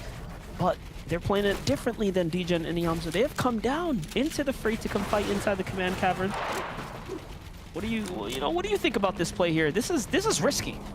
I mean, it's risky, but they're just going to look over on the side and they'll see Jivvy get taken down. But immediately on their 6, they need to get going because rat-a-tat-tat go the guns from the opponents. And you'll see them investing a solid amount of brick here, which is a little bit dangerous. Yes, there is a decent amount of brick around after you've gotten kind of that first farm out, but you can anticipate that most of that will end up getting picked up. So they should be able to double back in. Hitting these rocks is super efficient. They're like 140 if you break all the way down. It's like nearly like plus 25 per swing. So it's not that bad. But you can see they're trying to create space because they recognize, hey, we're in kind of an awkward position. Getting out of here could be tough.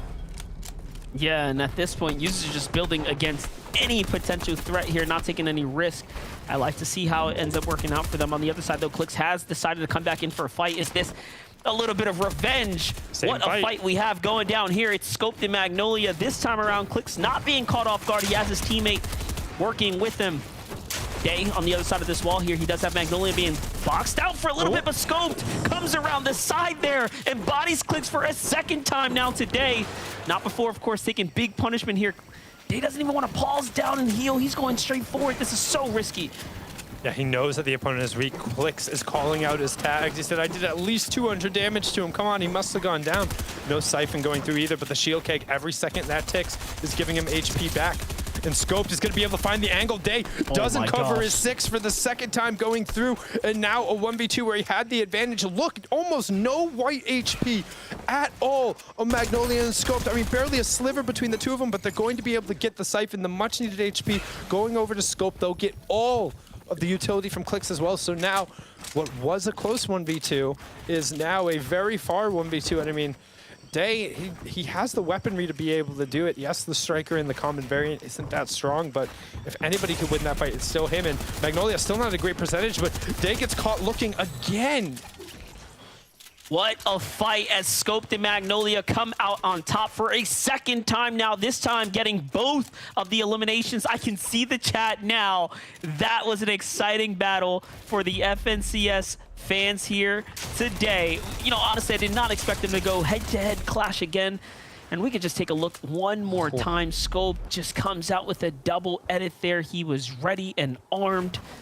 And he didn't miss a shot, most importantly, which is, I mean, that's like the Scope special at this point, right? You know what he's going to do with the SMG at close quarter. I mean, if he drops a shot, they probably don't win that. Like, Scope was on 2 HP, Magnolia was on 11.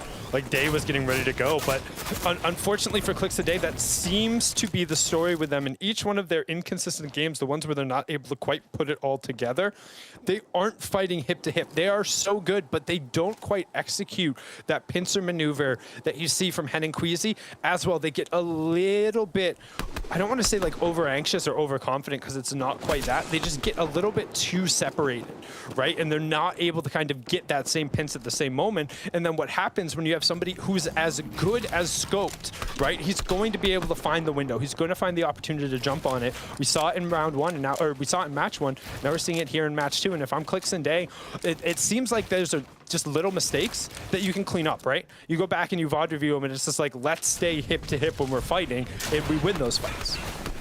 Yeah, and let's not forget Friday, the surrounding opponents were, you know, much lower caliber players, newer players. This time around, you have some vets in your immediate area, right? Those are not easy fights, and you're watching how close those fights can go.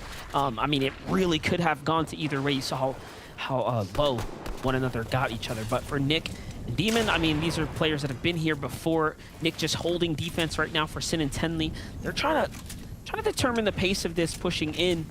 They've already exhausted a fair amount of resources into this. Here comes the re-initiation. Once he gets the health up, here it is. Tenley goes for the wall. There is an opponent right behind it. Let's see if the punishment shot comes in. He goes for the wall block first. I like that play. It was smart, but he still gets punished. Storm ticking. Time passing, but right now nobody's looking like they're moving medkit. 3 medkits on the side from Nick, and honestly a little bit of an early use there if they are going to be forced out. Each one of those seconds could end up mattering, and lost a decent amount of time. You can see one of these teams is going to be forced to rotate eventually, but with Floppers on one side, medkit on the other, they're probably just trying to make the opponent blink. You got another medkit here onto Sin, so nobody is really feeling the urgency quite yet. It's still just the 1-tick HP zone, so they got a little bit of time. You have a little bit of time, but of course the clock is ticking here. More time you waste, the more you start to offset your chances at finding success leading into the mid and end game, of course. This battle, though, has really gone on long enough. At this point, it just seems like a matter of ego. You've committed all of this. You want the resources and the gains from it. Sin Tenley is going to be the first to fall from this deadly exchange. Demon and Nick hold defensively down low. They get the benefits of the loot that is going to fall here, and it's going to buy them much more time. And now they turn things around. They're going straight on up for Sin. They know exactly where he is. This is fresh metal wall. He tries to get the medkit off, and he does not. This is huge for Nick and Demon, who want those resources, want that medkit, and they get to double up here. And now get 2 elims for the trouble Sundown. That's an ideal situation for them, as they weren't even the ones really pushing the fight. No, they were just hanging out, and now they get to hang out with 6 more points to the name. We should be closing in a little bit. No, I lied. We still have 6 more duos to go down before that first placement point coming through. So some solo riders around here as we hop back on board here. Svented, 33 FE, aka Cold, trying to find some space on the northwest side of the map here, on the pillar just north of Shifty Shafts, and nobody really anywhere close to them. If they take a northern line, they should be fine, but right now trying to rain some shots down, making sure they're okay on Storm Surge. Gotta find the tags here. They're so far from the action, though. Little do they know. Not a soul in sight around the Shifty Shafts right now. Everyone's done rotated. Boxes in the distance here, already vacant and unhoused. They do have a vehicle, though, so they should be fine as they start moving into the next zone. For Oliver OG and Jeff, who are currently holding this 2nd place right now, it does seem like they've managed to rip a player's shields up just here. Tons of players, opposite set of setting here over at the Sanctuary. We go from the snow down to the green biomes here, and there are tons of players out here pretty much having a little run in the sun. And right now you can see that Storm Surge warning popping up on the right-hand side. Just 4 above, now 2 below. It will turn on in the next 90 seconds. And taking a peek, both our 1st and 2nd place team. 1st on the right-hand side, 2nd on the left-hand side, currently 22 and 17 below. We need a quick little refresher. Storm Surge, 25 damage every 5 seconds. Turns on 3rd, 5th, and 7th zone, and will turn off when we have 70, 50, and 30 players in that order. So right now, with 81 players still up on their feet, upwards of 6 duos, or the solo running around, could be taking the damage, and see Commitment and Stretch on the right-hand side have just managed to get themselves above, whereas Jeff and Oliver are trying to rotate in and then start taking shots. So now they have a minute to find 64 damage, and that number keeps ticking. Now, I like what Oliver and Jeff have managed to do, right? Rotate safely to the zone. So now they're in here, and they have decision and options to make. There's a team above them, a team to their left, and a team to their right, and then, of course, they can look outside the zone for any late rotators. Now, in the distance, there is a player there, but it's going to come down to these shots here. This is really a tournament opportunity right here in front of them to keep themselves in the game free of charge. Can they find some tags? They do find a little bit there. Actually, both of them do. That's huge for Jeff and Oliver. It puts them right where they need to be, and that's how important finding those tags are right there.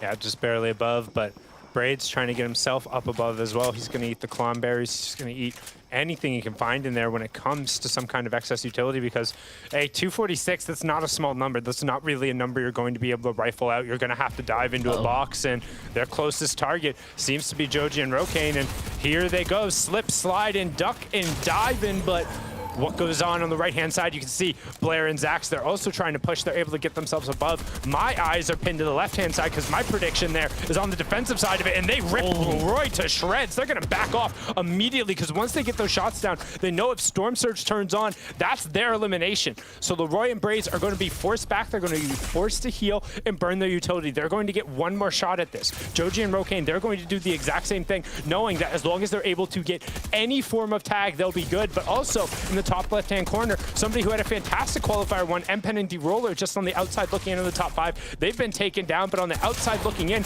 Braids and Leroy trying to get on the wall, and instead Rokane says, surprise, that one's mine, and takes them down. Well done to FS Joji and 33 Rokane. Not only that, it jumps up 3 more placement points there. Now in 6th place. They were just in 9th before getting pushed, and that is how important finding those 6 points worth of eliminations can be. You can jump around the other side, survive their surge. What a turn. No problem. Yeah, looking clean, right? The movement, know what they're doing out here. A lot of fights happening here on the Fortnite world, all across the map, on and of course off camera. It looks like getting a peek in. Honestly, I'm pretty impressed with the driving skills, but they also hung around the open there for a little bit too long, and just enjoyed the nice little whip around. As we'll take a peek into some of the other action we miss as the Storm Surge is going down. This is Donnie and Macwood, and Donnie jumping in. Looks like Macwood might be able to then pick it up after the fact, but Donnie got taken down. Macwood tried to expand the space and tries to hold off a 1v2, but the cone going in, that's tough. Yeah, and they did get themselves above the surge, so that was one of those fights they had to pressure in on and push. P-God falls victim, and they get traded out shortly after. These kind of things do happen. Let's take a look here at Scented and Cold, who have only managed to pick up 3 points in the tournament so far, and that is off the backs of their first elimination here and in now. this game, yeah. Game number 2. So a rough start for the veterans. We were also just talking about where they were boxed up and how no one was anywhere near them, and I love how immediately then we flip back and they are just smack center in the zone. Yeah, they could not be any more center. So now we swing on over. The mostly French-Canadian duo, Pam Stow, Fatch, looking for a little bit of room, looking for a little bit of space, trying to spray some shots down. That's currently the 2nd place duo, who's under a lot of fire, and Oliver OG from each side, not able to cover it. The Shield Cake tries to do its best, but the bullets just rip through the walls like the paper. Voyle gets one, Coop gets the other, and they go down. Like a match to the paper. That is a burning situation right there. So unfortunate for Oliver OG. And Jeff, they made it so far, and they get cut down. This is really going to play well for the rest of the standings, for the rest of the leaderboard, right? That's a placement that's going to start to open up here. And as we all know, the more consistent the top teams begin and continue to hold out, the more likely they are to lock in that number, lock in that placement for finals. Commandment and Stretch, if they stay consistent, if they pick up another big game, that could be enough to allow them to coast through the rest of the tournament. But we still have a game in front of us, of course. And 4 more after that. Like, we got plenty of time. But so one thing, because it is a 6-game series, looking at the cutoff for top 5, that basically means like 4 solid games puts you in. Yeah.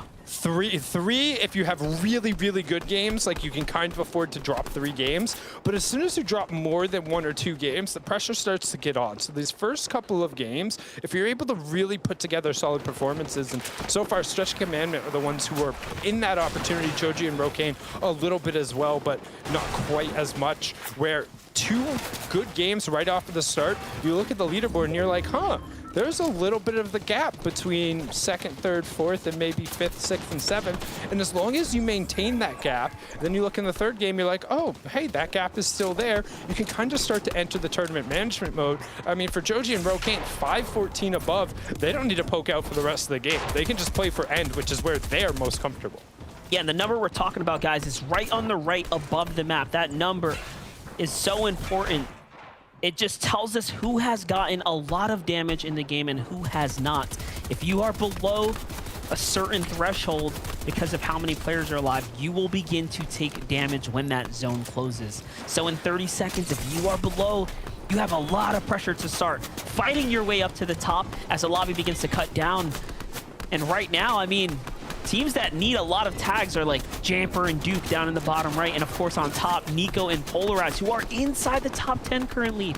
And look at this. It does look like Femboy Bobby is gonna fall, unfortunately, leaving Plurelli by himself. Ooh. That's a huge tag there. It's gonna keep him in the game for a little bit, but as a solo, how much can you do? How long can you last? It's not looking great for Ellie here, who's on the run now. Yeah, trying to put a little bit of space. It's in the bottom left-hand corner. You can see, though, in the top, that warning signal that booted up. Storm Surge turning on. Nico and Polarize top of the screen. 35 points, currently sitting in 7th, but 151 below. That's not something you can really get by rifling unless you get a fantastic beat on somebody. They're looking above to potentially drop him down. Plur Riley makes a great effort of it in the bottom left-hand corner, but unfortunately going to get cleaned up in the bottom right-hand corner. Jamper and Duke, they're actually back below, but plenty, and I mean plenty of excess heal, plenty of chug splashes. They'll default to those first, as it is AoE, but they're going to keep looking. Bottom left-hand corner, my prediction, Joji Rokane, 319 above. They're still chilling, Monster.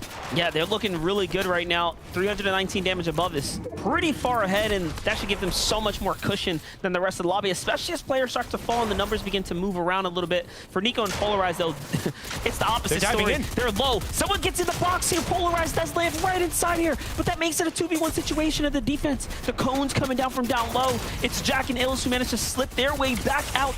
And yes, they may have found some tags, but it doesn't look like it's a lot. Polarize gets focused, and now Nico's by himself here, just 30 damage below. Can he get one more tag to keep him alive right now? The clock is ticking. He's beginning to run out. Even that down body would be enough, but no.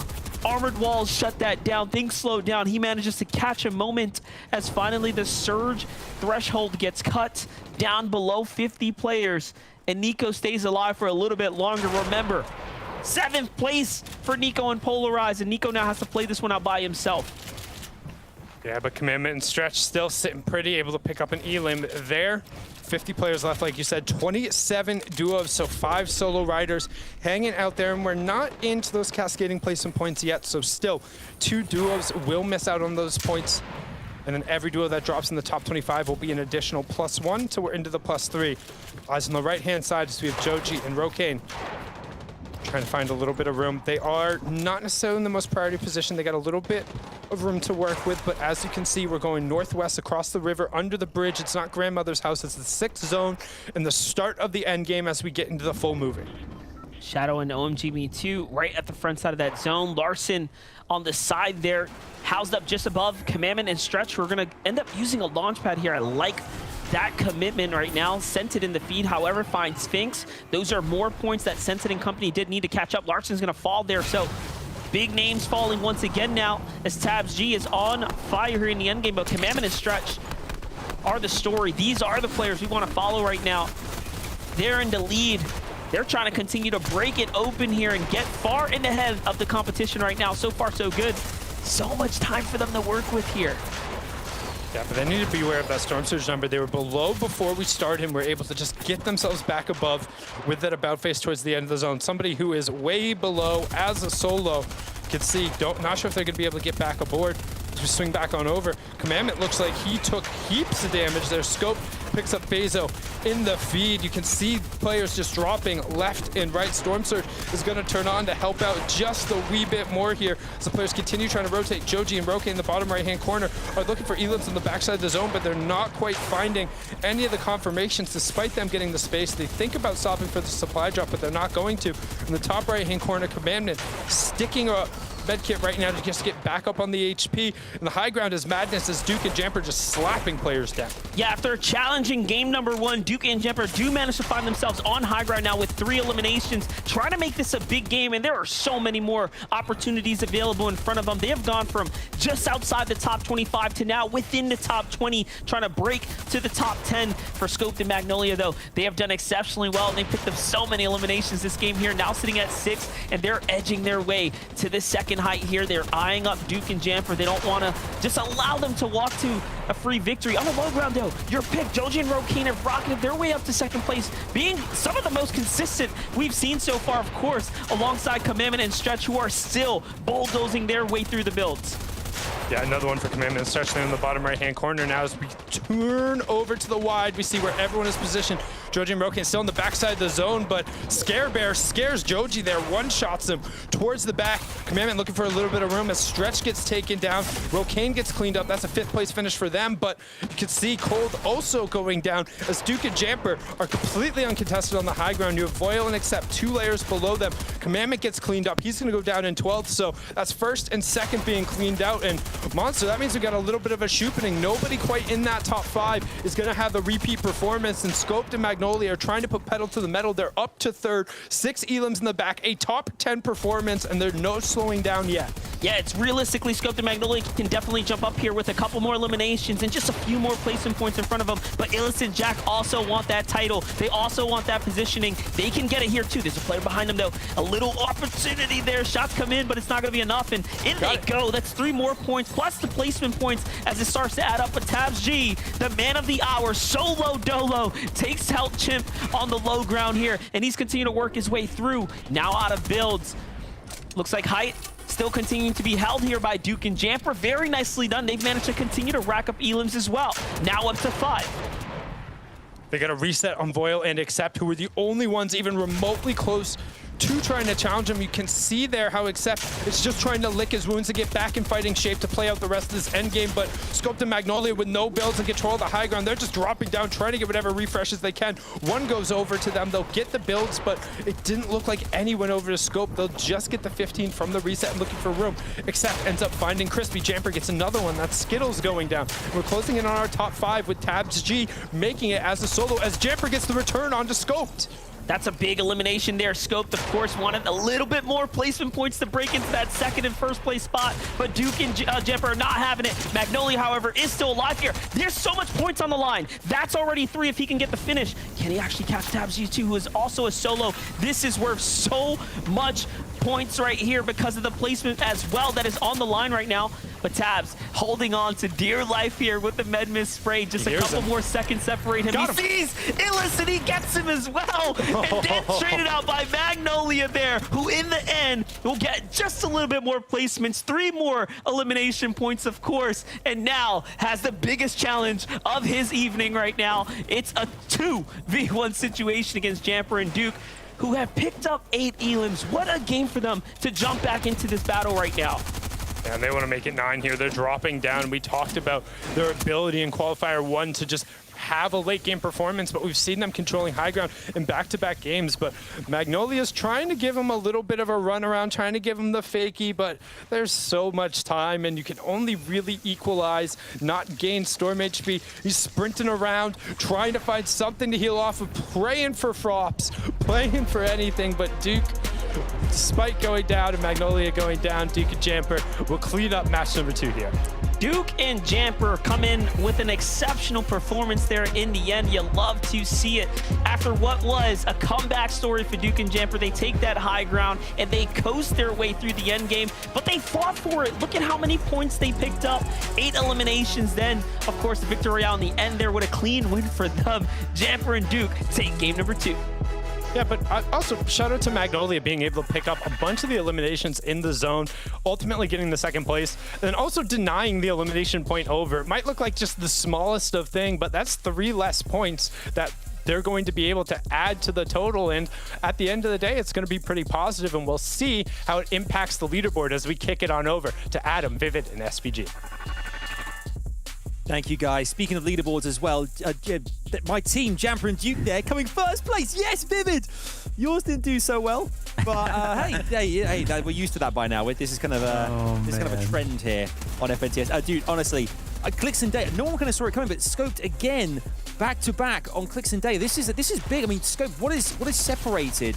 I mean, we've got Jamper and Duke on screen first. Let's talk about these guys. Obviously, one interesting thing about Duke and Jamper there, they managed to kind of utilize the high ground at a point, and that's the great thing. They went into that high ground, not too many eliminations. I think they had maybe one going into that, but then knowing as the players started to kind of come closer and closer to them, dominated that high ground and made sure to utilize it, and I think ended up with 8 or 9 eliminations at the end of it. Just played it perfectly. Yeah, well done by Duke and Jamper for sure. We saw in that mid game there, they did actually have a vehicle. So that vehicle playing a part in how they had so many mats coming into this end game. And then also when they had that high ground going up to it, they had 3 total eliminations, so the refreshes were definitely there for them. But to speak about, Clicks and Day going down the Scoped and Magnolia, I think Scoped and Magnolia are just playing way too well. We saw Magnolia in the end game there, picking up that 2nd place with that solo clutch. But man, let me tell you something. We're highlighting these teams, but Tabs G also impressing me for sure. And he's going to be putting his team all the way up to 6th place with his very own solo clutch. But SBG, Commandment, and Stretch still at the top with 77 points. Yeah, they had another great match right there. Not getting all the way into the top 10. I believe they fell in 13th, picking up a couple of elims, holding down that 1st place. But Sundown highlighted it. Magnolia was able to make a really nice play there. He was able to stay alive as a solo, just like we saw him and Tabs sneaking around. That was some great solo clutches, and ultimately that's going to put them up into 2nd place. This play right here is what I think was the difference. They had no mats right now. Then Magnolia grabs them all, goes and makes a solo play, and is able to get a couple of elims and sustain just long enough. Those couple of elims along with the med miss plays are so huge, because that could have been 4th, 5th place. Now he's able to get 2nd. Yeah, it's interesting as well to see the top 10 standings here right now. And you can see that some of those teams that had a terrible first game have catapulted their way up into the top 10 now. Obviously, I'll focus on Jamper and Duke again there. Had 0 points after the first game. Now, 56 points from 1 game with the victory royale and the 8 eliminations there. Not to mention the 32 placement points with the victory royale as well. We can see users that got in there as well. Joji and Rokane, of course, as well. We saw them on. They had a couple of good games, actually, relatively okay. 50 points as well. There's a lot of teams there, but still, it is very tight after 2 games with it. Yeah, for sure. Jamper and Duke, 56 points after, not getting any in the first game. And that just kind of proves to show why teams like Clicks and Day, who have gotten 0 points over these first 2 games, why they still have a chance at this. Because, there is so many points to gather up. 32 points for victory royale, and then obviously 3 points per elimination. But SPG, if you're Clicks and Day right now, you're coming off of a hot round 3, right? Where you stomped out the competition, highest average elims, doing very, very well. And then the first 2 games, you're shut down by a team landing near you. What do you kind of do to switch it up? And you just have to calm down and understand that it's not over. A lot of times you try and make these desperate changes to do something, but ultimately it looks like they're trying to take these fights against Scoped and Magnolia, or Scoped and Magnolia are forcing the fights. Just make it a little earlier of a rotate. Push your way out of there. You don't have to fight them off, because they're not landing right on top of one another. You can make a rotate, grab some mats, or even make a little bit of a rotate to a hill, get tags early so that team just can't even think about pushing you. Yeah, that's right. One thing is interesting as well. At the beginning of the show, in the pre-show, we saw Jamper there talking about ego as well. As you mentioned, guys, we've got Clicks and Day there, back-to-back kind of losses in the first 2 games. This is when their ego needs to take a back seat and they just play the game, do their thing, and try and just get past this kind of first kind of phase and try and get placement points, eliminations down the line. Because if they let ego get in the way and try to go one-on-one them and try and win that and focus on that, I don't think they're going to get too far, because, hey, let's see what happened the first 2 games, We have loads more coming away. Game 3 is round the corner, so let's go back to Sundown MDF to bring us all the action. What's going to happen in Game 3?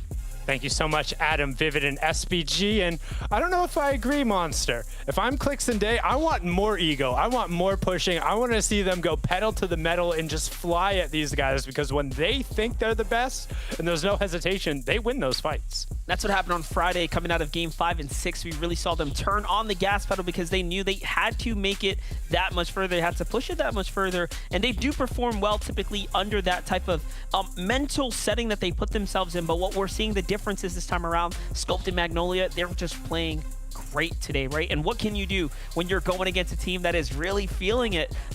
You're gonna have those close engagements. Those weren't just steamroll elims by any means. Scope edged out this much. We're talking 2 HP difference, right? it can be that close here, but game number 3 is ready, Sundown. Let's just get into it. Halfway point coming in, a third of the way through the competition, and we'll get a good little look at the leaderboard so far. Stretch Commandment have looked pretty solid. Duke and Jamper made a great case in match number 2. We've had some consistency out of Joji and Rokane, but nobody really running away with it. Still plenty to be taken. And Monster, with a west to east bus path, we'll have some interesting shenanigans going on at Command Cavern. I anticipate those fights will resolve very, very, very quickly. And as I say that, you can already see Creo, Smite, Silent, all in the feed. Yeah. That's the Command Cavern battle going down there. Macwood also taken out as well. Seems like he might have been clapped out the sky too. And here's a repeat performance as Threats just gets taken out, this time to the hands of a shotgun on the other side, but a great defensive maneuver there by Rise to put a big tag there.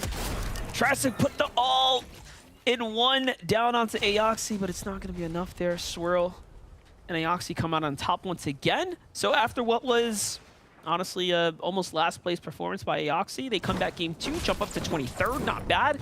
And if they can do another leap on up, they'll be in the bubble for discussion of a top 5 performance by the end of this all. But that's an unfortunate start for Threats and Rise. Yeah, Polarize and Nico finishing off a Creo invert there as well. We'll be able to find that one. Zeke's looking for Nyx in the corner.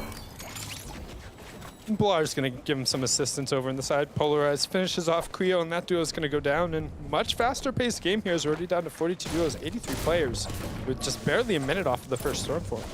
Yeah, and that's kind of the determining factor, guys, of the battle bus, right?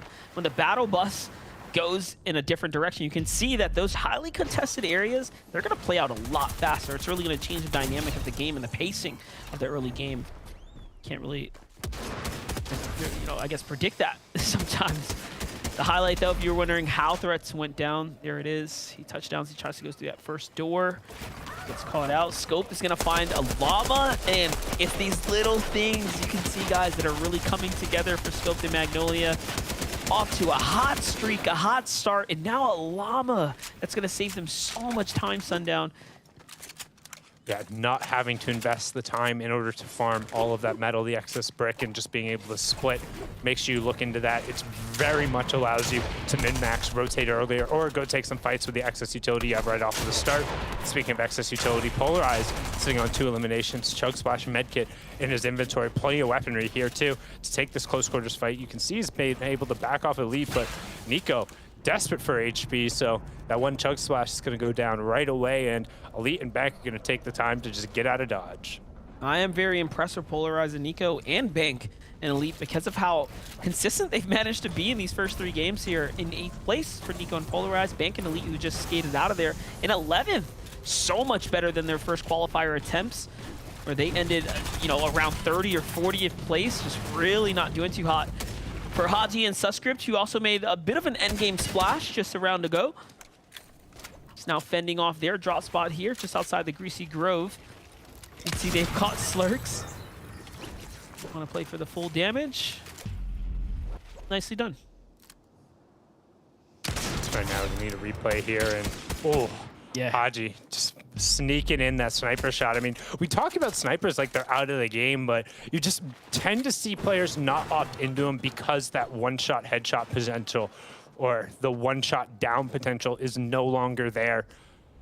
And I'm not sure if I necessarily agree with that, because you still get the opportunities to find these sneak shots. And in a pinch, a sniper headshot in a meta where so many players are just kind of hanging out up top with those scope burst rifles, or absolute worst case, the MKs, and you're able to just kind of rain those shots in. Yeah, I mean, listen, I'm with you on that. I personally I still think there's so much effectiveness and usage that can come out of the sniper. But, I mean, you're right. When you really just weigh your options, I mean, you also need all the heals you can get, right? We're talking duos versus what was in the past a trios type of setting where you have a little more flexibility with your material and, of course, what you can carry. So the meta surely right now, I think, is burst rifle, followed by, this is a preference call, right? Drum shotgun, striker, or, of course, a SMG. Yeah, we're seeing a lot of players opt more so into the drum, particularly after the shotgun changes that occurred last week. However, I will say, after watching EU in particular, watching a lot of the rounds of this FNCS, seeing the players who generally were known for their very high-level pump mechanics going back to the striker and preferring the striker, it seemed very positive, but ignore what I'm saying right now is we have a wascally little wabbit. They're going to look for the 3-2-1. And could they get the trade out here? Yes, Magnolia taking a bunch of damage. We saw the 1v2 in the first game. It went down because Clix was completely by himself, while Magnolia now, the shoe is on the other foot, and it's not Cinderella. The time is ticking past midnight, and that shoe did not fit. He tried to cram it in there, but instead, Day and Clix say, nope, you'll go back to being the pumpkin. We finally get a little bit of revenge, and if you're them, Monster, you're going hunting right away. You're looking around, you say, I know he's close. Where is he? I want a piece of this, because Scoped has been a thorn in their side. Yeah, and that's exactly what Day did there. You saw the language that his character was speaking to us there. He went straight for the high ground, starts looking around here. He's on the hunt, but Scope wanted nothing to do with it. He's hiding down low. I mean, it's finally a little opportunity for them to put some points on the board. They were at 0 after the first 2 games. But hold up, Mason and Jackson here do end up sliding back into Greasy Grove. They go toe-to-toe, and they find themselves an equal set of eliminations here.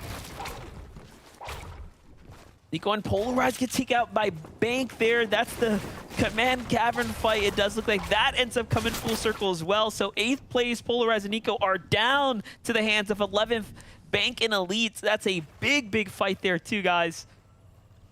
And right now you can see Shadow, OMG Me Too, trying to close in. And again, another duo who made a lot of waves last season. Shadow, somebody who did very well at the streamer bowl, making it to one of the first Fortnite lands in a very long amount of time, has really made a name for himself after that fact. And in Qualifier 1, just an abysmal first full game, 4 games performance. And normally if you hear that, you think, wow, the team probably didn't do that good. But no, they roared back with a 2nd and 1st place in games number 5 and 6, and honestly, I was anticipating them carrying over a little bit of momentum today, and right now, it looks like they're doing that. Yes, they're in 15th, but with only 1 endgame made, the way they're making this push on the left-hand side is very effective, but right as I say that, OMG Made 2 takes a ton of damage, but he says, no problem, clean that one up, as we swing back on over to Clix and Day.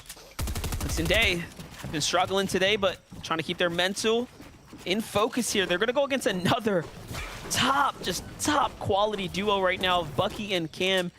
Like we said before, there are no easy picks here today in this general area. Every team they've clashed against has been of exceptional quality, and Day gets punished in the distance there. Another team starts to put in their focus points. Oh, I thought he got right in the box of the opponent and missed the shot. I was like, wait, what? And then it was like, Clix almost panicked for a second. We both almost panicked, had the same reaction there. See Clix gathering information. You can see him right there.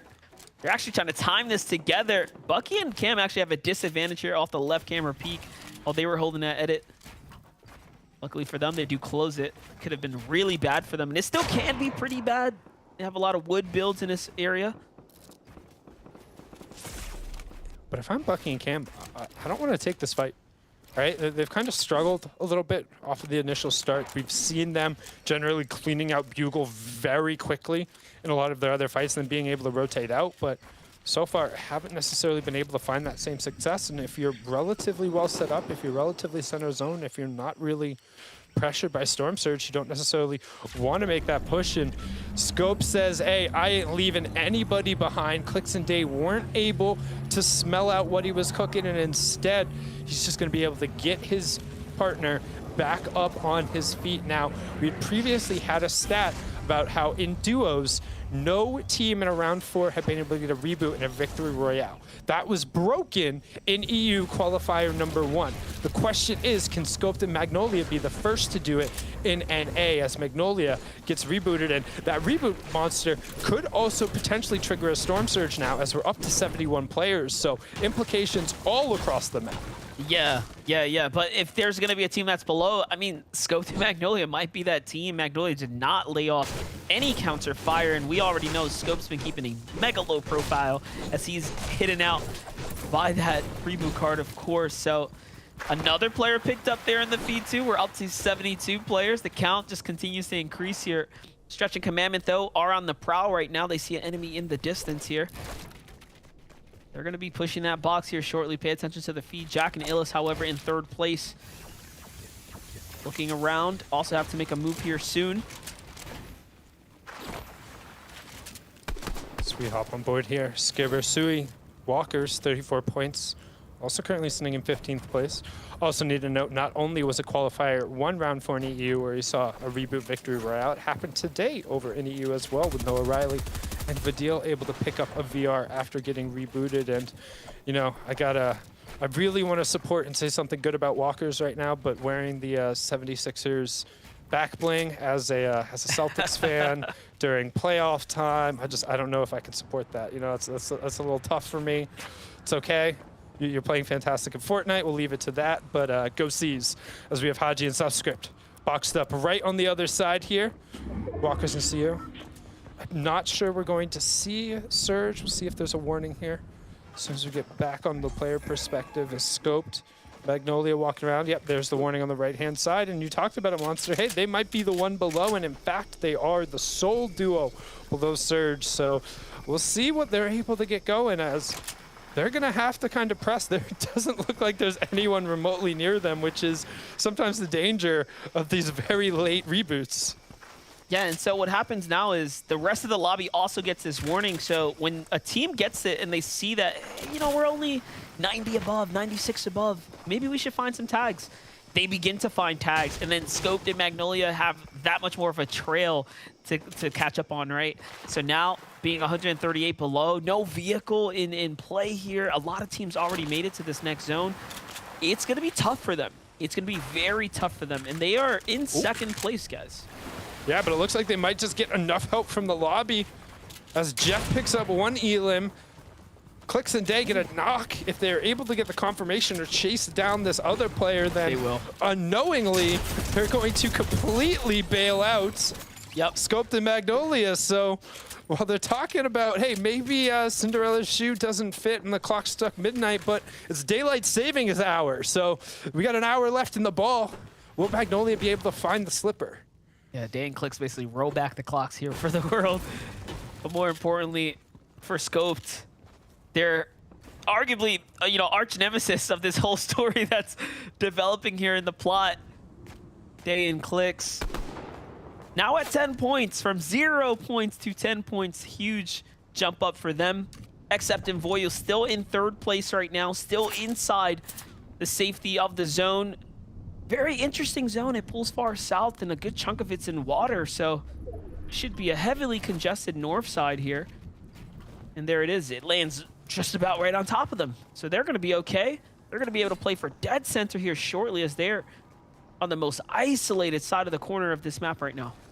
Yeah, if I'm them and I'm just comfortable with where I was on the surge tag warning before this, I'm just scooting inside, just inside that oasis, trying to play for the south pole of the zone. We already saw one other team make that exact same rotation. Now, Stretch and Commandment looking for some space. They are our current leaders at 78 points.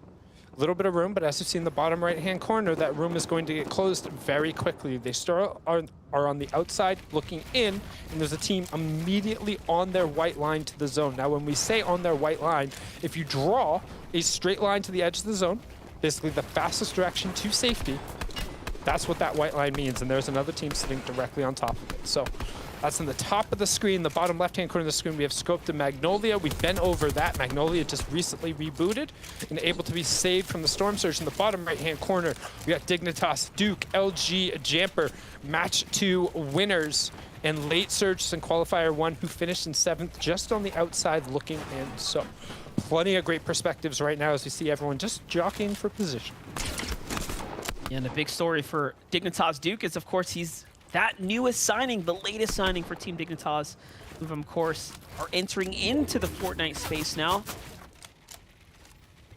And you know, that's such a mentality boost for someone who's been in the space for so long now, being a part of what is looking to be an exceptional org alongside Mero, who already punched his way on in with that top 5 just in our Friday's competition. But can he get the tags here? Can they continue to open up the space and give themselves more room to play for endgame, play for that high ground position once again? Yeah, it is fantastic seeing Duke signed to one of those top organizations because it's somebody who's been around the scene forever, and it's one of the aspects that I love about Fortnite is, yes, if you want to sign to one of these top orgs, awesome, cool. We see it all the time where players get in and get involved.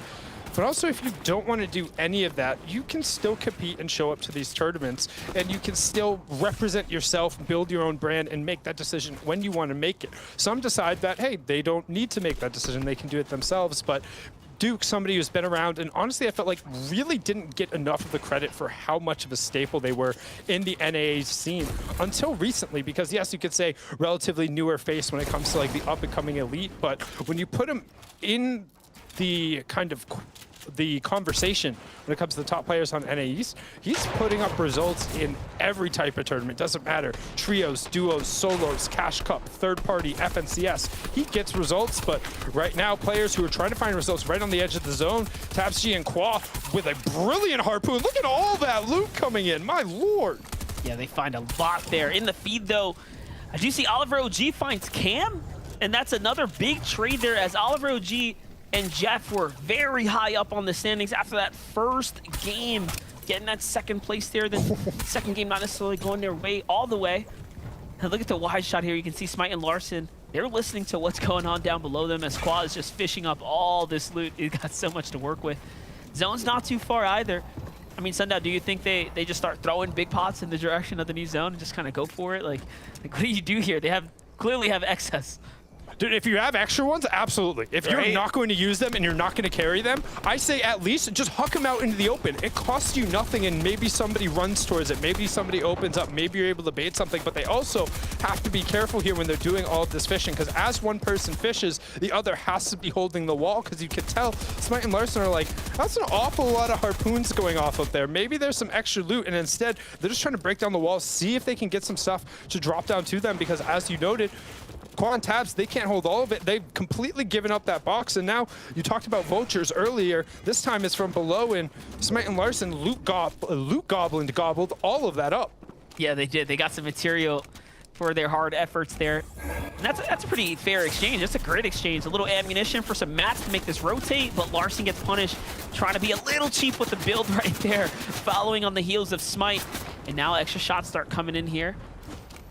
But it's gunfire flying over everywhere right now, and the zone is still about 20 or 30 meters out. Counterfire comes up from up above, and Qua and TabsG are managing to put some serious pressure on the lobby, and they need that because the Surge is once again active and going to start harassing the rest of this lobby. Clix finds Shiesty there as well. More points for Team Clix and Day.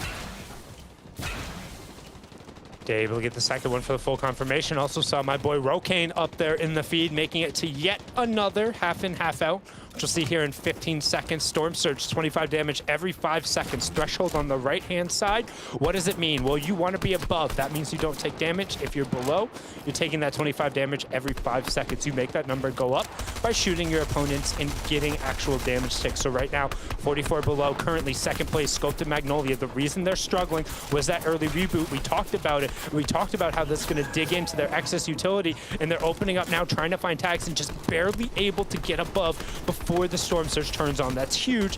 On the right-hand side of your screen, with 5 eliminations and 700 about above, they don't have to worry about it as whole. Right now, Magnolia and Scope, despite having the 1 elimination, they're under the pressure. They're trying to find a box-to-box fight, trying to dive in Monster, but nobody's near them. Yeah, they need to find someone here, and they need to do it quickly. They do find a duo on the side. That's a great tag there. That might have actually resulted in elimination there, but no, he just barely slips away. But hey, there's a lot of tags that come with it, and at least they managed to steal up the loot as well that this team was basically sitting on, trying to figure out what exactly to do with it. On the other side, Jamper and Duke are already up here at 4, or inside the 4th place, 18 above the Surge, so they need a little bit more. You can see Dukes is continuing to put these shots down right now, off to the outskirts. Stretch ends up knocking Rocane there just as a transition ends up coming through. You can see Storm Surge will turn off. Rocane gets finished, Pikes gets finished, Serbs gets finished, and Pen and D-Roller on the board with a pair. Riley goes down to the zone, 50 players up on their feet, which means we got 6 solo riders out there as Blar also goes down, 27 duos remaining. As you can see, Scope and Magnolia taking to the skies themselves, looking for a little bit of room, looking for a little bit of space, and they find the space. It's up on the high ground as they go up and try and take it away. I don't think anybody's above them. Uh-oh. Might be seeing the NA East victory after the reboot story unfold here. As we all know, high ground is king in a Fortnite lobby in endgame when playing for the win condition. That is the #1 thing you want to check off there. Besides, of course, having some type of material count to hold it in the distance. Their second next biggest, I guess, concern could be Jack and Illis, who are in 3rd place, also playing for that second high position. They're Stretch and Commandment sitting on their refresher, edging their way forwards. A lot of loot to work with. Going to opt into using those metal mats there to go and stay nice and solidified. Larson does look like he gets finished off here. This is to the hands of Duke and Jamper. They're starting to push in. They want this material count as well. And Larson and Smite now being fractured here in this end game already. Yeah, taken out outside of that top 25. Again, that's where the placement points will come. You see the moving zone. I mean, it feels like a rinse repeat every single game so far. That first moving zone, down a hill, over the river. Still no grandmother's house on the other side, despite the fact that I would love some snickerdoodles, fresh baked cookies. Those are my favorite. Instead, Duke and Jamper looking for some space, looking for some elims there on the top of your screen. Bottom left-hand side of your screen, you have Tabs and Qual looking for a little bit of room. Bottom right-hand corner of your screen, you have Scope and Magnolia going up towards the height, and they have it, but they're only 34 damage above the Storm Surge right now, and somebody's building off against them.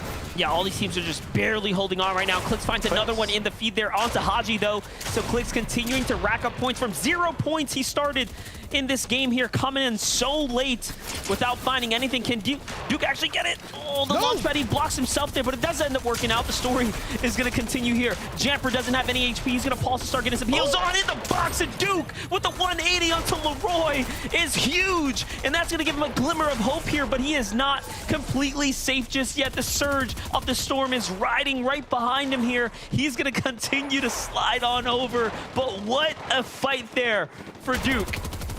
Right now, Tango and Pledge up on the high ground, just trying to maintain control. 121 above. Shadows picked up an Elam. Magnolia goes down to Nevify. You can see OMG Me Too also picked one up. D-Roller ends up getting the confirmation with Magnolia, getting confirmed there by Ritual XYZ. Voyle picks another one up in the bottom right-hand corner. We have Duke and Jamper still just hanging on from that refresh. They were able to end up picking up, trying to find a little bit of room. They're on the forward part of the zone. On the left-hand side, you can see Joji finally going down. That 16th place for him there, as Pledge ends up picking another one on the backside of the zone. Jamper trying to get the wall replaced in the bottom right-hand corner, not able to find it, so they'll continue going through. As you have Teo and Pledge still just riding out the high ground with Stretch on the low ground. And you're seeing Jamper and Duke do such an exceptional job rotating on the outskirts of the zone, but Scoped here with Commandment, or Stretch and Commandment, have made it this far so far, and they're playing that low ground so well as well, staying consistent. Here comes a catch, a big catch, and Duke follows up huge, and that's onto Scented as he shuts him down. 3 eliminations now, and all of a sudden they are really getting the ball rolling here in this endgame. Stretch is going to get damaged just a bit there on that low ground. They have to make their way up. This is some weird terrain we're playing off of here. Clicks finds another set there in the feed that's onto Jamper's. Day falls to Tabs G, and Clicks is now left by himself, but the hero effort, 44 points earned in this single game, already at 8 eliminations, and it's not just over yet. Can he find a little bit more here? And he's pressing this 1v2, uses the harpoon, a tile away, double wall replace, has both of those walls pre-edited down. Like I said, I wanted more ego, I wanted more pushing, I didn't want you to stop. And Clicks continues rolling, but Empen and D-Roller find another pair for themselves. They're saying they're not the only late start coming through, as they had a tough game 1 and game 2. Ritual gets another one, as we're on board here with Stretch. Look for some space, but a limited number of builds, tries to find the shots, but instead throws one towards his teammate, as it's down to just 10 HP. He has bandages, but he's not Zexor throw. No more ability to find Mats, instead just dives in.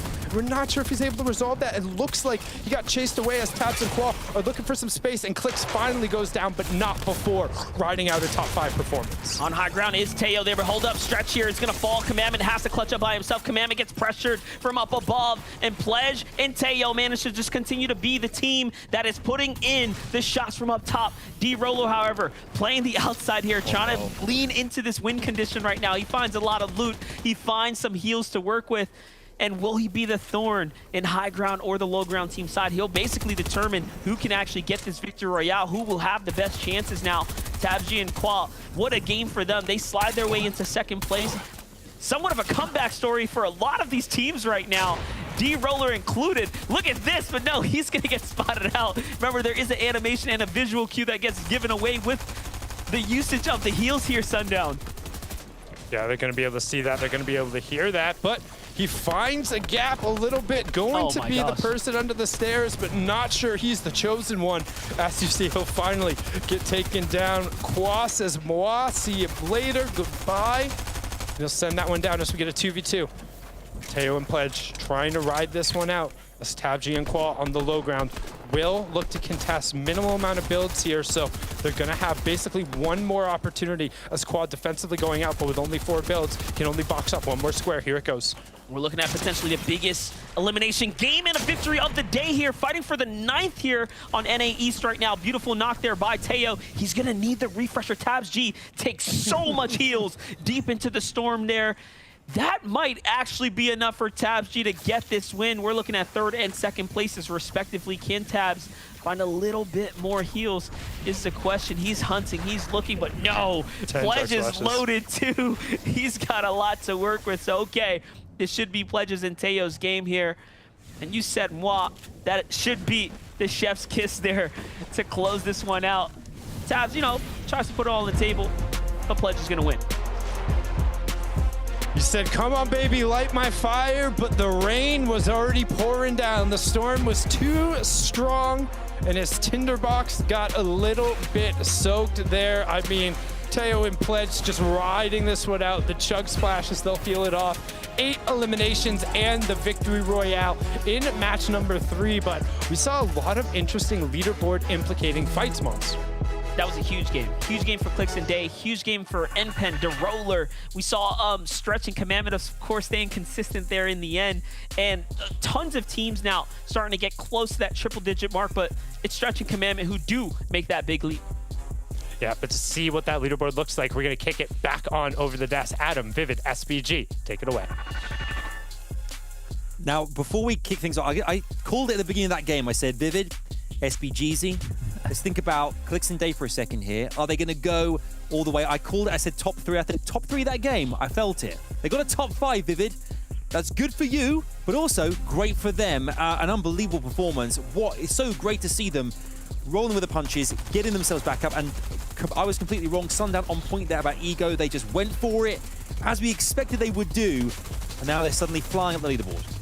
Yeah, a lot of confidence from Clicks and Day that game. As soon as they got rolling, made it to the mid game, they didn't stop. They just kept going for eliminations. As we were watching other POVs, I was watching Elim feed and just kept seeing Clicks and Day find Elim after Elim. I believe they ended that game there with 8 total, so props to them. And, you know, off spawn, finding that cheeky little gang over onto Magnolia when he was a solo, so that storyline does continue.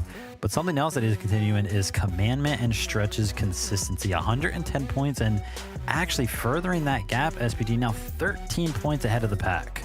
Yeah, they seem to be comfortable playing wherever, whenever they want. They've won a game on high ground. They've been playing the low ground. They've played the mid ground. It doesn't matter. These two are simply too good right now, and they are on fire. But that last game, we saw Teo, Pledge, Qua, Tabs, G go head-to-head. That was probably one of the longest games we've seen thus far in qualifiers. And fun fact, Teo, Pledge, Tabs, they all played together in trios. So, you know, head-to-head with your former teammates going. And this was just really well played by Teo and Pledge. It was one of those games that I haven't really seen them on high ground very often in these finals lobbies, but I want 2 more. They clearly can do it, and I want to see them continue this streak now that they've already picked up 1 Elim and are going into 2nd place heading into the next match. They are, yeah, tying as well the record this season for most points in a game, 59. Matching Death and Coney's on Friday. Joe, interesting as well, you bring up about the point between high ground, low ground as well, because Commandment and Stretch we talked about, who have obviously had 3 games back to back now, but they've delivered and got eliminations, standings points, consistency. But we're so synonymous with high ground all the time, particularly with Stretch there. We saw the low ground there, Vivid, as well, utilizing it brilliantly. They've obviously evolved as a duo and can come rain or shine, come whatever layer it is on the map. They are really delivering right now. Yeah, it's dangerous because Fortnite's one of those games where you can't do the same thing every single game. You kind of have to adapt to the situation. So the fact that these guys are proving right now that they can play high ground, they can play mid ground, and they can play low ground. Those are like the 3 main styles that we see in the end game is very, very impressive. And it's got to come down to all that experience they've had with teammates in past seasons. Yeah, and then just checking out that second page, 2 of the biggest risers were D-Roller, NPen, and also Day and Clicks. 25 spots for D-Roller and NPen, 32 for Day and Clicks after that game. So huge matches by both those teams, and oh man, you gotta keep going. Keep the train rolling if you're Day and Clicks right now. Yeah, 100%. I mean, another train that keeps on rolling. We saw Jamper and Duke there. Despite the fact that Storm Surge was on the brink there, they could have been affected by it. We saw a pretty awesome rotate from, I think it was from Duke there, who managed to utilize a launch pad where he kind of foresaw the fact that Vivid, he would use that launch pad, hit the kind of roof of a build, managed to curve his way around into a box, and Leroy was just sitting there, and he knew he was there. The awareness of that rotate and how things would affect him, it was kind of beautiful to see unfold. Oh yeah, for sure. You know, there's a lot of moments when people use launch pads and maybe like a build gets placed or it kind of messes you up. You don't really know where you're going to go, but Duke clearly showing that he knows how these launch pads are going to work. He knows where his character is going to go and how to control it. And right there was an exceptional showing of how good Duke is, especially in the end game. And not to mention, he is in the end game, right? The pressure's on and he's still making consistent and thought out plays like that. Yeah, it separates the champions from the rest of the bunch. Let's head back over to Sundown at MDF for Game 4. Let's do it, boys. Here we go. Thank you so much, Adam, Vivid, and SVG. My name's Sundown, joined here by Monster, D-Face, and 3 matches down. Only 3 more to go, and we will have our 6th through 10th teams joining us in the finals. Yeah, the games are flying by, and we're watching a different story unfold for each of them. What has remained true, though, is Stretch and Commandment's dominant performance so far, being the first team to break into triple-digit mark just after 3 rounds of Fortnite there. But hey, there's still a whole tournament half in front of us, right? There is no one's out of the competition just yet. You saw what Clicks and Day managed to do there, NPen and D-Roller as well. In the highlight there, that was a flashy play. I don't think we gave credit to the harpoon shot. Grabbing Duke out of that box is definitely crazy. So big plays unfolding everywhere, and our teams are still in the battle here. Yeah, there's still plenty of Fortnite to be played, and don't forget, if they don't auto-call going through here, we'll still have 1 more qualifier and then semifinals. But enough from us. Let's get into match number 4.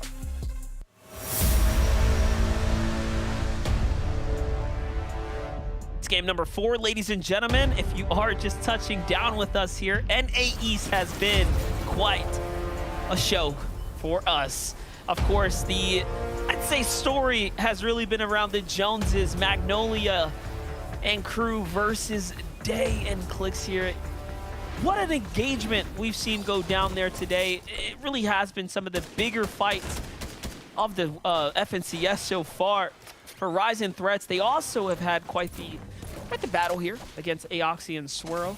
So far losing 2 of the, 3 games so far on the drop. This time around, they are going to have the better drop, so it seems like a little more room for them to work with.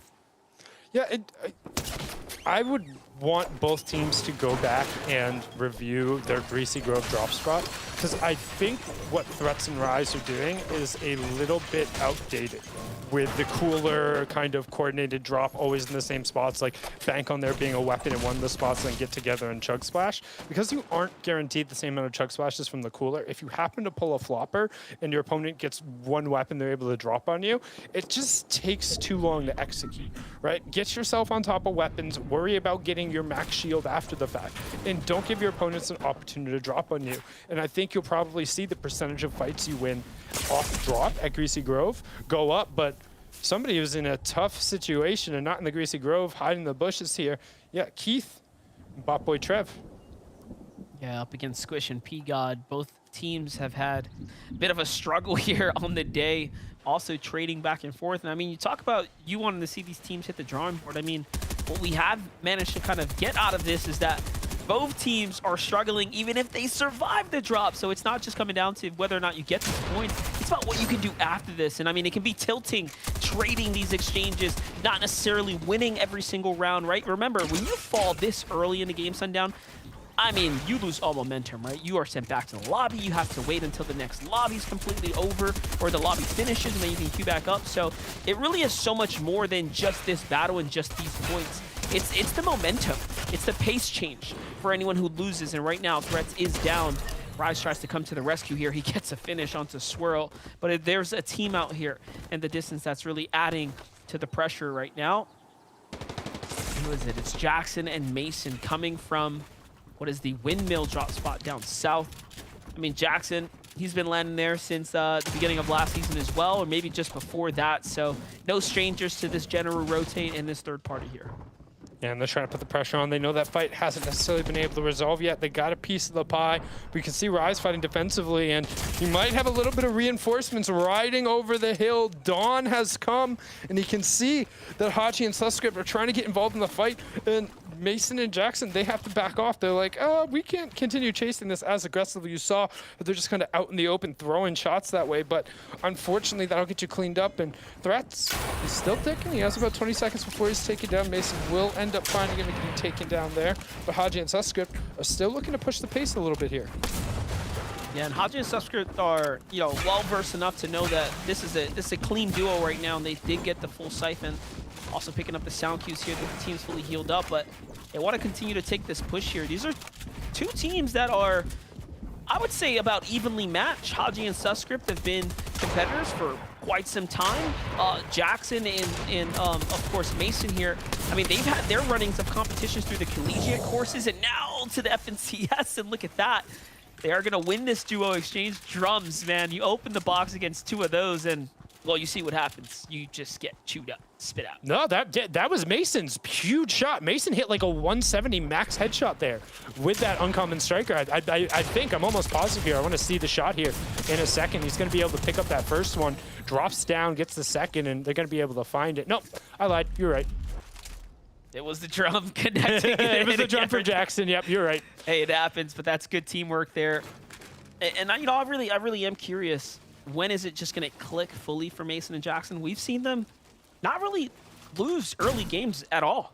Like in the last FNCS, the one before that, every time they've made it, they've actually had a successful turnout, even when contested at the windmills. And there was a point in time where they were up on the standings and almost playing for what could have been a top 10 finish in FNCS, but you know, naturally other teams culminated their success and they had more friction along the way, to say the least, and things didn't go their way. But it is very cool to see these newer teams continuing to make FNCS appearances now, right? Making their names more and more seen and heard here.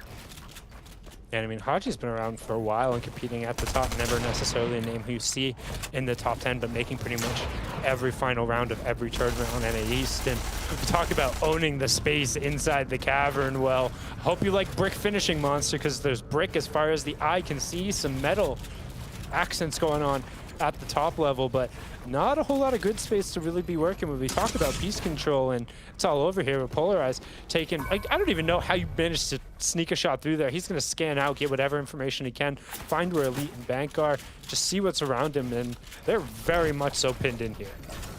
Yeah, and they know that now. All that information from the scanner there is going to be ample to tell them, hey, we're in danger. We're going to have to chill out for a little bit. For P-God and Squish, I mean, they need to make a hero comeback. As we saw Clix and Day do, Enpen and DeRoller and others in that last game. At 10 points right now, 34th place. They're looking to edge their way up. They have a team nearby, Bobby and Ellie. We're hiding out here inside their builds that are fully finished off. Yeah, I think at this point they need to stop trying to creep up the leaderboard and start trying to leapfrog it up. I mean, you know, you always talk about time ticking, and right now definitely just past the hour for P-God and Squish. They really got to get moving, but we were saying the same thing about Clix and Day last game. and they rolled off a 9 elim game right now. Squish is getting a little squashed here. He's pinched in, but making sure he's back hip to hip with Pigod. He's got a couple of flops to pop, some good wall coverage from Pigod on the side, but you see Clicks and Day again, a little separated in this box fight, both taking a bunch of damage. They'll back up to that shield cake. Yeah, they're definitely trying to play hip to hip right now. Day and Clicks have changed up the pacing since the last game, now pushing into a different team completely this time around. And look at that, they're in 15th place from just about dead last, guys, after one game's performance. If that doesn't tell you enough about how explosive these games can be and what they can do for you in the tournament, and I don't know what will. Pigod and Squish seem like they've made that decision to go ahead and move on out. They waited, but no one revealed themselves, and sometimes you just have to get the picture, move on. Here's a look at Scope to Magnolia. Yeah, sometimes you just gotta cut your losses.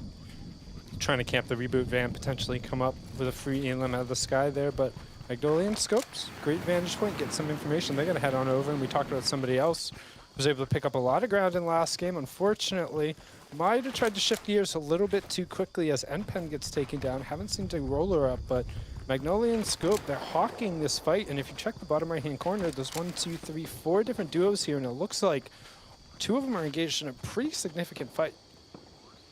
Crazy that Scope and Magnolia were, of course, you know, broken apart last game, and Magnolia got taken out a little early, but they still managed to pull the top 14, so definitely playing very, very well. Wood builds in front of Trev. Trev doesn't even spot them. Looks around, maybe he picked up a visual cue. He's thinking about it. Magnolia doesn't trust it. Shots come in from the side, and he gets knocked. That's Nevify. Magnolia and Scope, they're just going to honestly snatch up this positioning, probably snatch up the loot as well. No reason to give him away. This is free Surge here on a platter handed to them, and hey, that's a win in its own. Free Surge, free refresh, free positional advantage. I mean, Nevify doing an absolute favor right there. I believe that was a sniper shot coming through because he wasn't quite full HP. Quick. So we talked about the one-shot elimination. Some players are like, oh yeah, I'm completely safe to hang around at 175 HP. Well, not if you're just gargoyling up top like that. I mean, we've talked about it when you just kind of poke your head out with that Striker Burst. I think he had a snipe of himself, but right now, my eyes are glued to the top left-hand corner as Jumper just got a knock onto Rokane. Bucky and Cam also in a fight of their own. They're one of the duos we just talked about in the Sanctuary who were batting down in this fight. Here's Jumper and Duke trying to close it out. Looks like they're able to get the confirm there onto Rokane, so Joji will be a solo yet again. That is a ridiculously big elimination right there, guys. Rokane and Joji were up in the standings. Like, where exactly? I'm trying to look at the leaderboards here, but they were just outside the top 15. They were in 13th coming into this, and they just clashed up against our 4th place team. Super, super unfortunate as Joji now has to figure out this game by himself. Jamper and Duke do seem to have based up on top of that build. We'll see what develops out of that for Bucky and Cam. Bucky's pretty hurt, so they're going to go, you know, facilitate their way through those builds there, see if they can find some whites. As Ritual gets into a fight here, Nevify who hit that knock. They're doing very, very well, and that's a great find onto Demon, who is solo inside the box, but Nevify is down. Has to play for the save here. He's got his back wall completely open as well. Yeah, but they're in a bush, so it's fine. Ooh, just in time. Yeah, well, Nevify had 1 more HP than he needed in that circumstance. Going to be able to pop a couple of flops, top himself back off, which don't necessarily agree with the medkits in Nevify's inventory. But, I mean, they're up in 3rd place. I feel like we've barely talked about him except finding the eliminations in the feed, but we've seen Ritual's name in there over and over again, and he's still lighting it up. So we have our first Storm Surge warning, 116 above currently for Illust and Jock, who are sitting in 7th place on the outside looking in with 78 points. 5 duos will be pressured by Storm Surge. Again, Storm Surge puts 25 damage down every 5 seconds to the duos who have done the least amount of damage. How do you know how much damage you need to do to get above? Well, it's on the right-hand side. So currently, 166 means Commandment and Stretch, our first place duo. They're probably not going to find this rifle. Yes, they have a minute to do it, and if they can get a bead, they can start kind of chipping away at it.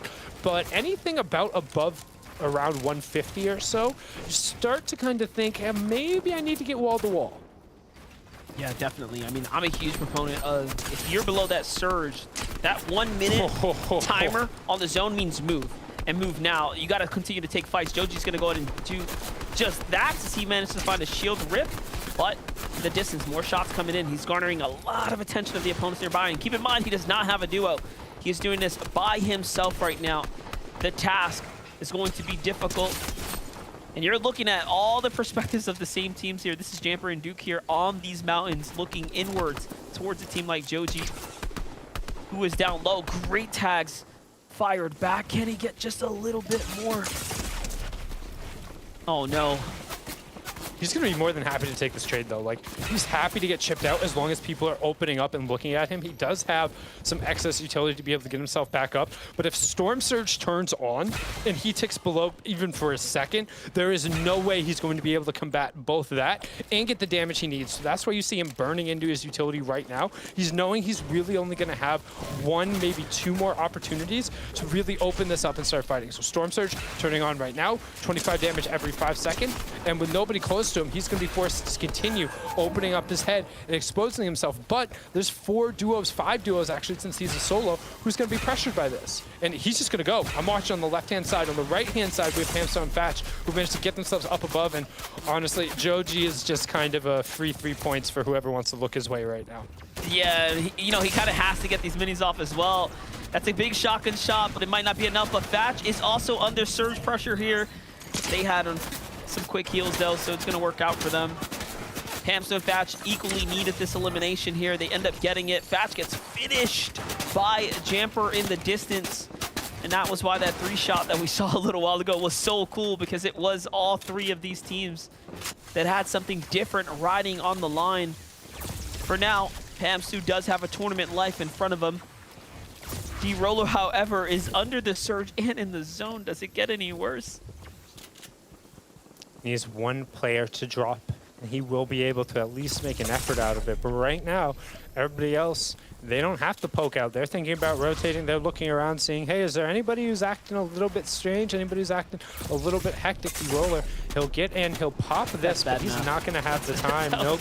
The next tick will come through and take him down. But it turns off. It turns off right before Larson ends up getting confirmed. Literally, we saw the purple flash come in, but it turns off as soon as 70 does. It didn't confirm, and that's brilliant for Shadow and Me Too, as they're going to be like, yep, this is mine. And Pamstow is also going to take advantage of the fact that everyone was cleaned out over here. He's going to get a reboot, and nobody's really near him to hear this right now. I was going to say, will he turn back on the surge for the lobby? It is a possibility. But no, he gets beamed by Jivy in the distance there, and Jivy and crew are starting to roll up. Other teams starting to shoot in as well right now. It's not looking too hot for Pamstu and Fatch. This save that he played for might be the end of him. He's going to have to go for the high pad. No time to set up anything different here. And he sees teams based up there. He knows there were shots coming in, but doesn't matter. He has to get inside the storm, the safety, and away from the storm right now. Team on the side as well. I don't know if you draw. Yeah, I was about to say, I don't know if you draw that attention there. Yes, they need tags, but if anybody turns and looks at your direction, son, you're going to have a tough time. He'll pick up the snipe maybe to just give somebody else an even more difficult time. And the car just whipping right past, but you can see OMG, Me Too alone and pinned between 2 very good players, Jamper and Dukes, right on the side of him. Qualifier game number 4, the halfway mark of this weekend's FNCS. What a game, what a game. This is what we love about Fortnite, you know, the standings, the changing of who's popping off and who isn't. Continue to get developed here. I mean, I just want to kind of date back to Shadow and OMG Me Too. That was a big 3-point, like, that's a team that needs it. When you're just outside the top 10 and you get points like that, you know, it doesn't feel any better. Every little bit ends up adding up. So you can see right now, Magnolia and Scope just trying to continue to scrape out, close in on that top 5. Somebody who's trying to enter tournament management mode, though. After this game, it would be Stretch and Commandment. They make one more end game. They put up a decent amount of points, and they can start to kind of look at the rest of the lobby, and you can just tell he was hawking that position, waiting for that edit to come out. Knew the player would want to peek, and he gets 2 very key shots to chip it away. And it doesn't seem like much, but every damage tag on somebody who's above that 50 shield mark is a lot of utility that ends up going through. So now we're going to swing on over. 66 players remaining, 35 duos. So first placement point was given out. We're closing in on that 4th zone. So everyone's going to want to pack in on the outer edge, as we'll have half in and half out after this. So no more concentric safe zones. We're starting to transition into that mid and the late game once we have those full moving zones. Looking to use this enemy launch pad here right in front, but P got bases right up and over it. What is the play here? They're going to try to hold him out, and Tap says, no, no, no, we got to go. They're going to use their own launch pad instead, and what a bummer. They only had one. There it is, Paper and Tahi, who are currently up in just about 5th place, it looks like. One of the teams holding his edge here. They start sliding up for the box fight right now. We're going to see 2nd place on 5th action here.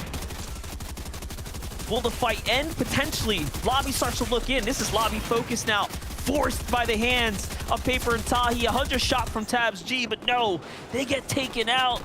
And that is what we like to call lobby manipulation there. When you start to make others think, hey, you got ourselves a target here, let's get him. Yeah, that landing spot, man. You were just right in between teams who had already boxed up full in metal, and you were split from your opponent. I mean, I think the play there might have been to go underneath the bridge. It would have been in the safe zone. You would have cut off the lines of sight from anybody who was up on the high ground. So now we're going to swing on over right-hand side of the screen. OMG Me Too was underneath Surge, but plenty fine, and now back on board here. Neverfire and Ritual still just climbing up. 3 eliminations, sitting in 4th place, doing fine. The bottom right-hand side, Clix gets a pair for himself. They'll get confirmation on one of them, and they're up to 50 points. That is actually huge right now, and Day finds another one. And take a look at that Surge. Not a problem at all for them as they find Accept and Voyu, who are so looted out. You see the floppers, the heals, everything that you can ask for leading into a half in, half out. They'll be able to, like, honestly just big tunnel their way in, slide their way a little bit closer to that new storm line for Jamper and Duke. They are at 5 elims. What in the world has happened over here?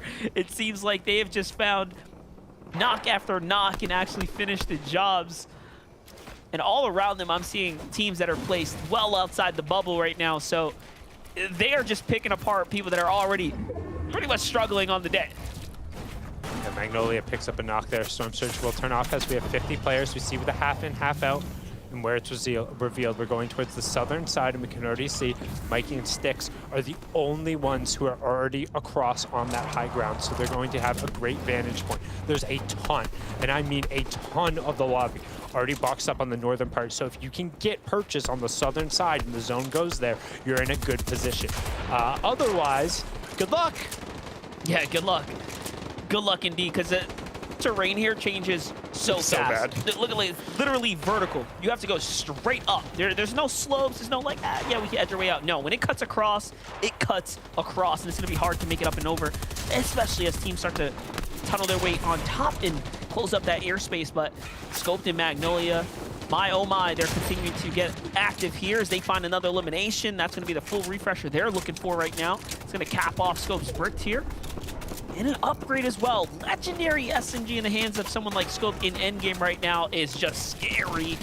Saw what they did last game. Scope was by himself after the pickup. They pulled in a top 15. Now on over to Neverfire and Ritual gets shut down, and what might be their earliest fall in the tournament so far. They came in at 7th, just inside the top 10, break their way up to top 5, but now might be slipping back down to 7, depending on how others do, because players like Clix and Day are rocketing their way on up. They get themselves the 3rd here, and now they're at 62 points. And so I literally just typed to observers being like, hey, can we check out Neverfire and Ritual when we get a chance, like literally as they were eliminated. So I feel bad there, but Clix sneaking another shot there onto Kyoto right before he lifts. Blink and you'll miss it, but they're continuing their run. They had 9 eliminations last game, looking to keep pressing it here. They'll have a 4th in a second. Sphinx and Dequented, though, just ripping through. Not sure which game they're playing. Looks like it might be a racing one or a destruction. Who cares as they continue to try and move, but some nice maneuvering. Honestly, it's a better 3-point turn than I can pull off, but Monster, who cares what's going on the low ground? Up on the high ground, yet again, Jamper and Duke showing they're the premier high ground team so far here in NA East. They're trying to continue to push the pace as they are just destroying the rest of the lobby. They're so high up. Looking like 3rd time's the charm here for Jamper and Duke. Can they do it this time? They've done it once before today. for Tahi and Paper. They've really popped off as well. 3 elims, and so consistent now as they have broken into that 100+ point threshold here. The zone's gonna double back. This is gonna be favorable for Jamper and Duke because, again, we talk about that vertical elevation there. If you are on that upper lip, you might be okay, but if you're down low, you're slowly getting constricted out of the spacing to play with, and these are so many old builds. Players are gonna have to chop and mash their way through, but hold up, Keys and Mikey are fighting up for high ground. Duke and Jamper end up getting bested there, and they have to give it up. What is the play, though? If you're Keys and Mikey, you are so high up, it's barely held on. Bank and Elite take advantage of that, though. Sundown, they start to turn things around. Keys gets swatted out of the sky, and just like that, a top 8 team is in the lead there on high ground. Yeah, you can see Elite and Bank able to take it away after they forced the high pad, but Jamper and Duke still a lot of space. They're on second height, being forced off. Clicks goes down to Jeff.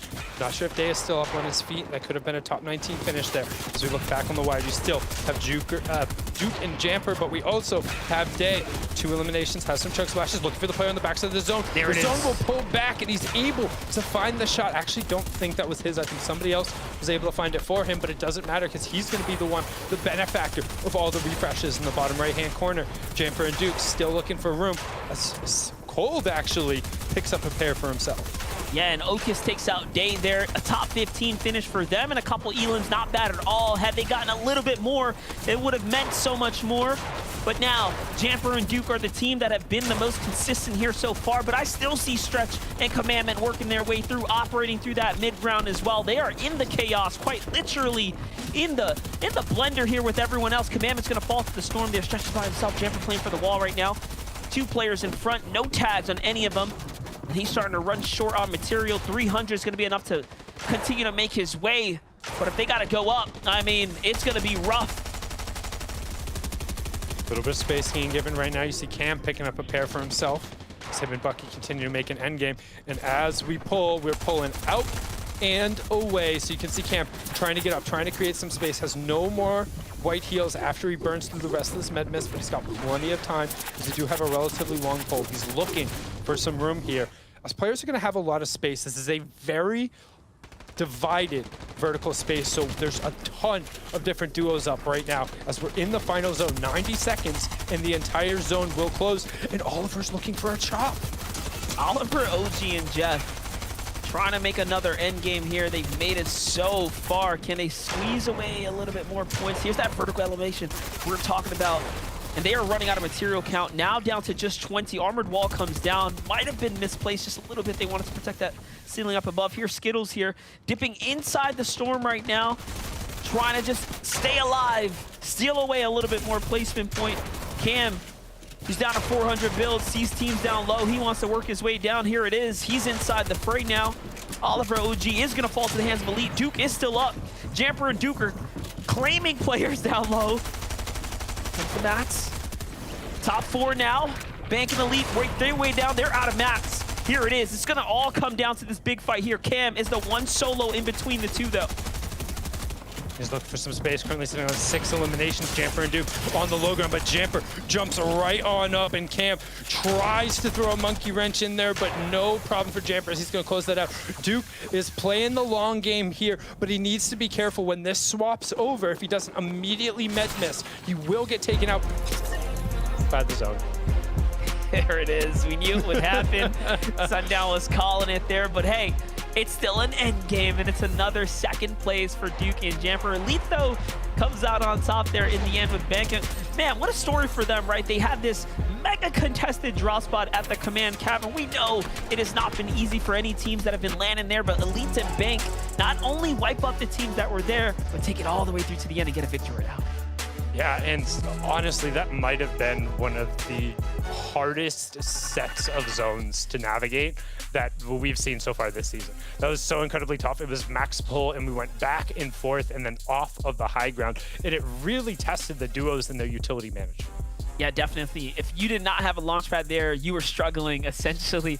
But guys, we're going to toss that over to Adam. I mean, guys, please crunch these numbers for us. Catch us all up.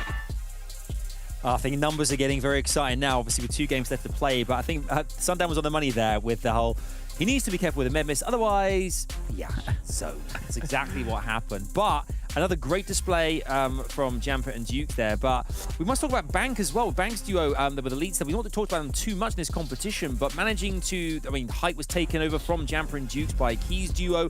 They were taken out by Bank and Elites, and they made sure to utilize their position, use their advantage from the high ground, and a great finale from those two.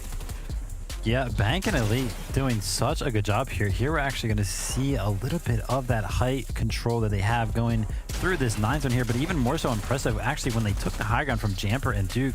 I thought that Jamper and Duke, I think it was like the 6th zone, I was like, man, they're up there, they're sitting pretty, like they are fine, they're gonna get this victory out, no problem. And then all of a sudden Bank and Elite are up on height. So however they managed to take that higher ground, well done to them. But also, you know, Jamper and Duke put on a show. They were on high ground all the way in the 6th zone, and usually when you lose those high grounds in those moments, you kind of just like fumble and you can't really pick it back up together. But like, no, Jamper and Duke find themselves all the way on that low ground there. SBG pick up a 2nd place. And they had a lot of elims. We see Jamper has 5 at 5th zone, and they were able to pick up a few more. This was definitely the most chaotic zone I've seen all season. This is one of those nightmare zones that's going up over a mountain. A couple of players managed to sneak around it, but ultimately it was just a battle for the high ground. Jamper and Dukes were able to hold it for just long enough to stay alive, and then they just caused chaos down below. We see them just like running through teams, picking up some more elims, and getting another 2nd place. If Stretching Commandment hadn't put on such a good half to this tournament, these two would easily be in 1st place. But we're gonna see a great finish here as these teams go head to head for that 1st spot, and we have even more in contention for those top 5 spots. Oh, totally. I mean, you compare it to the first game, will be so many of our kind of stronger teams, if you will, didn't manage to do too well. Suddenly, it's flip reverse, and here we are after game 4. And this is how the leaderboard looks now. You can see here at the top, it is indeed Duke and Jamper, 143 points there, a few points away, well, from the 2nd position. Commandment and Stretch now knocked down to 2nd position, but still, you can see here that there have been a lot of placement points, but eliminations as well, rife in those top 7 positions. It's looking mighty strong for those with 2 games to go here, Vivid. Yeah, Jamper and Duke proving that they do have a little bit more elim potential over Commandment and Shreds, but Commandment and Shreds still do have the most placement points, so still proving that they are very, very consistent as they do sit in that 2nd place spot. But the biggest change on the leaderboard, SBG, Elite and Bank going up 8 positions, put themselves in 3rd with a total of 121. That's what those victory royales do for you. They shoot you up the leaderboard, and we see it so close. It was 100 points, basically that entire 1st page. Now we see 2nd page. There's teams that are within striking distance. Illis, Jack, they've been in contention all day. They've been close. They were also close in qualifier 1. Cold and Scented, they've been coming up the leaderboard, and then we see Jeff and Oliver OG, consistent game there. Day, Clicks making their way up, and we have to note, Bucky and Cam shot up the leaderboard after that big game. I forget who mentioned it, but there was continuous. Okay, I see Bucky getting an elim there. There's another elim, so that was a big game and a nice solo clutch by Cam.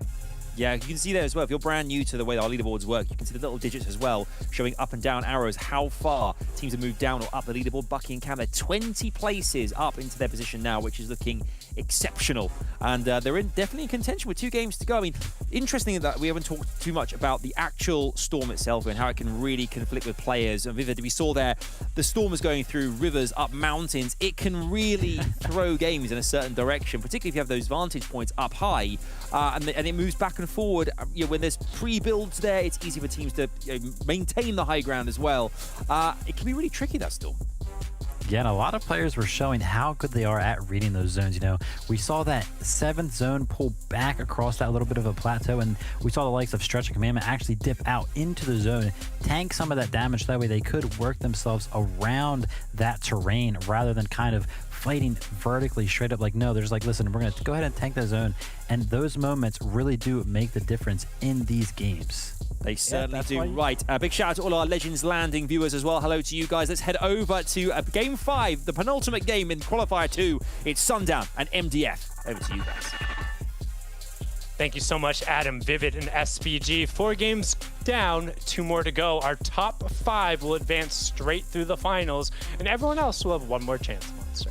We're really starting to look at what placement spots are going to be available right now. 4th and 5th are clearly up for grabs. If our 3rd place team of Elite and Bank don't really pop off right now, that spot will also open up, and it'll be the closest qualifier slots we've had up to date. So, you know, today's competitions have really been very close. A couple breakaway leads now, though, for Jamper and Duke up top, and of course, Judge Commandment.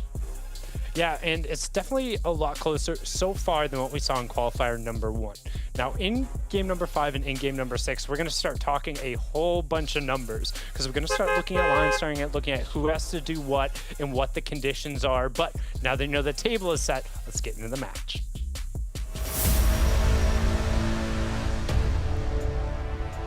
Here we have it, ladies and gentlemen. It is game number 5. We've blown past that halfway mark, and now we're in the final stretch. Take a deep breath and bear with us. You need the stamina because the fights and battles of this early game are about to go down for Aoxia and Swear. I mean, they found a lot of success here, but I think you mentioned it best, Sundown, and what is such an outdated style of drop in play here. Threats and Rise, man.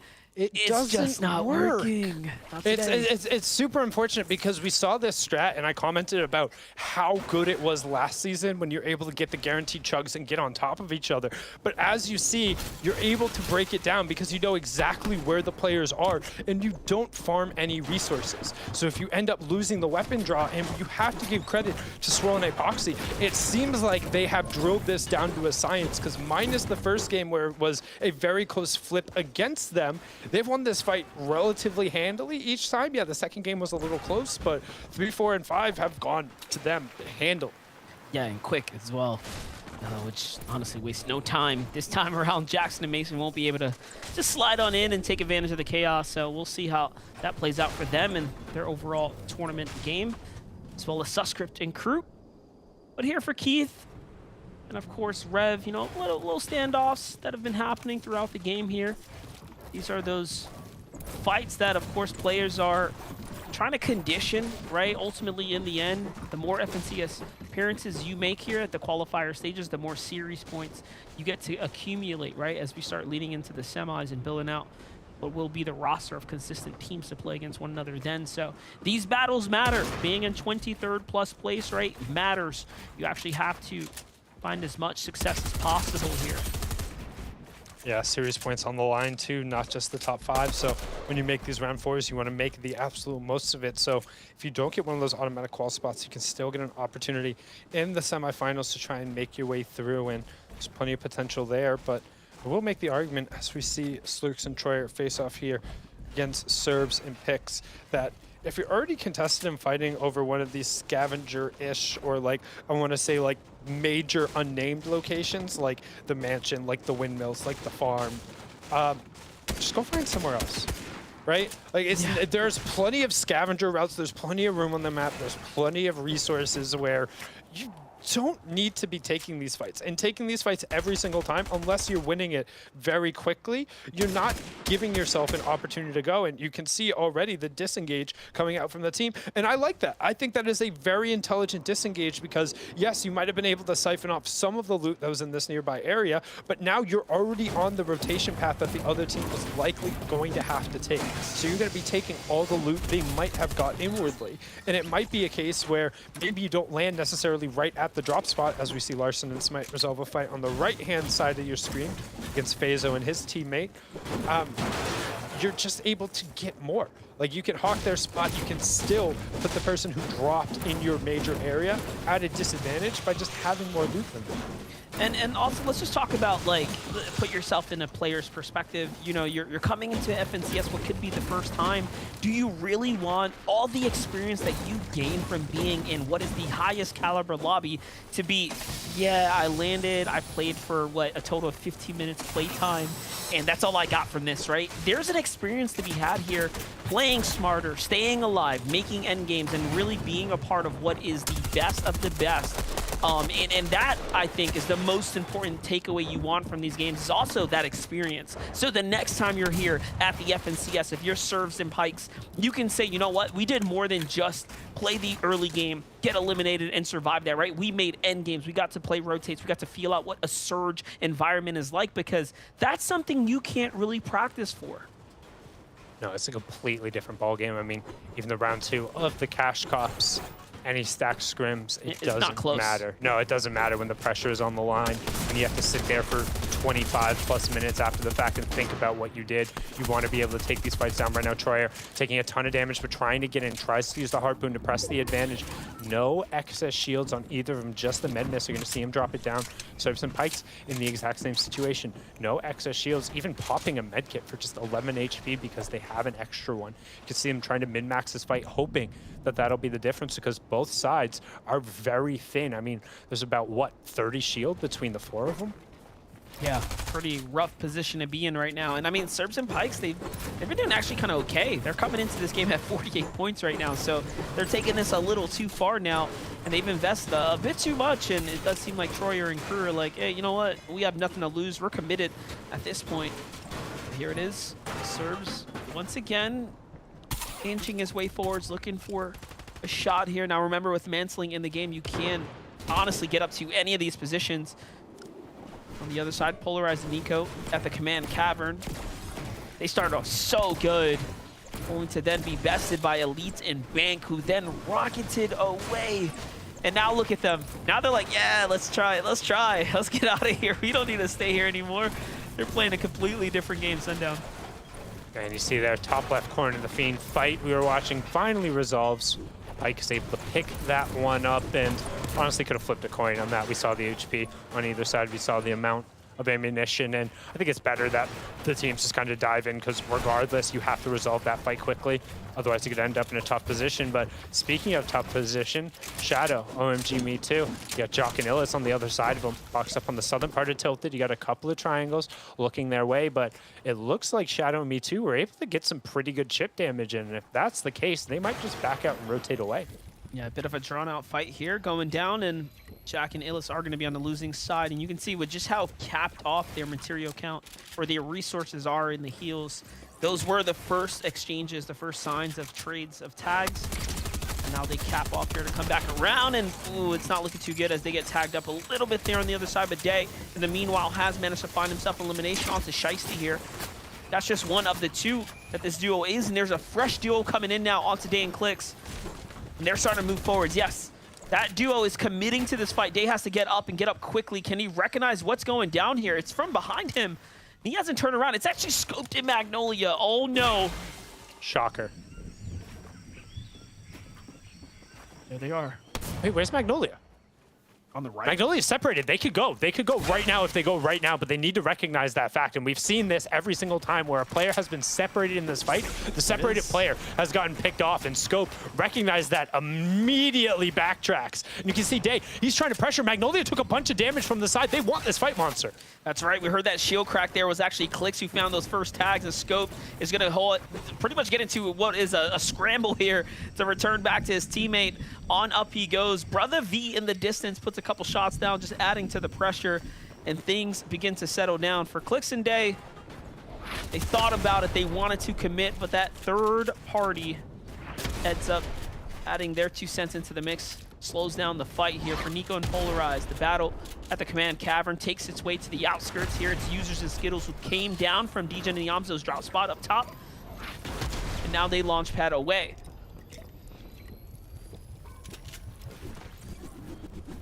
As we see here, currently sitting on 2 elims. We're going to get a look at how they got them as we pop on back in the time machine. And Polarize hits the zip, going for the aggro play, gets the wall replaced immediately. And that wall right there, I'm not sure if that stair is his. If that stair is his as well, that's so brilliant. Yeah, I don't know how you snipe that front wall like that. That was just slick. And you can see what they do with it. Pick up a fresh 6-pack right there. Not bad at all. That's really what they needed, like we said, after they got shut out that last game. They fell down a fair amount of points. The competition is honestly really in what looks like a 10-horse race for the 4th and 5th spots right now. So a race, Monster, right? It's a race. It's a race for the 4th and 5th spots, no doubt. As you can see here, Scopes hanging out, making sure he's hitting that med kit on the edge of zone, has the med mist as well. So normally I complain about, you're not min-maxing enough. Well, he is there because you don't want to carry the extra utility spot. And you see Brother is also still hanging out right on the edge of zone. So he's a solo trying to just hold a little bit of his weight here. Scope gonna get an extra stack of minis there. So he's gonna be very much so happy about that. It's him and Magnolia trying to make sure they get their resources in the right spot. Magnolia needing a little bit of shield. They should be heading towards zone, but we got a little bit of a stacker here, Monster. 81 players still up. Yeah, and you know, that first game was big. Second game picked up the pace, and ever since, things just took a step back. I think players are genuinely realizing what's on the line right now for this qualifier. That you can go straight to finals. You don't want to end up in the semi-stages, but Jamper here, sniper in hand. That's a legendary one. Definitely tempting to carry into the game. Body tag from this will surely sting. Ooh, though. Duke and Jamper not looking too hot for the exchanges here. They're losing, for the most part, a lot of the trades. But the shield keg will offset a decent amount of that, as you see. They can just kind of afford to leave a wall open and chip shots away, knowing that if they happen to bait a headshot, it'll end up worth it. But one thing to note is, in comparison to the burst AR, there is travel time on that sniper bullet. So anything past 200 meters or so, people can open and edit, throw a couple of those burst AR shots, and then close it and not have to worry about that shot coming through. See Jamper just kind of throwing him away, which is how you really want to utilize the sniper in this meta. But that was a white tag, Monster. Huge tag here. They're trying to sneak one in the box. It's not going to go through. Only 34 damage above here. Definitely looking a little sketch here in game number 5, but hold up. Scope is down. 60 damage below the surge as well right now. We're in what I would call trouble in the paradise here. Now, again, 4th and 5th place, the point gap, right, between the rest of the lobby is really not there. They are right on the line, riding the line of all the other competitors.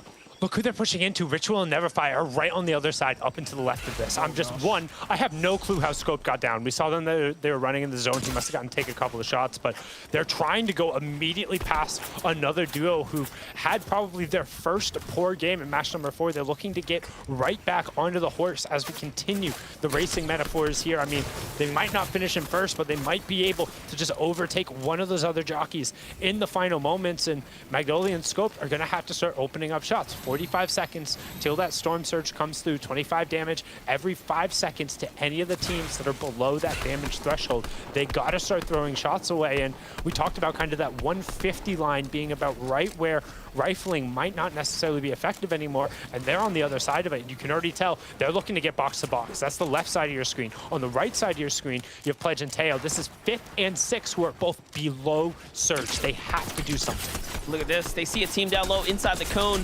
17 seconds remain here. They're going to try to jump straight down, but they get tagged in the process, and now that slows down their momentum. Great tags here by Sculpt here on the side line, but no, there's another team on the outside who had a little bit of a lining here onto Scoped, and all that momentum gone, shut down in a flash of a moment. And now they're just barely holding on, trying to break the tree here to open up this line of sight. They knew they got tagged from that general area. Here comes the surge. Bombs, they should start raining in, but no. 10 above now. Okay, they have a little bit of time. Spade and Chip, however, do not. They are 80 damage below in a box fight as well. Yeah, and you can see Spade trying to get the reset on the wall, trying to get in a position where he's able to do something, but because he's reset so far away, he's not able to then get it. Chimp goes down, Elite and Bank on a silver platter, not even silver, might as well be made of diamonds. That one was just gifted to it, brilliantly done to fight it defensively and recognize that Chimp and Spade were under threat from Storm Surge. Now what's really cool about that elimination for Elite and Bank there is that they were 121 points coming into here, so they had about a 30 to 20 point buffer. But hold up, down low, Scoped and Magnolia get edited down in what is a classic defensive maneuver for a team that's being held up on from above. Magnolia jumps in for Scope's card, but he's standing on all these enemy builds. He's got to get out of there. There it is. He slips on out. But just talk about textbook, like, you know, we haven't seen that in forever. Like years ago, that was a tactic that we would see honestly quite frequently and often. You'd catch players off guard. The definite fault to that one. That's just a classic move.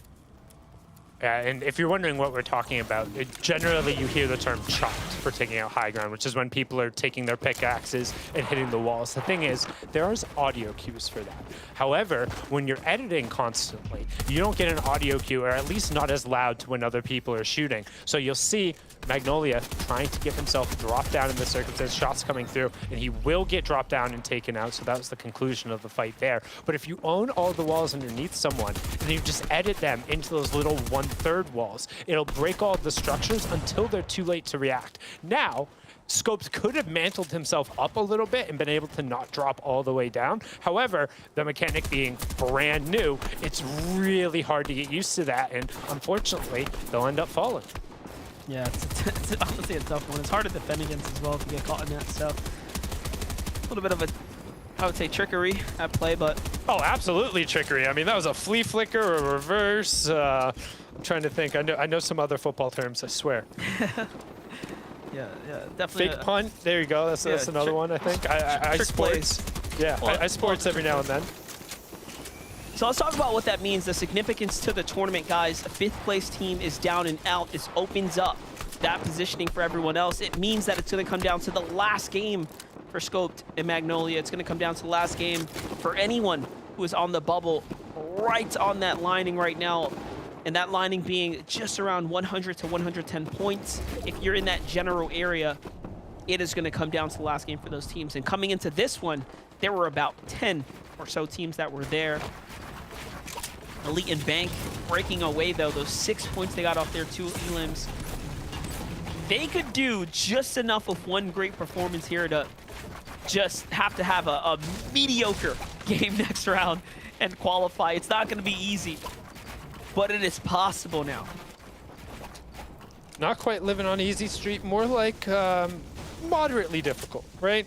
It's not like incredibly difficult. You're still gonna have like 1.5 decent games against some of the best players in NA East, but you've done the hard part so far, right? It's like getting all the way to the top of a mountain. You know, you've done all the hard work. The summit's right there, and you know the air's a little bit thinner up here, but most of the distance has been covered. And somebody who's got some more distance to cover up, but they've been moving pretty quickly in the past couple of games. The energy duo, Clicks and Day, and they got some great space. And man, Monster, the zone's not doing basically anybody at NA East any favors, as we got tons of water in slight variable terrain here in this 4th circle. Yeah, we've had about 2 or 3 zones where I think we can all scratch our heads and be like, yeah, this is gonna be a tough one. Just an ouch happening right now, but Day and Clicks are in the better position when you really weigh it out compared to some of these others that are gonna have to make what honestly is a predictable rotate. Like, there's only this pathing here. No. It's one chunk of land. You have to face check directly into some of these teams. Vehicle play for Skittles and users ends up working out for them, but they are so far below the Storm Surge. They will have to fight here. 13 players have to go down. Illis and Jack have to do the same as well. They're in 10th place.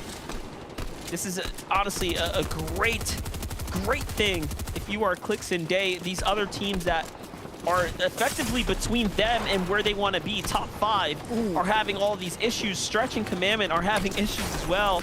Shots come in as they manage to try to find their tournament tags as well.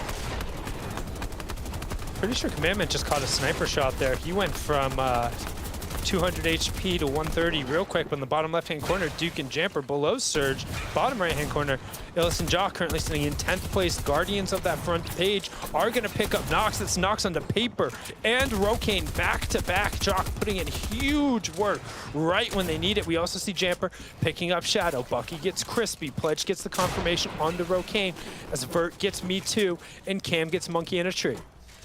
Great trades right here. It's the 2nd time Cam's found Monkey this game, so big on him to continue to rack up some points there. Illis and Jack now edge their way up to 9th. Skittles and users find their way to 7th, so progression being made for our bubble teams here now. Finally, jumping into that 100-point threshold there. A single elim separates 7th and 6th here. Can they break it open a little bit more as Joji's on the run right now? Joji and Rokane no longer having that tournament run that they started off with right now. Rokane down just on the back of Joji, but Joji had a great solo clutch in the zone. first game. I was about to say, look at the zone monster. Everyone on the southern part, everyone on the north part was banking on that pull, but instead we go northwest, and most of the people are going to have to move, which means we're going to see the feed light up. Jock gets his third. Stretch ends up going down to the zone there, not quite able to get out, and maybe, just maybe, if second place falls here, just inside the cascading placement points, we could have a little bit of movement way at the top. Stretch gets confirmed. Commandment, with just 90 effective HP, is looking for some room. You know what? And I want to get a hats off to Stretch there, who dropped the launch pad, recognizing, I'm going to go down, Commandment, save yourself. And he gives it to Commandment right then and there, who only had an additional tick basically between them and the lobby, and that's going to keep their tournament run alive, and now breaking into top 25. So it was worth it. It was worth points, and they're starting to benefit from just that. Nevify and Ritual, however, after that last game, their worst game, they're in this end game, and it's only Nevify right now. He gets chopped in from below. They already took the wall, and that little bits of letting your guard down is what sends him back to the lobby, and now one less team for a player like Users and Skittles to worry about. Users in the top right, Commandment in the bottom right.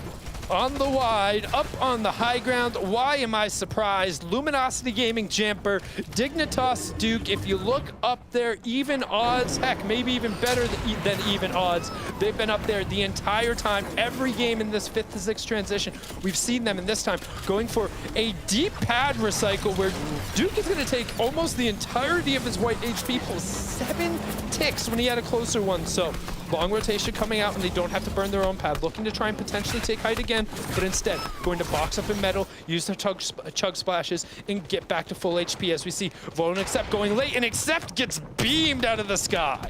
Not only that, Commandment is still alive as well, working this outskirt here. Take a look at him holding on to his life by a thread here. Jack and Illis fighting for high ground here. They're in 8th right now. 6th and 7th are still alive on high ground. Jamper and Duke managed to pull that back around. Clicks and Day is also still alive right now. In the feed, Commandment knocks onto Haji, and that's a full finish there too. So Commandment racking up more, punching his way, solidifying his way to the finals right now. If he can do a little bit more, it should be enough as we start getting into that last game here. And he is actually above the Surge as well. The full confirm put him all the way above the Surge, and he needed that as a solo. Only one more duo will have to go down, and Surge will turn off, and it might end up being Users on the backside of the zone. Yes, it is. Surge is off. We're moving closer to the top 15. Each duo that drops is an additional point going through, and Duke and Jamper want to put a stamp on that qualification now. They said, you had a question at the start, but we have an answer. Yes, we will be there. But Commandment, on the top right of your screen, is looking to continue his solo run. In the bottom right-hand corner, we have the 3rd place. So 1st, 2nd, and 3rd still all up on their feet, looking to make the qualification run here in game number 5, saying we don't need game number 6. But I'm most interested in Jack and Illis, who are alive right now on that outskirt, now in 4th place. Clicks and Day, who are alive, leading the rotate on the front zone, now in 12th here. They've managed to jump their way on up as well. And if you're on height, I mean, you're feeling really good about this, but hold up, they have a little bit of pressure here. The wall was Duke's though, and with a clean side jump, what looks so sketchy, he lands a punishing shot onto D-Roller, and D-Roller goes running back down to low ground, straight into the water there to try and stay up just a little bit longer. And now as players start to fall here, remember, with every player that falls, more and more points get given out. Clicks unfortunately does go down there. That's just a knock though. It's up to Day to squeeze him out here, but Elite is on the run here. He's gonna get hit once, twice, and stays alive with just 7 HP now. Day gets cleaned up. Jock also ends up going down, so Dan Clicks out in 12th. Oliver OG gets cleaned up. Elite gets cleaned up. And Penn ends up getting Fatch after they got forced down. And Illis just makes Edan vanish. And no, I'm not talking about his org. Great shot coming out from Illis. He dips and dodges back into the zone, finds the chug splashes, finds the miss, and a little bit of room for reprieve. Ascended and Cold are starting to get running. 9 elims for them, up into 4th place. They said, Quiet Day who? Nah, we're just a little bit of a late starter. Look at that. Illis is going to start making his way back to the storm right now. Can he make it in time? That sprint mechanic is so nice as he manages to run his way right back into the safety here. Medmiss is going to start coming out. 4th and 5th are still alive here, sitting on top of one another. Cold needs to get this big heal off here. Scented is just lit up as well. He's trying to get off any med kit or bandages possible. The med kit is going to come through. Here's Cam and Bucky, though. Cam and Bucky also flying their way up the standings now into 7th place. Put them back in the conversation here. It's Cold, though, who gets the big shot here onto Surge, the knock and the full finish now. And they are at 10 eliminations, trying to set up the biggest game we have seen here today. But Illis is trying to come through and put something in the works. Pikes puts up a good fight. Down goes Cold. He finds Scented potential here. One more tag is all he's going to need, and out the side he goes. Pikes is putting up such a great fight.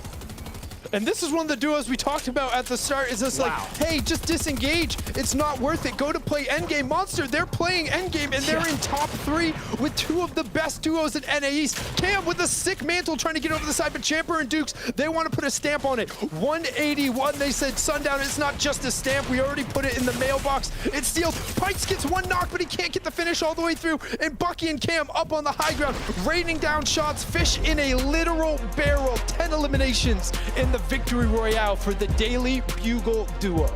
And what a sick little watery finish there. What was a difficult endgame. Cam and Bucky with the crazy performance. When they came into this game, they were around 12th, 13th place, and now they find themselves inside that top 5 position here in a race for the finish. And what a game it was. A 62-point victory royale. My gosh. Yeah, that's going to help it. I mean, somebody's gun said it during our last break before this game. During the game, we just kept calling out in match number 4 how, wow, Bucky and Cam got another one. Hey, they got another one. And it was the same thing in this match. And Monster, all of a sudden, you put together 2 really good games when your first 2 weren't so good, and you got a shot. Yeah, what excites me is that all these placement points are on the line now. 4th, 5th, and 3rd might just be available here, guys. So take us into this last game, y'all. Yo. I mean, Cam and Bucky, we'll get to those guys in a second because they are rocketing. They're up the leaderboard there. But massive shout out, SBG. We got Cold and Scented coming out of nowhere. Suddenly your pick is looking mighty, mighty fine. But Vivid, I mean, we have Duke and Jamper to talk about as well. First things first, Cold and Scented. This duo, you picked them SBG, but Vivid, they've really made a play now to top this leaderboard to, in some capacity, break their way into this top 5. If you're going to do it, Game 5 is the time to strike. I mean, look at these highlights, SVG. Where are they at? They are on the low ground. This is what Scented is known for. And he's got the young blood in Cold to hit these shots, to follow these tarps, and make the most out of these positions. They pick up 10 eliminations before going down because Pikes honestly put on quite a show there towards the end. But huge game for Scented and Cold, and for you, SVG. Yeah, great game from them, but I mean, that's where they want to be, and they just slay out. We saw them get 10 elims. They cleaned up that low ground, but they weren't the only team. We had 3 teams make a big climb up the leaderboard, Bucky and Cam being one of them, and they just absolutely obliterated that lobby, taking their own 10 elims, but they do a little bit extra getting that victory royale. I know we saw 20 places they jumped up in that previous game. Suddenly here they get a victory royale, I think 10 eliminations as well, Vivid. I mean, again, we'll go through the leaderboard in a second and look at who's in contention for those 5 places to get into finals after today's qualifier. But they got the high ground. They made sure they took it off of Jamper and Dukes. They had a great position going into this game 6. And here we can see they've really rocketed up into 4th place. Now, this is crazy. They were in 15th, I think, before. Yeah, Jamper and Duke doing very, very well. They did get that 2nd place right there, but Bucky and Cam, like you mentioned it, they flew up like 20 positions before SBG and another 11 to put themselves in the 4th place position. It was a great close there, but also Scented and Cold sneaking up as well. They put themselves in top 5. Let's not forget, top 5 as we go into this last game is how you get directly to finals. So a lot to play for looking at this leaderboard. And this is an absolute crazy match because we had a team break or tie the record for the most points in the game earlier. Then Bucky and Cam say, all right, hold on, we'll top that. We'll take a bigger match and have the most points in NA East thus far. And now we see, okay, it may be close, but there's plenty of opportunities for any of these teams. Our top 3, you might be okay, but you have to make it into that 5th zone. Everyone else could make a 50, 60-point game because you could say it's impossible. We've seen it done twice already today. Yeah, we saw as well there, I think 13th position at 108 points. You can see there to get into the top 5 there where Cold and Scented are. you know, we're looking at about 20 points, 23 points give or take here, which is absolutely doable. That's between 13th and 6th there. So everyone's trying to break into that top 5. You can see now, Cold and Scented have what, a 7-point lead as well going into this final game. There's so much to play for. Teams below that, particularly kind of looking through 6th through 10th there, who are all still in contention, 20 points or so away in 10th position there. Vivid, what is going to have to happen in this game to break through into that top? We see Scoped and Magnolia have done superbly at the course of this tie. We featured a lot of these teams in our post-match breakdowns, but who do you see going all the way here? What's going to happen in this last game? Honestly, that is a tough call to make. I'm not even going to make the call because, listen, my prediction at the start of the day was clicks a day, and they're not doing too hot, so I feel like any prediction I make right now is probably not going to be a good one. But going into the last game, I mean, these teams that are just outside of that bubble here, they really got to hope for 2 things to happen. One, you got to hope that these top 5 players don't have a good game, right? Because if they have a good game, then that pretty much just seals the deal. You can't really catch up if you're already 20 points behind. But if they do have a bad game, then you yourself also have to have a very good game. So these teams just got to play to their strengths and really hope that it just kind of works itself out. Yeah, it really is going to be anyone's game because we've seen so many teams fall early. The only 2 that have been consistent are the top 2 on the leaderboard. Everyone else has had at least one bad match where they're not picking up 10, 20 points. So really, you saw that second page, people were in the 90s, high 80s. That is very doable. A 50-point game is not impossible, and we could see it here. Hey, maybe even your boys Day and Clicks do it here for you, Vivid. Fingers Everything crossed. Just to clarify as well, I did definitely pick Jamper and Duke at the beginning of the show. And they're currently in first. Just saying. Hashtag just saying. Obviously, we have one last game to go. Chat, make sure to get as interactive as you can with us as well here on the desk and the analyst, the casters as well. Of course, Sundown MDF. Let us know who you think is going to go all the way here. This is the last game of Qualifier 2. It's all to play for. This is it. Let's head over to Sundown and to Monster and see exactly what's in store. Thank you so much, Adam, Vivid, and SVG. And with 1 game left to go, the leaderboard looks a little different than it did on Friday, Monster. I think we're going to get some final game dramatics. Yeah, listen, 3rd, 4th, and 5th place were sniped by 3 new teams, straight up. When you look at how they all jumped up, 5, 7, and 11 placements, that shows that it can happen this game too. Those 3 spots can easily get taken away as quickly as they were claimed in that last game. That is how much room teams can jump up. So if you're outside the top 15, it might just be over. But if you're within it, a 60-point victory royale is possible. 32 points for the win, 3 points for elimination. It sounds like a lot, but it's not impossible, Sundown. No, it definitely adds up. And don't forget, even if you don't get a top 5 spot, there is still series points on the line. There's still that semifinal and a qualifier to be played next week. But 1 more match to go. Let's get on the bus.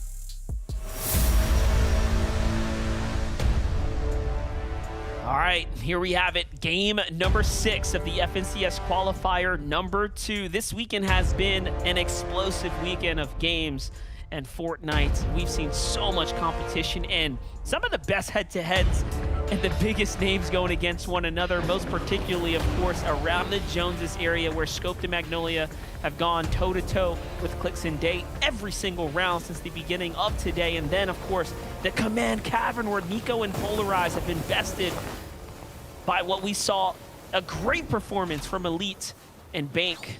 Here at the Greasy Grove, this fight has also been raging on round after round. Aoxy and Swirl take a bit of a different approach here. From time to time, they do go to the suburban areas. It seems like another team's decided to kind of jump in here.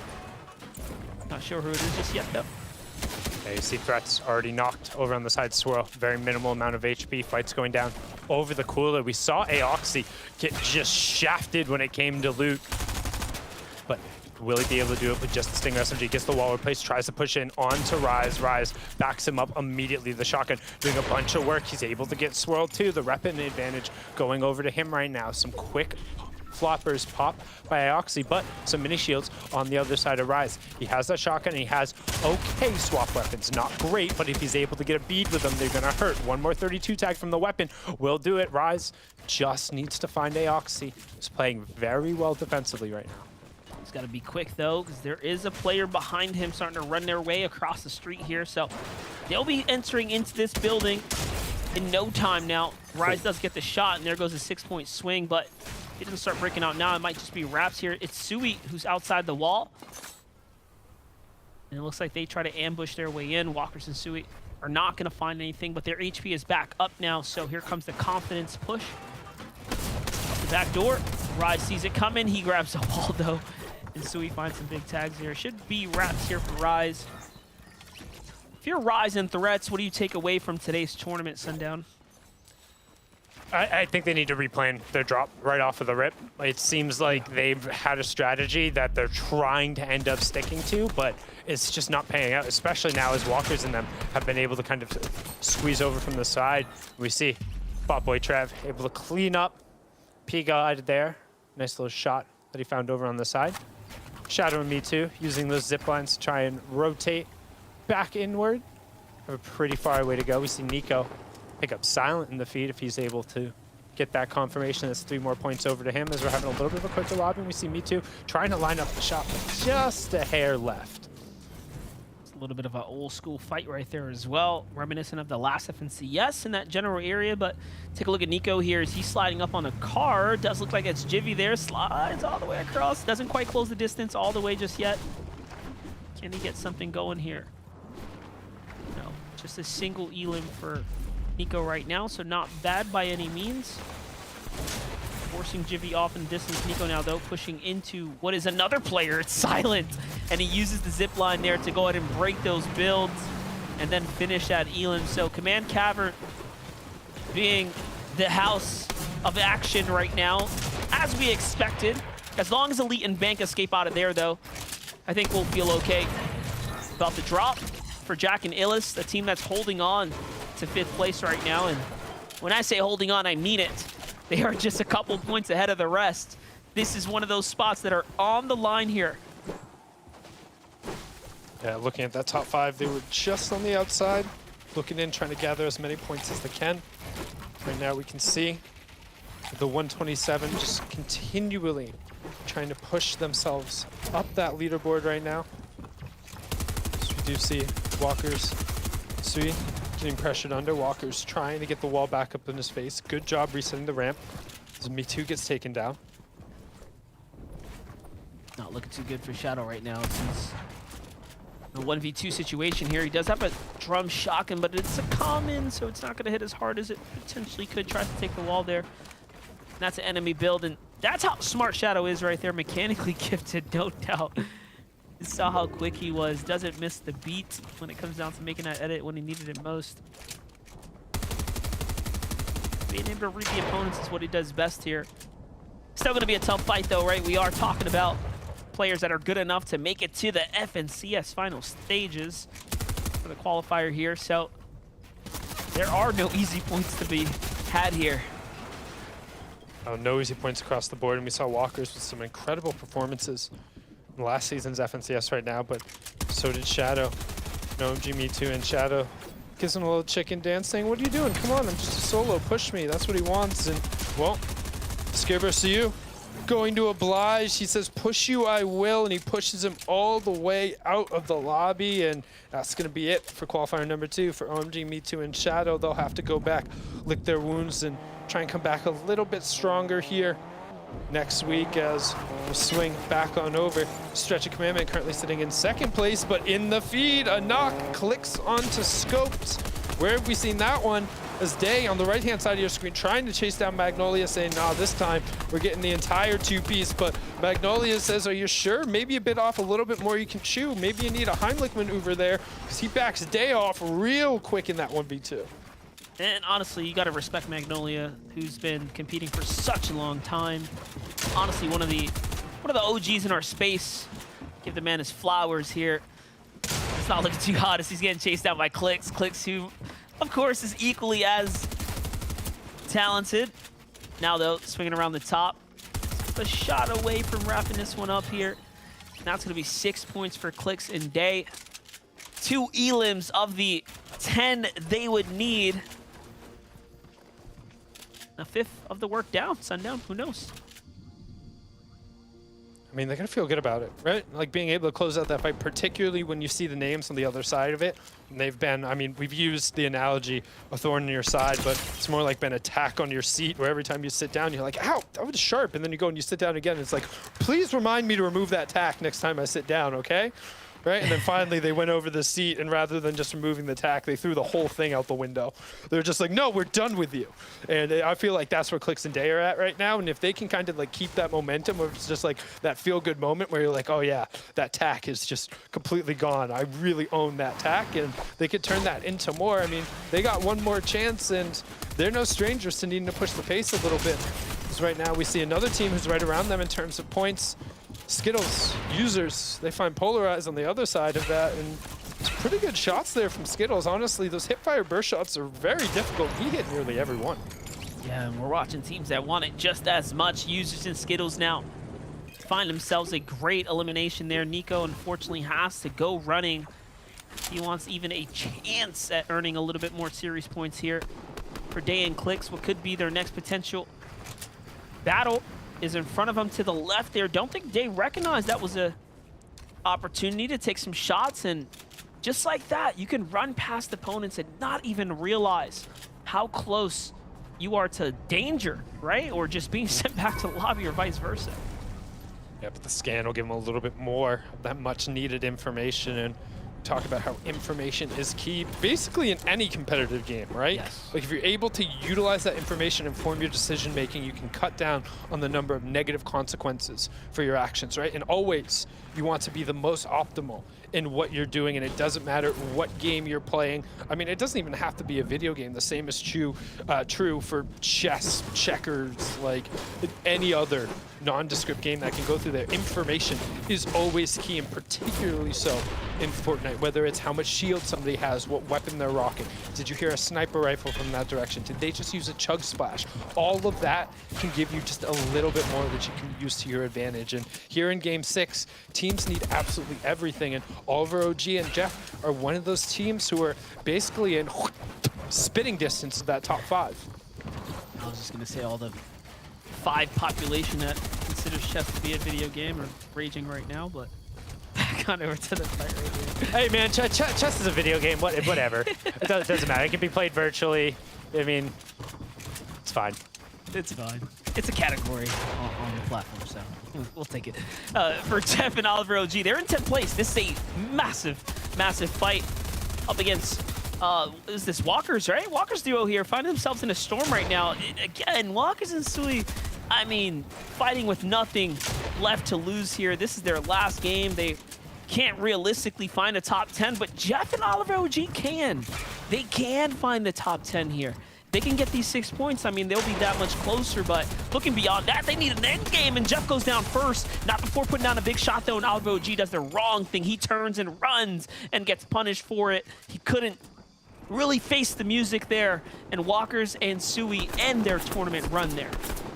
Yeah, and that's one of those moments where it's just a little tense. You're getting pressured. You know you need to take this fight. You know you need to close it out. You have to do everything perfectly.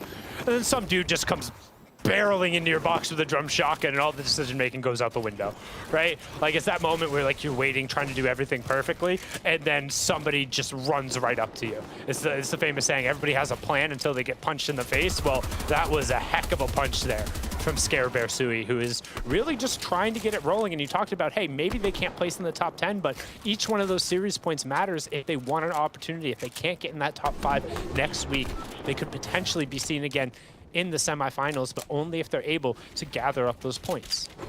And honestly, right now, Tail and Pledge, they should be happy the Storm Surge didn't activate when you have a team like Commandment and Stretch just nearby. So no warning means no pressure to battle right now, or no indication of where you are, right? Like, do we need to fight right now? Have we done enough? And just like that, teams get to edge away for a little bit longer. Right, Sentinel and Cold here just managing their material counts right now. Down at the Fortress, seems like zones are pulling up north. It's about time we get a Northwestern finish. Wouldn't be what I feel like a Fortnite weekend without it. Seems so common as it appears regularly, but hold up. Armored Walls coming out here from Rituals and Neverify. Our sleeper trio or duo here on the day, I think. I think it's fair to say they've been the dark horse of the day. Yeah, had very strong opening 3 games. A little bit of a stall in matches number 4 and 5, but you still see them just on the outside, looking in currently in that 8th place spot. Also important to note that Bucky and Cam are down. Bucky and Cam are out. They are not in this game, so they will be unable to push towards that top 5 and likely are going to end up being overtaken. That means that slot in the battle for 4th and 5th opened up a little bit more. Yeah, a little unfortunate. These things do happen. On over to Ritual and Nevify, though. They want to continue to take their opportunities into the late game, so they try to get to a boat and skate on out. They're surrounded by teams that are just fearlessly sending in shots, but Beast is going to back up and give them a little bit of space. That's all that Ritual and Nevify could have honestly hoped for. A little bit of room between these players. That's why they backed up in the first place here from a team like Chimp and Spade. Such a dangerous duo there. And of course, if you're the player, you know, you don't know necessarily who this team is, but you can tell pretty quickly if they're good or not. Some of the top pros are just a little bit different, just a little bit faster. Well, I mean, I'd say good as a relative scale. Anybody in this lobby would make me look very particularly bad, but throw me in an average arena game, let's be honest, I'll still look very bad. Now, with that being said, these guys, they kind of get into the habit of knowing who they're versing. They see a couple little moves and they're like, okay, like, I think I recognize that outfit. I know who might be rocking that. And Jock needs to be careful with his little bunny hops as he caught, I believe, no, it's just 2 body shots in a row there. Didn't catch a headshot, but is forced to burn into one of those big pots. We talk about how any damage is above that kind of 50 to 100 line can end up being key. And on the right side of your screen, Sentinel Cold trying to take a rotation here with this IO card, but we talk about teams getting a line on you and heading straight towards them. They're able to punish, and their card gets ripped almost from full down to just 53 HP, and they're going to bail it, but Monster, it got him to the zone. Nice little taxi service. Yeah, it did, and now it's got him on Ritual. Nevify's box, an important fight right now. If 8th goes down, this opens up potential room for 5th. Great tags come through from Scented here. Remember, this is our 4th place team here, so any of these teams on the bubble are still their equal competitors and problems and issues, because if they fall early, you don't want anyone in striking distance still alive standing in the lobby to tell the tale. Clicks, however, is going to find 2 more there too. I talked about they did a 5th of the work. 2/5 now potentially in the bag here. Can they continue to do more? There's a lot of players up, and a lot of it's tournament play that's still available here. Yeah, still plenty of points on the board. Don't forget, +3 per each elimination. The first placement point has already been given out. Also, very important to note, no storm surge warning in this game. That's going to make the 5th zone very awkward, because you don't kind of get that tag that lets you know, hey, you need to press a little bit. I also want to call out here, I love Ritual's name. Ritual XYZ123W key, like, that's real nice. We need more names like that. Because right now you see. So yeah, right, it took me a little bit. I didn't actually read all the way through. I'm like, oh, that's nice, it's clever, okay. As now we hop on board here, Tahi and Paper, and if you look, pretty much all of the teams who are in that 1st through 10th spot still right up on the board. Commandment gonna pick up an Elam onto Okies there. I mean, they're basically already through with the performance that they've had so far and picking up a couple points here. Joji also getting Av in the feed. Demonics finally will end Scare Bear and Walker's run, as they were able to have a ton of points. Tahi finds some great tags on the edge of the zone. Might be able to slip through and find an Elam here. Big for Tahi and Paper right now. They can get these points that'll jump them up just a little bit, get them one step closer to taking that 5th place position, which is currently being housed by Illis and Jock. On the side, though, our 6th place team of Pledge and Taya, who are also edging their way closer and closer. Now 10 points off the beat here. They want to get to 5th. It's just a couple Elans, guys. It can all change at any moment if one team goes down.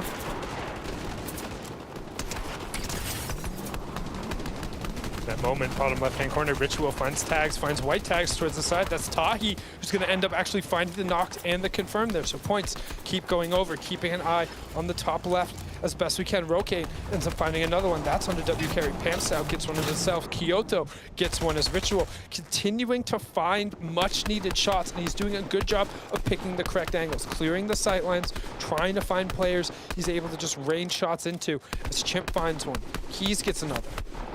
This is the last game, guys. The last opportunity of qualifier number 2 right now to make this top 5 and get straight to finals in the feed. Chimp is going to finally fall here. Crispy, Monkey, and Shiesty as well. Brother goes down to Paper. Paper and Tahi, who are in that final stretch, of course, for the top 5 as well. Tahi there is going to find the teammate of Eden. These are big eliminations here. I know we're looking at Richo and Nevify who are trying to do just that as well, but for Paper and Tahi, look, they're in 8th place as well. They're just tied up for this spot here, coming down to the elims there, tying the game for them. I don't know if you saw that, but Ritual was able to snag a pad with that harpoon at pretty much max range. He moved forward to try and get some of the excess mats, but keep an eye on that pad. That could be huge. For keeping an eye on the top left-hand corner. Day and clicks are done. The NRG duo who tried to come roaring out of the station, and unfortunately, they got just derailed from the tracks. As now, we'll take a look. We already saw Tahi posted up on this cone peak angle, just throwing shots towards the backside of the zone, and was able to find those pairs. We were talking about it. It's Mikey going down over in the sides. Some good shots woven in there as we hop back on board with our current 8th place team. And Monster, I know I talked about it before, no Storm Surge again this game, so no check-in, only the 7th zone potential surge to come in, and teams are going to have no clue where they're at. Yeah, at this point, the pacing of the game, we'll see if we even get there. This zone here, though, there's only one little mountain in play, and it's the one that Tahi and Paper are on. If it comes this way, that 5th place spot might just be written in stone for them. They'll have all the advantage in the lobby. Larson is going to fall there, though. Zone's going to pop, and seems like players are going to have to get a move on it here shortly. Yep, gonna have to wiggle their way on over to the southern part of the zone. Joji and Rokane posted up there. Nope, never mind, I lied as we swing on into Scented and Cold. They're exactly where they want to be. Low ground, priority side of the zone, 4th place, making it into endgame. We're already into the cascading placement points with 23 duos up. They just need to hold on. They don't need to press. They don't need to try and get anything more. They know that they're in that top 5. They just need to stay there. The bottom right-hand corner, currently our 2nd place team. And the bottom left-hand corner, currently our 7th place team. And you can see the gap between 7th and 4th is still about 20 points, which means if you're one of the teams in between 6th and 10th, you're looking to really make it in the end game. A 10th with a bunch of elims isn't going to do it. You need a top 3. Yeah, you're going to need those extra placement points to edge you over the competition here. Commandment and Stretch, though, have managed to somehow save a vehicle all the way this far, and it's extremely healthy, and they just come barreling on down off to the new zone. Bottom right. Take a look, though. Usually Skittles are up. Jack is hurt. Down he goes. Illis is out as well. In 5th place, all of a sudden becomes available. The sun cracks through the clouds here, and there is an opportunity. A glimmer of hope reveals itself to the lobby, and now we have ourselves a race for 5th. And Jackson might have just closed the glimmer of the dream there for Rokane and Joji as Rokane pushed forward and he just got slapped down immediately. Joji took a bunch of shots in the back, but one of the teams we were talking about currently sitting in 7th place, Users and Skittle with a little bit of room on the side of the zone. We're in the end game, and don't forget, we'll get a warning for Surge here too. 6 duos potentially could go down. Keeping an eye, 7th is in the top of your screen, 6th in the bottom left, 4th is in the bottom right. Saw Paper and Tahi in the distance there as well. This could be Teo and Pledge's day. It could be Paper and Tahi's. It could be any of these other teams that are just about there. Now that 5th place is no longer in the lobby here. But of course, there's still about 10, 15, 20 or so points that separate them. That's a lot of eliminations and much more placement. So there's still a ways to make it through here. Let's see it though. Teo and Pledge trying to set up this launch pad here. Here goes the zone. It's going to start moving. Out they go. They were the furthest back here. And off on over to this airship they go. Can't build here though, has to be careful. The mantle comes on up, and that's the beauty of the new movement and mechanic in the game. Look at this. They find themselves right underneath tons of enemy builds. What are they gonna do about it? They're gonna coast alongside this. Tahi and Paper are going for it. Shots come in. 8th place versus 6th place, such a huge exchange there. Pledge goes down, and we might see another opportunity open up here, but it's not over yet. He has to finish the deed here. Teo is hurt. He goes running. Tahi's hurt too. There goes the Siphon. He got a couple points, but he's down to nothing, and Tahi is out, down, and it's over. It's open now for Users and Skittles here. Can they climb up and finish the job, or can Teo and company do the rest?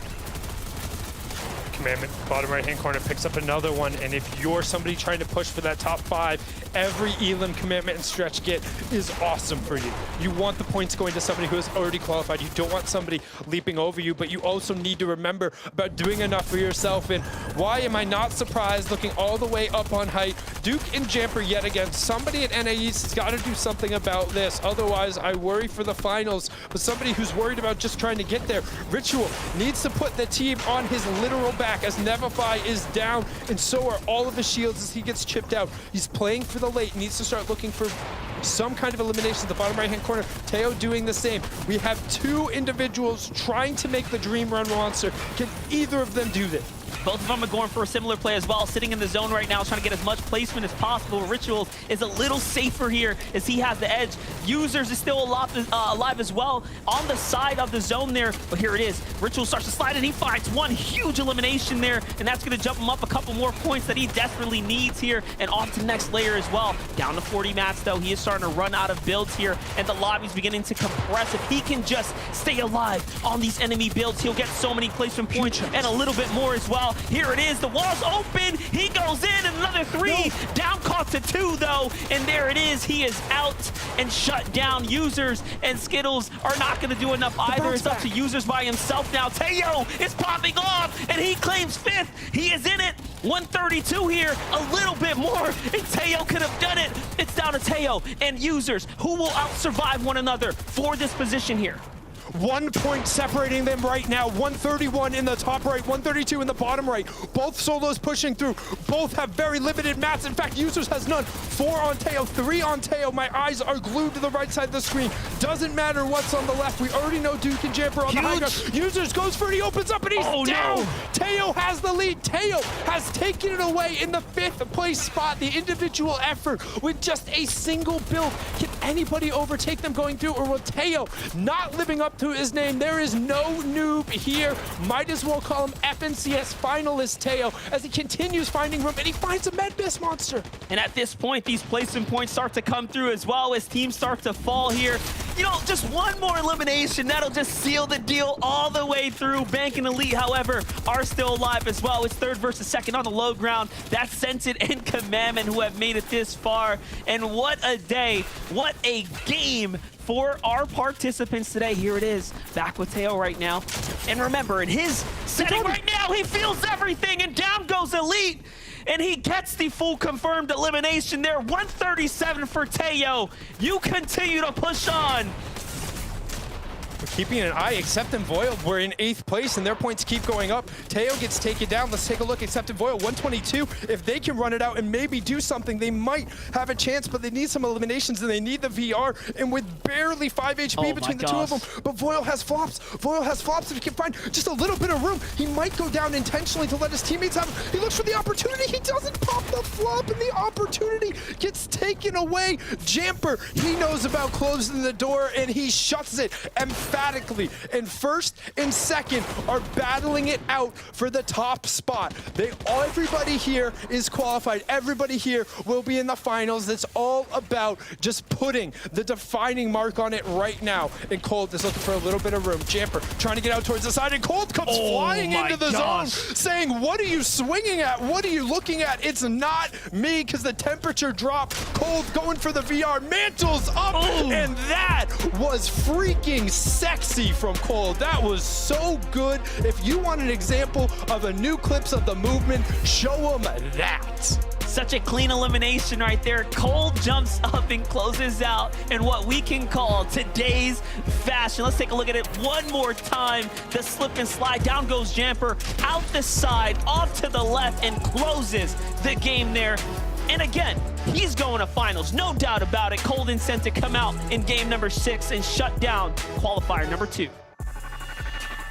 Yo, that was sick. So he clean. was on 0 builds going back through, and I mean, the back-to-back, there's a reason everyone has talked about this kid Cold from the start of the chapter, basically. They were so hyped going through, and he shows you why, but what a finish to end qualifier number 2 monster. Man, and Teo and Pledge, what they managed to do there as well, up against Users, such a heartbreaking moment for some there.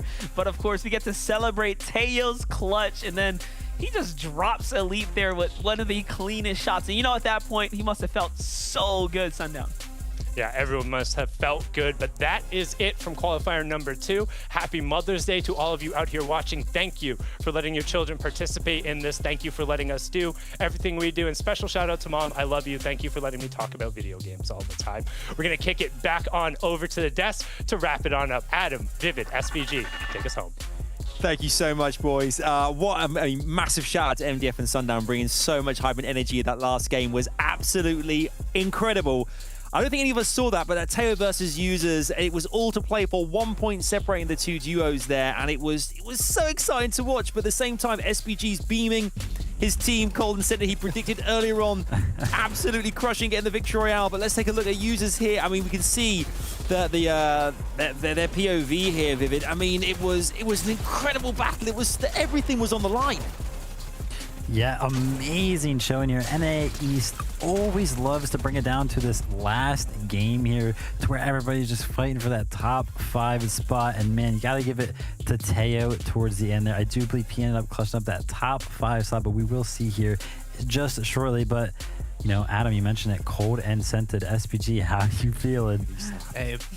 Hey, taking over that back half, but that last game was a perfect culmination of this tournament. Like, let's be honest, it was Jamper and Duke on high ground doing what they've done almost every game. We had Scented Commandment owning the low ground, and then we had 4th, 3rd, 5th, 7th, 8th, all in the mid ground somewhere, and it was just like, no way is this actually happening in the last game of a tournament. But hey, shout out to Cold, man. That kid has ice in his veins, clutching up and making sure his team's going to the tournament, you know, or going to the finals. But it's so impressive to see this kid. He just constantly is putting on a highlight reel, and he's taking that next step, if I have to say so myself. Yeah, a rising star of tomorrow. I mean, that's the great thing as well. We say this about the FNCS all the time, that yes, we celebrate the veterans, the names that we know and love, but there's also the new kids on the block as well. These are your top 5 who've qualified for the finals in a few weeks' time. This is a qualifier to top 5 right here, and what a 5-piece it is here, Viv. We can see Jamper and Duke on top with 224 points, and in 5th position, Teo and Pledge indeed clutch up in the 5th position with 143 points. Yeah, you gotta love when a duo clutches up at the very last game. So shout out to Teo and Pledge putting on that show. But listen, SPD, what's awesome about these qualifiers is that, right, we saw Aders and Kanata in qualifier 1. They were kind of ruling the high ground, right? And it wasn't really making it possible for any other duo to kind of take a hold of that high ground. And Jamper and Duke came out there like, listen, we know that there's nobody really going to be contested for high ground, and they took full advantage of that. Shot all the way up to 224 total points. But even more impressive, in my opinion, was the showing of Commandment and Stretch. The versatility in their play styles, their playbook, being able to play high ground, mid ground, and low ground, all while doing it so consistently, was for sure what stole the show for me today. Yeah, and we haven't talked enough about Elite and Bank and Teo and Pledge. Both of those teams were able to secure those victory royales, able to get themselves just enough placement points to get into that top 5. I mean, Elite and Bank, in one of the craziest end games I've seen this year, were somehow managed to get on top of that high ground and then just keep it as it went over the mountain and back again. And then Teo and Pledge, we saw them on high ground earlier in the day, but honestly, it was their consistency in that mid ground, able to stay alive and just enough elims. We see those top 3 teams they slayed out. They had so many elims, and all the victory royales, or at least 5 out of 6 of the victory royales, you guys are moving on. Yeah, you can see here as well, Jamper and Duke, our winning duo today, coming in 1st position here. These are their stats. Let's walk through some of these here, Vivid. A spotlight on this duo, 224 points, but average eliminations and placement looking mighty, mighty good indeed. Yeah, let's remember, this was a set lobby, right? We were only missing technically 5 of the best duos on this region that are already through the finals. And to put up these numbers over these 6 games, an average placement of around 8, average eliminations almost 5. And look at that highest point game, 56. They really did put on a show today. I loved to pretty much see them on the high ground almost every single game. But then there were moments where, you know, they lost at high ground, but then still did well. So that versatility in their play style is really what separated them from the pack today. Yeah, and the consistent Fortnite is so incredibly difficult to do considering there's so many variables. You have to understand how difficult this game is to play with. You got to worry about heals, you got to worry about other players, you got to worry about builds, the edits, literally everything goes on. And somehow these guys have managed to make it through endgame and not only do it, but do it in a dominant fashion. They have to be one of our favorites going into finals based on this performance. I think we saw it all today, didn't we? We kind of saw Qualifier 2 has had a variety of different ways to qualify. We saw, the first game of the day, Duke and Jamper went down like one of the earliest in the game, didn't score any points at all. The next 5 games dominated the high ground. We had Bank and Elite there as well, who had a great game 5 and 6. We saw Commandment and Stretch, who were consistent throughout, just managing to always be there or thereabouts, the top half of the point scoring positions as well. It's been amazing. It's been amazing to watch, of course, as well. And you guys have been brilliant on the chat as well. It's been so great to have you kind of getting in there, kind of saying us who you think is going to take it all the way. Predictions as well. We must talk about these. I'm getting excited for this. Vivid, not so much maybe, but still, let's have a look at our predictions. I got it right, boys. I came first. Let's go. First place for Duke and Jamper puts me in great stead for the season. I'm loving the fact they've come first. Well done to that fellas. GG all round. Vivid, Clixon Day. I mean, a couple of early games weren't necessarily going in their direction, but they did have some great moments as well.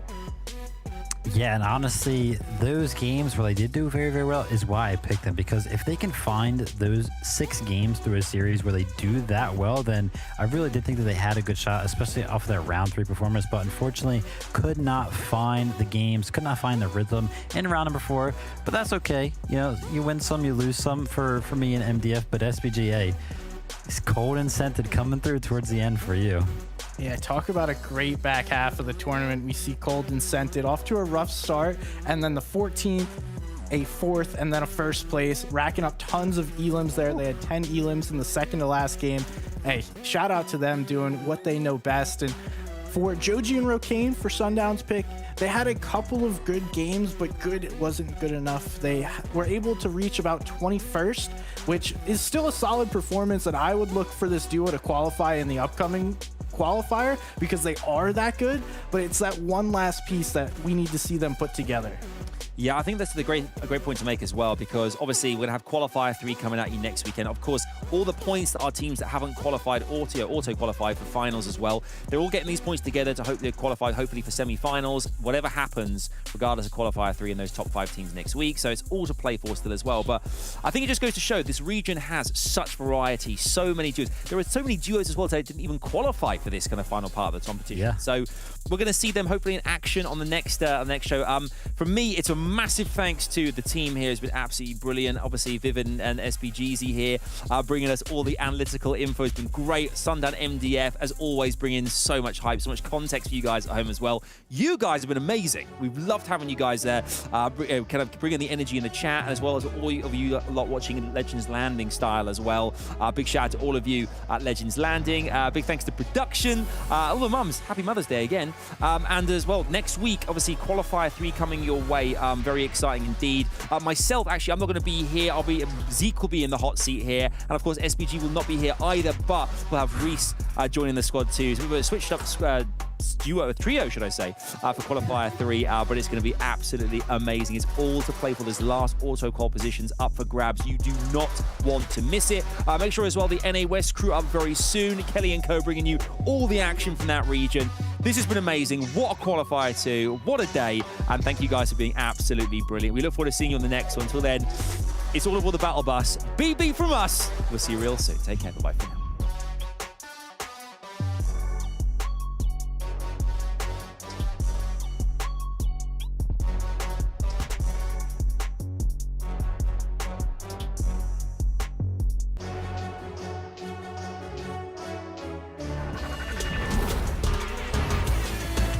What's up, Fortnite fam? The new season means new loadouts for FNCS. Let's break down some of the most common loadouts based on your role in your duo, starting with the IGL.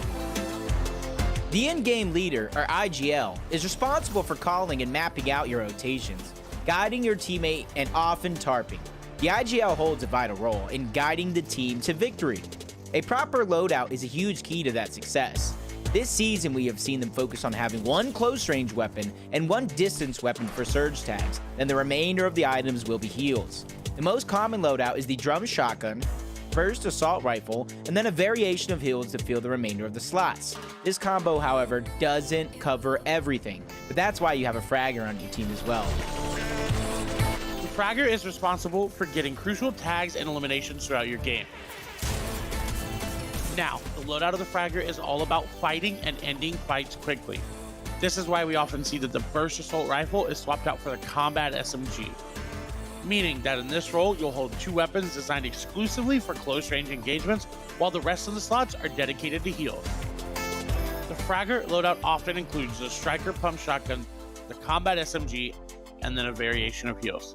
The ability to clean up fights quickly and effectively leads to this loadout being a top pick among the more aggressive players. After hearing the different loadouts and roles, which ones are you choosing in your next game? Until next time, we'll see you on the battle bus. Beep beep.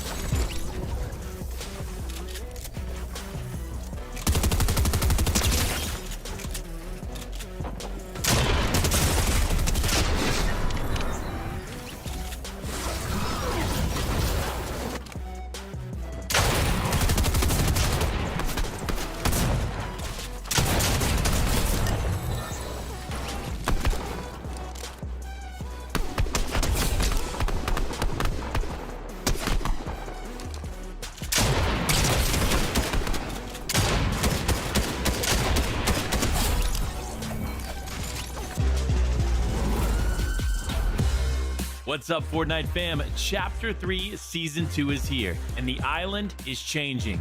Let's talk about some of the most notable changes, starting with the addition of the blimps. In the start of the season, we saw the island skyline get swarmed with an array of IO blimps across the map. These floating ships bring additional loot on board to each of the areas they exist in. They also allow for the ability to fly and redeploy from the wings. These blimps can be found in Command Cavern, Coney Crossroad, Tilted Towers, and Rocky Reels. There's another blimp on the south coast, however, you'll have a hard time rotating from this one. Also, we can't forget to talk about the addition of the siege cannons in these areas. While they don't solely exist on the blimps, you are guaranteed to find them there. These siege cannons allow you to propel cannonballs towards your enemies, though that's not all you can do. You can also use them to propel across the map or into enemy builds, this providing another great rotational tool for competitive play. However, the blimps weren't the only addition this season. We also saw the addition of an entirely new POI in the Fortress, as well as some new IO bases. The giant drilling machine known as the Fortress is located in the central part of the map. Although the Fortress isn't the biggest POI, it still packs a punch. Both inside and outside the Fortress, you can find several IO guards, along with Dr. Sloan. If you can find and take down Dr. Sloan, you can grab her mythic Striker Burst Rifle. Be careful, Sloan won't go down without a fight. Then, step inside to find 3 IO chests, along with plenty of other loot scattered throughout the POI. When you're ready to rotate out, simply jump into the siege cannon up top, or hit the launch pad that spawns on the outside of the fortress. Multiple other outposts popped up across the map. You can find IO buildings scattered across the island. They vary in size and utility, but all of them include more loot. You can add these locations to your drop, or drop here to start your games. Over on the south side of the island, another new addition in the form of Synapse Station has emerged on the island. There are several chest spawns throughout the POI and ample ammo boxes giving enough loot for multiple duos to land here. The best part of Synapse Station is not the loot though, it's the mobility that comes with the POI. 3 different rifts have the chance of opening, which gives you easy movement into the zone. Another addition you should be sure to add to your rotations are the mini craters that have formed across the map. Inside these craters is usually a handful of chests and shield barrels, which is just enough to provide one person with a full loadout. Although, not every crater is the same, with some having a slurp truck and reboot van inside. That crater is located just southeast of Broadcast Bunker and is home to both. With craters seemingly on every side of the map, it also offers a saving grace to those who either prefer the scavenger routes or got pushed out early because they had to retreat. All of these map changes will surely keep you on your toes. Make sure to dive in and explore the map. Until next time, we'll see you on the battle bus. Beep beep.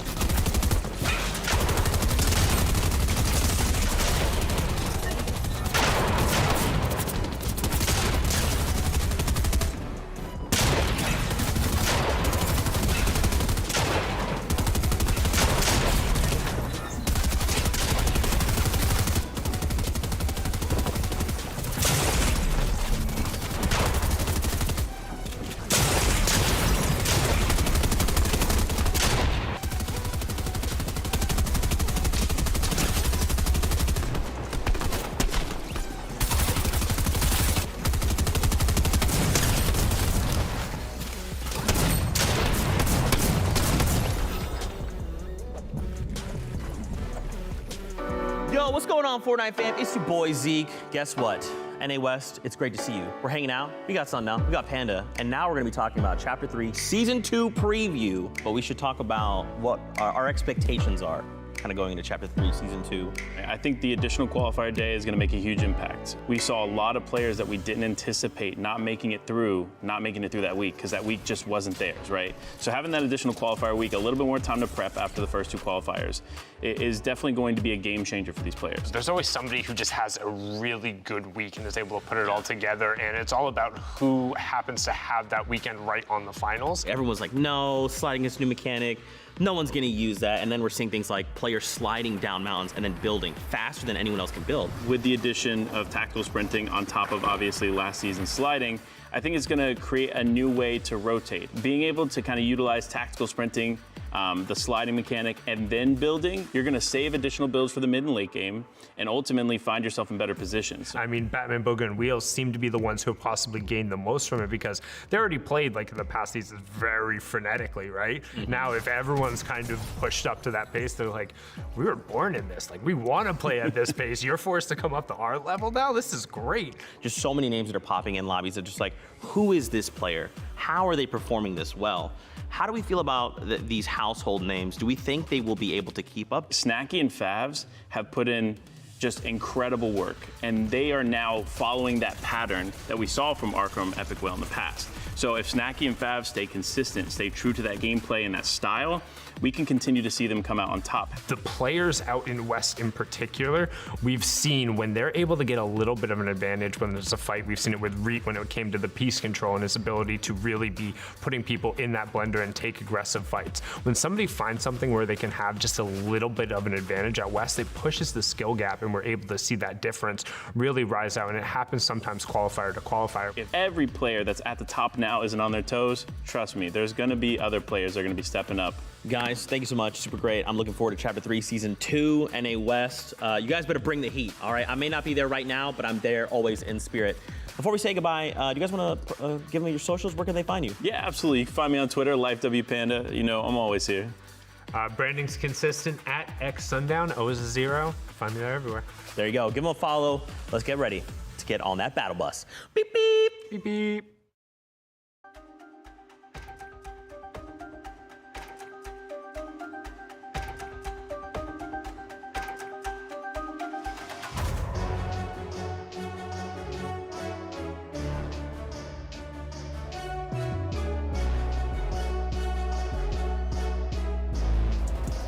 They not only led the region in points, but also the highest average elims with 5.17. Caleb and Solution secured themselves the 5th qualifying spot, beating out the veterans of NA West, Arkham and Epic Whale, by only 10 points. Will last season's champions, Favs and Snacky, secure their spot in the finals? Will we see fresh faces advance on this season? Let's find out as NA West Qualifier 2 starts now.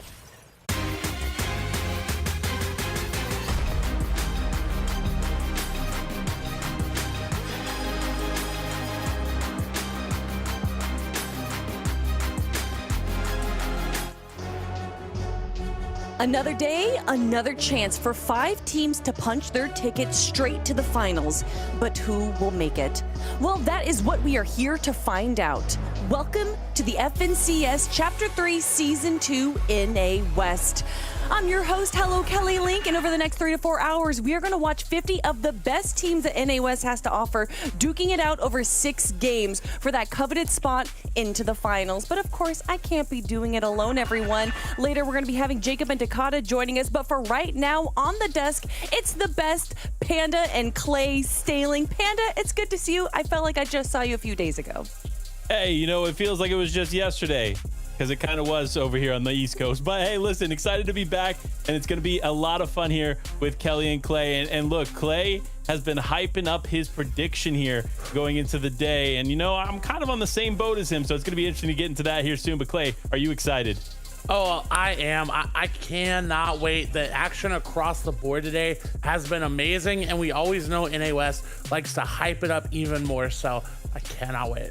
Oh yeah, thousands of teams starting in round 1, whittling all the way down to the top 50. But let's break down that format even more. Actually, let's break down the schedule, everyone, because we've already had one qualifier. That was 2 days ago. Now it's qualifier 2. But if you watched us last season, you might be saying, wait, qualifier 3, another one? That is right, everyone. One more chance for these teams to either get that top 5 spot to automatically make it into the finals or to collect those much needed series points.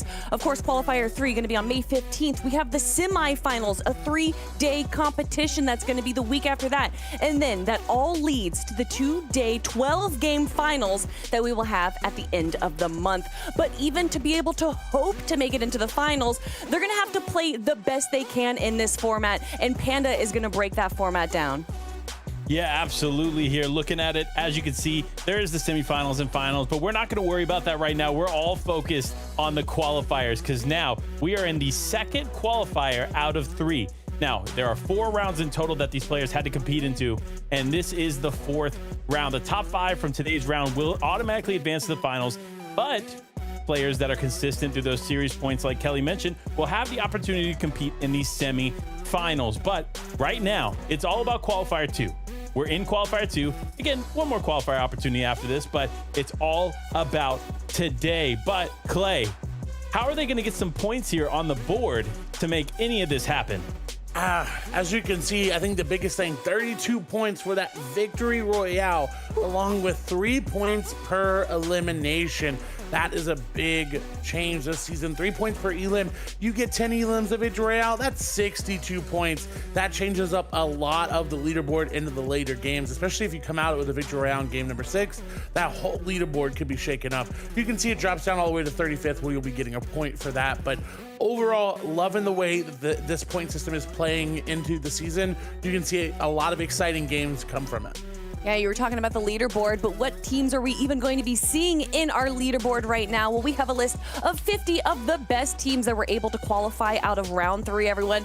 And maybe you've noticed some top teams aren't here. Well, that's because we've already had 5 teams qualify into the finals. Reet and Rex, Chicken and Mechton, Rexy Dynamic, Lime and Chip, and rounding it all off, Caleb and Solution. But Panda, there's some big names that I didn't name right there that are going to be competing today. You're absolutely correct. You got Snacky, Favs, you got Arkham, Epic Well, you got Notch and Salty. That's a team we really need to focus on here going into the day. But so many incredible names here, Clay. Who are some that you are looking out for personally? Batman, Booga, and Wheels right there in the middle. Yep. We didn't really see that best performance from them yesterday. They're coming back today. You know they gotta be on their A game. We see Elige making their way over Poppy Blast, and Show also making their qualification run as well, hopefully trying to make it in that top 5. We've got a whole nother page of players as well, as you, I believe, see Beast and Tautai making it in, K-Nox and 40R Storm, just some real big names today. Yeah, I mean, look, Beast and Tautai, another duo that we've seen time and time again. These players have really good chemistry, and going into the second season of duos this year, I think this is a team that could be the underdog, right? A team that could be overlooked at times, but this team's definitely got potential. Now, there's so many players, so many people that we can't necessarily cover everybody, but what we can cover is players like Wale and Source. This team, really interesting, right? Last season, they looked like they were going to have breakout performances there, like Wale, for example. We saw Wale actually go toe-to-toe with Arkham and Epic Whale near their drop spot in Chapter 2 Season 8 as well. Like, there's definitely some history here with these players, and now's their opportunity to kind of seize the moment. What are you thinking, Kelly? I mean, it's not just players that are used to being in a competition against each other, but even teams that have kind of broken apart, especially after Chapter 2, where we went from a trios competition into a duos competition, now facing each other again as duos. But speaking of the players, everyone, we had a media day just a few weeks ago where we got to take an in-depth look and talk to some of the players that we had in the scene. And one of those players, you guys know him, you love him, is Batman Booga. And we actually had Panda here have an in-depth chat with him. Let's see what he had to say.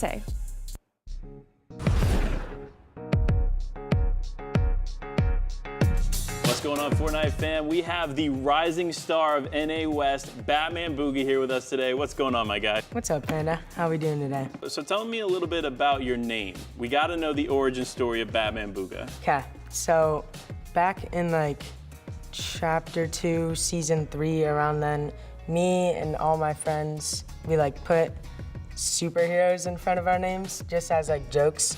And then I was just like, okay, I'm just gonna throw in Booga there because I was like, all right, whatever. And I ended up placing in a dream hack and I got some like attention from it and with my name, of course. So I was like, okay, I'm just gonna keep sticking with it and see how it goes. So tell me about the game plan here for Chapter 3 Season 2, right? Obviously, don't spoil too much, but obviously in Chapter 3 Season 1, it was the cavern, you had the llama. Now what adjustments are you making here with Wheels? Now we are switching over to just the cavern because llama's gone, sadly. But it is kind of nice because it was a little bit of a grief of a job spot. So yeah, it's nice to like have an actual POI down, kind of. So obviously last year, the entire year, we had trios, and now we have duos. Yeah. Were you liking duos more than trios? Yeah, I am, just because it's like just you and one teammate, so it's a lot easier to get around and stuff, and there's more job spots and stuff. What are you doing differently from the trio season here in the duo season that's made you so successful? So far, we've just been getting like way more refreshes. We get more eliminations in the end games and stuff so that we have more materials and stuff. So Wheels can tarp us to end game. That's kind of the roles, right? Obviously, Wheels is more the IGL, you're more the fragger. Yeah. Tell us about what makes you a top tier fragger in this game and in this region. I don't really like do unnecessary pushes and stuff. Like I kind of just follow Wheels' lead and I just stick right on him, and we basically just like support each other as we're playing and not going off and doing unsmart decisions. It's been a pleasure talking to you about all this stuff. Where can the people at home find you? You guys can find me on Batman Booga on Twitch and YouTube. All right, that's gonna be it. Go check him out on Twitch, YouTube, and until next time, we'll see you on the Battle Bus. Thank you so much, Batman Booga, for sharing some of your insight of the Fortnite competitive scene. Panda, first of all, how cool was it for you to go to Media Day and talk to all these pro players? Well, it was amazing. It was an overall amazing experience. Got to meet so many incredible people that we've been watching from a screen, right, from our homes. And so to see them in person was such a nice experience, especially after hyping Batman Booga and Wheels up last season and them being my prediction across the board. So it was really cool to see them in person. Same thing with Reed and same thing with so many other players that I had the opportunity to interact with while I was there. But he said something really unique and really interesting, and I want to throw this to Clay after. He brought up how, as a fragger, he's obviously getting eliminations, but he's really close to Wheels, follows his lead at all times, and doesn't take unnecessary pushes. That's kind of the mentality you need going into the day. Even though eliminations are 3 points each, what are you thinking, Clay? Is that a good mindset to have? Oh, it's the best, right? You want to be fighting box to box. You want to essentially be right on top of your teammates so that if someone does jump into the box, you're right there. You can react within a second to help out your teammate. Because yes, you know, hey, that mid game, that early game, you could spread out a little bit. You can be a little bit more aggressive, right? But that late game, you want to be hip to hip, moving together as one person. And this is the perfect segue because we're actually going to be focusing on this duo, Batman Booga and Wheels. They were able to get 8th place out of round 3. And, you know, they grabbed a VR, they grabbed the eliminations, but they just weren't able to make it out of round 4, what we saw 2 days ago. I believe in Qualifier 1, they got 29th place. So what exactly happened there, Panda? You know, listen, I don't want to take away anything from them, right? They're both incredibly talented players. But when you look at how contested the cavern is, it is tough, right? You cannot afford to lose a game, right? You cannot be off your edge. Fortunately, though, based on these round 3 performance that we see here on the screen, they're not off, right? Their spotlight is here for a reason because they had a total points of 133. They got the VR. They had great average placement and great average elims. Clay, do you think this is going to be enough for them to continue to climb this leaderboard and potentially qual today? I think it is. I mean, we're seeing great performances from them. They weren't doing that well into their last game. And then the last game, they kind of cemented themselves into 8th place. I believe ended up getting a 2nd place 5 elims there, right? Just to propel them up into that spot. So if they're able to consistently do that and not let those prior games affect their mental, and in this game, right, they'll be chilling. Yeah, mentality is such an important part of the competition. We like to call it snowballing, where you start off well and it starts as a little ball and then it kind of, snowballs into this bigger thing. And one of those teams that we have to look at is Bolt and Courier, because they're starting it with the highest snowball you can. They got 1st place out of round 3, 172 points. But for me, I'm looking at their placements. They've gotten so many top 10 performances, Panda. They absolutely have. I mean, looking at just straight from what they were able to accomplish in round 3 today, 2 first places with 10 plus elimination games, right? So that's why it actually speaks to these average elims here. 7.63 average elims across the board, with elims being worth 3 points per in round number 4, which we're getting ready to go into. That's going to be so vital here, Clay. It really is. We saw them get a 1st place 17 elimination game. Ooh. Now, if they're able to pull out anything like that coming into round number 4, that is just what you want from a team, especially one that placed that high. What I'm worried about is that they may not have as much set lobby experience, but there's no better time to make a name for yourself and to get that experience than right now. I mean, honestly, we've seen teams in the past that automatically qualify, disband, and play again in the qualifier so that they can get that training. Yes, getting the automatic bye from these top 5 teams is great into the finals, but no practice is better than practicing in the FNCS. So I completely agree. I think just by the more times that they're able to play, they're kind of going to be able to understand the meta and how competing in a tournament works, because LAN jitters, or tournament jitters, I should say, are a very serious thing. A team that also might be facing some jitters as well, not necessarily a newer team, but another duo, Notch and Salty. They got a 14th place finish out of round 3 right now with 2 VRs, Panda. 2 VRs. Like this is a pretty solid performance here from them, and they actually did pretty well yesterday too. We were following their storyline throughout all of the rounds in the previous qualifier, and they seemed like they had the potential to qualify, but just didn't quite hit the mark there in the final moments. But today they're looking to change that up. They're looking to break the stereotype of what they kind of set in qualifier 1, and showing this here explains why. Because look at that average placement, 15.75 with 2 victory royales, like Kelly mentioned, Clay. Yeah, I'm intrigued by this duo. I think they have the ability to do well, like you talked about, but it's really going to come down to, I think, those first couple of games for them, because it's either going to be they're coming out of the gate really hot, or they're going to stumble and try to catch up and try to play for that barely getting in last game 5th place qualification. So for them, I'm looking, are they dropping well? Are they contested? If they are contested, are they fighting off spawn well? And if they are, will those first 2 games really set the pace for them? Well, Clay, those questions are about to be answered, because the first off-spawn fight that we're going to be looking towards is Notch and Salty versus Caesar and Nitrex, another incredible team that's going to be competing today. Going to be fighting it off in Rocky Reels, Clay. Honestly, fighting here is hard, right? Because you used to have the blimp, you don't have it anymore. You have sort of this natural high ground with the billboard, with the screen that we all know, and you can kind of split it 2 ways. You split it diagonal there from northeast or northwest to southeast there, and so it's really going to depend on if these players want to go for that 50-50 of the billboard, they can, but it's just not advantageous. And again, look at this amazing graphic that we have: 125 to 113, 2 victory royales to 1. Everything is leaning towards Notch, right? You can see that they have the, you will say, dub in every category here, but this is not against each other. There was very few games that it looked like they were fighting each other off of spawn, so I'm intrigued to see now, going against each other, how their playstyles are going to clash.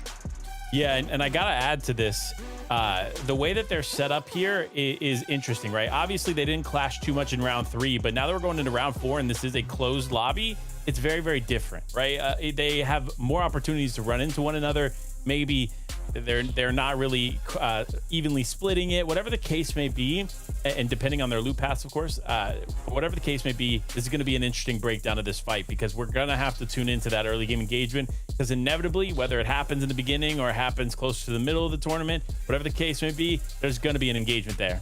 And there might be also an engagement in Coney Crossroads, a very popular POI, although probably not as popular as Command Cavern, where we saw 6, 7, 8 teams competing there during the first qualifier. And I'm sure we're going to be seeing a bunch of new teams competing there as well. But yeah, what do you think about Coney Cross, Panda? You know, Coney Crossroads is an incredible POI on the map, and it kind of speaks to why these teams pick this, right? You see Arkham Epic Whale, they know this drop spot. They were contested here last season, right? And they didn't have success. However, there's so much value that's been added this season to this POI, making it a little bit interesting. Plus, they're not contested anymore. And Epic Whale reassured me during Media Day, as you can see that picture there, that he should be on top. He's looking at this round 3, though, is a kind of alarming, just a little bit. Matches played, 10 points, 165 points across the board. Still great, but, you know, look, playing 10 games out and getting 165 points could be a little bit concerning. It can be, but it's Epic Whale, right? I mean, I feel like they got a performance that they didn't like yesterday, and so now they're going to come out with a vengeance.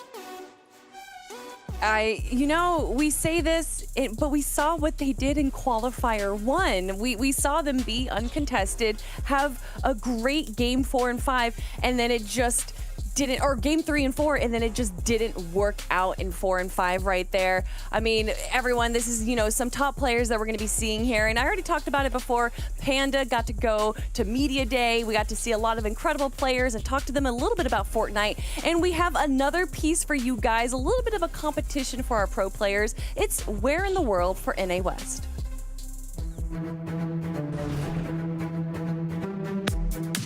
All right, they're gonna show us a picture on the map, and we're gonna start in chonkers, and the moment we see it, we're gonna just race each other there, and the first one there wins. Okay. Okay. What is that? I know where that is. Oh, yo, going the same way. I'm on a dead end. I'm about to go into the map. My car flipped, are you serious? Uh-huh, I'm booking it. See, does Batman Boogie know the right building? I got it. No. Wait, yeah, I found it. I'm on it. No, bro. Yeah, I'm out of fuel, bro.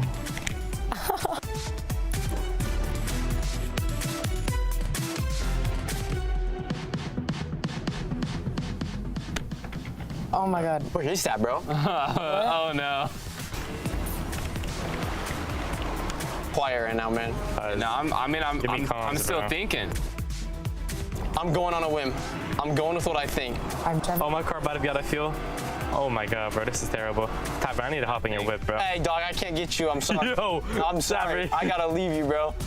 Oh, this might be bad. Where's it at? Bro. I know exactly where it is. Bro, my ID. Right there? Oh, yeah. Bro. Yep. Where are they? He's at it.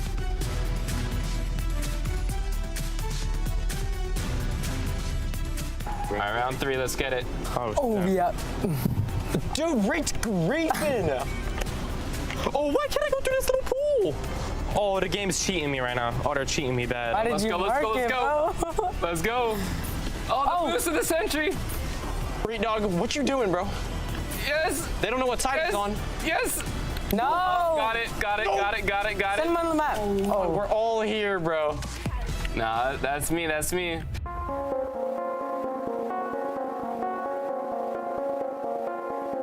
We're bringing it back. How many more rounds? 2? Care about that? I'll tie first. Oh, yeah. Oh, we know where that is. He knows where that is. No, bro, Tavern just ate that wall.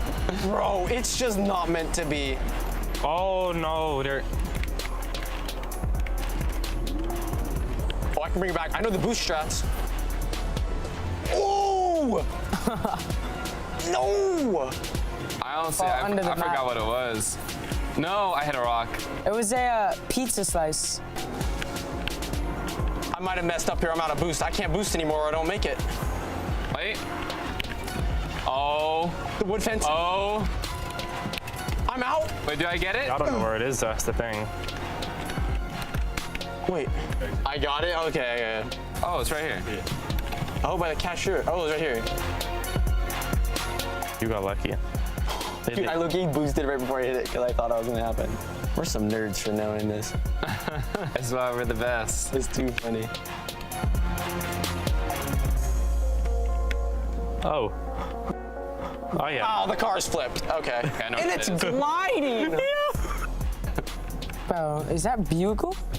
Yeah, it is Beagle. Oh my god, bro, my Nah, car's you're not going lying. straight. Look at my bad tower. Yo, this is a crazy game that we play. Bro, is it tilted? Oh. Uh-oh, a little shortcut. The red one right there. Is it? I mean, where else should it be? Where is Tavern? I had a rough start, I can't lie. But I'm about to win still. Oh yeah, I think this has to be it, right? Hey, that's 3. I can't even explain what just happened to me, bro.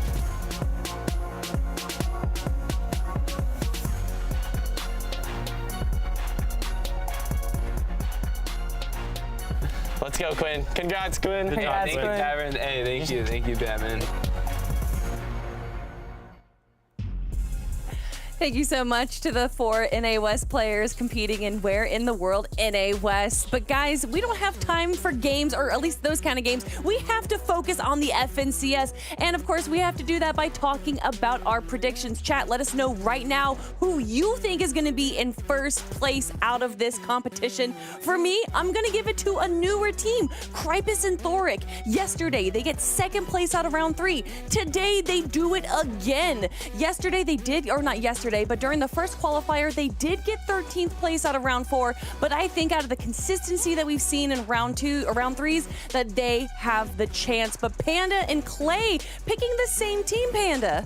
Yeah, absolutely. Look, Snacky Fabs, an incredible team. They missed the mark just a little bit on qualifier 1, but hey, that's going to be okay. And Jacob Tokata, we got to talk about it, Clay. They picked Epic Whale and Arkham. Will the Jacob curse continue? I don't know. Will it continue? It's Arkham, it's Epic Whale. They're such a great duo. I really hope it doesn't because I want them in the finals. But you never know, Kelly. All of us struggled on if we should pick them or not, but Jacob, with that pick, we just couldn't do it. It was too much of a risk. Jacob, Takata, tell me a little bit about your predictions. Thank you so much, Kelly, Clay, Panda, breaking it down better than anybody else could. And honestly, I'm sorry for Arkham and Epic Whale picking you guys again. The curse is definitely real with me, but hey, we're either going to break the curse together or we're going down like the Titanic. I mean, that's the only 2 options, right, Jacob? But, you know, we believe in them. We're going to be doing the same prediction today, and we're going to be getting into a whole lot of action, right? This is just going to be game 1, so we still have a whole day of Fortnite. And, I mean, I'm feeling hyped up. Like, I was watching this pre-show, watching the videos from Media Day, and it's just really making me happy. Yeah, it's making me excited, getting ready to get into game number 1 and qualifier number 2. For some of these returning teams, I'm just hoping the jitters are out the window because the battle bus is ready. Game number 1 is right around the corner.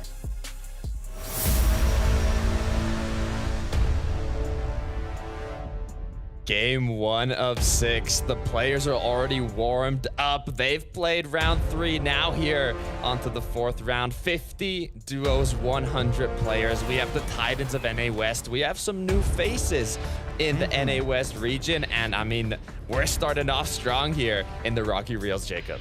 Yep, you can already see Notch and Salty trying to go for that high ground. Gonna get it, that naturally made, gonna allow them to kind of see and survey the field, and this time it's actually going to be uncontested. So if they thought they were gonna have a battle just like over here at Chonkers, Nitrix, and Caesar, he's gonna lose his teammate early. That's gonna go down, but he does just enough damage to back off his opponent. But is the time that they get enough to get this revive off? Because even though there's one team that's retreating, there's still another one nearby.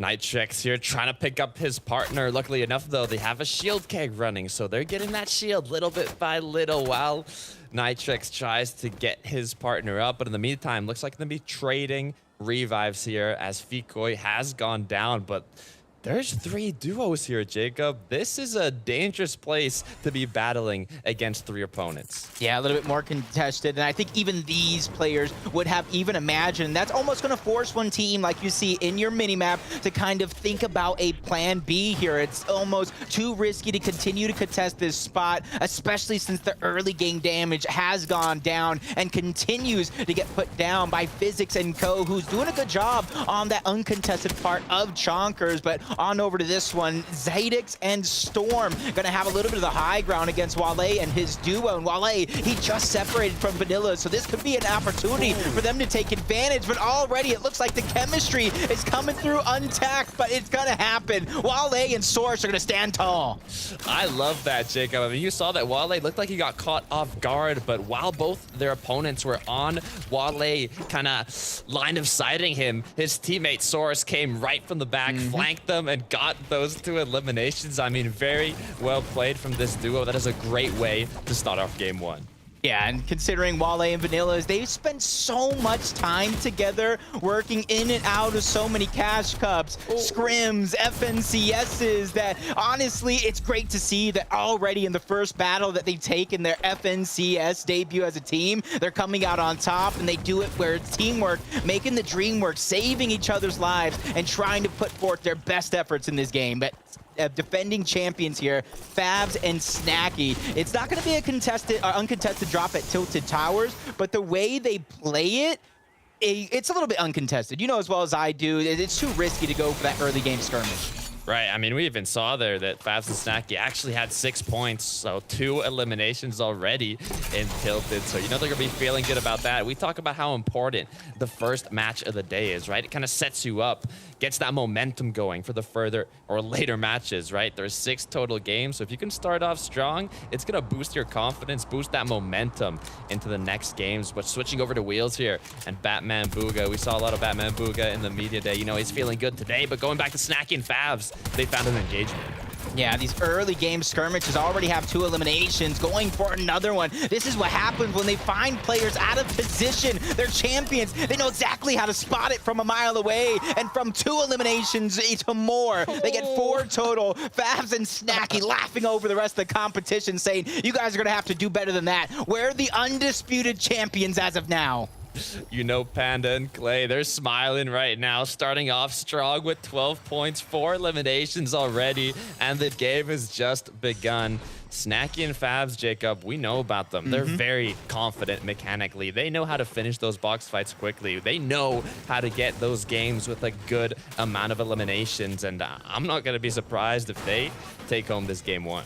Yeah, even kind of like talking to Panda and the rest of the analysts throughout this one, you know, Fabs and Snacky during the break from FNCSs, they were enjoying their break, for lack of better words. It was like a little vacation. They weren't necessarily tunneling on practicing for FNCS. So qualifier number 1, even though you don't want to use an actual game time tournament moment for practice, that was practice for them. That was them warming up, and we saw how close they can get without trying their hardest. Even though they did win game number 1, they slowly fizzled out, and they're looking to do much better here and close out just as good as they started that qualifier number 1.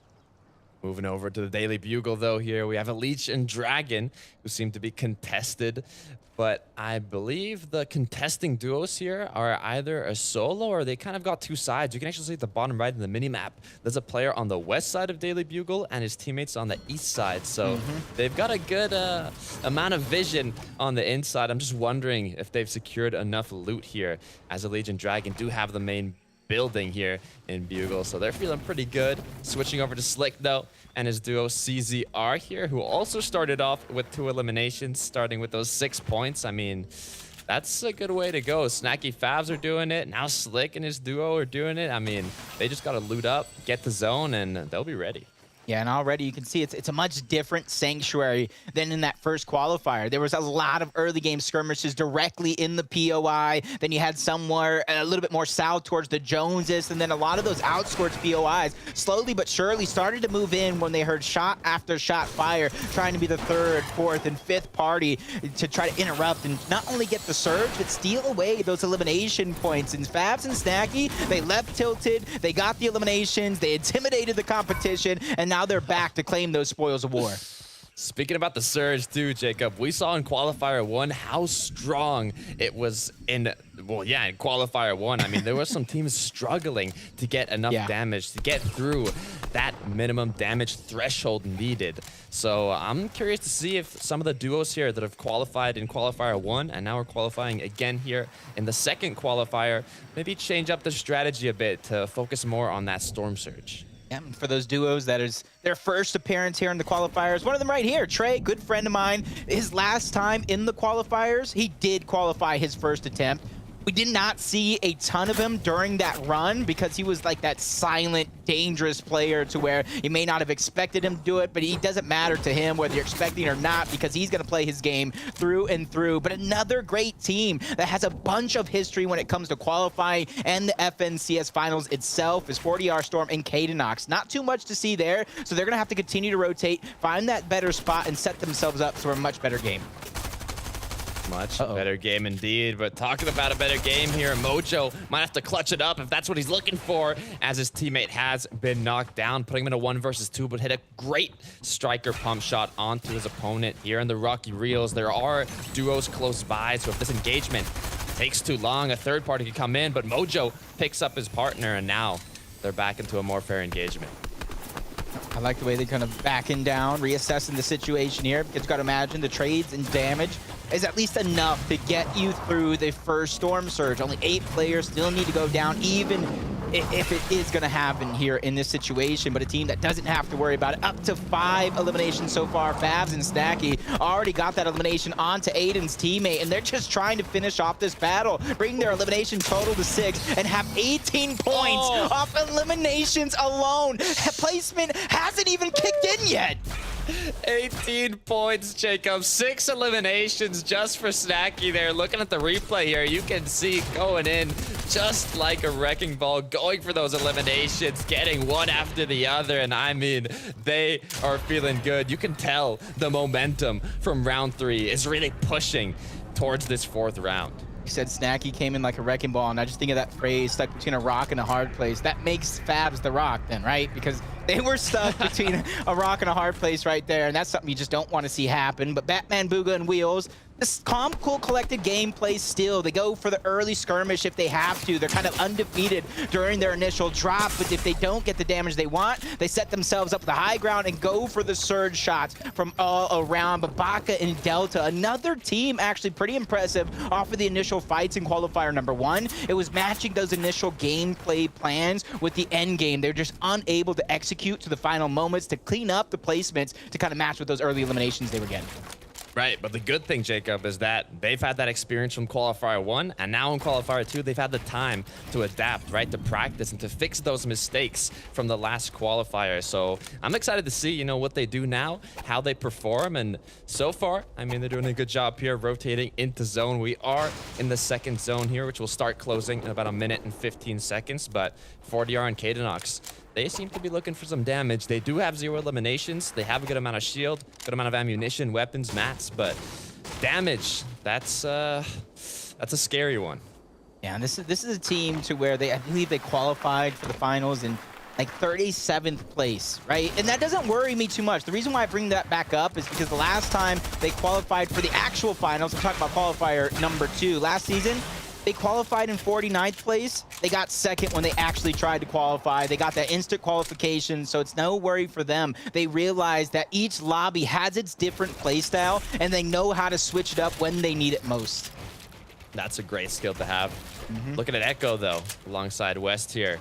Kind of on the edge of zone. If you look at the bottom right, they're very just kind of close to the borderline here, so I'm curious what's causing them to kind of stall on the rotate. Seems like there's a duo above them, so they might feel like it's a little too dangerous now to swim across, kind of waiting for the perfect moment to leech and Dragon close by, but they're going to be disengaging, so hopefully now they'll have time to continue that rotate. But taking a look at Slick, CZR with those 2 eliminations from the early game in Sanctuary, feeling good, have the splashes, gonna heal themselves up, and you can see now the zone has appeared. Left, west side of the map. It's could be a dangerous one, especially if it closes close to a high elevated mountain.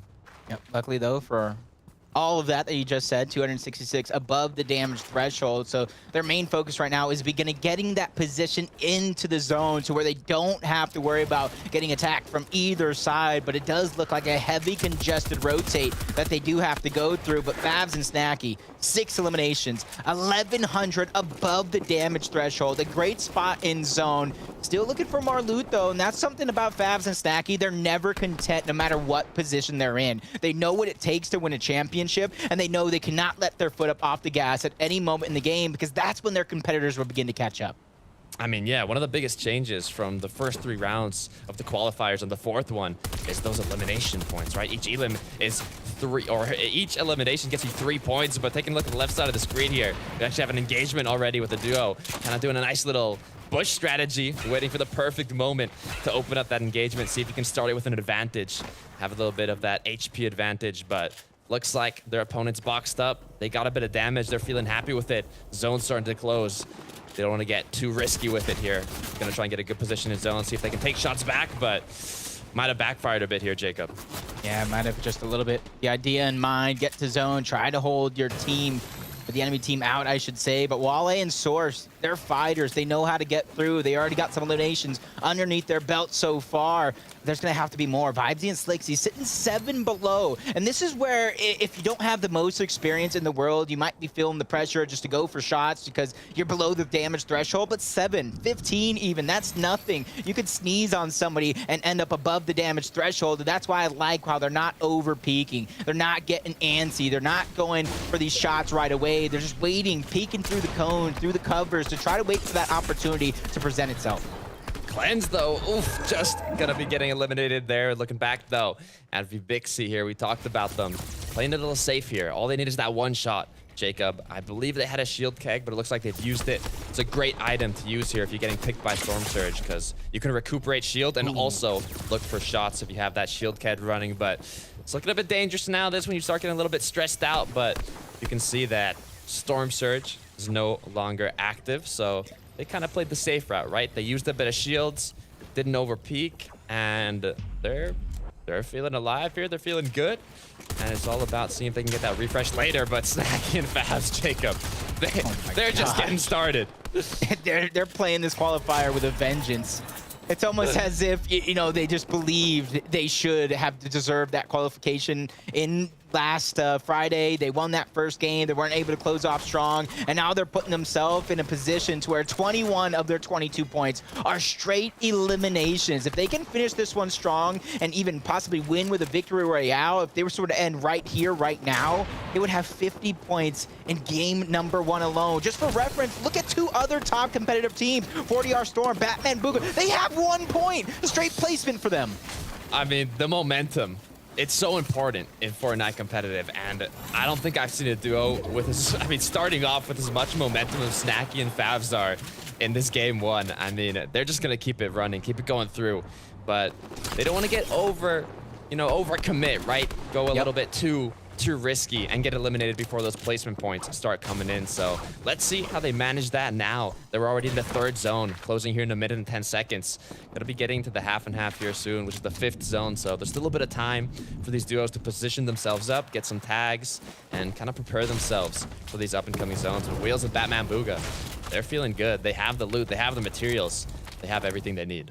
Yeah, and right there, even though you didn't hear it, that was a perfect example of the 1-2 punch combo. That is that duo. They got the damage. It looked like they wanted to get aggressive, but Wheels, the IGL we know him to be, kind of calls that play away, saying, hey, let's get to zone. Let's play our calm, cool, collected game because we don't need Surge. These eliminations will come as we keep playing our own game. They're one of the most exciting teams, or at least in my opinion, to watch week after week as they progress, just like Slick and CZR. They've been progressing week after week. I do believe they have 2 launch pads as well. So they're in a position here where they don't have all the resources in the world. You look at their heals looking a little light, but they have just enough to get themselves towards moving zones. That's all you need, right? If you get into those moving zones, Jacob, you just get that 1 refresh that puts you back in the game. Yep. That's what it's all about. So I'm sure it's Slick, CZR, they're feeling good, they're feeling ready. And now here's the 4th zone appears. The duos are gonna have to figure out what the rotate is. What's the game plan? Go straight, beeline it into the zone, try and go edge zone, try and follow an opposing duo that's already using materials, kind of recycle their builds, recycle their tart. A lot of options here. really a good thing is to have an IGL, right? A strong IGL in your duo, which knows these calls, knows his rotations, and is confident. Just like Wheels here that we saw Batman Booga just knocking down an opponent. So, you know, they're feeling good here. Favs and Snacky, though, 7 eliminations, Jacob. I mean, I'm excited to see what they can pull off in this late game. This is literally almost deja vu again. They got so many eliminations early. They got so many mats. They just created yet another death run tunnel. Timing right now, they're trying to speed run the rest of the lobby. They got themselves so much cover to traverse to here. They have everything. This is a recipe for success. It's just the same thing here. You can have all the great early game success in terms of game number 1, but you need to be able to close out strong, just like Wheels and Batman Booga here. They have the damage. They're too, when it comes to brick and wood, look at a little light, so I can see Batman Booga probably trying to get damaged, looking for a possible refresh scenario if he can see it, but I know Wheels is there right behind him, kind of controlling this pacing, the tempo of this duo, which is perfect. Like I said, a great 1-2 punch combo. I mean, playstyle I also want to kind of bring to the light is that you can see the Wheels right now doesn't have a lot of materials to work with. Looks like they've used a lot in the rotates, but in my opinion, it's better to overbuild in these situations and then just look for a refresh in the moving zones. Because if you try and play it a little safe there, maybe build some brick, wood, go in slowly, try and conserve some materials, you might end up getting focused. A lot of the duos applying pressure onto you, but oh, take a look at CZR here as Slick's gone down. CZR knocks down one of the opponents though. Mojo gets knocked here. Slick is still on the ground, can be picked up. This could just be the comeback they're looking for, but you gotta be careful as the opponents are trying to get into that box, applying the pressure, taking the shots on the pad. A launch pad has been put into the box, kind of stopping CZR from being able to move easily here, but he's gonna manage to escape. The question is, will he be able to land? 1 health to work with, and Jacob, you might have just about done it. Oh my, he was under so much pressure right there. I'm not 100% positive. Don't put my money on it. Definitely don't put yours. But that jump pad that he put down almost looked like it was an accident. He was going for the armored wall. The launch pad came out because you saw him go on it. But Wale chasing him down, not wanting to let that elimination point go to waste. As you see another big battle, Notch and Salty, the duo we saw start the game off, go down early on, but our first place team still sitting strong, 1600 above the damage threshold. Nothing to worry about here at this stage in the game because they're so close to the zone as well. I wonder if they're playing a game right now, just talking to each other, like trying to get to 2,000 above, 3,000 above Storm Surge, you know, do as much damage as they possibly can, but what I do know is that they're feeling good and they're feeling ready. You can even see Snacky showing off his dance moves to the lobby, saying, this is my lobby, I'm ready for whatever you got. Kaden knocks 2, Wheels, so many top-tier veteran competitors in this match. I mean, there's so much that's gonna happen, so much that can happen, and this is just game 1. Placement points ringing in for Kaden Knox and 40R Storm. Looking like to recycle the launch pad. That's next one while taking shots in the Zorm. You see their shields and HP melting off of them. A short pad by accident has to go right back in, taking a couple of more ticks of that Storm. But luckily for him, 40R is just going to be inches above to go ahead and give themselves a spot in towards zone. And I say towards zone because they're not quite in just yet. They have a couple of more steps to take before they find the safety they're looking for. Great use of the mantling mechanic there from Kading to get that launch pad. Taking a look here, Wheels Batman Booga trying to get some shots. Maybe he's trying to find a refresh here. But so far, they're feeling pretty good, doing what they can, playing it safe. You can see we got the Kings here. Fabs and Snacky has the beams above their name, showing that they're in the first place spot here. Kaden actually going to knock down Dragon here. And a Leech is going to take down Kaden Knox and 40R Storm. That could have been a 1 versus 2 there, but a Leech also going to get taken down in the feed here. Trey, though, has a shield keg, but his loot, Jacob, it might not be looking too hot. Yeah, both of them, when it comes to that medium and light ammo variety, is looking a little light. Luckily, they do have the shield keg. Trey's going to go ahead and choose against it. But no matter what, he's going to go ahead and throw it down because once you use that towards moving zones, you're not going to be able to maximize the amount of shields you're going to get out of it because chances are you're going to have players all over you trying to break into your box. Even they can take use of it. So it's going to be neither here nor there, but Favs and Snacky, not much to rotate. Already on the front side of zone, looking good for them as soon as they break out of that box. But everybody towards the backside, it looks like the majority of the teams are going to have some traveling to do. 411 above, Buzo and Combat here. They have an elimination, they have the damage. but the zone's closing in. The time is ticking. The clock is being run down here as we have players launch padding. Fab, Snacky, they're taking that rotate in the sky here. Still with their 7 eliminations, look like they've relaxed things a little bit here. Getting into the first moving zone. Gonna land, see if they can stay together. Great job so far. Yep. You can see just taking piece control of those corners. Snacky not able to heal up just yet. Fab's getting aggressed on. Armor wall is down, and that's the timing that they need to get their shield back up to tip-top shape, just like Wheels and Booga. And the bottom right of your screen, trying to stay front side of zone. We know how they can pop off at a moment's notice, but right now you can see the splitting up the mats, giving them over to Wheels, because Batman, when it comes to this duo, is that fragger. Wheels is going to be the target for trying to stay ahead and give Batman Booga room to work with. This is where it gets chaotic, Jacob. Players are starting to get knocked down. Teams are beginning their rotates. Here's Boya, 16 points, 36 players up right now. That's 20 duos. Only 58 above, though. They're going to look for a bit of damage. This high ground is also being contested, but Snacky is going to be taking down player after player here. Now at 9 eliminations just for him. Jacob, Snacky is feeling good. They have more points off eliminations than actual placement so far. They get separated for just a second, but you know it's just to get those shields up, and they always find a way to reunite at the end of the day as they find each other once more before breaking out. Trey is trying to hold on to the high ground. It does look like he's a solo right now for this moment, and how long can he hold on? This is 7th moving zone. You see players towards the backside trying to stagger themselves with the heals that they have to give themselves the best chance, but Trey as a solo forced to drop down, which means the high ground goes to Booga and Wheels. Batman, Booga, and Wheels have the high ground. We have Snacky, though, looking for more eliminations as he takes down another 2. That's going to bring you up to 11 total eliminations. We also have Poppy Blast, who is playing as a solo, but Snacky right now is just unstoppable. Batman, Booga, and Wheels do have the high ground, but I'd be scared if they have to face up against Snacky and Fab soon. I said it during finals. They don't want to just take part of this competition. They want to take over it, finding player after player. And the way they were bobbing and weaving in and out of these covers to stay alive and minimize the damage is absolutely perfect. And once more, they find themselves ahead of zone on the low ground where they can recycle the builds, recycle everything that they have, as Baka's picking up another big elimination, doing what he can to get his team the points needed to boost themselves up the leaderboard after game number 1. But Snacky, after he takes damage, him and Fabs do a good job of just tunneling, boxing up together, and healing up. 12 total eliminations now for Snacky and Fab. They're going to try and recuperate the shields here as Snacky is popping some minis. Batman, Booga, and Wheels doing a great job of holding high ground, but now there's less and less duos standing. We have Boyer still, but Snacky, Fabs, they're hungry, Jacob, and they're getting fed.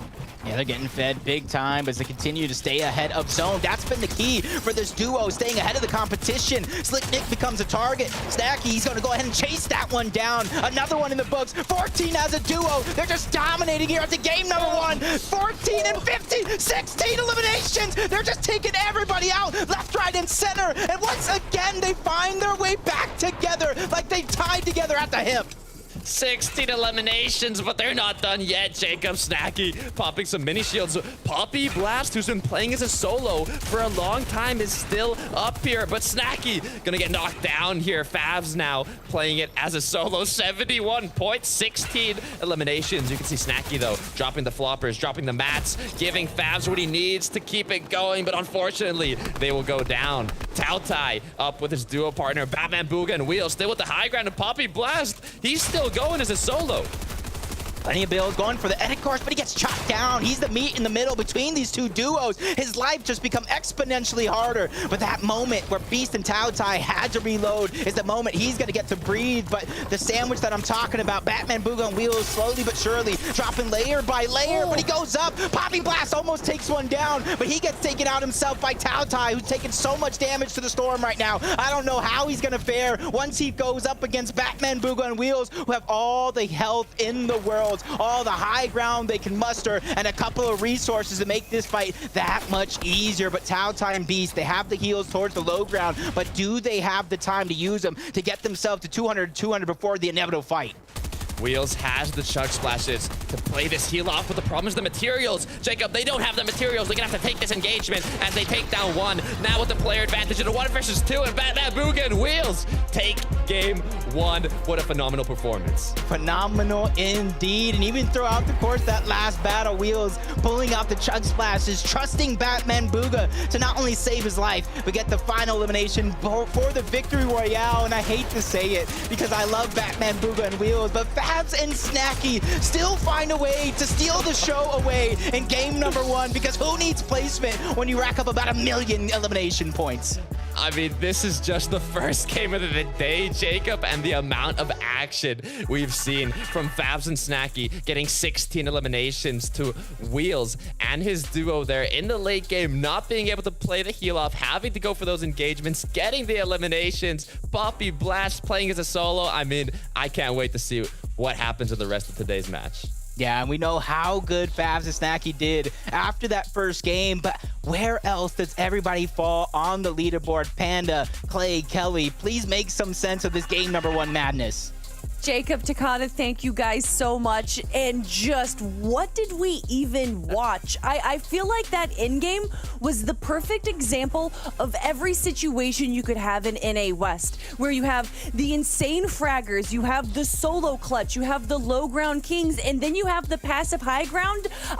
Panda, before we even talk about the final 2 teams, we of course have to talk about Fabs and Snacky. Oh my God.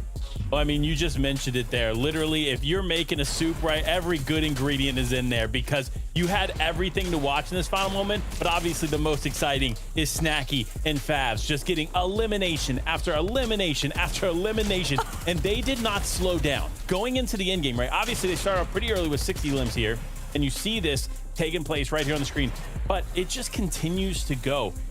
I think it's very close. I don't want to say it's a record for sure, but this is a huge game, probably one that we could not see again in this game and stuff, Clay. So pretty exciting stuff here for Snacky and Fabs. And you know, look, I don't want to bring predictions up again, but Clay, we're doing pretty good, huh?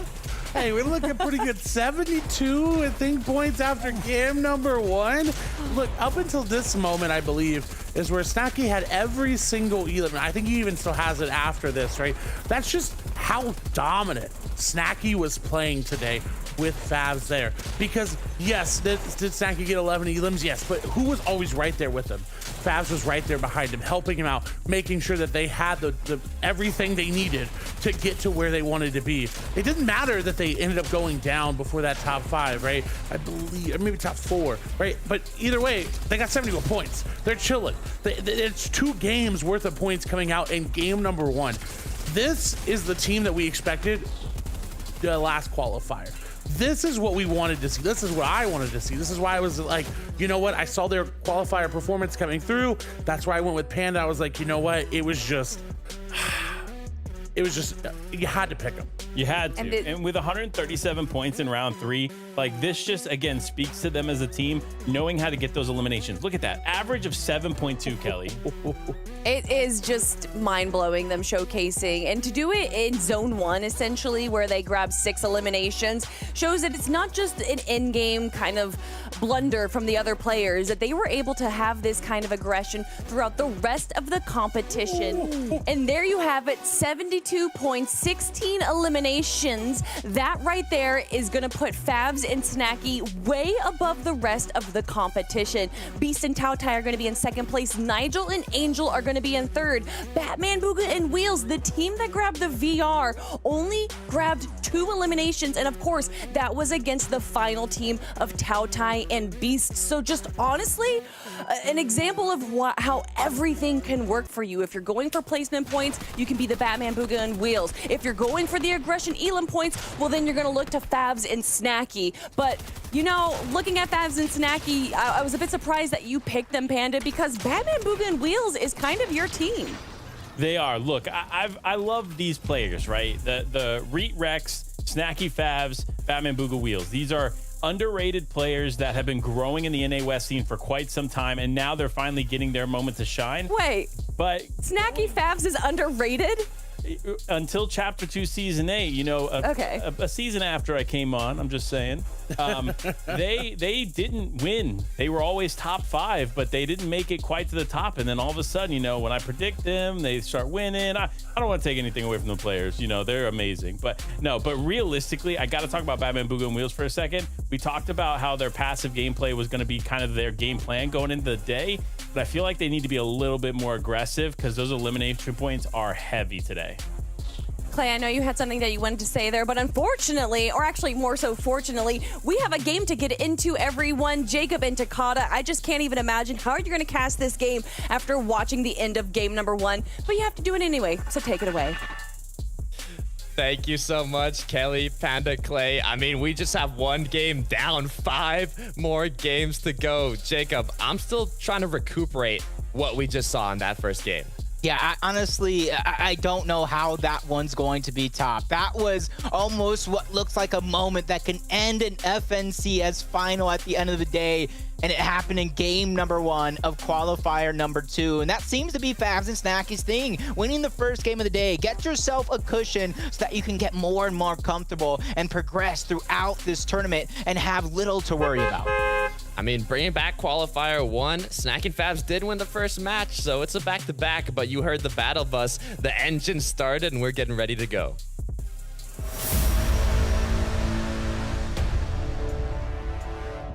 Game number 2. Batman, Booga, and Wheels with a big victory royale there after that one.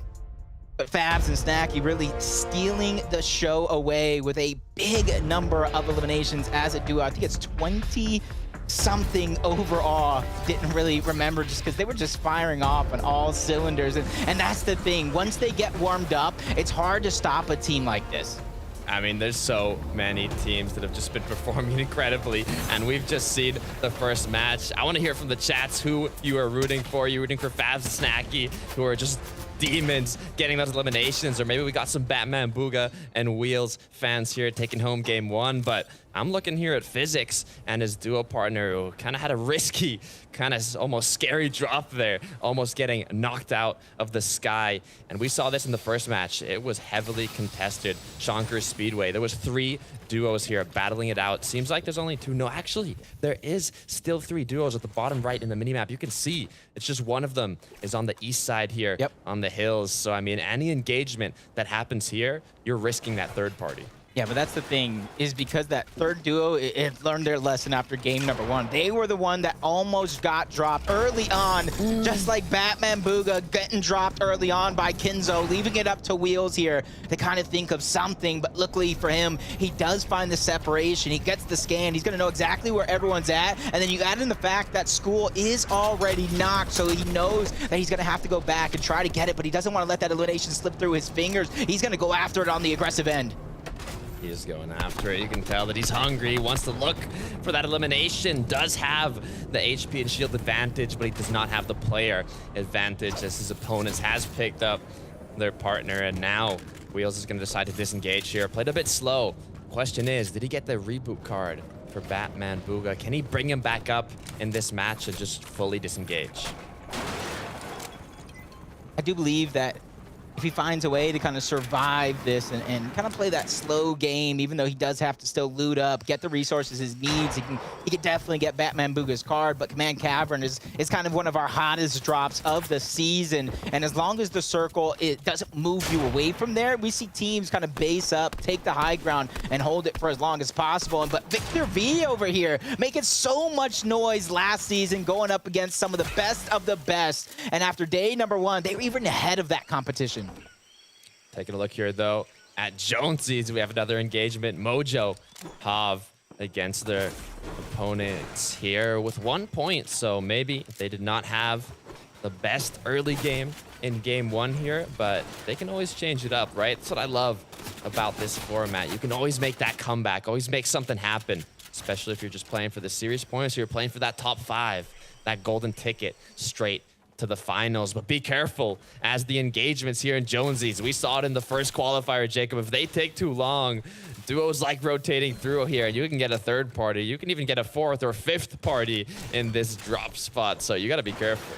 Yeah, definitely do, but you can see them just kind of taking their time. They're ready for a box fight, but this is something that Victor V is known for. When last season his teammate was Blizzard, they would kind of box up. They have all the patience in the world. I do believe they're kind of coached by Victor V's dad as well, who has a ton of experience in life, and I think that's something that can't go unnoted, knowing when to calm these players down, when to let them celebrate. And you know as well as I do, celebrating too early can be disastrous.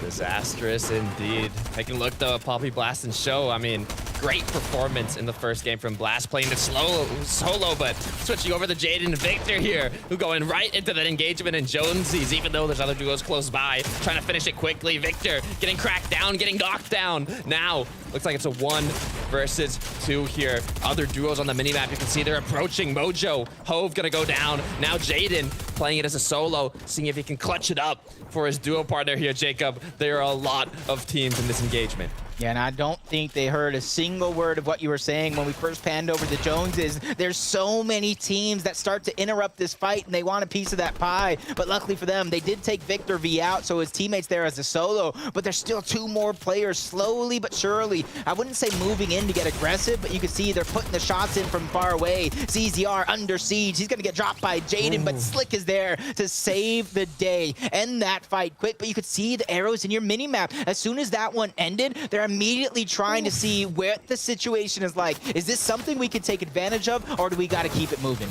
I'm talking about 4th parties, Jacob, 5th parties, 6th parties, and other duo coming into this engagement in Jonesy's. I mean, I don't know what's up with this POI, this point of interest, but these duos are liking it, and they like taking engagements here. PSG Team New Age Slick here competing with CZR. Just picked up those few eliminations, but looks like they might want to do a bit more. But actually, I want to note this out very quick. You can see on the mini-map that opposing duo is disengaging. Yep. Very good play there from Slick. Right after he finished this engagement, he knows that their opponents don't know how much health he has, how much shield he has, if he's reviving his duo partner or what he's doing. So him building up very quickly, showing that confidence, saying, I'm full HP, I'm ready to take the engagement if you want, kind of scared them away, right? And it just did not force that engagement. So great job there from Slick reacting quickly. Yep. On over to Epicwell and Arkham, one of the biggest fan favorites that we have. Of course, they're multi-time FNCS champions and uncontested Crony Crossroads, but because the circle is pulling on this side of the map, you can already see what it's doing toward their game plan. They too have to move in, get away from that edge of circle, and try to get the Storm Surge that they're looking for. But here's a little thing. Fabs and Snacky are the reigning FNCS duo champions. And the thing is about this team is they didn't qualify in Qualifier 1. They didn't qualify in Qualifier 2. They made it in Game 5 of the semifinals, and that's when they booked their ticket to the finals. But when they reach the finals, they know how to switch it up. They know that a finals lobby, a set lobby with 50 straight teams is something different. It takes a different style of play. That's something you learn, right, through experience. You got to kind of figure out what your play style is going to be. If you're playing the first open qual, if you're playing the 4th round of a qualifier, if you're playing the finals. And just like you were saying, Fabs and Snacky, they know how to do each one perfectly. You can see right now, you can be almost celebrating now in the #1 spot. But remember, that's how they started in Game 1 of Qualifier 1. And it's all about how you keep it going, right? Keep that momentum going. You want that consistency, because although you start off with a good game, if you don't have great matches leading from that, it could just be enough to not get you that ticket to the finals. But look at Storm here, alongside his duo partner, playing the little sneaky route, looking for a shot to get that advantage in the engagement. It looks like they have it right now. They have the HP advantage. The question is, are they going to play aggressive now? Are they going to go for those eliminations? Baka and Delta is one of those teams. Southern beginning to move in, but somehow Zio gets the down onto 1. Storm is trying to get the revive. That means it was a 3rd party. This is his chance, his moment to try to be the hero here. But he lets go of the revive. But now the team is starting to aggress, but so is the Storm. That's going to make his job that much harder. But he does have the floppers. He does have the shields. If he just abandoned it a little bit sooner, he may have survived to tell the tale, but back to the lobby to rethink that strategy.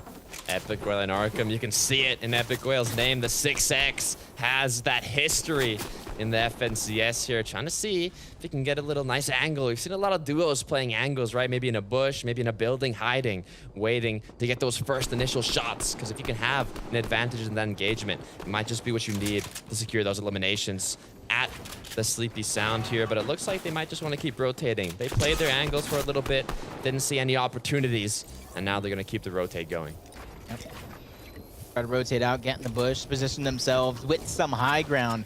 And that's when you're going to see with the Striker Burst AR for them to go for that Storm Surge tag. But I do have that feeling it is a little bit light. But Batman Booga being alive and Wheels not. That makes me believe Wheels must have gotten the reboot somewhere. But the immediate after, they got attacked once more. So the tables have turned. But Batman Booga is probably one of the most impressive solo players from the West region that I have seen in such a long time, which is why I think this combination is so great with Wheels being alive, being able to kind of develop this young player and continue to make him one of the best. But without Wheels being alive, that's going to make it a little bit harder here, because having somebody tell you what to do and physically being there telling you what to do are two different things.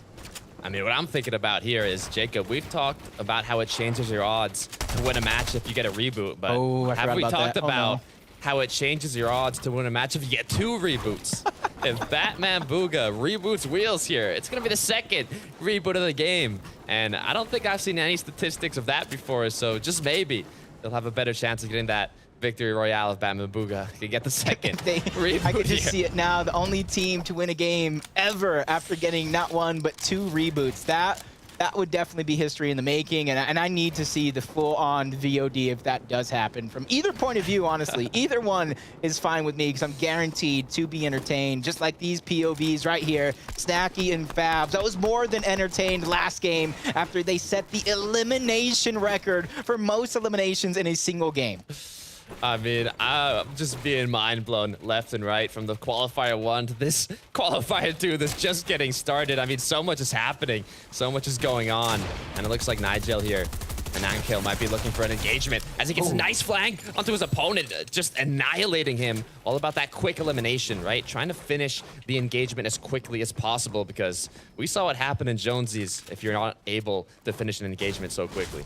Yeah, and that was a perfect flank, just like you said. But it wouldn't have been made possible if Angel wasn't able to hold his own and not get aggressed on, because you know as well as I do, all it takes is 1 second, a blink of an eye, a little separation, and that's when a team begins to pounce and take the little advantage while they can. But Poppy Blast and Show, such a great game last time, sitting good in a position, but so are a couple of teams all around trying to make them a target. They're 79 and continuously falling either farther below that damage threshold, with 15 players needing to go down.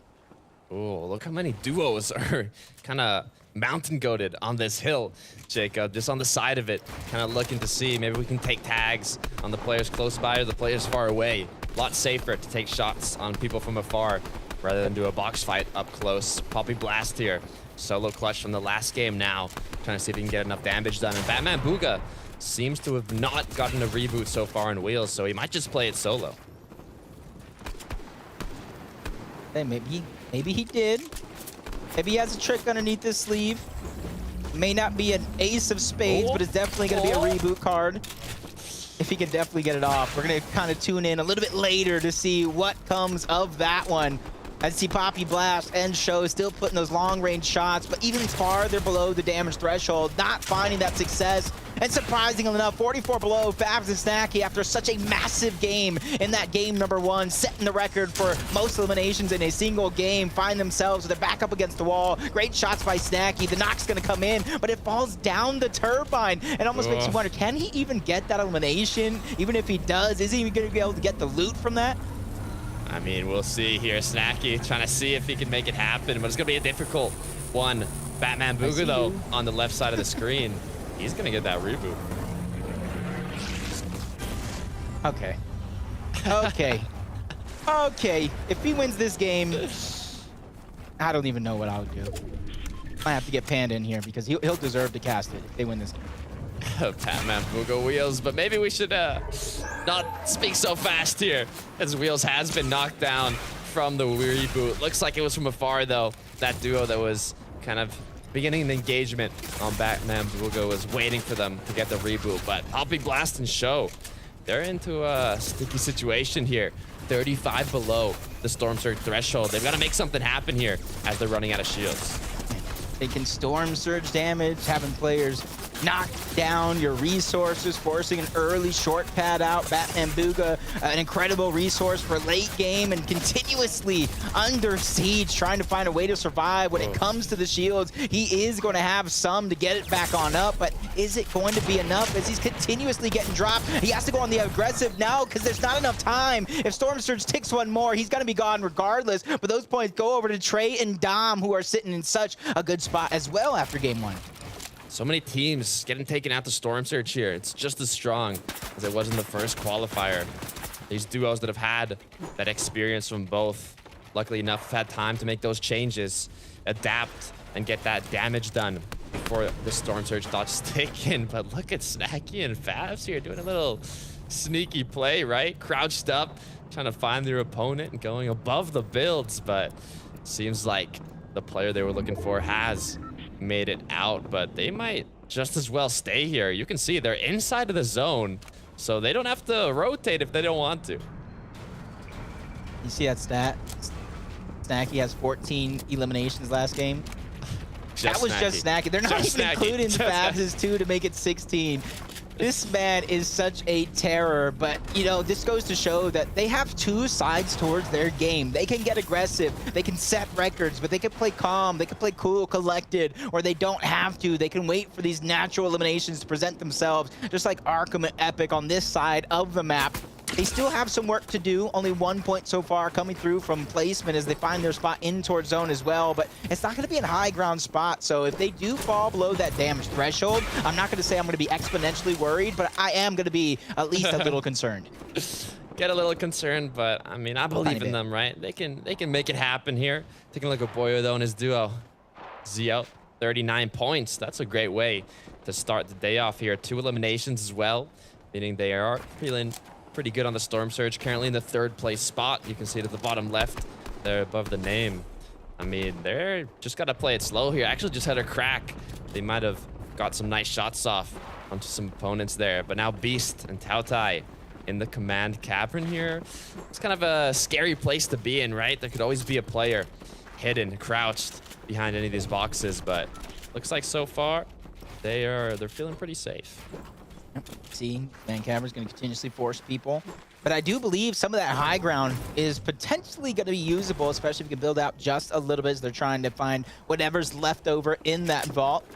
Russo and King Keto sitting good as well. Not too much to worry about. But no eliminations, so when it comes to that Storm Surge, it's going to be anyone's guess. That's probably why they're peeking in and out of these boxes, trying to find some free shots. Not wanting to contest anybody, though, which is actually smart. Save the shield, save the resources you have for later on in the game. Because, you know, moving zones, that's when a lot of that chaos will ensue. That's when the chaos begins, Jacob. That's what we love to see. 4th zone here, though. Slowly advancing, getting closer to that 5th zone, that half and half, the zone before the moving zones. But Snacky here seems to be kind of taking a look at Ankel and his duo there, who are boxed up close by. Maybe want to get some shots in, maybe want to get some tags, as they do have 0 eliminations. Wondering how much damage they've done in this match, but sitting in that 1st place spot, oof, be careful. They're looking for a drop. They're looking for some tags. They want to get something, make something happen, but what separates these veteran players from some of the new people is they know when to disengage. They know when they don't have to push too far, but be careful. As a vehicle just got exploded in their box, Jacob, this could turn the tables. You can already see Snacky just editing that floor. He knows that without a single elimination, without the performance that they had at the initial drop of last game, they're still going to be looking for the surge that they need, but 206 below the threshold. Now it's about to be 134. They definitely have their work cut out for them with a large number of players still need to get dropped here. And not a ton of shield looking like it's going to be on the back of Snacky. Wondering what Fabs has as well, but they're definitely going to have their hands full in this one. And like I said, they're going to have to show the 2nd half of the game. We know they can get aggressive, but playing on the back foot, that's another question. 186 below, trying to get tags from afar. We can even see Beast and Tautai here, more than 200 damage below Storm Surge, trying to just get into an engagement at this point, but Beast is going to get cracked. 67 HP to work with here, still 254 below. They've got to heal up, and they've got to get right back into that action. For them, they are in a I would say a little bit of a snack side, and they're going to get gifted zone here for this moment, but not a ton of targets all around that they can possibly shoot at. There's a zip line though if they wanted to try to use that to break into a box, or they could go the old-fashioned way, pull out the comebacks and go straight forward. Hold your W key and do not let that one go, as you can go in, but you cannot go out. Beast is going to get taken down. The cover is going to go on over, but the opponents are just backtracking in their steps. They're getting out, and now they're going to go ahead and get just above that damage threshold. But without Beast there to back him up, Taotai is going to have to do it as a solo, and he just has to find that moment. Get Beast up, get him back in the game, because we know what happens if a player goes down. Rebooting him back up isn't going to change your probability. Especially in this 5th zone, but Snacky and Favs, they've done a great job of getting the damage. However, 1 mini left for Snacky, and he uses it. No more spare shields. Meanwhile, Convict here, still below on the Storm Surge, trying to get some tags out of the sky. This is where your aim has to come in clutch. You have to get these tags, or else the Storm Surge will take you out. But 50 up and standing right now. 26 duos. Storm Surge is going to be off for now. Will come back in first moving, so it's not over yet. Not over just yet, indeed. The team got a good spot in zone, passed around the med kits. Even though it is just gonna be a sliver of HP, without the shields, every single bit matters, and that's why you're seeing the med kit being popped by Favs, even though they still are looking for the damage that they need. School, and I do believe that's Kinzo high up on the high ground. Psyrazor and SMG in a box slow below, but 5Z and Slixy, 1 layer there. 3 teams so far above the rest, and everybody else in the lobby are just congested, stacked like a can of sardines right in the middle. Zone gonna pull more to the west here of the command cavern, but this positioning from Kenzo and School, I mean, I'm liking it. They're very high up, so they'll be able to get those tags. They already have 3 eliminations, but could get a little dangerous depending on how to decide to rotate, maybe through recycling a launch pad, because going by foot down such a steep elevation seems a bit risky to me. But you can see the amount of duos there on the bottom of this mountain. I mean, it's gonna be dangerous. I'm not gonna be surprised if we see a lot of launch pads being used. Yeah, used, recycled, something has to happen here as players are getting dropped down onto the drop pad. That's Arkham, who picks up another big elimination. He got 2 moments before taking out a full team, ends up in the wrong box though. Lots of damage gonna be done, but it's he who falls. Separated just long enough from Epic to go down, but he's trying to make up for his fallen comrade and try to get the elimination points, but he gets dropped too into a box. Both of those players back to the lobby. 2 games down, 4 more to go, and it just got tougher. Just got tougher. Snacky being the player that knocked down Arkham there, now with 2 eliminations, has that Storm Surge recuperated their materials and recuperated their shields. They are feeling good, and it looks like Kenzo and School actually get dropped down as they had the high ground, but just barely are able to connect their builds. But School gonna get knocked down. Kenzo now is actually gonna play to pick up his partner here. Yeah, it was fall damage. It was fall damage, so I don't think too many people know he's down there, but Wale is going to be down by Thoric. Kelly's big, going up big, trying to get those elimination points. Miles, Keto also taking a part of this fun to get the eliminations. Beast and Taotai just trying to take away the cover so that way they can use this launch pad and get as much out of it as they possibly can. And they got a good spot ahead of zone, but only sitting 8 above the damage threshold. They have to go ahead and tunnel while simultaneously looking for that damage. Taking a look at the high ground too. We've got 2 duos battling it out, trying to take it, but Snacky down at the bottom right. You can see him now, 3 eliminations. He's kind of feeling what he had going on in game 1 here. Gonna pop the minis, trying to recuperate the shield. Favs still up as well. They're playing as a duo. You can see Krypus here and his duo Thoric do have the high ground. They're gonna see if they can connect it here though, because getting dropped down at that height, that's dangerous. Oh, but it does look like they're going to get the connection on it, which is absolutely perfect. Playing this one great. Calm, cool, collected, and that's why Kelly did pick them. She said all of their round 3s, they are just phenomenal competitors. It's just finishing off strong in set lobbies, but I think this is going to be the game where they have the best chances. But Beast, Taotai, using the launch pad, they're not going to contest. They might not have the resources to do so, just like Dragon and Elige. They don't have enough resources to take the high ground, which is why they're recycling builds through the mid ground, trying to find a layer that's uncontested. Great job of doing so, though. They still have a little bit of materials that they're having to use now with the pressure from the high ground, but if they can keep recycling these tarps and get closer to that zone. This could be very big. They're currently in the 5th place spot. Taltai, though, gonna get taken down. Snacky gonna look for elimination here. Gets the wall, takes down 1. Now it's a 1 versus 2. Will they be able to finish it off? Gonna go for the finish there. Picks it up. 4 eliminations. Now Snacky, though, gets cracked, gets knocked down. Dominated. Snacky and Favs are out. Thoric still on the high ground. And without that placement, they didn't get enough elimination, so the gap between them and everybody else in the lobby will have certainly closed as Thoric and Krypus are trying to close it even more. 36 points, still holding on to the high ground, continuously connecting, but that means their resources are running thin. Kinzo's playing calm, cool, collected, staggering towards the backside. If he has some floppers, which he does, Medmiss, this could be a chance for him to pick up some extra placement points. And he has it, Jacob. Floppers, Medmist, and Chug Splashes just for the bonus, but Dragon here has to be careful. Does have a good amount of eliminations, 6 total for the duo, 58 points, but they gotta be careful. They don't have materials. They've got to go for an elimination, and Elish getting a max damage striker. Pump shot to knock down his opponent, but they get taken out here. Cesar, though, up as a solo. 4 eliminations. Jacob, can he make it happen? That's going to be the biggest question here. 2 different Medmiss, none of them going to be full. Kinzo having only 1 click on his, no shields, trying to wait for the last possible moment, get out of the box. You see Bolt using the armored wall for a little bit of extra safety. 1 place below him as well, making sure nobody could chop him down as Miles trying to be sneaky, get in towards the zone, gets the cover. He's going to be in front for now, but him as a solo, that's not going to be the best look. Miles seeing what he can do, has the Medmist if he decides to take a bit of damage from the storm, but Crypass here in Thoric, they're feeling good with the high ground, trying to secure these extra little bit of eliminations. Gets 1, looking for the last one, and there it is. Thoric with a huge pump shot, securing the last elimination and securing the victory royale.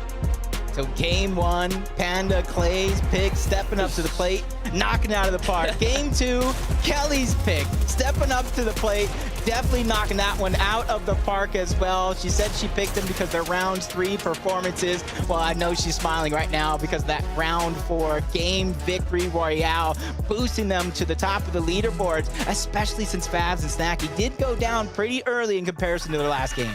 Look, Jacob, I know you like doing predictions, right? You pick these teams, pick these duos, but something happens to them when you pick them, Jacob. I'm not saying it's you, but it kind of seems like it. But I mean, let's see what Kelly, Panda, and Clay have to think about it, because I don't know what to say. Takada, you don't have to know what to say because I do. It's Jacob's fault. We all know it. Here you guys have it. We gave him the script, but he just crumpled it up and tossed it. You know, there's one thing to have a heel in the players of a competition, but also on the desk, in the caster's desk as well. And it seems like Jacob is that for us. But Panda, Clay, so glad to be able to talk to you guys about my team winning. What? Panda, obviously a lot of things happened in that last game, but Krypus and Thoric holding height from Zone 7 just seemed to be able to kind of have an easy win. Yeah, I mean, look, we were hyping it up behind the scenes, chat. For those that couldn't obviously hear us, man, we saw them on the high ground and we were like, wait, they win this game. And sure enough, they did it. And honestly, in great fashion here for Kelly's pick. But listen, Clay, it was pretty interesting here in these final moments. It was. We saw a lot of teams go for plays that, you know, you wouldn't really see again. It's only game number 2, so you don't got to get that desperate that quickly. And so I'm excited to see how these rest of the team plays out. But yeah, Kelly, we like Panda said, we saw them on high ground. Zone was going up a mountain and then went back over old builds. And when that happens, you know it's a victory royale.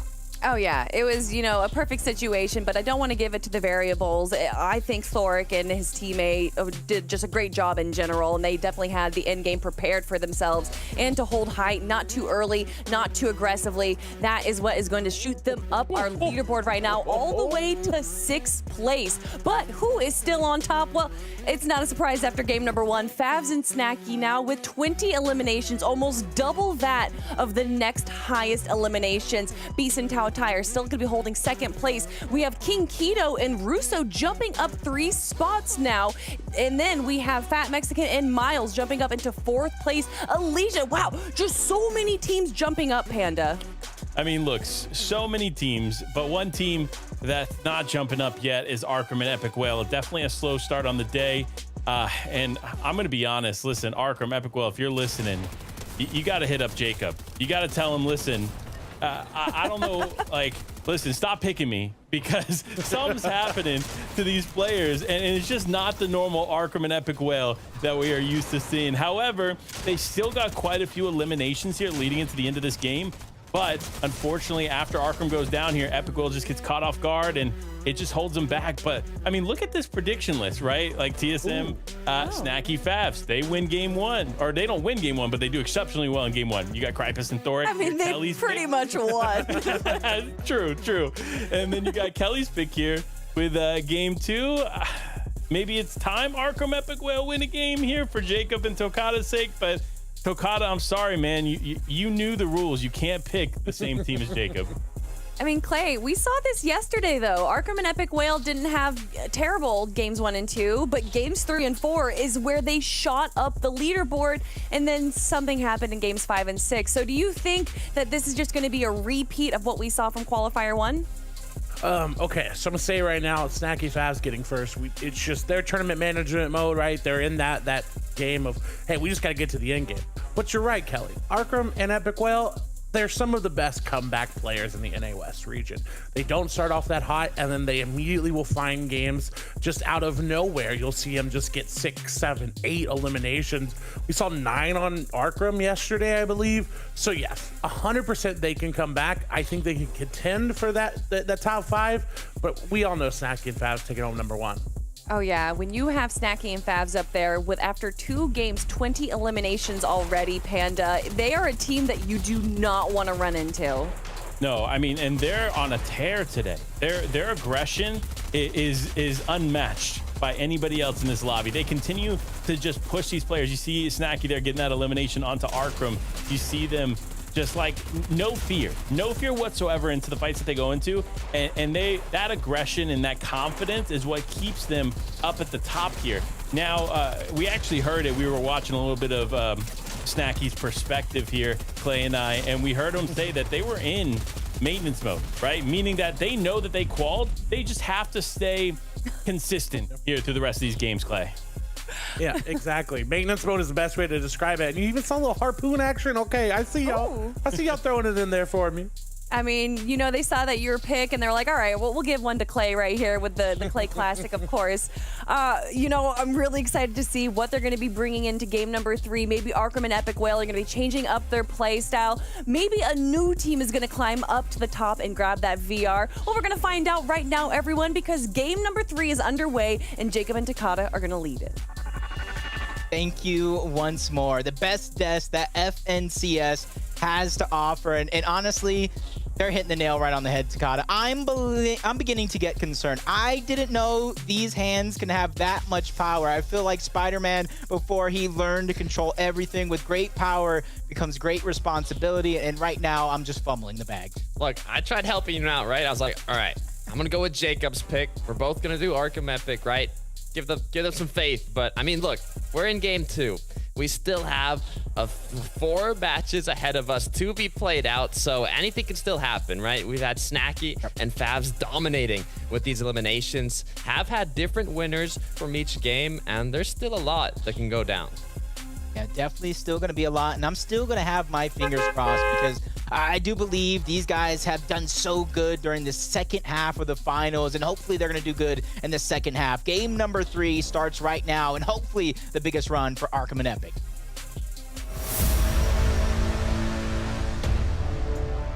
Two games down, 4 more to go. The engine is just getting started here on the battle bus. We can see it getting warmed up, getting heated, just like these players as they're getting ready to hop into the 3rd match. We've had Snacky and Favs dominating with these eliminations. We've got Batman Booga and Wheels starting off strong with that first victory royale to Thoric and his duo taking home the 2nd game. But Chonkers Speedway, this has been a popular drop spot, Jacob. We've seen a lot of engagement in the early game here.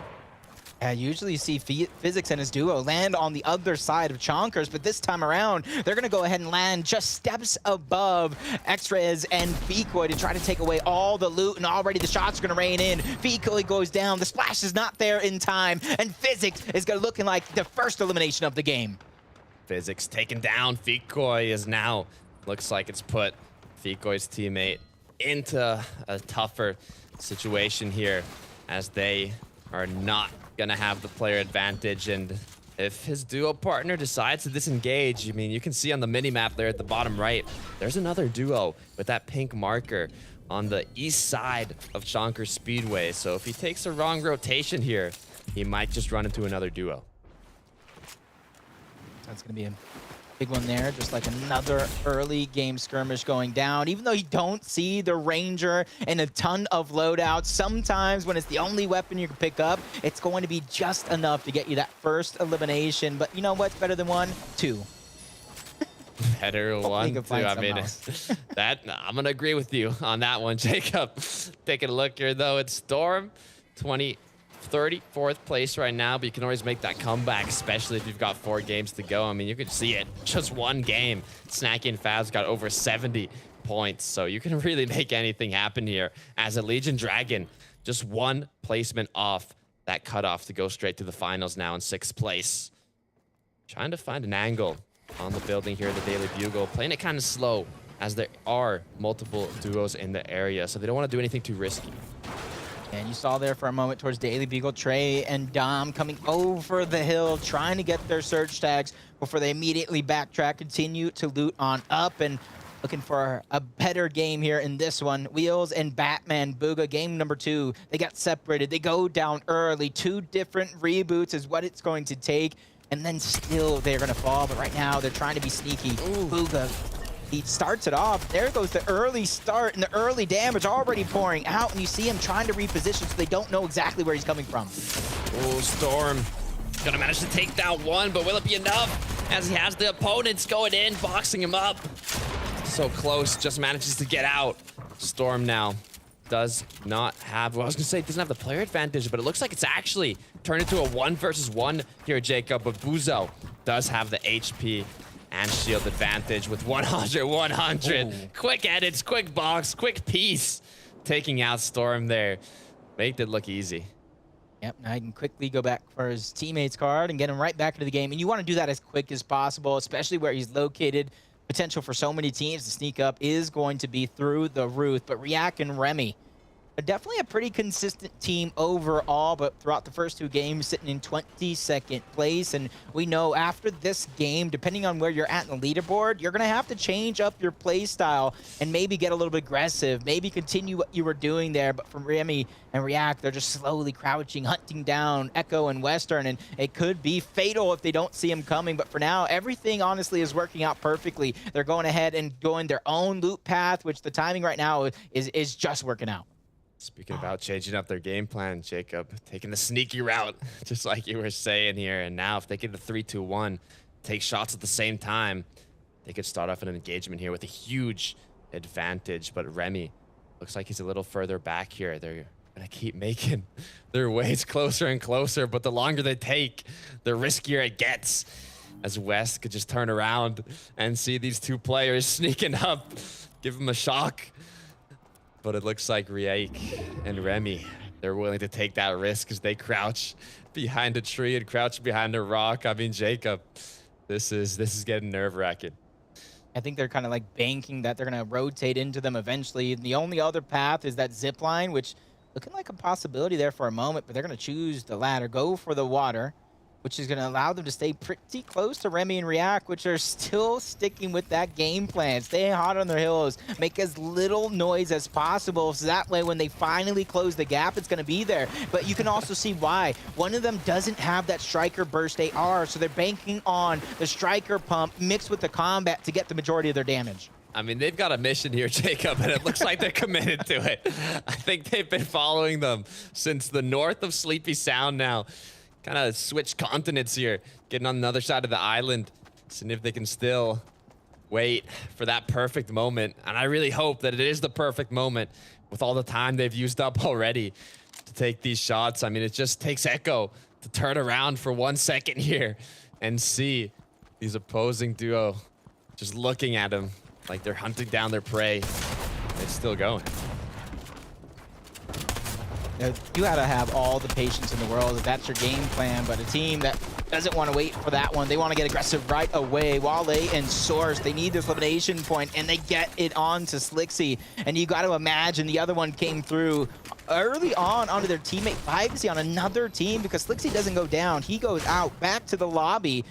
It almost makes you wonder how his teammate, but that's neither here nor there. Is Rack and Remy still hot on their heels, but this time it does look like they're going to get close enough to put a box onto one. The teammates are separated, and this is their chance to strike. They've got the tags. They've done what they wanted to, but now will they be able to capitalize on their game plan? Will they be able to get those eliminations as Reich takes down one now? Remy getting cracked. Ooh, they're low on HP. They're low on shield, but they have that player advantage. If they can clean this up quickly before any third parties get here, they might have just came out successful. But their game plan here is now the duo of Merc here is left alone as a solo. Will he be able to clutch it up 1 versus 2? Or is Remy here gonna play it safe with his duo partner, get up to 200 effective HP, and then take that engagement? There's 2 more teams with their eyes glued to this exchange like it's a featured film.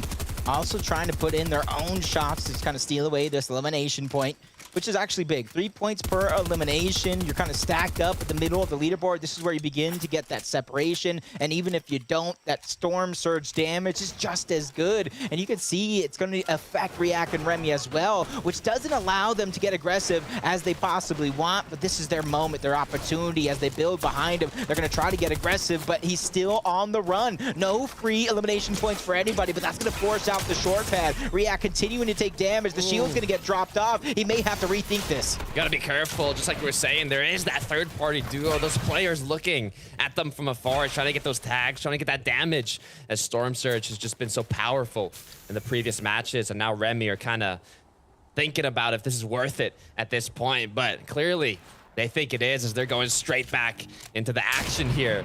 They want to get those 3 extra points for their elimination. They want to get those siphon materials, that loot. And it looks like they just might be able to here as they get the tags, get the shots, and get that elimination. Puts them at 2 now. 6 total points for Elims. Yeah, and honestly, that almost reminds me of something Quinn said last season during one of our content pieces. Knowing your drop isn't enough. Knowing who drops at your spot also isn't enough. But knowing who drops around you is also going to be an extra part of that equation, because they knew not too many teams were going to be around if they continuously chased in that direction. And there was maybe one team, as soon as they got over a certain hill, that was kind of any bit of contestation through that one. But Beast and Tao Tai sitting in second place in the bush, nothing to worry about. They get the damage and immediately hop in the IO to clean that one up. Great job there. Thinking quickly, acting fast. How it should be done here. Epic Whale and Arkham. 17 points, looking to see what they can do here in the third game. Does have a good amount of shields, ammunition, materials. Wondering if they have enough damage though. Storm Surge has affected them recently, so hopefully they added that to their game plan. Know where they're going to be based up, looking for that damage, and actually liking the rotate here we're seeing from King Kiedo, who's kind of taking the corner edge rotate. Yeah. I like it as well, as long as they're quick and they stay ahead of the rest of the pack that's on the south side. That could be some of the least congested side that they're going to end up on, or at least for now. So they can set themselves up with a great high ground spot added onto that one, and kind of hopefully they have that striker burst AR and plenty of medium ammo to kind of go along with it to go ahead and damage out the rest of the lobby. But Daily Bugle looking more congested as ever. 5 people almost directly in and around the POI, with 2 more teams rotating at the southern portion, just trying to find their spot in towards zone. So if this continues to force people either at Daily Bugle or a nearby spot, there's going to be a big battle potentially to go down. I mean, this game's looking dangerous. 83 players up right now. Second zone going to start closing in just 12 seconds here. So if you don't have enough damage, you're going to have to start thinking of a plan here to get it. Dragon, though, and Elite, they do have 2 eliminations, so they're feeling pretty happy regarding the damage here, though, as we have Miles and his duo partner. 5th place currently, right on that cutoff to qualify to the finals. See if they can keep it up here. Trying to see if they can get some tags possibly, but they're 125 above, so they're feeling pretty good. Yep. Feeling pretty good, but I do know they still want to be very, very proactive when it comes to the surge because they're already dropping right before our very eyes, looking at the edge of zone for now, seeing the pieces get added, get built. They know there's players over on that side. Babs and Snacky still need to find their way in towards zone. 104 above in that same spot, something to where they can feel comfortable rotating towards zone. But as soon as they find that sweet spot, that's when they too are going to begin to try to get proactive, just like the team Mantle, Made, and Sandwich are 126 below the threshold. I will say Mantle does have enough utility and heals to kind of out heal 14 players, but that's not something you want to do because that almost forces you to get a refresh later on in the same game. Mantle here, trying to see what his game plan is, right? Kind of looks like they're hunting down these duo that's in front of them that are kind of swimming away through the river.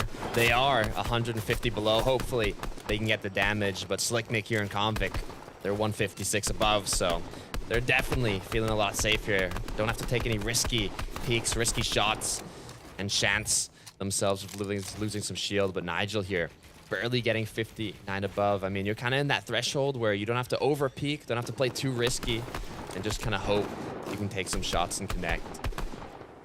Yep, and you see them also, like, I wouldn't say teaming, but adding into the fire from other players in the lobby because they know even if they don't get the actual elimination point, it's the damage that they're after to go above the threshold. Epic Whale getting a knock onto Nitrix in the elimination feed. Slays and GGs still have to get aggressive as they sit 71 below, but it's not going to look good as they continuously get attacked from other players, including the players that they're trying to get aggressive on here. Piece after piece, though, he's trying to take away these opportunities. He finds the separation needed, goes towards the high ground, but 67 below the threshold. His work isn't done just yet. Slays right now, trying to find an angle here, seeing what he can do, but he's against Batman, Booga, and Wheels. Very powerful duo, not one you'd want to be against here, as he gets dropped down, eliminated to fall damage there.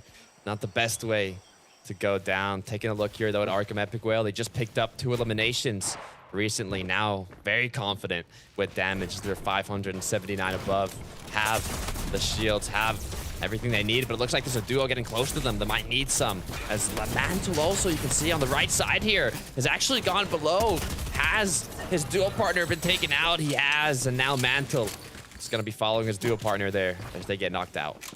Yeah, just judging off the heals that he had and C-Winner already going down, it almost looked like they were trying to out-heal it, but that's just the best educated guess because they still were so far below the damage threshold. And this is where making that decision, whether you use your heals to out-heal it or you just simply try to go aggressive, is important because another team trying to out-heal the damage threshold and it's just simply not working out. I mean, it's a thing that I've seen in West, Jacob, from the first qualifier to now the second. Just Storm Surge is so strong. I know I repeat myself, but it's true. I mean, these duos really have to think hard about how they're gonna overcome this Storm Surge, right? Get the damage you need to get during your rotates and snacking favs.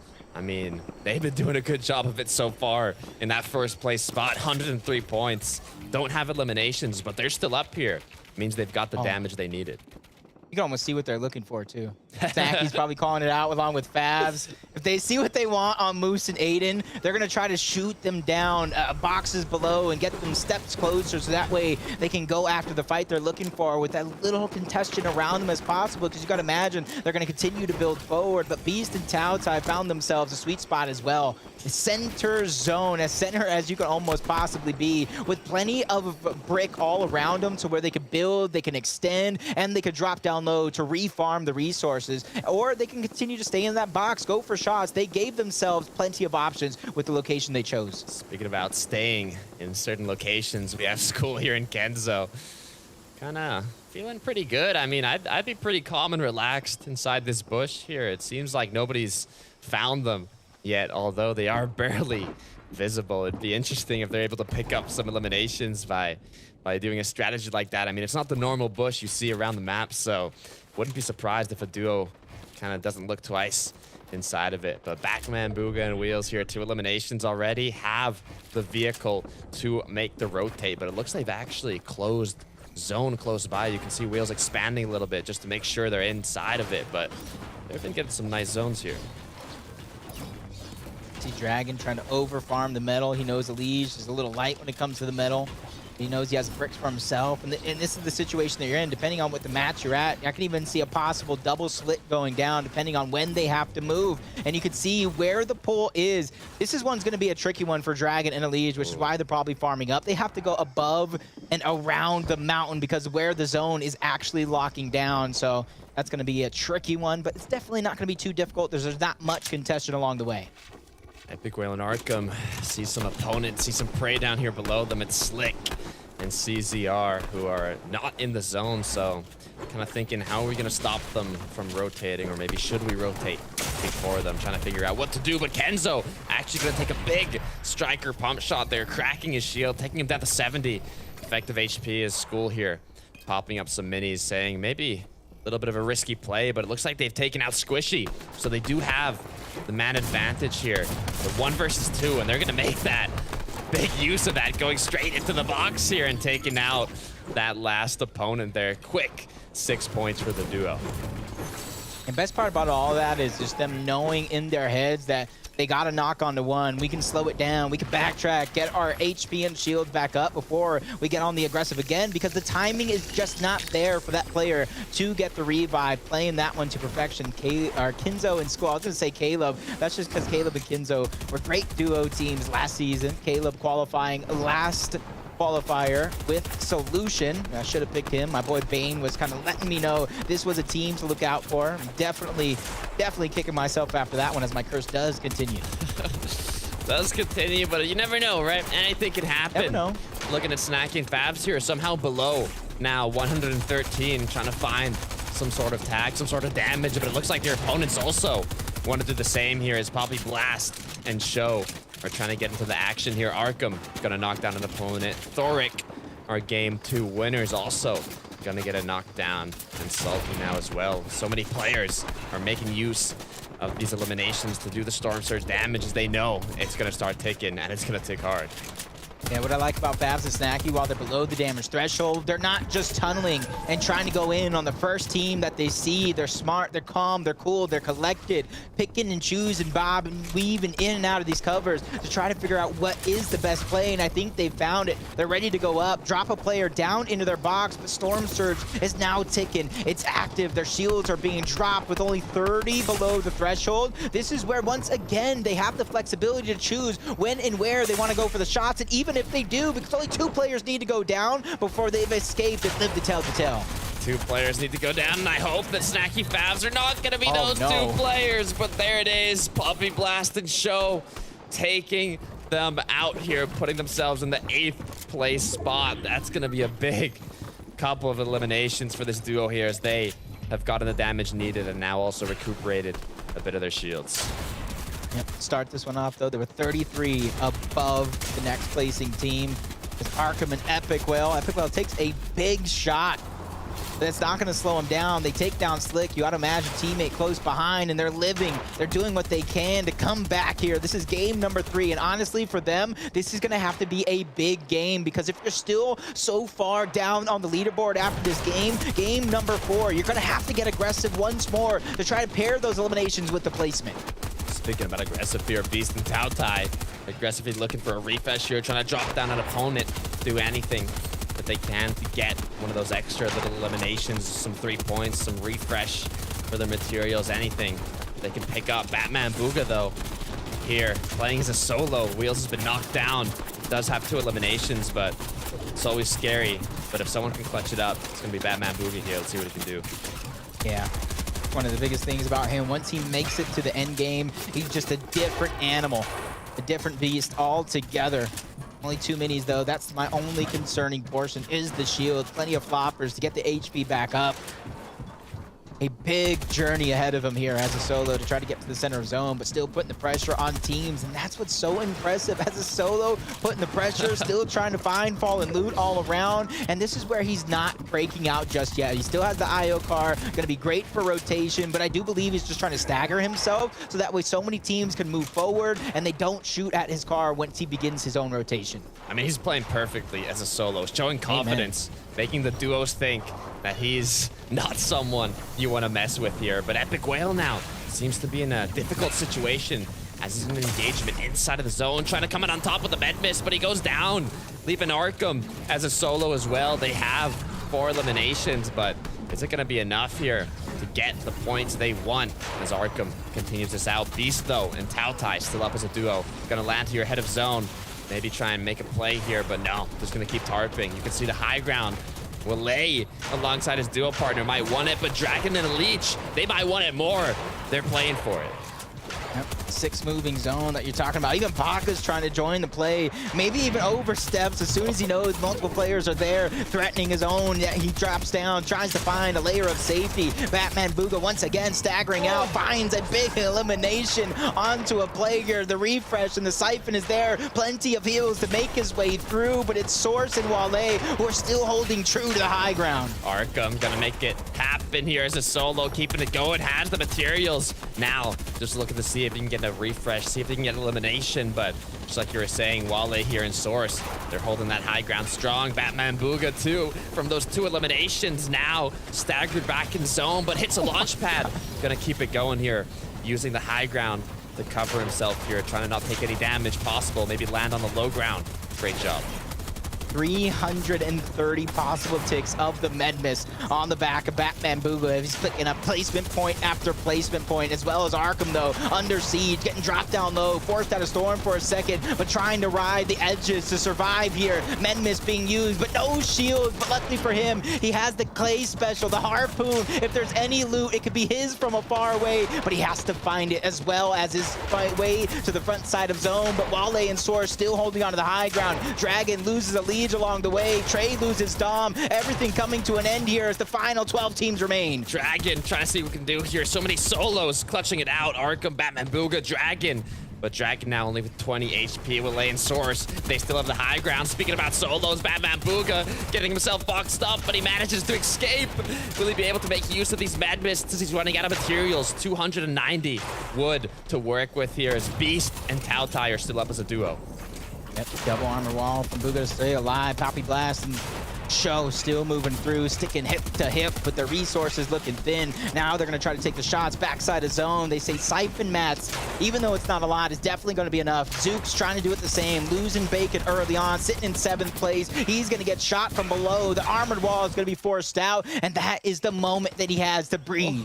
Look at Batman Booga, west side there of the zone, using those medvits to stay up. But Puppy Blast here, gonna get knocked down, all up to Show now to hit the shot. But Tautai taking him down, putting Beast and Tautai in the first place spot. Dragon still up as a solo. Batman Booga still up as a solo. So many teams clutching it out here. 5 eliminations already for Batman Booga. Oh, and that's going to get even more here. Even if it's damage, he's just dwindling out and making the lobby even more thin, so he's going to get a little bit easier, and even looks like he's going to test for a little bit of the high ground as his own looking like it's pulling up the hill for just a short moment, where Wale and Source have little to worry about because they already hold on to the high ground for the last couple of zones. But it's going to come to an end with Batman Booga still on the offensive, putting the damage there, but his backside's into zone. Not a ton of the med miss left. In fact, there's only 1 click of it. He ends up in a chaotic fight. He goes down, but you got to imagine as a solo, he picked more than enough points to make Wheels happy here as Beast and Tautai moving into first place. They have heals, they have Menmis, Convict and Slick Nick, they both go down. It's going to come down to a 2v2, Beast and Tautai versus Wale and Source, and it's Source towards the high ground who lost Wale throughout the fray. 1v2 situation, and it's going to be Beast and Tautai who come out on top. So much just happened. It almost looked like there was more solos than duos there for a moment, but finally at the end, Beast Tautai take that victory royale with a good amount of eliminations here. I mean, you can see how they played it out. Full low ground. Let the players battle it out above them on the high ground and finish it off with that player advantage now 1 versus 2. Great job. Yep. You can see their consistency beginning to hold strong between Beast and Tautai. Not getting an elimination victory royale before, but this game coming through to fruition and pick up a ton of points. But like you said, almost looking like more solos throughout the course of the game, and it's Batman Booga. I wonder how many points he picked up as a solo because he was going wild. Not only picking up points, but he had 3 med mists, Jacob. I mean, he was in zone longer than he was in, inside of it. I mean, I want to see what Kelly, Panda, and Clay have to say about that, because I'm not exactly sure what happened. I mean, Batman Booga is what happened to drop down, grab 2 eliminations as a solo, and there they are right in front of you. 3 full med mists. I mean, Panda, that is going to set you up for success as a solo player. I mean, you're absolutely correct. You see the way that he played Storm several times as a solo. That's what you have to do in those vital moments, right? You have to be a little bit more passive, but listen, despite that incredible solo performance, we got to talk about Beast and Tautai. Clay, this team, obviously veterans in the NA West space, they showed up and showed out to get that VR, and not only the VR, it looked like they took the top spot from Snacky and Favs. They did. They were able to snag it away with these crucial eliminations that you see coming through here towards this late game, because they came into this with 0 eliminations, and then they took down the team that just won the last game right there. Beast fully goes ahead, trust Tautai to get those eliminations, to come back and to get back with them. And then look, this is them taking down Show and Blast. Jacob and Takata called it beautifully there. And just look at how much of materials they're getting, how much of a refresh. It's just looking so great. And then Source running out of materials. They got to drop down into something. And unfortunately, that's the SMG spray of Tautai. 7 eliminations and the Victory Royale.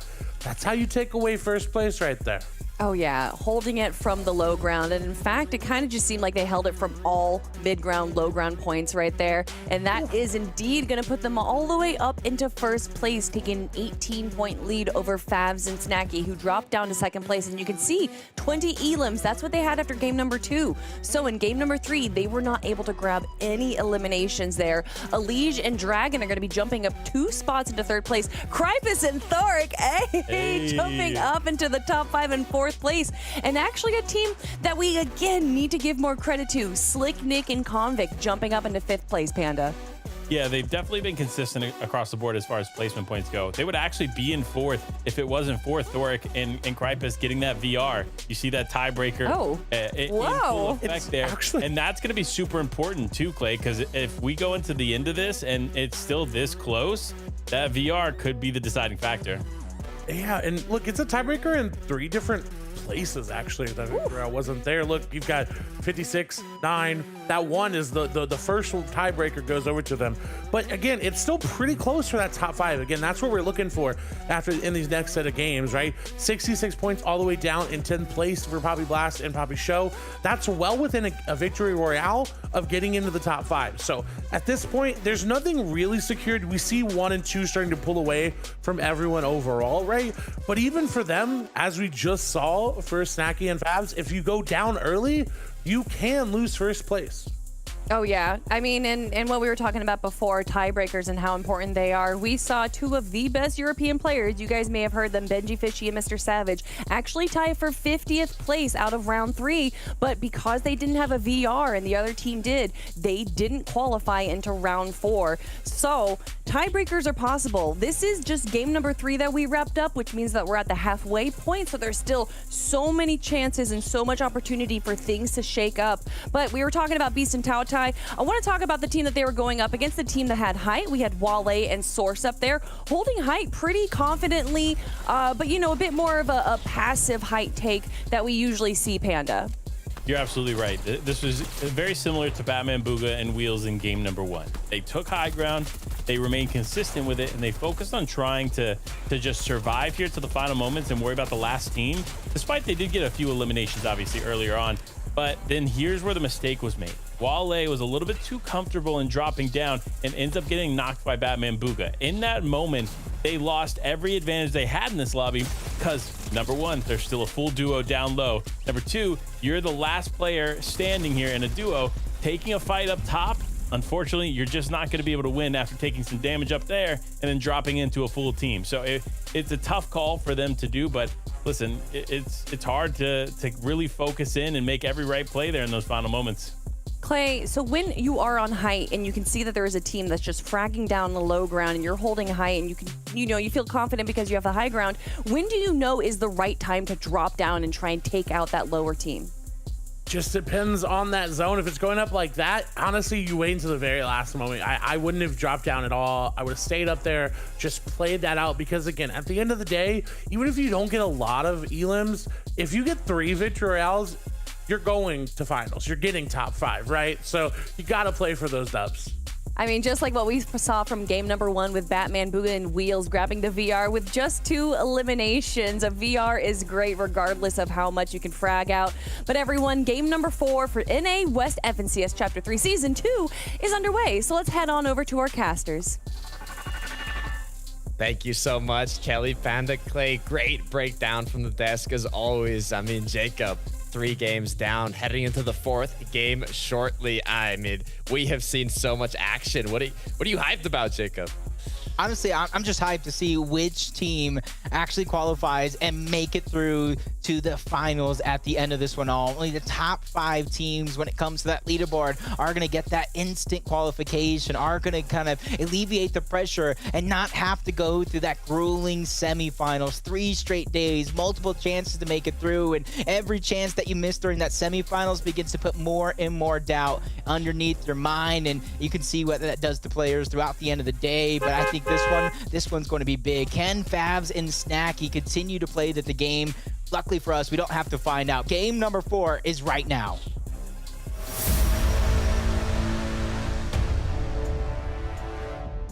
Three games down. The halfway point has been reached. 3 more games to go till we close out the day. The battle bus is already being weighed down from carrying the players so many times, and now the players are just getting started here as they're seeing what they can do, seeing if they can make it in that cutoff range, that top 5 to get them a golden ticket to the finals here as Sedna is dropping into Chonkers Speedway. I mean, we've seen action here all day long, Jacob.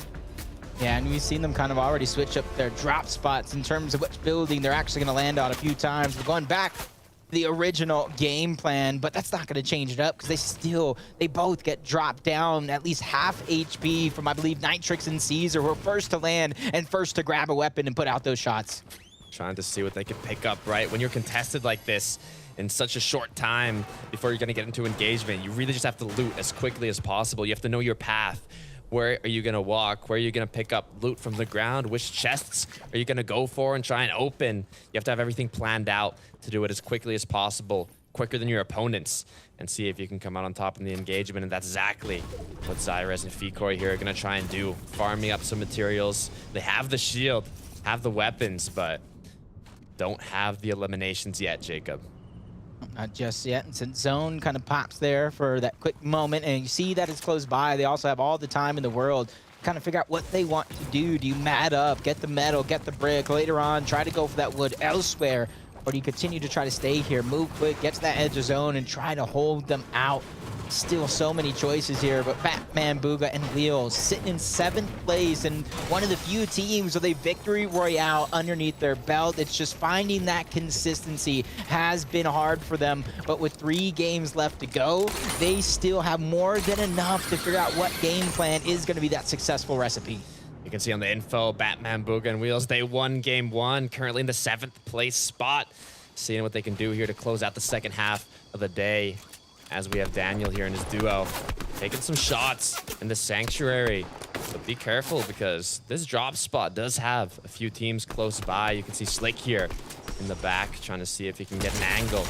Currently at 27 points, and CZR actually does get that angle as he takes down Aussie. Now looking for the second one, hits one shot, needs one more to connect though, to get that last elimination. They do have the player advantage, and Slick cleans it up.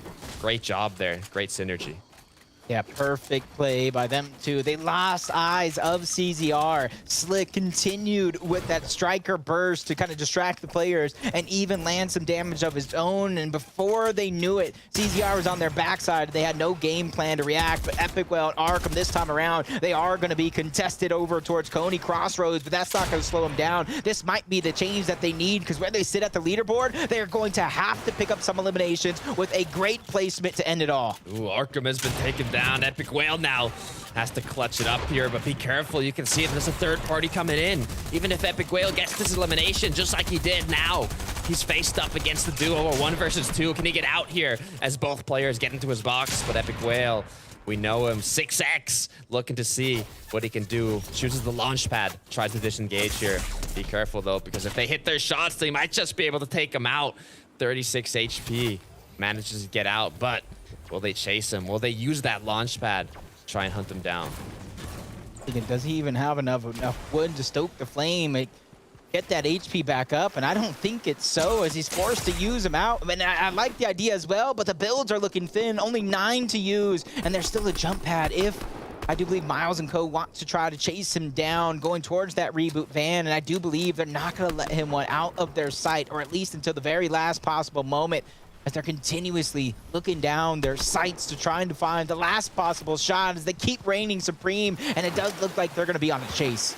They're going for it. The chase has begun here at Jacob, but if Epic Whale can get out quickly, and I think Miles and his duo partner have figured it out, it might just not be worth it to chase him down. Just those 3 extra points, I mean, they could be very beneficial, but does it outweigh the opportunity to loot the rest of Coney, to get those materials, get those extra shields, and set yourself up for the end game? Seems like they don't think so.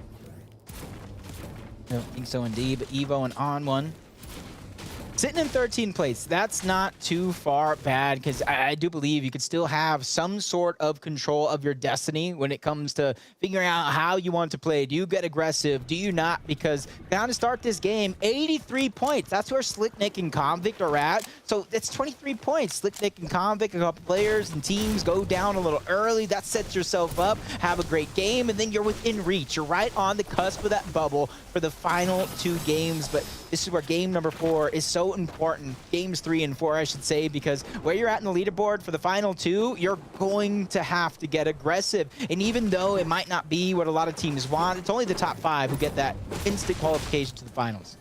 Speaking about the leaderboard too, we have our number 1 team here, Beast and Tautai on the left side, but Epic Whale's on the right side, and I think he might have just got into an engagement. I wonder if it's with the same duo that was at Coney Crossroads, but no, it doesn't look like it. Looks like it's a different one. The question is, though, Jacob, will Epic Whale be able to do the 1 versus 2 and come out on top, as he only has 22 wood to work with? It's a nice 111 striker pump shot, but it's not enough to get the elim, as React and his duo partner Remy taking out Epic Whale and Arkham here in the early game. That's going to be tough.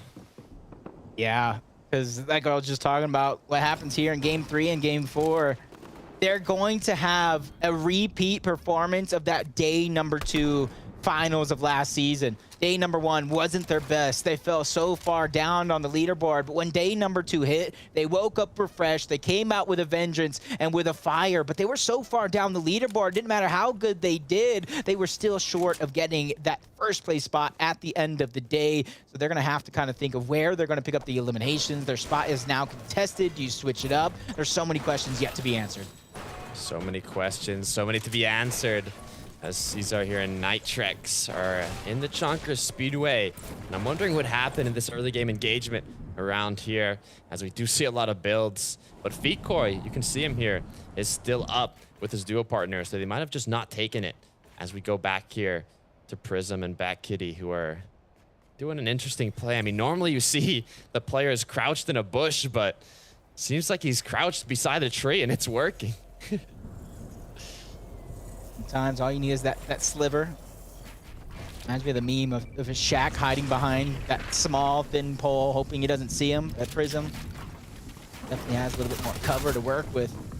Slicksy getting aggressive here. Him and Vibes, need a massive number of eliminations mixed in with a great placement in this game if they have any chance. So I do like the idea of trying to take this early skirmish, do what they can here, because they're going to get the series points regardless, and it is obviously working out. Prism's going to be stuck by himself as a solo. Shots from far away. Are they even in this fray? And it doesn't look like they're going to be, as they're also putting shots onto Vibesy, preventing him from getting that revive off for now. Vibesy, though, making a great use of that reinforced armored wall to try and pick up his partner here, but no. Just as he uses one, he has to use another, as they start taking shots from below, and now he hears the builds as Prism starts running up, but looks like he might get taken out here as he's hit him for 80 white, and he does get eliminated to fall damage, but Vibesy, I don't know how he's gonna make it out. They have 3 med kits. I think they can do it. 3 med kits, med mist. I mean, it may not necessarily be easy, but they have 2 jump pads as well. Storm Surge, if they can just make it there without getting shot through the sky, I do believe they're going to kind of set themselves up. They already have damage for the Storm Surge, but not be salty. It almost even look like they too are trying to switch up their drop, or at least get a little bit more aggressive here in this next game, because they too not sitting at the best spot when it comes to that leaderboard. Notch here and Salty, seeing what they can do. Kind of turned it to farmers mid FNCS here as they're eating up their vegetables, staying healthy, staying clean here. Salty kind of looking around. Beast and Tao Tai, seeing if they can get a tag. 122 points. They don't want to do anything risky. Just want to maintain their spot here on the leaderboard. They can close it out, but they've got to play well. They've got to play consistent, Jacob. Consistent, and something honestly they've been doing better than every other duo on the day. Winning last game, getting in the top the game before. Most of their points are off placements alone with a big victory royale.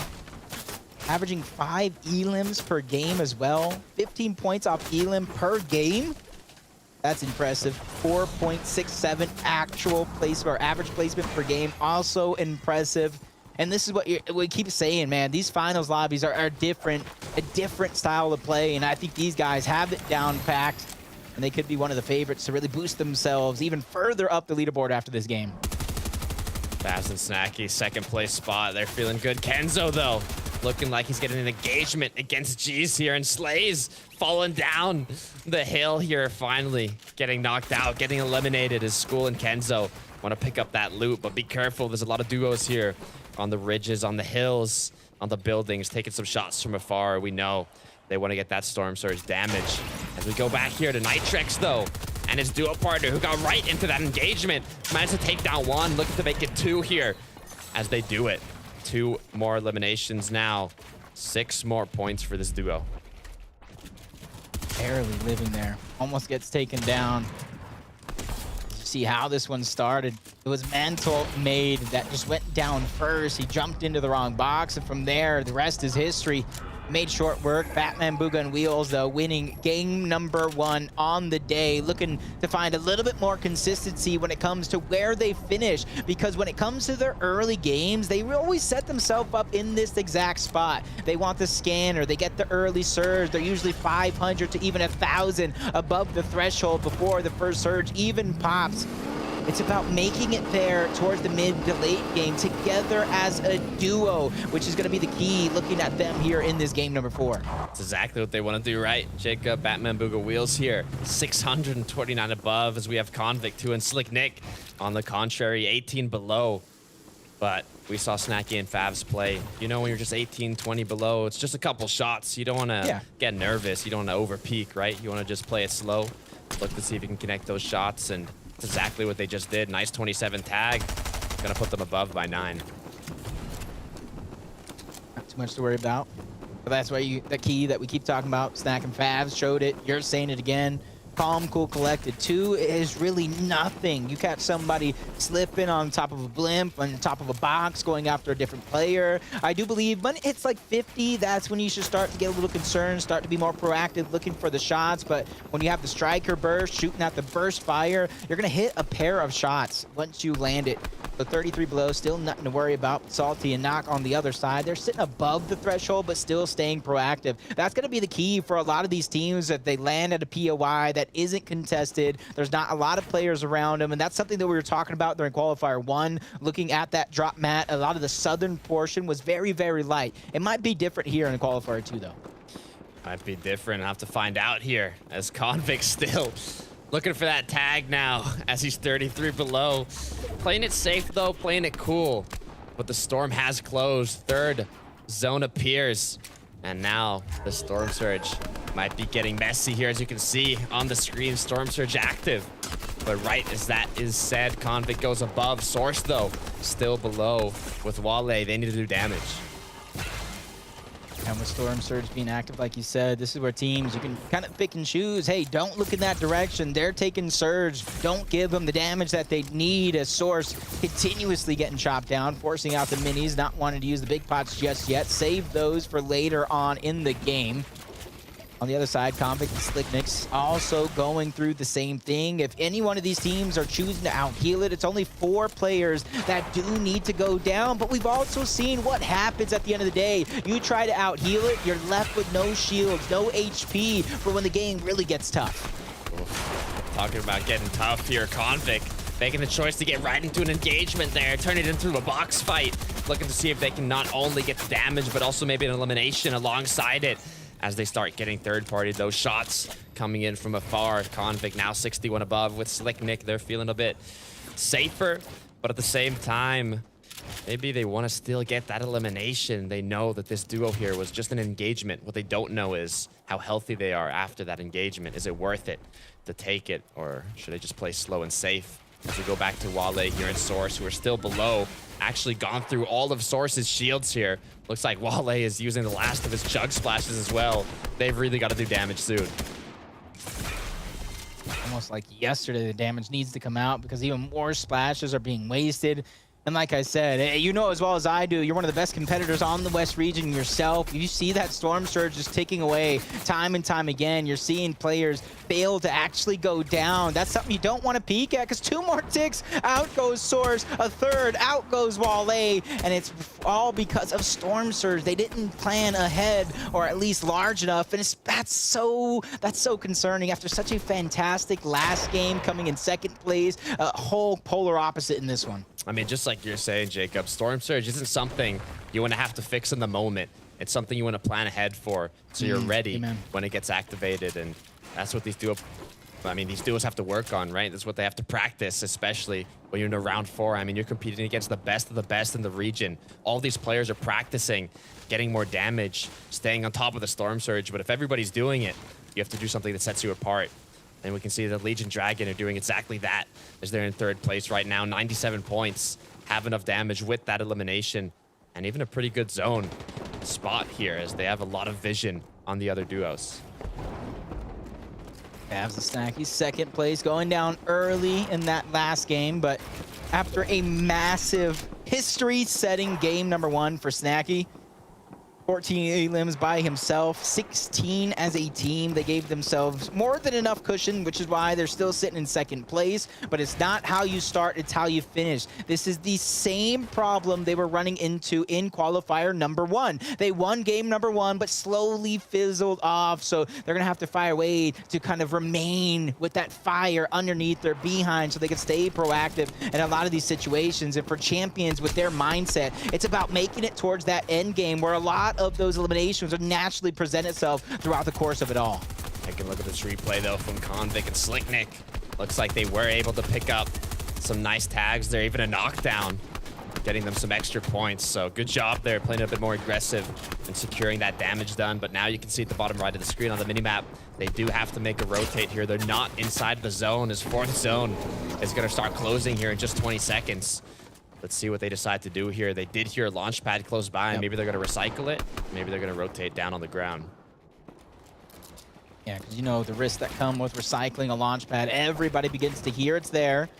And if they want to go ahead and let you go, you know you're going to be a sitting duck or a flying one at that, even though ducks can't necessarily fly through the sky. You're going to come down eventually with a lot of damage put on you. And if you don't have the resources because you chose to try to out-heal that Storm Surge, it's definitely not going to be what you want. But Wheels, Batman, Booga sitting strong, 333 above, plenty of heals to go around. Kinzo and School, 95 below, but they too have plenty of heals to go around. But it does look like they're going to be proactive. Look for the damage. They know what happens when you try to out-heal it. It's not something they want to do unless there's no other choice. Snacky and Favs too. That's a duo that's not going to want to out-heal it, as they're looking for some damage here, looking actually for an engagement, possibly even a box fight here. See if they can get a nice striker pump shot onto the opponents here. It's always going to be super beneficial for the Storm Surge, but we have just so many duos, so many players trying to get the damage at the same time that it gets risky. It gets scary. You don't want to get third-partied here. You don't want to get eliminated. All you want is that damage.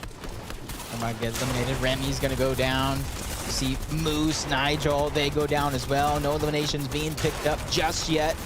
Unless your name is Fabs and you're living on a player, 1 HP and a dream. He loses his teammate, Snacky, gonna have to do it by himself, and the most he can get is 25 shields off of the lone mini that he has, but that's not gonna matter. Back to the lobby you go, and they're still following in the same trend as last qualifier. If you don't learn from history, it's doomed to repeat itself. Convict and Slick Nick, they were looking so good after getting that elimination, but now they're back below. You can't be safe here when Storm Surge is active. You have to be constantly looking for damage, constantly looking for tags, and now Convict forced to use these chug splashes to stay alive, to keep his feet on the ground here, as he's still 138 below. What are they going to choose to do? Out heal it or go for some damage? You see them spreading out the big pots. They too are learning that hard lesson of how difficult it can be to try to out-heal the Surge, but for them, it's a much different situation. They got max pull when it comes to that zone, so they're forced to use the launch pad as well, while simultaneously taking the Surge. So they need to hurry up, get a spot ahead of zone, and begin to put down that fire, because they can no longer out-heal it. It's now or never for them. They land close to a team. This is your chance to get aggressive. It's Delta, it's Baka. They have been the chosen ones, but Storm Surge still playing a role. Convict and Slick Nick, timing is not on their side, but they did just enough damage, and the fact that a player went down, they're gonna survive, but with only HP to their name, no heals or resources of that sort, it's definitely gonna be a doozy. Wow, talk about timing, Jacob. Just one tick away from getting eliminated, and then it reaches 50 players, which means Storm Surge no longer active, keeping them up. So now we'll have to see if they can make that comeback, but looking at a team that doesn't have to make a comeback currently in the first place. Spot, Beast, and Tautai just want to keep those points getting racked up consistently. Great positioning here as well on a high elevated location. Gonna make it easy for them to recycle a launch pad if they want, or maybe even just stay on that high ground if they pull this first moving zone. The 6th zone is a Leech and Dragon do have 3 eliminations already starting it. Yeah, they did get that front side pull, so they can choose to rotate early, stay ahead of zone. They have the splashes, they have the mid-mass, even a launch pad, so they can even try to stagger out, but back to the scene of the crime. Slick Nick and Convict. We knew they have a tough road ahead, and I'm glad we're jumping on board to see how they're going to get it done. Last season, they were one of the few teams throughout the qualifiers to do it in just 3 games. They didn't even play all the ones necessary, but yeah, Oof is right. 355 below, I am worried. I am just as worried as you, Jacob, as now they're just 2 ticks away to getting eliminated. Make that 1 tick as Convict goes down. Slick Nick gonna follow him shortly after here, unless he's able to tarp it out. But now with just 20 wood to work with, gonna get taken out here. You can see the zones moving, the players are rotating. Kenzo and School here are gonna try and make something happen. They got plenty of heals to go ahead and make this one come to fruition, but it looks like they're not wanting to let it go to any heal possibility, but they don't know. That's Beast and Tautai, first place team right in front of them. They're going to try to rotate towards the side. I do believe a player just kind of got dropped right in front of him. He's going to use those flashes, try to recycle, but he knows he cannot overstay inside of zone or else it'll be too late. Beast and Tautai doing a good job, forcing a Legion Dragon down, saying the high ground is mine. You better not come into my town. Not coming to my town, not coming to my high ground. Just Tautai and Beast have it. Poppy Blast as well on the feed, getting an elimination here, but be careful. 64 builds to work with. They want to get ahead of zone here. If another duo is ahead and looks back, could be dangerous. But Kenzo and School, they're still up and running. Only 42 HP to work with, though. Has to pop some minis here. School making his way through, leading the way for Kenzo. Looking like he's going through it all with just half HP here, trying to reunite, but the separation is there. School now chooses from side, back-to-back armored walls, going to be forced out just in the nick of time. Caleb's there. There's a med kit. Depending on if he has a med mist, he has more than enough to heal himself up, but it's the timing that he lacks that he needs to find along with School. They get separated yet again, but he's going to drop down a layer to try to stay away from that congestion, but a player's going to drop into his box, try to take him out, forcing him down yet again. One more space low, but Beast and Tautai not going through all that chaos because they're sitting pretty at the top. A Leech and Dragon still up. Wheels and Batman Booga still in the mid ground, and Beast and Tautai on the high ground. So many powerful duos still up and running, powering through these solos on the low ground as Kenzo gets knocked down, leaving it up to School now, playing as a solo. Beast and Tautai, though, still raining down from above, getting that damage, but Jacob School, let's see what he can do. He's going to stagger himself back, use one of those med kits. Kenzo's definitely going to go down, but with all the loot there, he can definitely plan a route around it to try to pick it up before he continues to move forward. And just like Beast has his eyes set on a player backside of zone, School's going to be there to pick up the loot that I was talking about. Was it worth it? I don't know, because he doesn't get the necessary big pots, but I don't know if the timing's going to be there regardless for him to pop him, as once again, he's going to stagger himself with the med kits, but it's not the timing. He was just a second short for making that one a possibility. Wheels now still up and running with Batman Booga. 105 points in the 4th place spot here. Only 9 duos remaining. They're looking to make something happen here as they're playing aggressive It's against Dragon and Leech, but School still clutching it up as a solo. Ultimate low here in the water. I wonder if the opponents know, and yes, they do. A Leech gonna be taking him down, but goes down just rhythm as Batman Booga now barely making it out of Storm. 10 HP to work with, trying to pick up any elimination possible. Yeah, after a solo performance last game, this time around, he does have Wheels. They burst into the top 3, but Wheels drops. So does Batman Booga. Back to the lobby they go, but they did just enough to climb, or at least a couple of places up the leaderboard even more. Digital, Zuko, some of the best players to welcome me to the community. My last season here on the stage, they have a chance here to get into the top 5 with a big victory royale. They pick up Squishy, 3 more points on the board. The final 4 teams remain. Taotai and Beast, though, they get dropped down. It's Notch, it's Salty with the flank inside of the Storm, knocking them down, taking Taotai out. Now it's all up to Beast, playing as a solo. Will he be able to get that high ground back as Notch is still up on the low ground? Yumi still up as a solo. That's 3 duos, 3 players. It's turned into solo FNCS, Jacob. Yeah, y'all thought you were duos, but you were wrong. It's solos, and there goes Yumi picking up another one onto Notch. Yumi trying to stay ahead on the low ground, but he gets chunked out. The pressure is on for Beast. He's trying to go back to back, and this is the chance, but chunked out from the Storm. No HP is there, but that's not going to stop him. Beast steps up big, takes him out, and goes back to back in game number 4. Game 4 victory royale. I mean, Beast and Taotai, they didn't have enough with 1 victory royale. They didn't even have enough with 2. They wanted the back-to-back victory royale, and Beast just made it happen here, getting that last elimination and securing the victory royale with 2 eliminations. You know what, Takata? You know what? I'm going to take all the credit in the world for that one. You know why? Because I didn't pick them. It's because I didn't pick them at all. I might be looking for them in finals if they make it there, so you guys better be worried. But all jokes aside, congratulations to them because they go back to back. The game prior, they did get a top placement as well while picking up eliminations. They're looking like the team to beat in this qualifier. 4 games down now. We'll have 2 more to go, but I'm curious to see what that leaderboard's looking like. So let's throw it to the desk. Kelly, Panda, and Clay, take it away. Thank you so much, Takata and Jacob, and I am super excited to look at our leaderboard as well because so many top teams went down early. Well, so many except for one, our number 1 team, Beast and Taotai, grabbing back-to-back VRs, Panda. Yeah, I mean, look, impressive, right? They already solidified a really solid spot in first place there. I believe a 20-point lead over Snacky and Fabs going into this. Now just reaffirming that lead, especially considering 2nd and 3rd place. So Snacky and Fabs, as well as Thoric and Co., all went down early that game, meaning that they got minimal points here. So it was all up to Beast and Taotai to make some things happen. The impressive part here, though, is you see these final moments unfold, and Beast, as a solo player, clutched it up, Clay.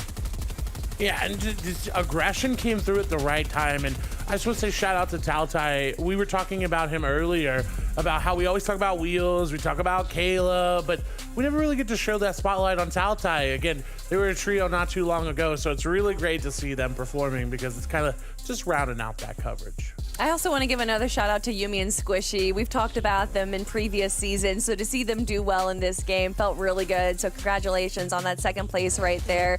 And I do want to talk a little bit about, of course, the leaderboard, everyone. Beast and Taotai, 2 VRs, 160 points is going to solidify their spot in 1st place. But jumping up into 2nd, it's Elige and Dragon.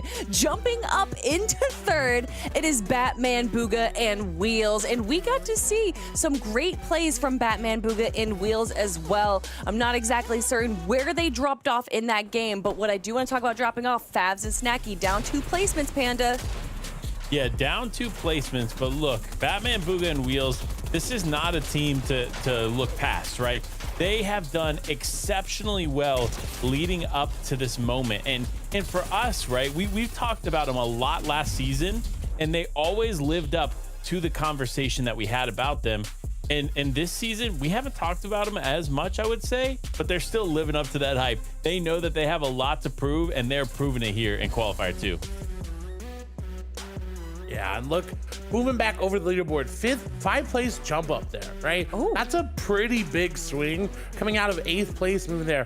But look at 9th. Zuko and Digital, Jacob gave a little shout out to them during the cast. 17 places increased from them from that game. That's what you want coming into the last couple games, right, Kelly? Oh yeah, no, Zuko and Digital did a great job. Zuko, I think, had 7 eliminations and then grabbed an incredible siphon to keep his team going, which is why we now see them in our top 10 leaderboard right now. But now taking a quick look at 11th through 20th place. Now, Panda, there are still 2 more games to go. Do any of these teams have a chance of breaking into our top 5? I would say 11th through 13th have a lot of potential. 81 points is not too far off. However, one big absence from even the top 20, right, that we have to discuss is Arkerman Epic Whale.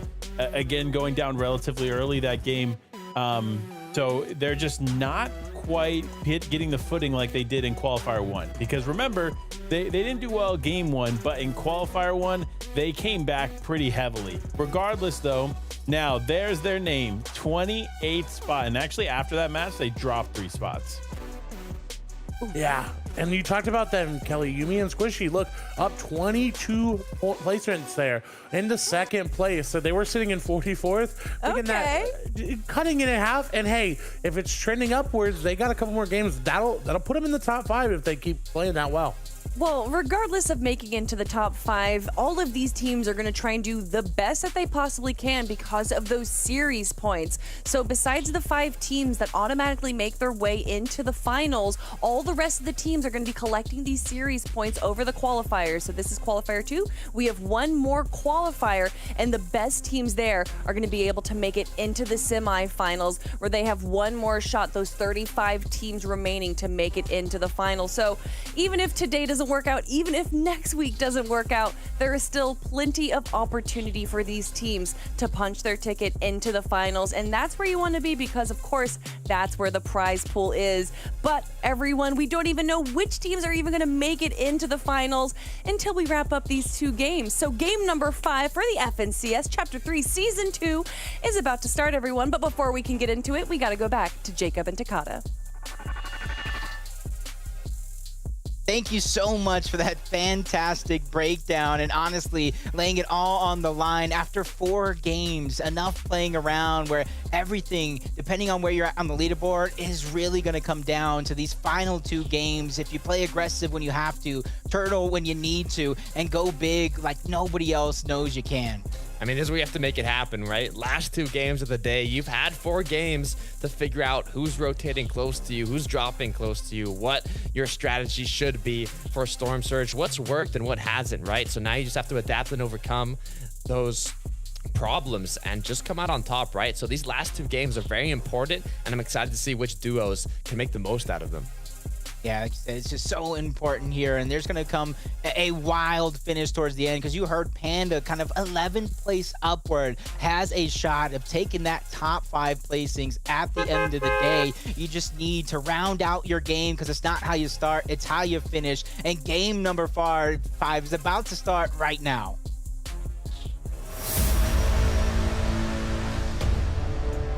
Game 5 out of 6 here. 2 more chances to get one of those golden tickets straight to the finals. A reminder, the top 5 duos today after the 6th match will be heading straight to the finals. But if you don't get in that top 5 spot, you'll still be accumulating some of those nice, sweet series points. So you've never got to give up here. You've got to give it your all until that last match. Get as many points as you can. And that's exactly what Fikoi here and Zayrez are going to try and do as he lands straight on a thermal assault rifle.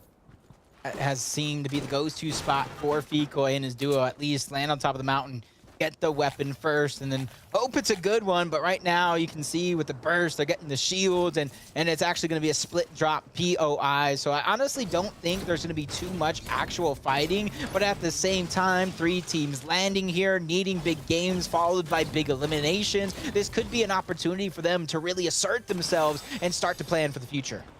Physics here, trying to loot up as quickly as possible. I mean, we've seen that Chonkers Speed Ray engagement so much today. I'm sure they're used to it by now, but an engagement that we haven't seen is the one right here close to the Daily Bugle with Dom and Trey.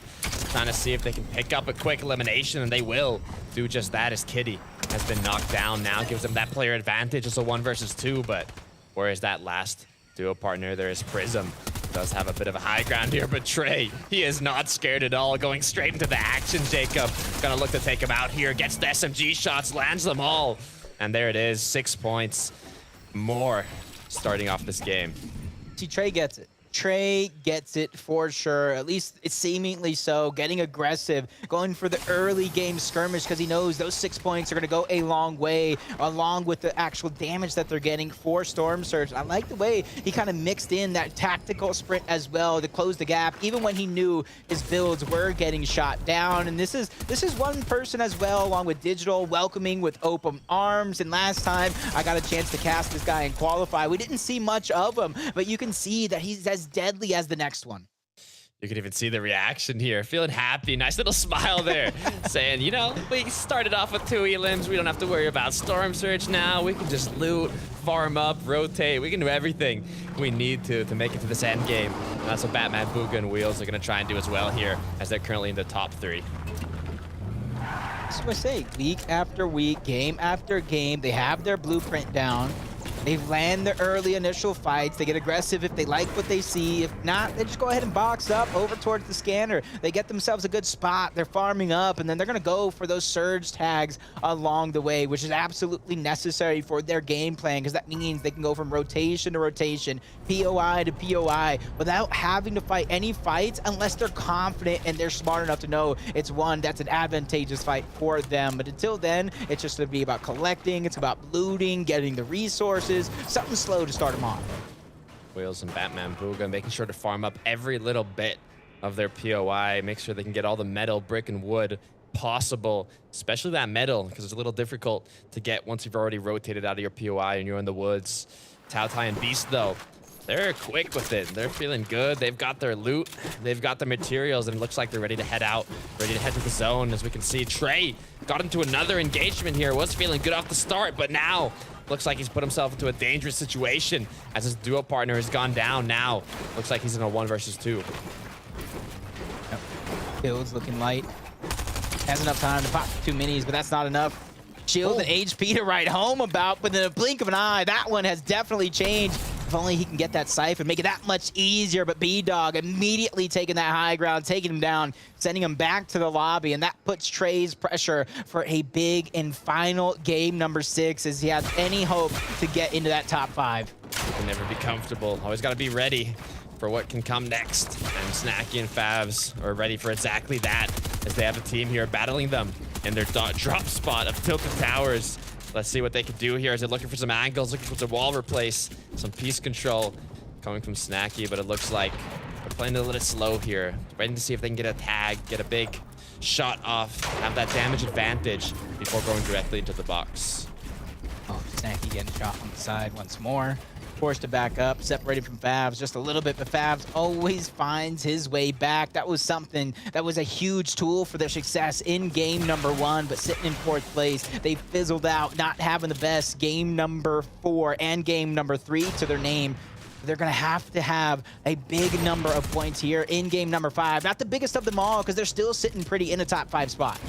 Right now, kind of lengthening this engagement, though, hasn't really made much progress with both teams. They're just trading shots, losing shield, healing back up, losing shield, recuperating it. But who will be able to get that first big pick, that knockdown that puts you into an advantageous position? And if you take too long, I mean, there could be that third party, but Snacky wants to make that first move, going right into the box of his opponent, knocks him down now, has the advantage, 1 versus 2, takes more shots, gets cracked, but he does have Favs to help him out, to clean it up. Will they be able to do it here? Playing it slow, trying to find the angle, trying to get that last shot off, but be careful. The 1 versus 2 is already possible, but no. Yes, Snacky was already there in his box, waiting on one side, and that is actually kind of there's a heartbreaking moment, because you know Clay was just talking about how many spots up to leaderboard. They worked so hard to jump up, but Favs and Snacky ending their run and building their own confidence for this game number 5, building that surge up, because it was last game where that was one of the biggest things that they struggled with, getting that surge that forced them to go box to box, fight to fight to try to get it, which was ultimately the reason for their demise. Taking a look at Thoric, though, and Crypass here. One of these duos, they're able to take home a match. Currently in the 5th place spot, right on that cutoff, the borderline. of making your way to the finals. Seem to be getting to an engagement in a duo here that kind of has, I don't know if they like fishing or why they're out here in the ocean. Maybe want to make a rotate, but trying to see if they can get some tags onto them, get some damage done. But the position they're in right now is very dangerous. Seeing that Beast and Taotai are also close by on the hill, taking shots from afar. Just setting themselves up, even if they don't actually get these eliminations, the zones towards their backside. So the team in the water, which is Vibesy and Slixy, is going to have to think about which way they want to go. And on their left side, it gets even worse. Cryphus and the Thoric sitting in the top 5 have that one locked down. So honestly, I'm going to need to see a miracle if they're going to get out of this one alive. And it's going to be a hard-fought one to boot because Thoric and Cryphus sitting in the top 5. They're not going to get content. In fact, they're going to get a little bit more proactive, chasing after Slixy, who's so far out in the ocean. I don't know if this is worth it though, right? Because you got to be careful. The zone's already closing. 1 minute and the zone's going to be closed. Second one appears and they're not currently in it. So taking this engagement is a risky one. Is it worth those 3 to 6 points is the question. Do they want to risk it all for that? They're in the 5th place spot. Getting eliminated here could be tragic to them. But it looks like they want to do it. Taking shots, but no. I think they did realize a little risky now. Zone's closing. Gonna disengage and maybe hold them while they're in the zone here because they know they're gonna have to rotate in sometime, right? So maybe just wait it out. Sitting in the top 5. That's gonna be the biggest thing there. That top 5 bubble, we've seen it get so intense week after week, season after season. It's just gonna be something that really plays into the back of a lot of players' minds. CZR and Slick, this fight over here, they're no strangers to this one. Sitting in 23rd place, already 2 eliminations to their name. They know the situation that they're in. They need a good amount of elimination mixed with a high placement game if they want a shot to shoot themselves up to the leaderboard. And even if they don't, it's about building that confidence for Qualifier 3. CZR here, trying to find an angle, trying to connect a shot, but speaking about connecting shots, that's exactly what the opponent does here. As Slick is trying to find something. Has that epic striker pump shotgun. Can do a lot of damage here if he hits the right shot, but it seems that a third party's coming in, Jacob, but it's not the regular third party. Seems like they're shooting some shots from a boat here. Yes, Poyo and Zio. They were doing so good in Qualifier 1 as solo players, picking up massive amount of points. Polo getting in multiple top 3s, and now they're just going for the surge, making a team's life that much harder because even if they don't actually get the eliminations for themselves, if that team goes down, they're just one step closer, one more placement where they can taste that victory royale at the end of the day. And that's why you see they also have the rotation for the boat. As soon as this one finishes, they can quickly get towards that zone. CZR now popping up a big pot here, wants to recuperate that shield. He's lost from this engagement, but it's making it very difficult with these shots being taken from the boat here. It's like rockets hitting their builds. They got to be careful as they choose to change their position here. Maybe that isn't the best engagement to take as the third party is just so close, so risky. As now Slick and CZR have got a nice position here, kind of from afar. And maybe they might be the ones that end up being the third party as Boyo. Looks like he wants to get close to the duo there, but they might just end up rotating. Yeah, especially since there's so much water around, you got to make that rotation quick. You don't want to get stuck, just like Vibesy and Slixies are. As Kinzo and School immediately get that down, you know they're going to go and run in and chase up for that elimination, gobble up the point that they need. Caleb, which is Kinzo's former teammate, and honestly, that curse was kind of playing real. That's when I really noticed it was a curse because I picked them, right? I was so confident. I was kind of looking at the leaderboards, watching the replays. Oh man, these guys got it in the bag. They failed to qualify. Next week, I'm like, let's switch it up. They qualify. So that's when the curse started. If you guys are wondering what Panda, Clay, Kelly, Takata are actually talking about, as soon as I pick a team, they don't have the best performance. As soon as I stray away from picking that team, they're straight into the finals. I mean, it might just prove it if you don't pick Arkham and Epic Whale week 3 and they end up making it. I mean, you never know, right? They could make it now if they have a huge game, but they're going to have to go for those eliminations just like Snacky and Favs did in that game 1. Breaking records, right? That's what you want to do to make that qual in your last match. It's Favs and Snacky, though, speaking about them right now, seems like they're on top of a duo here. And in the 3rd place spot, I don't know if they want to play too risky, but we know how confident they are mechanically going for those elims, so might just do it. Especially since You know how they like to play. They get aggressive. They like to drop players down into their box. This time around, it would have to be the opposite. They'd have to drop down into another team's box. As he Notch and Salty picking up and taking out Delta and Baka, sending them back to the lobby. 6 more points for them. That's a Victor after Jovi. Joey sitting below Favs and Snacky. It makes me even wonder, do you know a team that dangerous is just sitting 2 boxes ahead of you? Feel like, you know, when you see that pickaxe of champions, right? Might get a little scared if you see them trying to wall replace or get something done there. But so far, Kenzo and Schooled here, they're feeling pretty safe in their box. That's what you got to do. You want to be able to feel safe. That way, you don't feel pressured to make those ill-advised moves a little bit too early, which Beast and Tao Tai sitting in first place. They know that, honestly, especially with the couple of shots that they got in the early game, they're not pressured to get surged. 63 players down. It's not going to be a factor yet. So they still have that cushion of not really having to force their hand at anything.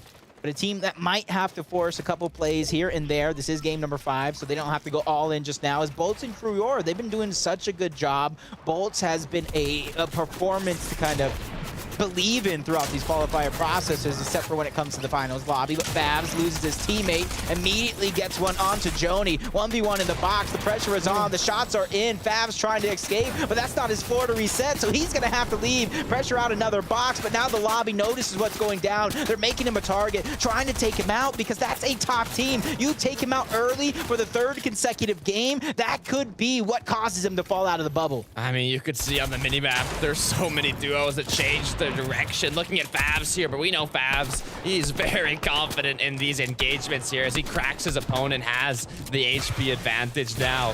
Might just pop some minis as Vic Draft here has started using splashes, and he knows he's going to be close to 200 effective HP here shortly, so Favs has to make that decision. Does he close out this engagement, or does he grab Snacky's card and go for the reboot? Go for a reboot this stage of the game is definitely going to be, honestly, a sight that I would actually love to see, but it's going to be one that is just so hard to make possible. Both of these players, Favs and Vic Draft, losing a teammate. But for Favs, I think that's going to affect them just a little bit more, sitting at 117 points at this moment. Within reach from a lot of these other teams that Panda was talking about. The top 11, maybe even 12, still have a chance to get into the top 5. Favs here looking like he still wants this elimination. Trying to find if he can just get an opening, play a bit more aggressive, get closer here as he's looking for a wall replace, but Vic Draft here doesn't want to let anything happen. He's aware, he knows that Favs is hungry, and he doesn't want to get taken out here. Favs, though, he's still looking. He's still trying to get that wall, get that engagement, but this is the 5th game, Jacob. I mean, this is where the nerves are high. Going in, getting the extra resources and mats. A shield cake, not one, but 2 of those. Better for use later on in the game, especially if he's going to do this one as a solo. If he falls below the damage threshold, that shield cake is going to be a huge resource. He's going to be able to peek in and out of cover, sacrifice damage on his own to be able to put out the shots. But that's just a big if, because right now he's box to box with another solo player as Arkham and Epicwell trying to put the damage onto Krypus and his teammate. They too are struggling to find a massive amount of success in this game. But honestly, I was looking at the points, I was looking at the leaderboard. If they could somehow have and replicate the game that Snacky and Favs had in game number 1, they will be in contention. And they have 5 eliminations out of the 16 that they got. I mean, that's what I was about to bring up. You know, I'm seeing them with 5 elims already. 3rd zone reminds me of what we saw from Snacky in that game 1 with Favs. So we saw it happen not too long ago. It could happen again 2 times at the same day. I mean, that's something that can only happen in Fortnite. So let's see here if Kenzo and School can make something happen as well, as they do have 2 eliminations, 110 points. They're feeling good right on that cutoff, right on that borderline, but you're never safe. You always have to keep playing for those points, playing for that consistency, as Beast and Tao Tai are doing exactly that. Putting themselves in cone. Honestly, Beast was like, hold up. I gotta do something real quick. Puts him in a box, trusting Tao Tai. That's trust, though. Sitting in first place, saying, hold on, I gotta go drink of water. My mom's calling me, I gotta go do something real quick. I gotta throw out the trash before it's too late. Tao Tai's like, all right, I got you. Don't worry. You can trust me. I'm a doctor. And you gotta do what you gotta do sometimes. That's exactly what Wheels and Batman Booga is happening to them here. They gotta stay alive as they're getting focused from multiple duos here. Trying to just keep themselves safe, keep themselves inside their builds here as they start farming up. I don't know what it is, to be honest. Looks like a piece of metal here. Make sure they're up on their materials, up on their metal. Such an important object to have here in the late game, as we have Wale also close by to them, and Favs and Victraft just have not finished this engagement yet, Jacob. Yeah, it's just going to be a hard one for Favs, especially now that they're like the only 2 solo players on that side.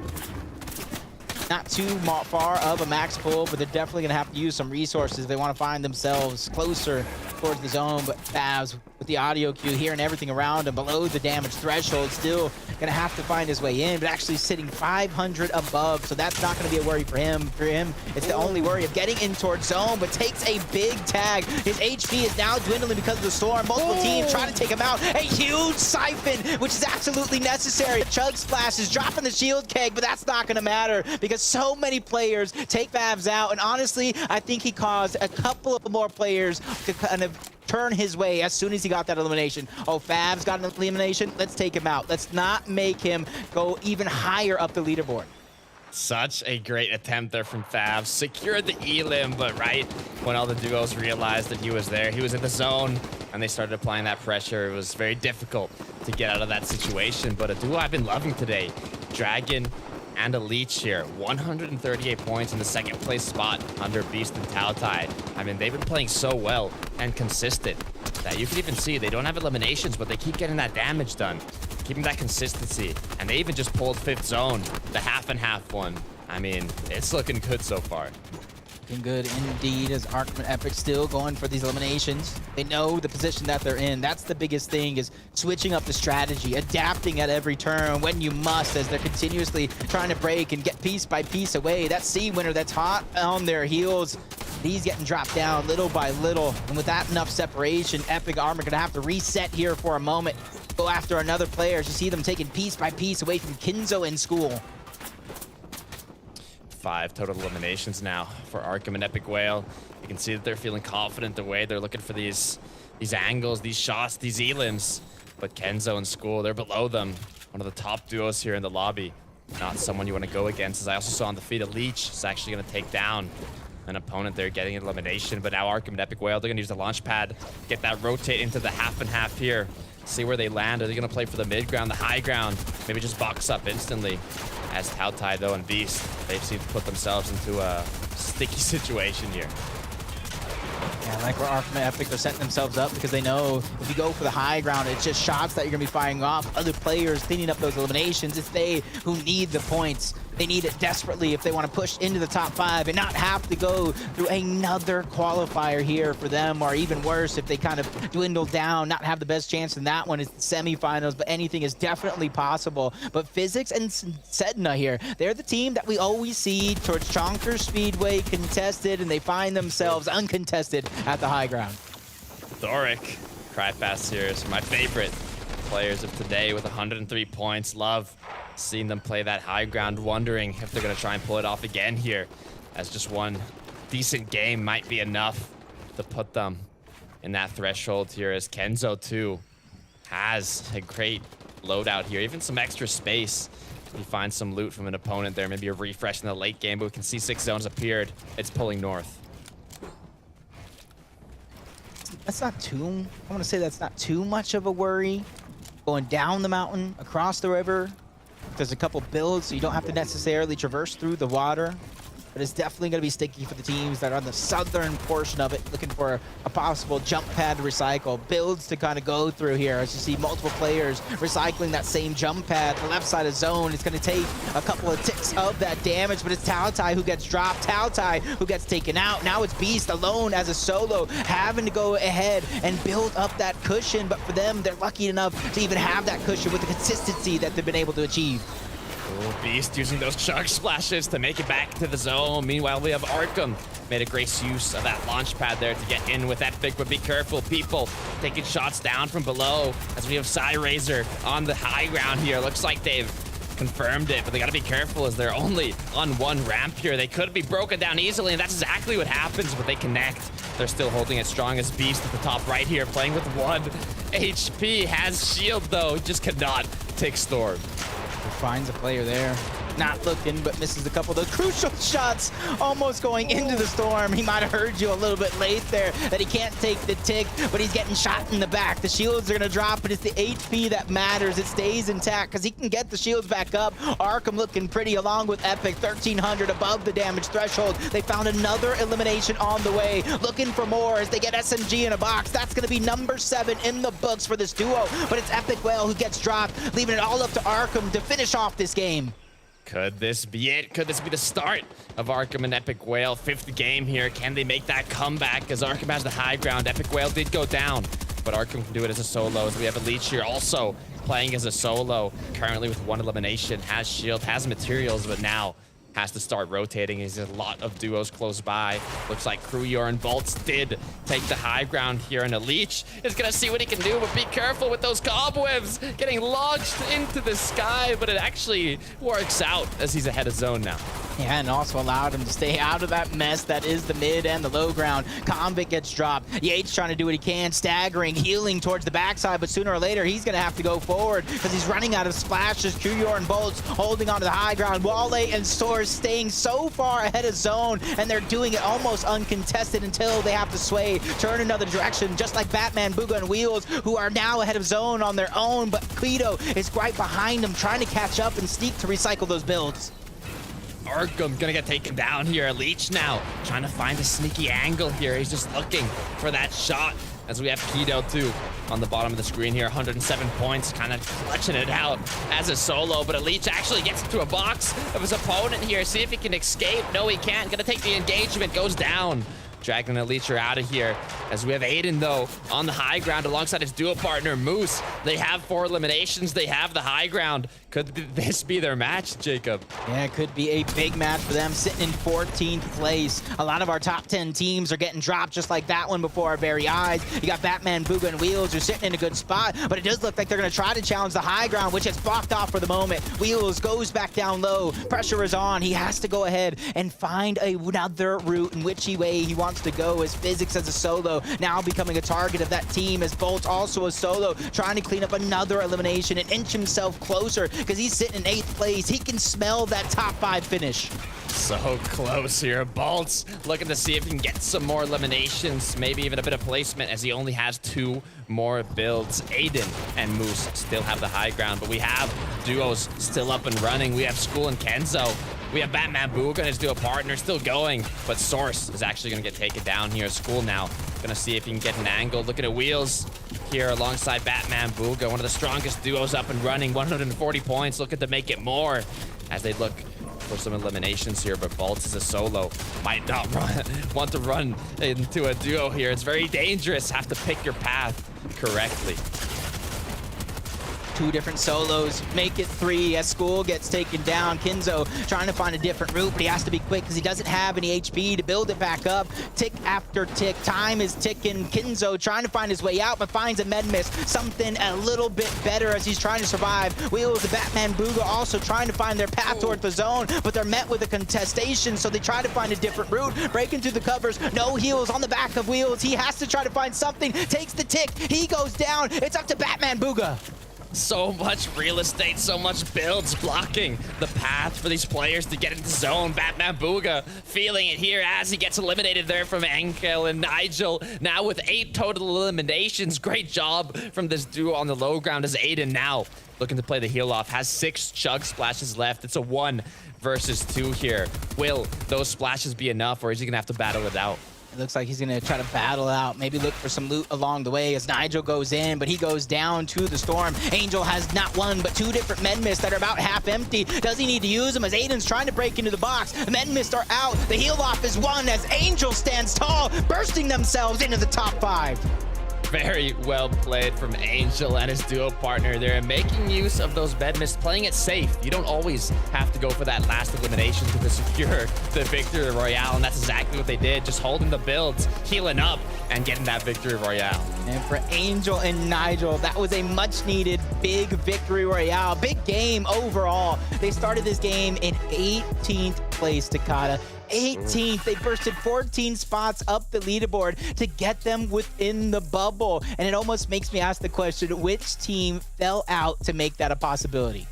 I mean, a lot of the top teams went down early, Jacob, and we had a lot of these duos, which were kind of on the mid of that leaderboard, popping off in this late game, securing an incredible amount of points. So I'm also curious to see where they are in the standings down. There's only 3 people that can help us out with that. Kelly, Panda, and Clay, take it away. Thank you so much, Takata and Jacob. And my goodness, so many top teams fighting to stay in the top 5. So many teams jumping up into the leaderboard.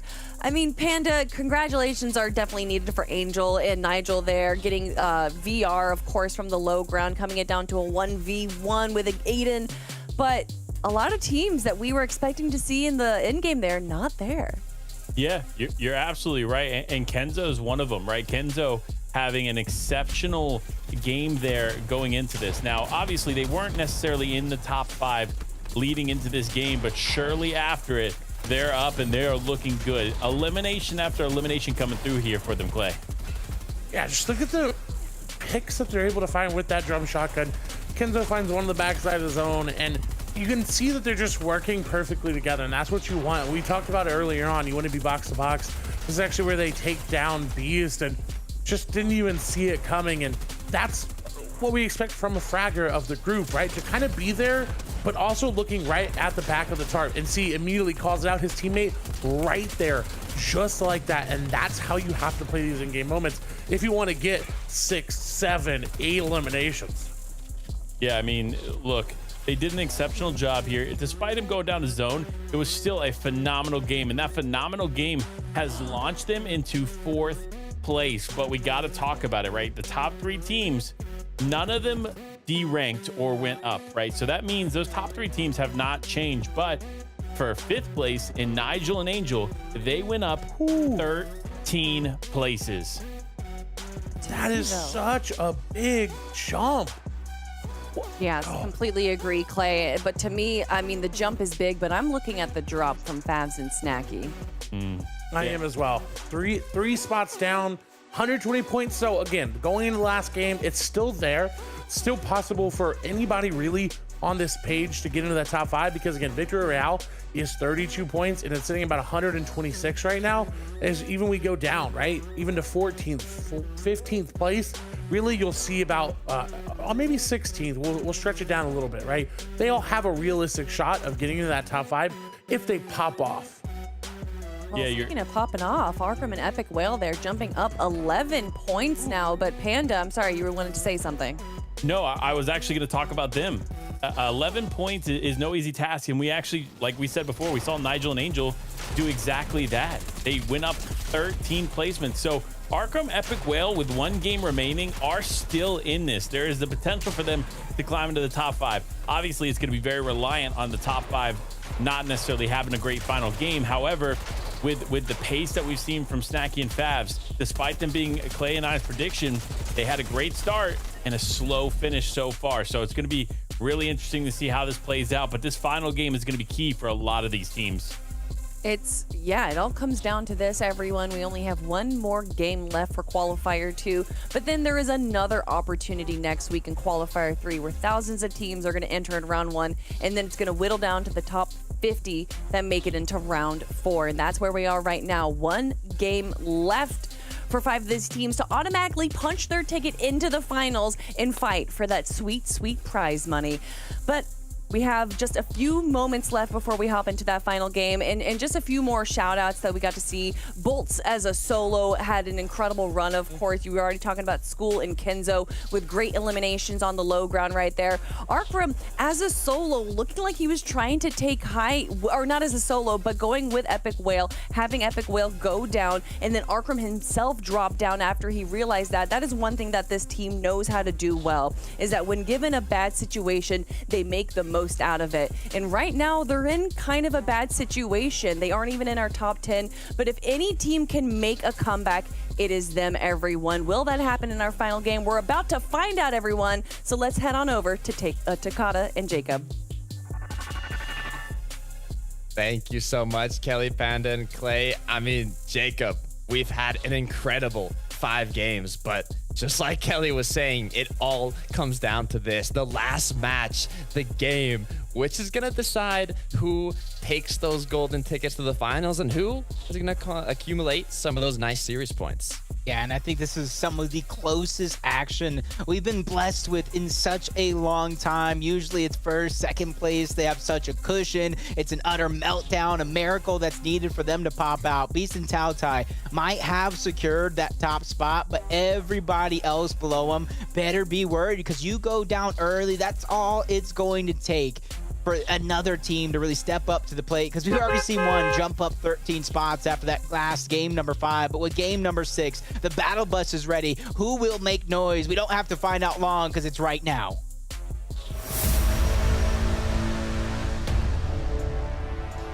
Game 6, the last match of the day. This is where we get to see who can control their nerves best, who can adapt the most from their mistakes in their previous 5 matches to make it all happen in this last game, to make it into that top 5. We can already see all the duos dropping in, knowing there's the last time, there's the last chance for the second qualifier. They've got qualifier 3, but they want to make it happen now. They want to get into that cutoff. Jacob. Uh-oh, looking in the elimination feed. After a big start, we looked into them. Trey gets knocked early on the other side of the map towards that Daily Bugle, or at least on the outskirts towards the temples on the northeast portion of it. But uncontested drop over here. This is actually one of my main players that I play with, Takata. His name is Biscuit. He taught me this spot. He land over here towards solos, then we slowly work our way in when we do play duos. I know this spot isn't necessarily a breeding ground for hot action out of the start, but it's a great spot to land at, so you can build that foundation for the beginning of the game. But X-Rays goes down early, action popping off as players realize it's going to take a massive game in order to jump into that top 5. Ooh, Fikoi is now left alone as a solo here, but he might just be able to make it happen as he takes down one, but it's not enough. Getting eliminated here by Physics and his duo partner. This battle of the Chonkers Speedway might have just came to an end, but you don't want to be confident. As you can see, there is another duo taking a look here, seeing that this engagement happened. Will they make that third party happen? Even if they don't, I can see them trying to move in, take away the loot, because one less team there means more loot is going to be around. And that's Kitty taking out Trey, switching weapons, putting the shots onto Dom. And what a shot that was. That one got clipped, I guarantee, or your money back. One shot, one elimination there. Great job in the early game, securing those elims. But speaking about elims, Remy is going to get boxed up like a fishy there now. Going to see if his teammate can help him out, trying to do what he can. Does have that HP advantage of 200 effective HP. Just has to connect the shot, though, as his opponent, Storm, here is going to use some chug splashes. Now it's getting dangerous. And you can already see, like, deep blue sea, sharks in the water. They're hunting down those players. All that noise being made towards Sleepy Sound. There's not one player still left asleep, unless you kind of think about Storm, who's back to the lobby. But Nigel, Angel, big victors out of that last game, bursting up the leaderboard, are now trying to take part into this, get the damage they need for Surge, so they don't have to worry through the mid game. Don't have to worry at all, but Echo here, kind of doing a little sneaky. I mean, I think something with Sleepy Sound is going on here. Every time we're looking at the players around here, they're being sneaky, right? Whether it's trailing a duo, crouched behind, or maybe just hiding somewhere, as Echo kind of pointing out. Pirate ship back there has a good amount of loot on it, but it looks like he might just want to get the loot from his opponents, as Slick here has to play as a solo. CZR has gone down 61 points. But they could just clutch it up here if Slick manages to do the 1 versus 2. A big feat, a lot of pressure on his shoulders to be able to come out on top, and it's just insurmountable pressure. He crumbles underneath it all, but honestly, that's what happens. You take these early game skirmishes, you're risking it all. As you see Cyrazer, SMG, slowly but surely trying to sneak in, just like we've seen so many players do up until this point. And Kipple's going to have his work cut out from shots being rained in, no shields to kind of heal himself back up, but he does have the med kit, which means he needs time to pop that med kit, but I don't think his opponents are going to give him the time that he needs as they're already trying to push through the boxes. Ends up in a fray, another shot going to be traded off, 1 HP and a dream remaining as he's popping, weaving in and out of these covers, trying to survive, edit it out, but the cone's going to stop him from now. He's still going to be able to escape, but how long can he keep this up? I'm biting my nails here, Jacob. Kipple is just managing to escape barely with 1 HP, but now I don't think it's about getting the elimination. It's about escaping, Jacob. He can't heal, just like you said, but what he can do is get eliminated as he's taken out here. It was a 1 versus 2. Very hard to come out on top, especially not having the HP advantage as Psyrazers and his duo here will keep going. And for them, that's what you got to do. Sitting in 22nd place. You either have to have the thought process of I'm going to eliminate everybody in the lobby and win the game to take my top 5 spot, or I'm just going to play my game, extra practice, more reps underneath my belt for qualifier number 3, get those series points. So if things go wrong yet again, you have that semifinals, kind of get your spot into the finals. A Salty, Poppy Blast picking up a down onto their fallen friends, trying to avenge what they can. So that one's going to trail down to a 1v1 situation, just like this one here between Krypus and another foe. Krypus here, duo with Thoric, but his duo is not looking good now as Krypus is playing as a solo, seeing what he can do, chooses to go for the engagement, but quickly realizes might not be the best decision, backs out of it. Now with the high ground, gonna reload that Stinger SMG, gonna try and box up his opponent, doesn't get it though. Now, it's getting dangerous as the 2 versus 2 is becoming more real here. Krypus has to make something happen, has to get one of these eliminations to make it a 1 versus 1, but I don't know if he's going to be able to do it here. Krypus gets nice shots onto his opponent, almost gets cracked. Does have minis, but does he have time to use them? Oh, kind of got me nervous watching this one as Krypus is on the precipice of that bubble, sitting in 5th place. If he goes down, he's going to be hoping for the worst so that anybody else that's below him on the leaderboard. Big battle's going to be won against Soul. The Siphon's going to come in. Can he go back-to-back? Krypus does it to save the day. And you got to imagine Kelly is cheering him on because that's her pick. And they go from 5th to 4th place. 1 step closer to making that prediction come to fruition. 1 step closer to that golden ticket, and you know, with that elimination comes confidence. Gonna be able to get the reboot onto Thoric now. Keep it running, not have to worry about Storm Surge with those 2 eliminations. What a great way to start off this last match of the day as Epic Whale and Arkham now with 1 elimination as well. Gonna keep their rotate going, seeing what they can do. Yeah, Snacky. They keep that rotate towards Tilted, trying to go back in. Arkham and Epic. A bit far off from the actual Coney Crossroads, but I don't want to be the mathematician. Don't quote me when I say this, but they need the top 5, maybe top 4 players to kind of go down in a 10 Elim Victory Royale game. So it's possible. But it's like playing the lottery. It's not going to be an easy one as Krypus has another pressure fight underneath his belt with Storm now on his back. He has to go the splashes, which are going to come through, but he runs out of those, so no HP for him to garner through as he has to continue this fight. Storm is continuously moving out, so it's now or never for Krypus, and sitting in 4th place with only 131 points. That's not something you could stand tall with confidence as he gets chipped down again. 7 HP. He now needs a Siphon, but he gets dropped down. I don't think it's going to come through, Takata. Krypus is back to the lobby. Oh, Krypus is going to get eliminated there from that 1 versus 2 to getting a back-to-back 1 versus 2, going down on the second one. I mean, you can only do so much. Great attempt, though. Very respectable. We'll have to see where he ends up there. 133 points is an amazing standing, so we'll see just what he can finish at. But Bolt's here with 118, playing as a solo as well. I mean, we can see all these duos just trying to maximize the points they can get here, but it looks like there's even another opponent here in the zone possibly, maybe trying to hold Bolts. But so far it looks like he's going to be able to get out, able to keep rotating, but will he be able to get that reboot?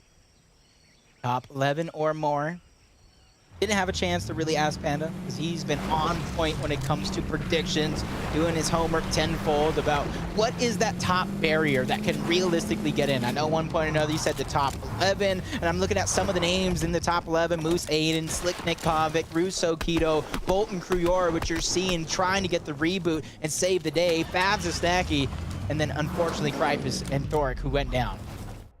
Taking a look at this replay though, seeing what Config and Slicknick can do. Nice little shot to start off that engagement, and right after the first one, hits a huge second striker pump shot, 175, cleaning up those two opponents. Nice little 6 points. Always gonna come in handy. I mean, those 6 points could be your qual there, Jacob. I mean, we've seen that qualification happen from even less points. That's the thing. I remember my first ever event, Summer Skirmish Finals. In order to make it to the actual finals portion, because they were heats, it was a tie. Can you imagine a $5,000 coin flip in a spot in the finals? That's not where you want to leave it. You want to go ahead and take it out of the judge's hands, so to say. Take it out of the judge's hands. Make it happen, right? Get into that qualifying threshold. And that's exactly what they're on path to doing. And it looks like Kruyar here has been rebooted by Bolt. So now they're back up as a duo, even though it was looking a little scary there. This Bolt was playing as a solo. The question is, though, are they going to be able to make it back in zone, get enough damage for the Storm Surge? And now looking at Snacky and Favs with such a strong start. Now in the 6th place spot, just short of that cutoff. Jacob, I mean, this is going to be a big game for them. Yep. And this is where, honestly, they're in a spot right here where they can continue to play their game. You know, everything they practiced up until this point, they don't have to change up anything too drastically. But you also have to keep note of it in the back of their minds. For the last couple of games, they have been going out quite early. The last game has been much better game than games 3 and 4. But overall, they're not having the performance in the last half of qualifier number 2 that they hoped. And that's where it's going to play a little bit of mind games in their head. Do we continue to play what we're playing? Get aggressive? Do we risk what we've been doing, or do we continue to try to play passive placement style game, make it to the end game, and then that could be our hope to get into the top 5. But for them, they're sitting at 6th place, just on the precipice of that bubble. Very similar to Kruyar and Bolts here, and Bolts, amazingly enough, was able to get a reboot onto Kruyar, bringing him back into the game. I mean, so many options, right, Jacob? It's just which one is the correct. As we can see, the Bolts there in Kruyar did not want to take the engagement. They know they are very deep into Storm there, and taking any engagement will be way too risky. As we have Aiden and Moose here, had the high ground in the last game, looking to see if they can get it again here. Maybe take home a victory royale would be huge for them. Currently sitting in 10th place, could bump it up to top 5, but really just depends on how they play it out from here on. Slicknick, though, playing alongside Config. They do have those 2 eliminations we saw earlier, but Epic Whale looks like he wants to get some eliminations as well, as he goes straight into his opponent's box, and Arkham taking down Nitrix and his duo. That's 3 eliminations for Epic and Arkham.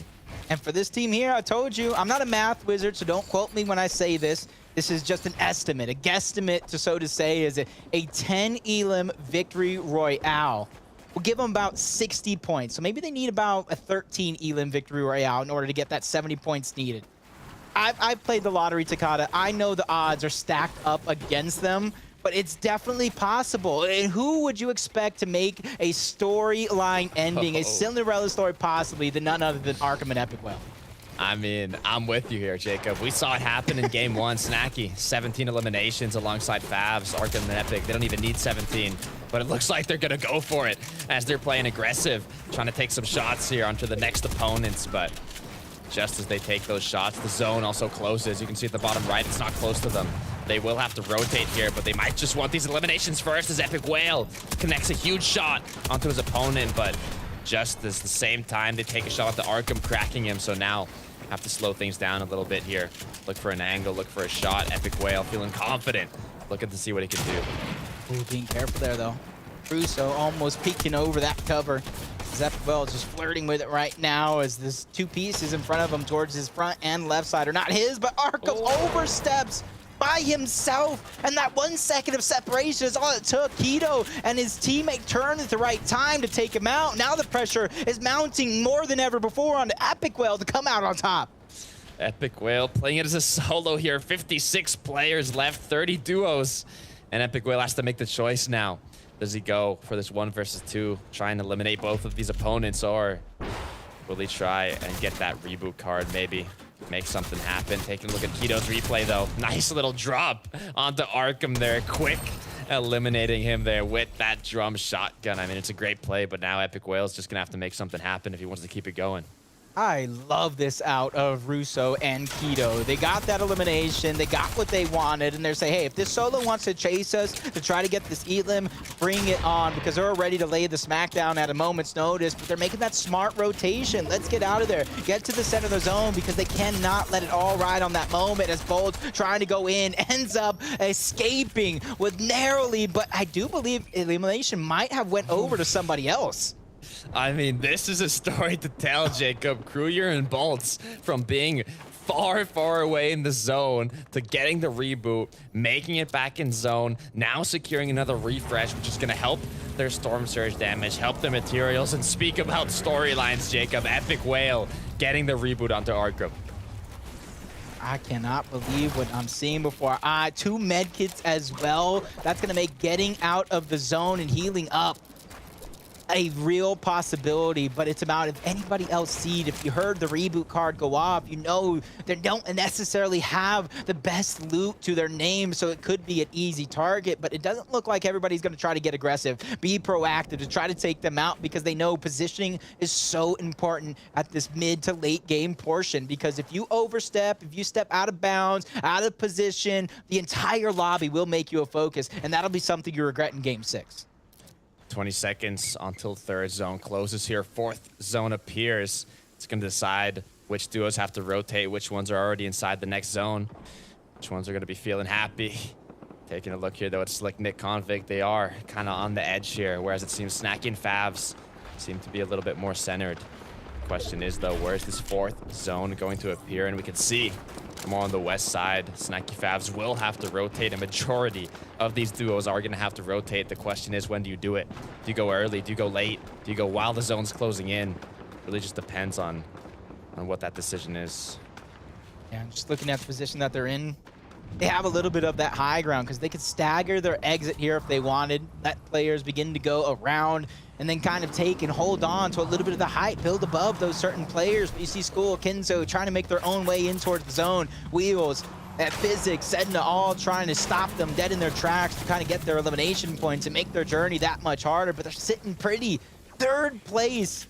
Saying, hey, Caleb, anything you can do, I can do better, because they qualified in 5th. Now, can you imagine Kenzo qualifying in 3rd? That's going to be bragging rights. Oh, bragging rights indeed. Is School and Kenzo here. 149 points. They just want to maintain that position. They're already in the cutoff. They just don't want to get taken down early. Whereas the contrary here, Bolts and Kruger, they're just one position off that cutoff. They want to get some more points here, get some more eliminations, but they got to be careful as they have to do a very long rotate here. You can see they're just on the edge of Storm, and there's so many duos inside. Looking at them, looking back, really makes you question what the best decision here is. Do you go straight? Do you go left, right? What's the right direction? Honestly, I feel like you just gotta go. You just gotta go in. You gotta take what you can get here. As Arkham Epic still standing strong. 3 eliminations, 710 above the threshold. But Storm Surge is not their worry here. It's getting the eliminations paired with a big victory royale. They want to end it here. They don't want to go through another qualifier, even though they do have a ton of series points added on to that as well, as they're slowly but surely making their way in towards zone while simultaneously playing aggressive. Who is that on the other side? It might be Source of some sort, but he overpeaks. Epic Whale gets chopped down. He's forced to retreat. Epic Whale does a good job getting out, though. Is going to be able to pop those shields, recuperate that damage from the opponent. But Arkham now has to be careful. Does get that elimination. Siphon bringing him back up almost to full HP, but he's going to have to pop shields now. Uses his last mini. Looks like they're not too healthy on shields. Might have to get another refresh there if they want to recuperate that, but Zuki's and Bacon, 101 points here. Does have a good loadout, and we'll see where this zone closes, because this 5th zone could be crucial for some players. And Jacob, Snacky Favs, they're beside Epic Whale and Arkham. The Titans, they might go face to face. We know how aggressive Arkham and Epic are getting in this game. We know how aggressive Fabs and Snacky could be in the blink of an eye. And this is their signal to go. That's Epic, that's Arkham. They're in a full-on chaotic fight here. And it does look like one of them is going to go down. In fact, it's both of them. Snacky takes out Arkham. Beast takes out Epic. They must go through it once more in qualifier number 3. But Snacky and Fabs, they don't want to go through that same road. They want to end their road here, get into the top 5, because they're sitting right on the precipice of that bubble. They are so close, Jacob. Just one placement on that leaderboard will put them into the top 5, but this game isn't done yet. There's still a lot of duos just on that cutoff, on that borderline. I mean, it's really anybody's game here. Batman, Booga, and Wheels, though, 151, they are in that threshold, and they're even using their vehicle here to rotate. I mean, I love to see it. Actually gonna bring some players along with them as they're rotating here, help them out, you could say, or maybe just take some damage, but Batman, Booga, and Wheels are doing a great job. Still trying to save and get as much use of that IO car as possible, but that might be the time to abandon, especially knowing you have the cushion of that launch pad waiting to be used at a moment's notice. But Fabs, Snacky, it's actually just going to be Snacky as Fabs goes down. Snacky trying to get in the box. They're on 6th place right now. This could be a moment they're looking to regret, especially going up against Nigel and Nigel and Angel there, who are sitting in 4th place. They just had a phenomenal game to bump themselves up higher, but Snacky by himself still trying to get aggressive, and that's the confidence you need to have as a multi-time FNCS champion. Snacky really has to clutch this one out as a solo if he wants to make it. Get that golden ticket to the finals. Will he be able to do it? 125 points. The zone, you can see it's pulling north here for the first moving in 20 seconds, but be careful, Nigel, Angel. They're hungry for that elimination. They know it's Snacky. They know this Elim could be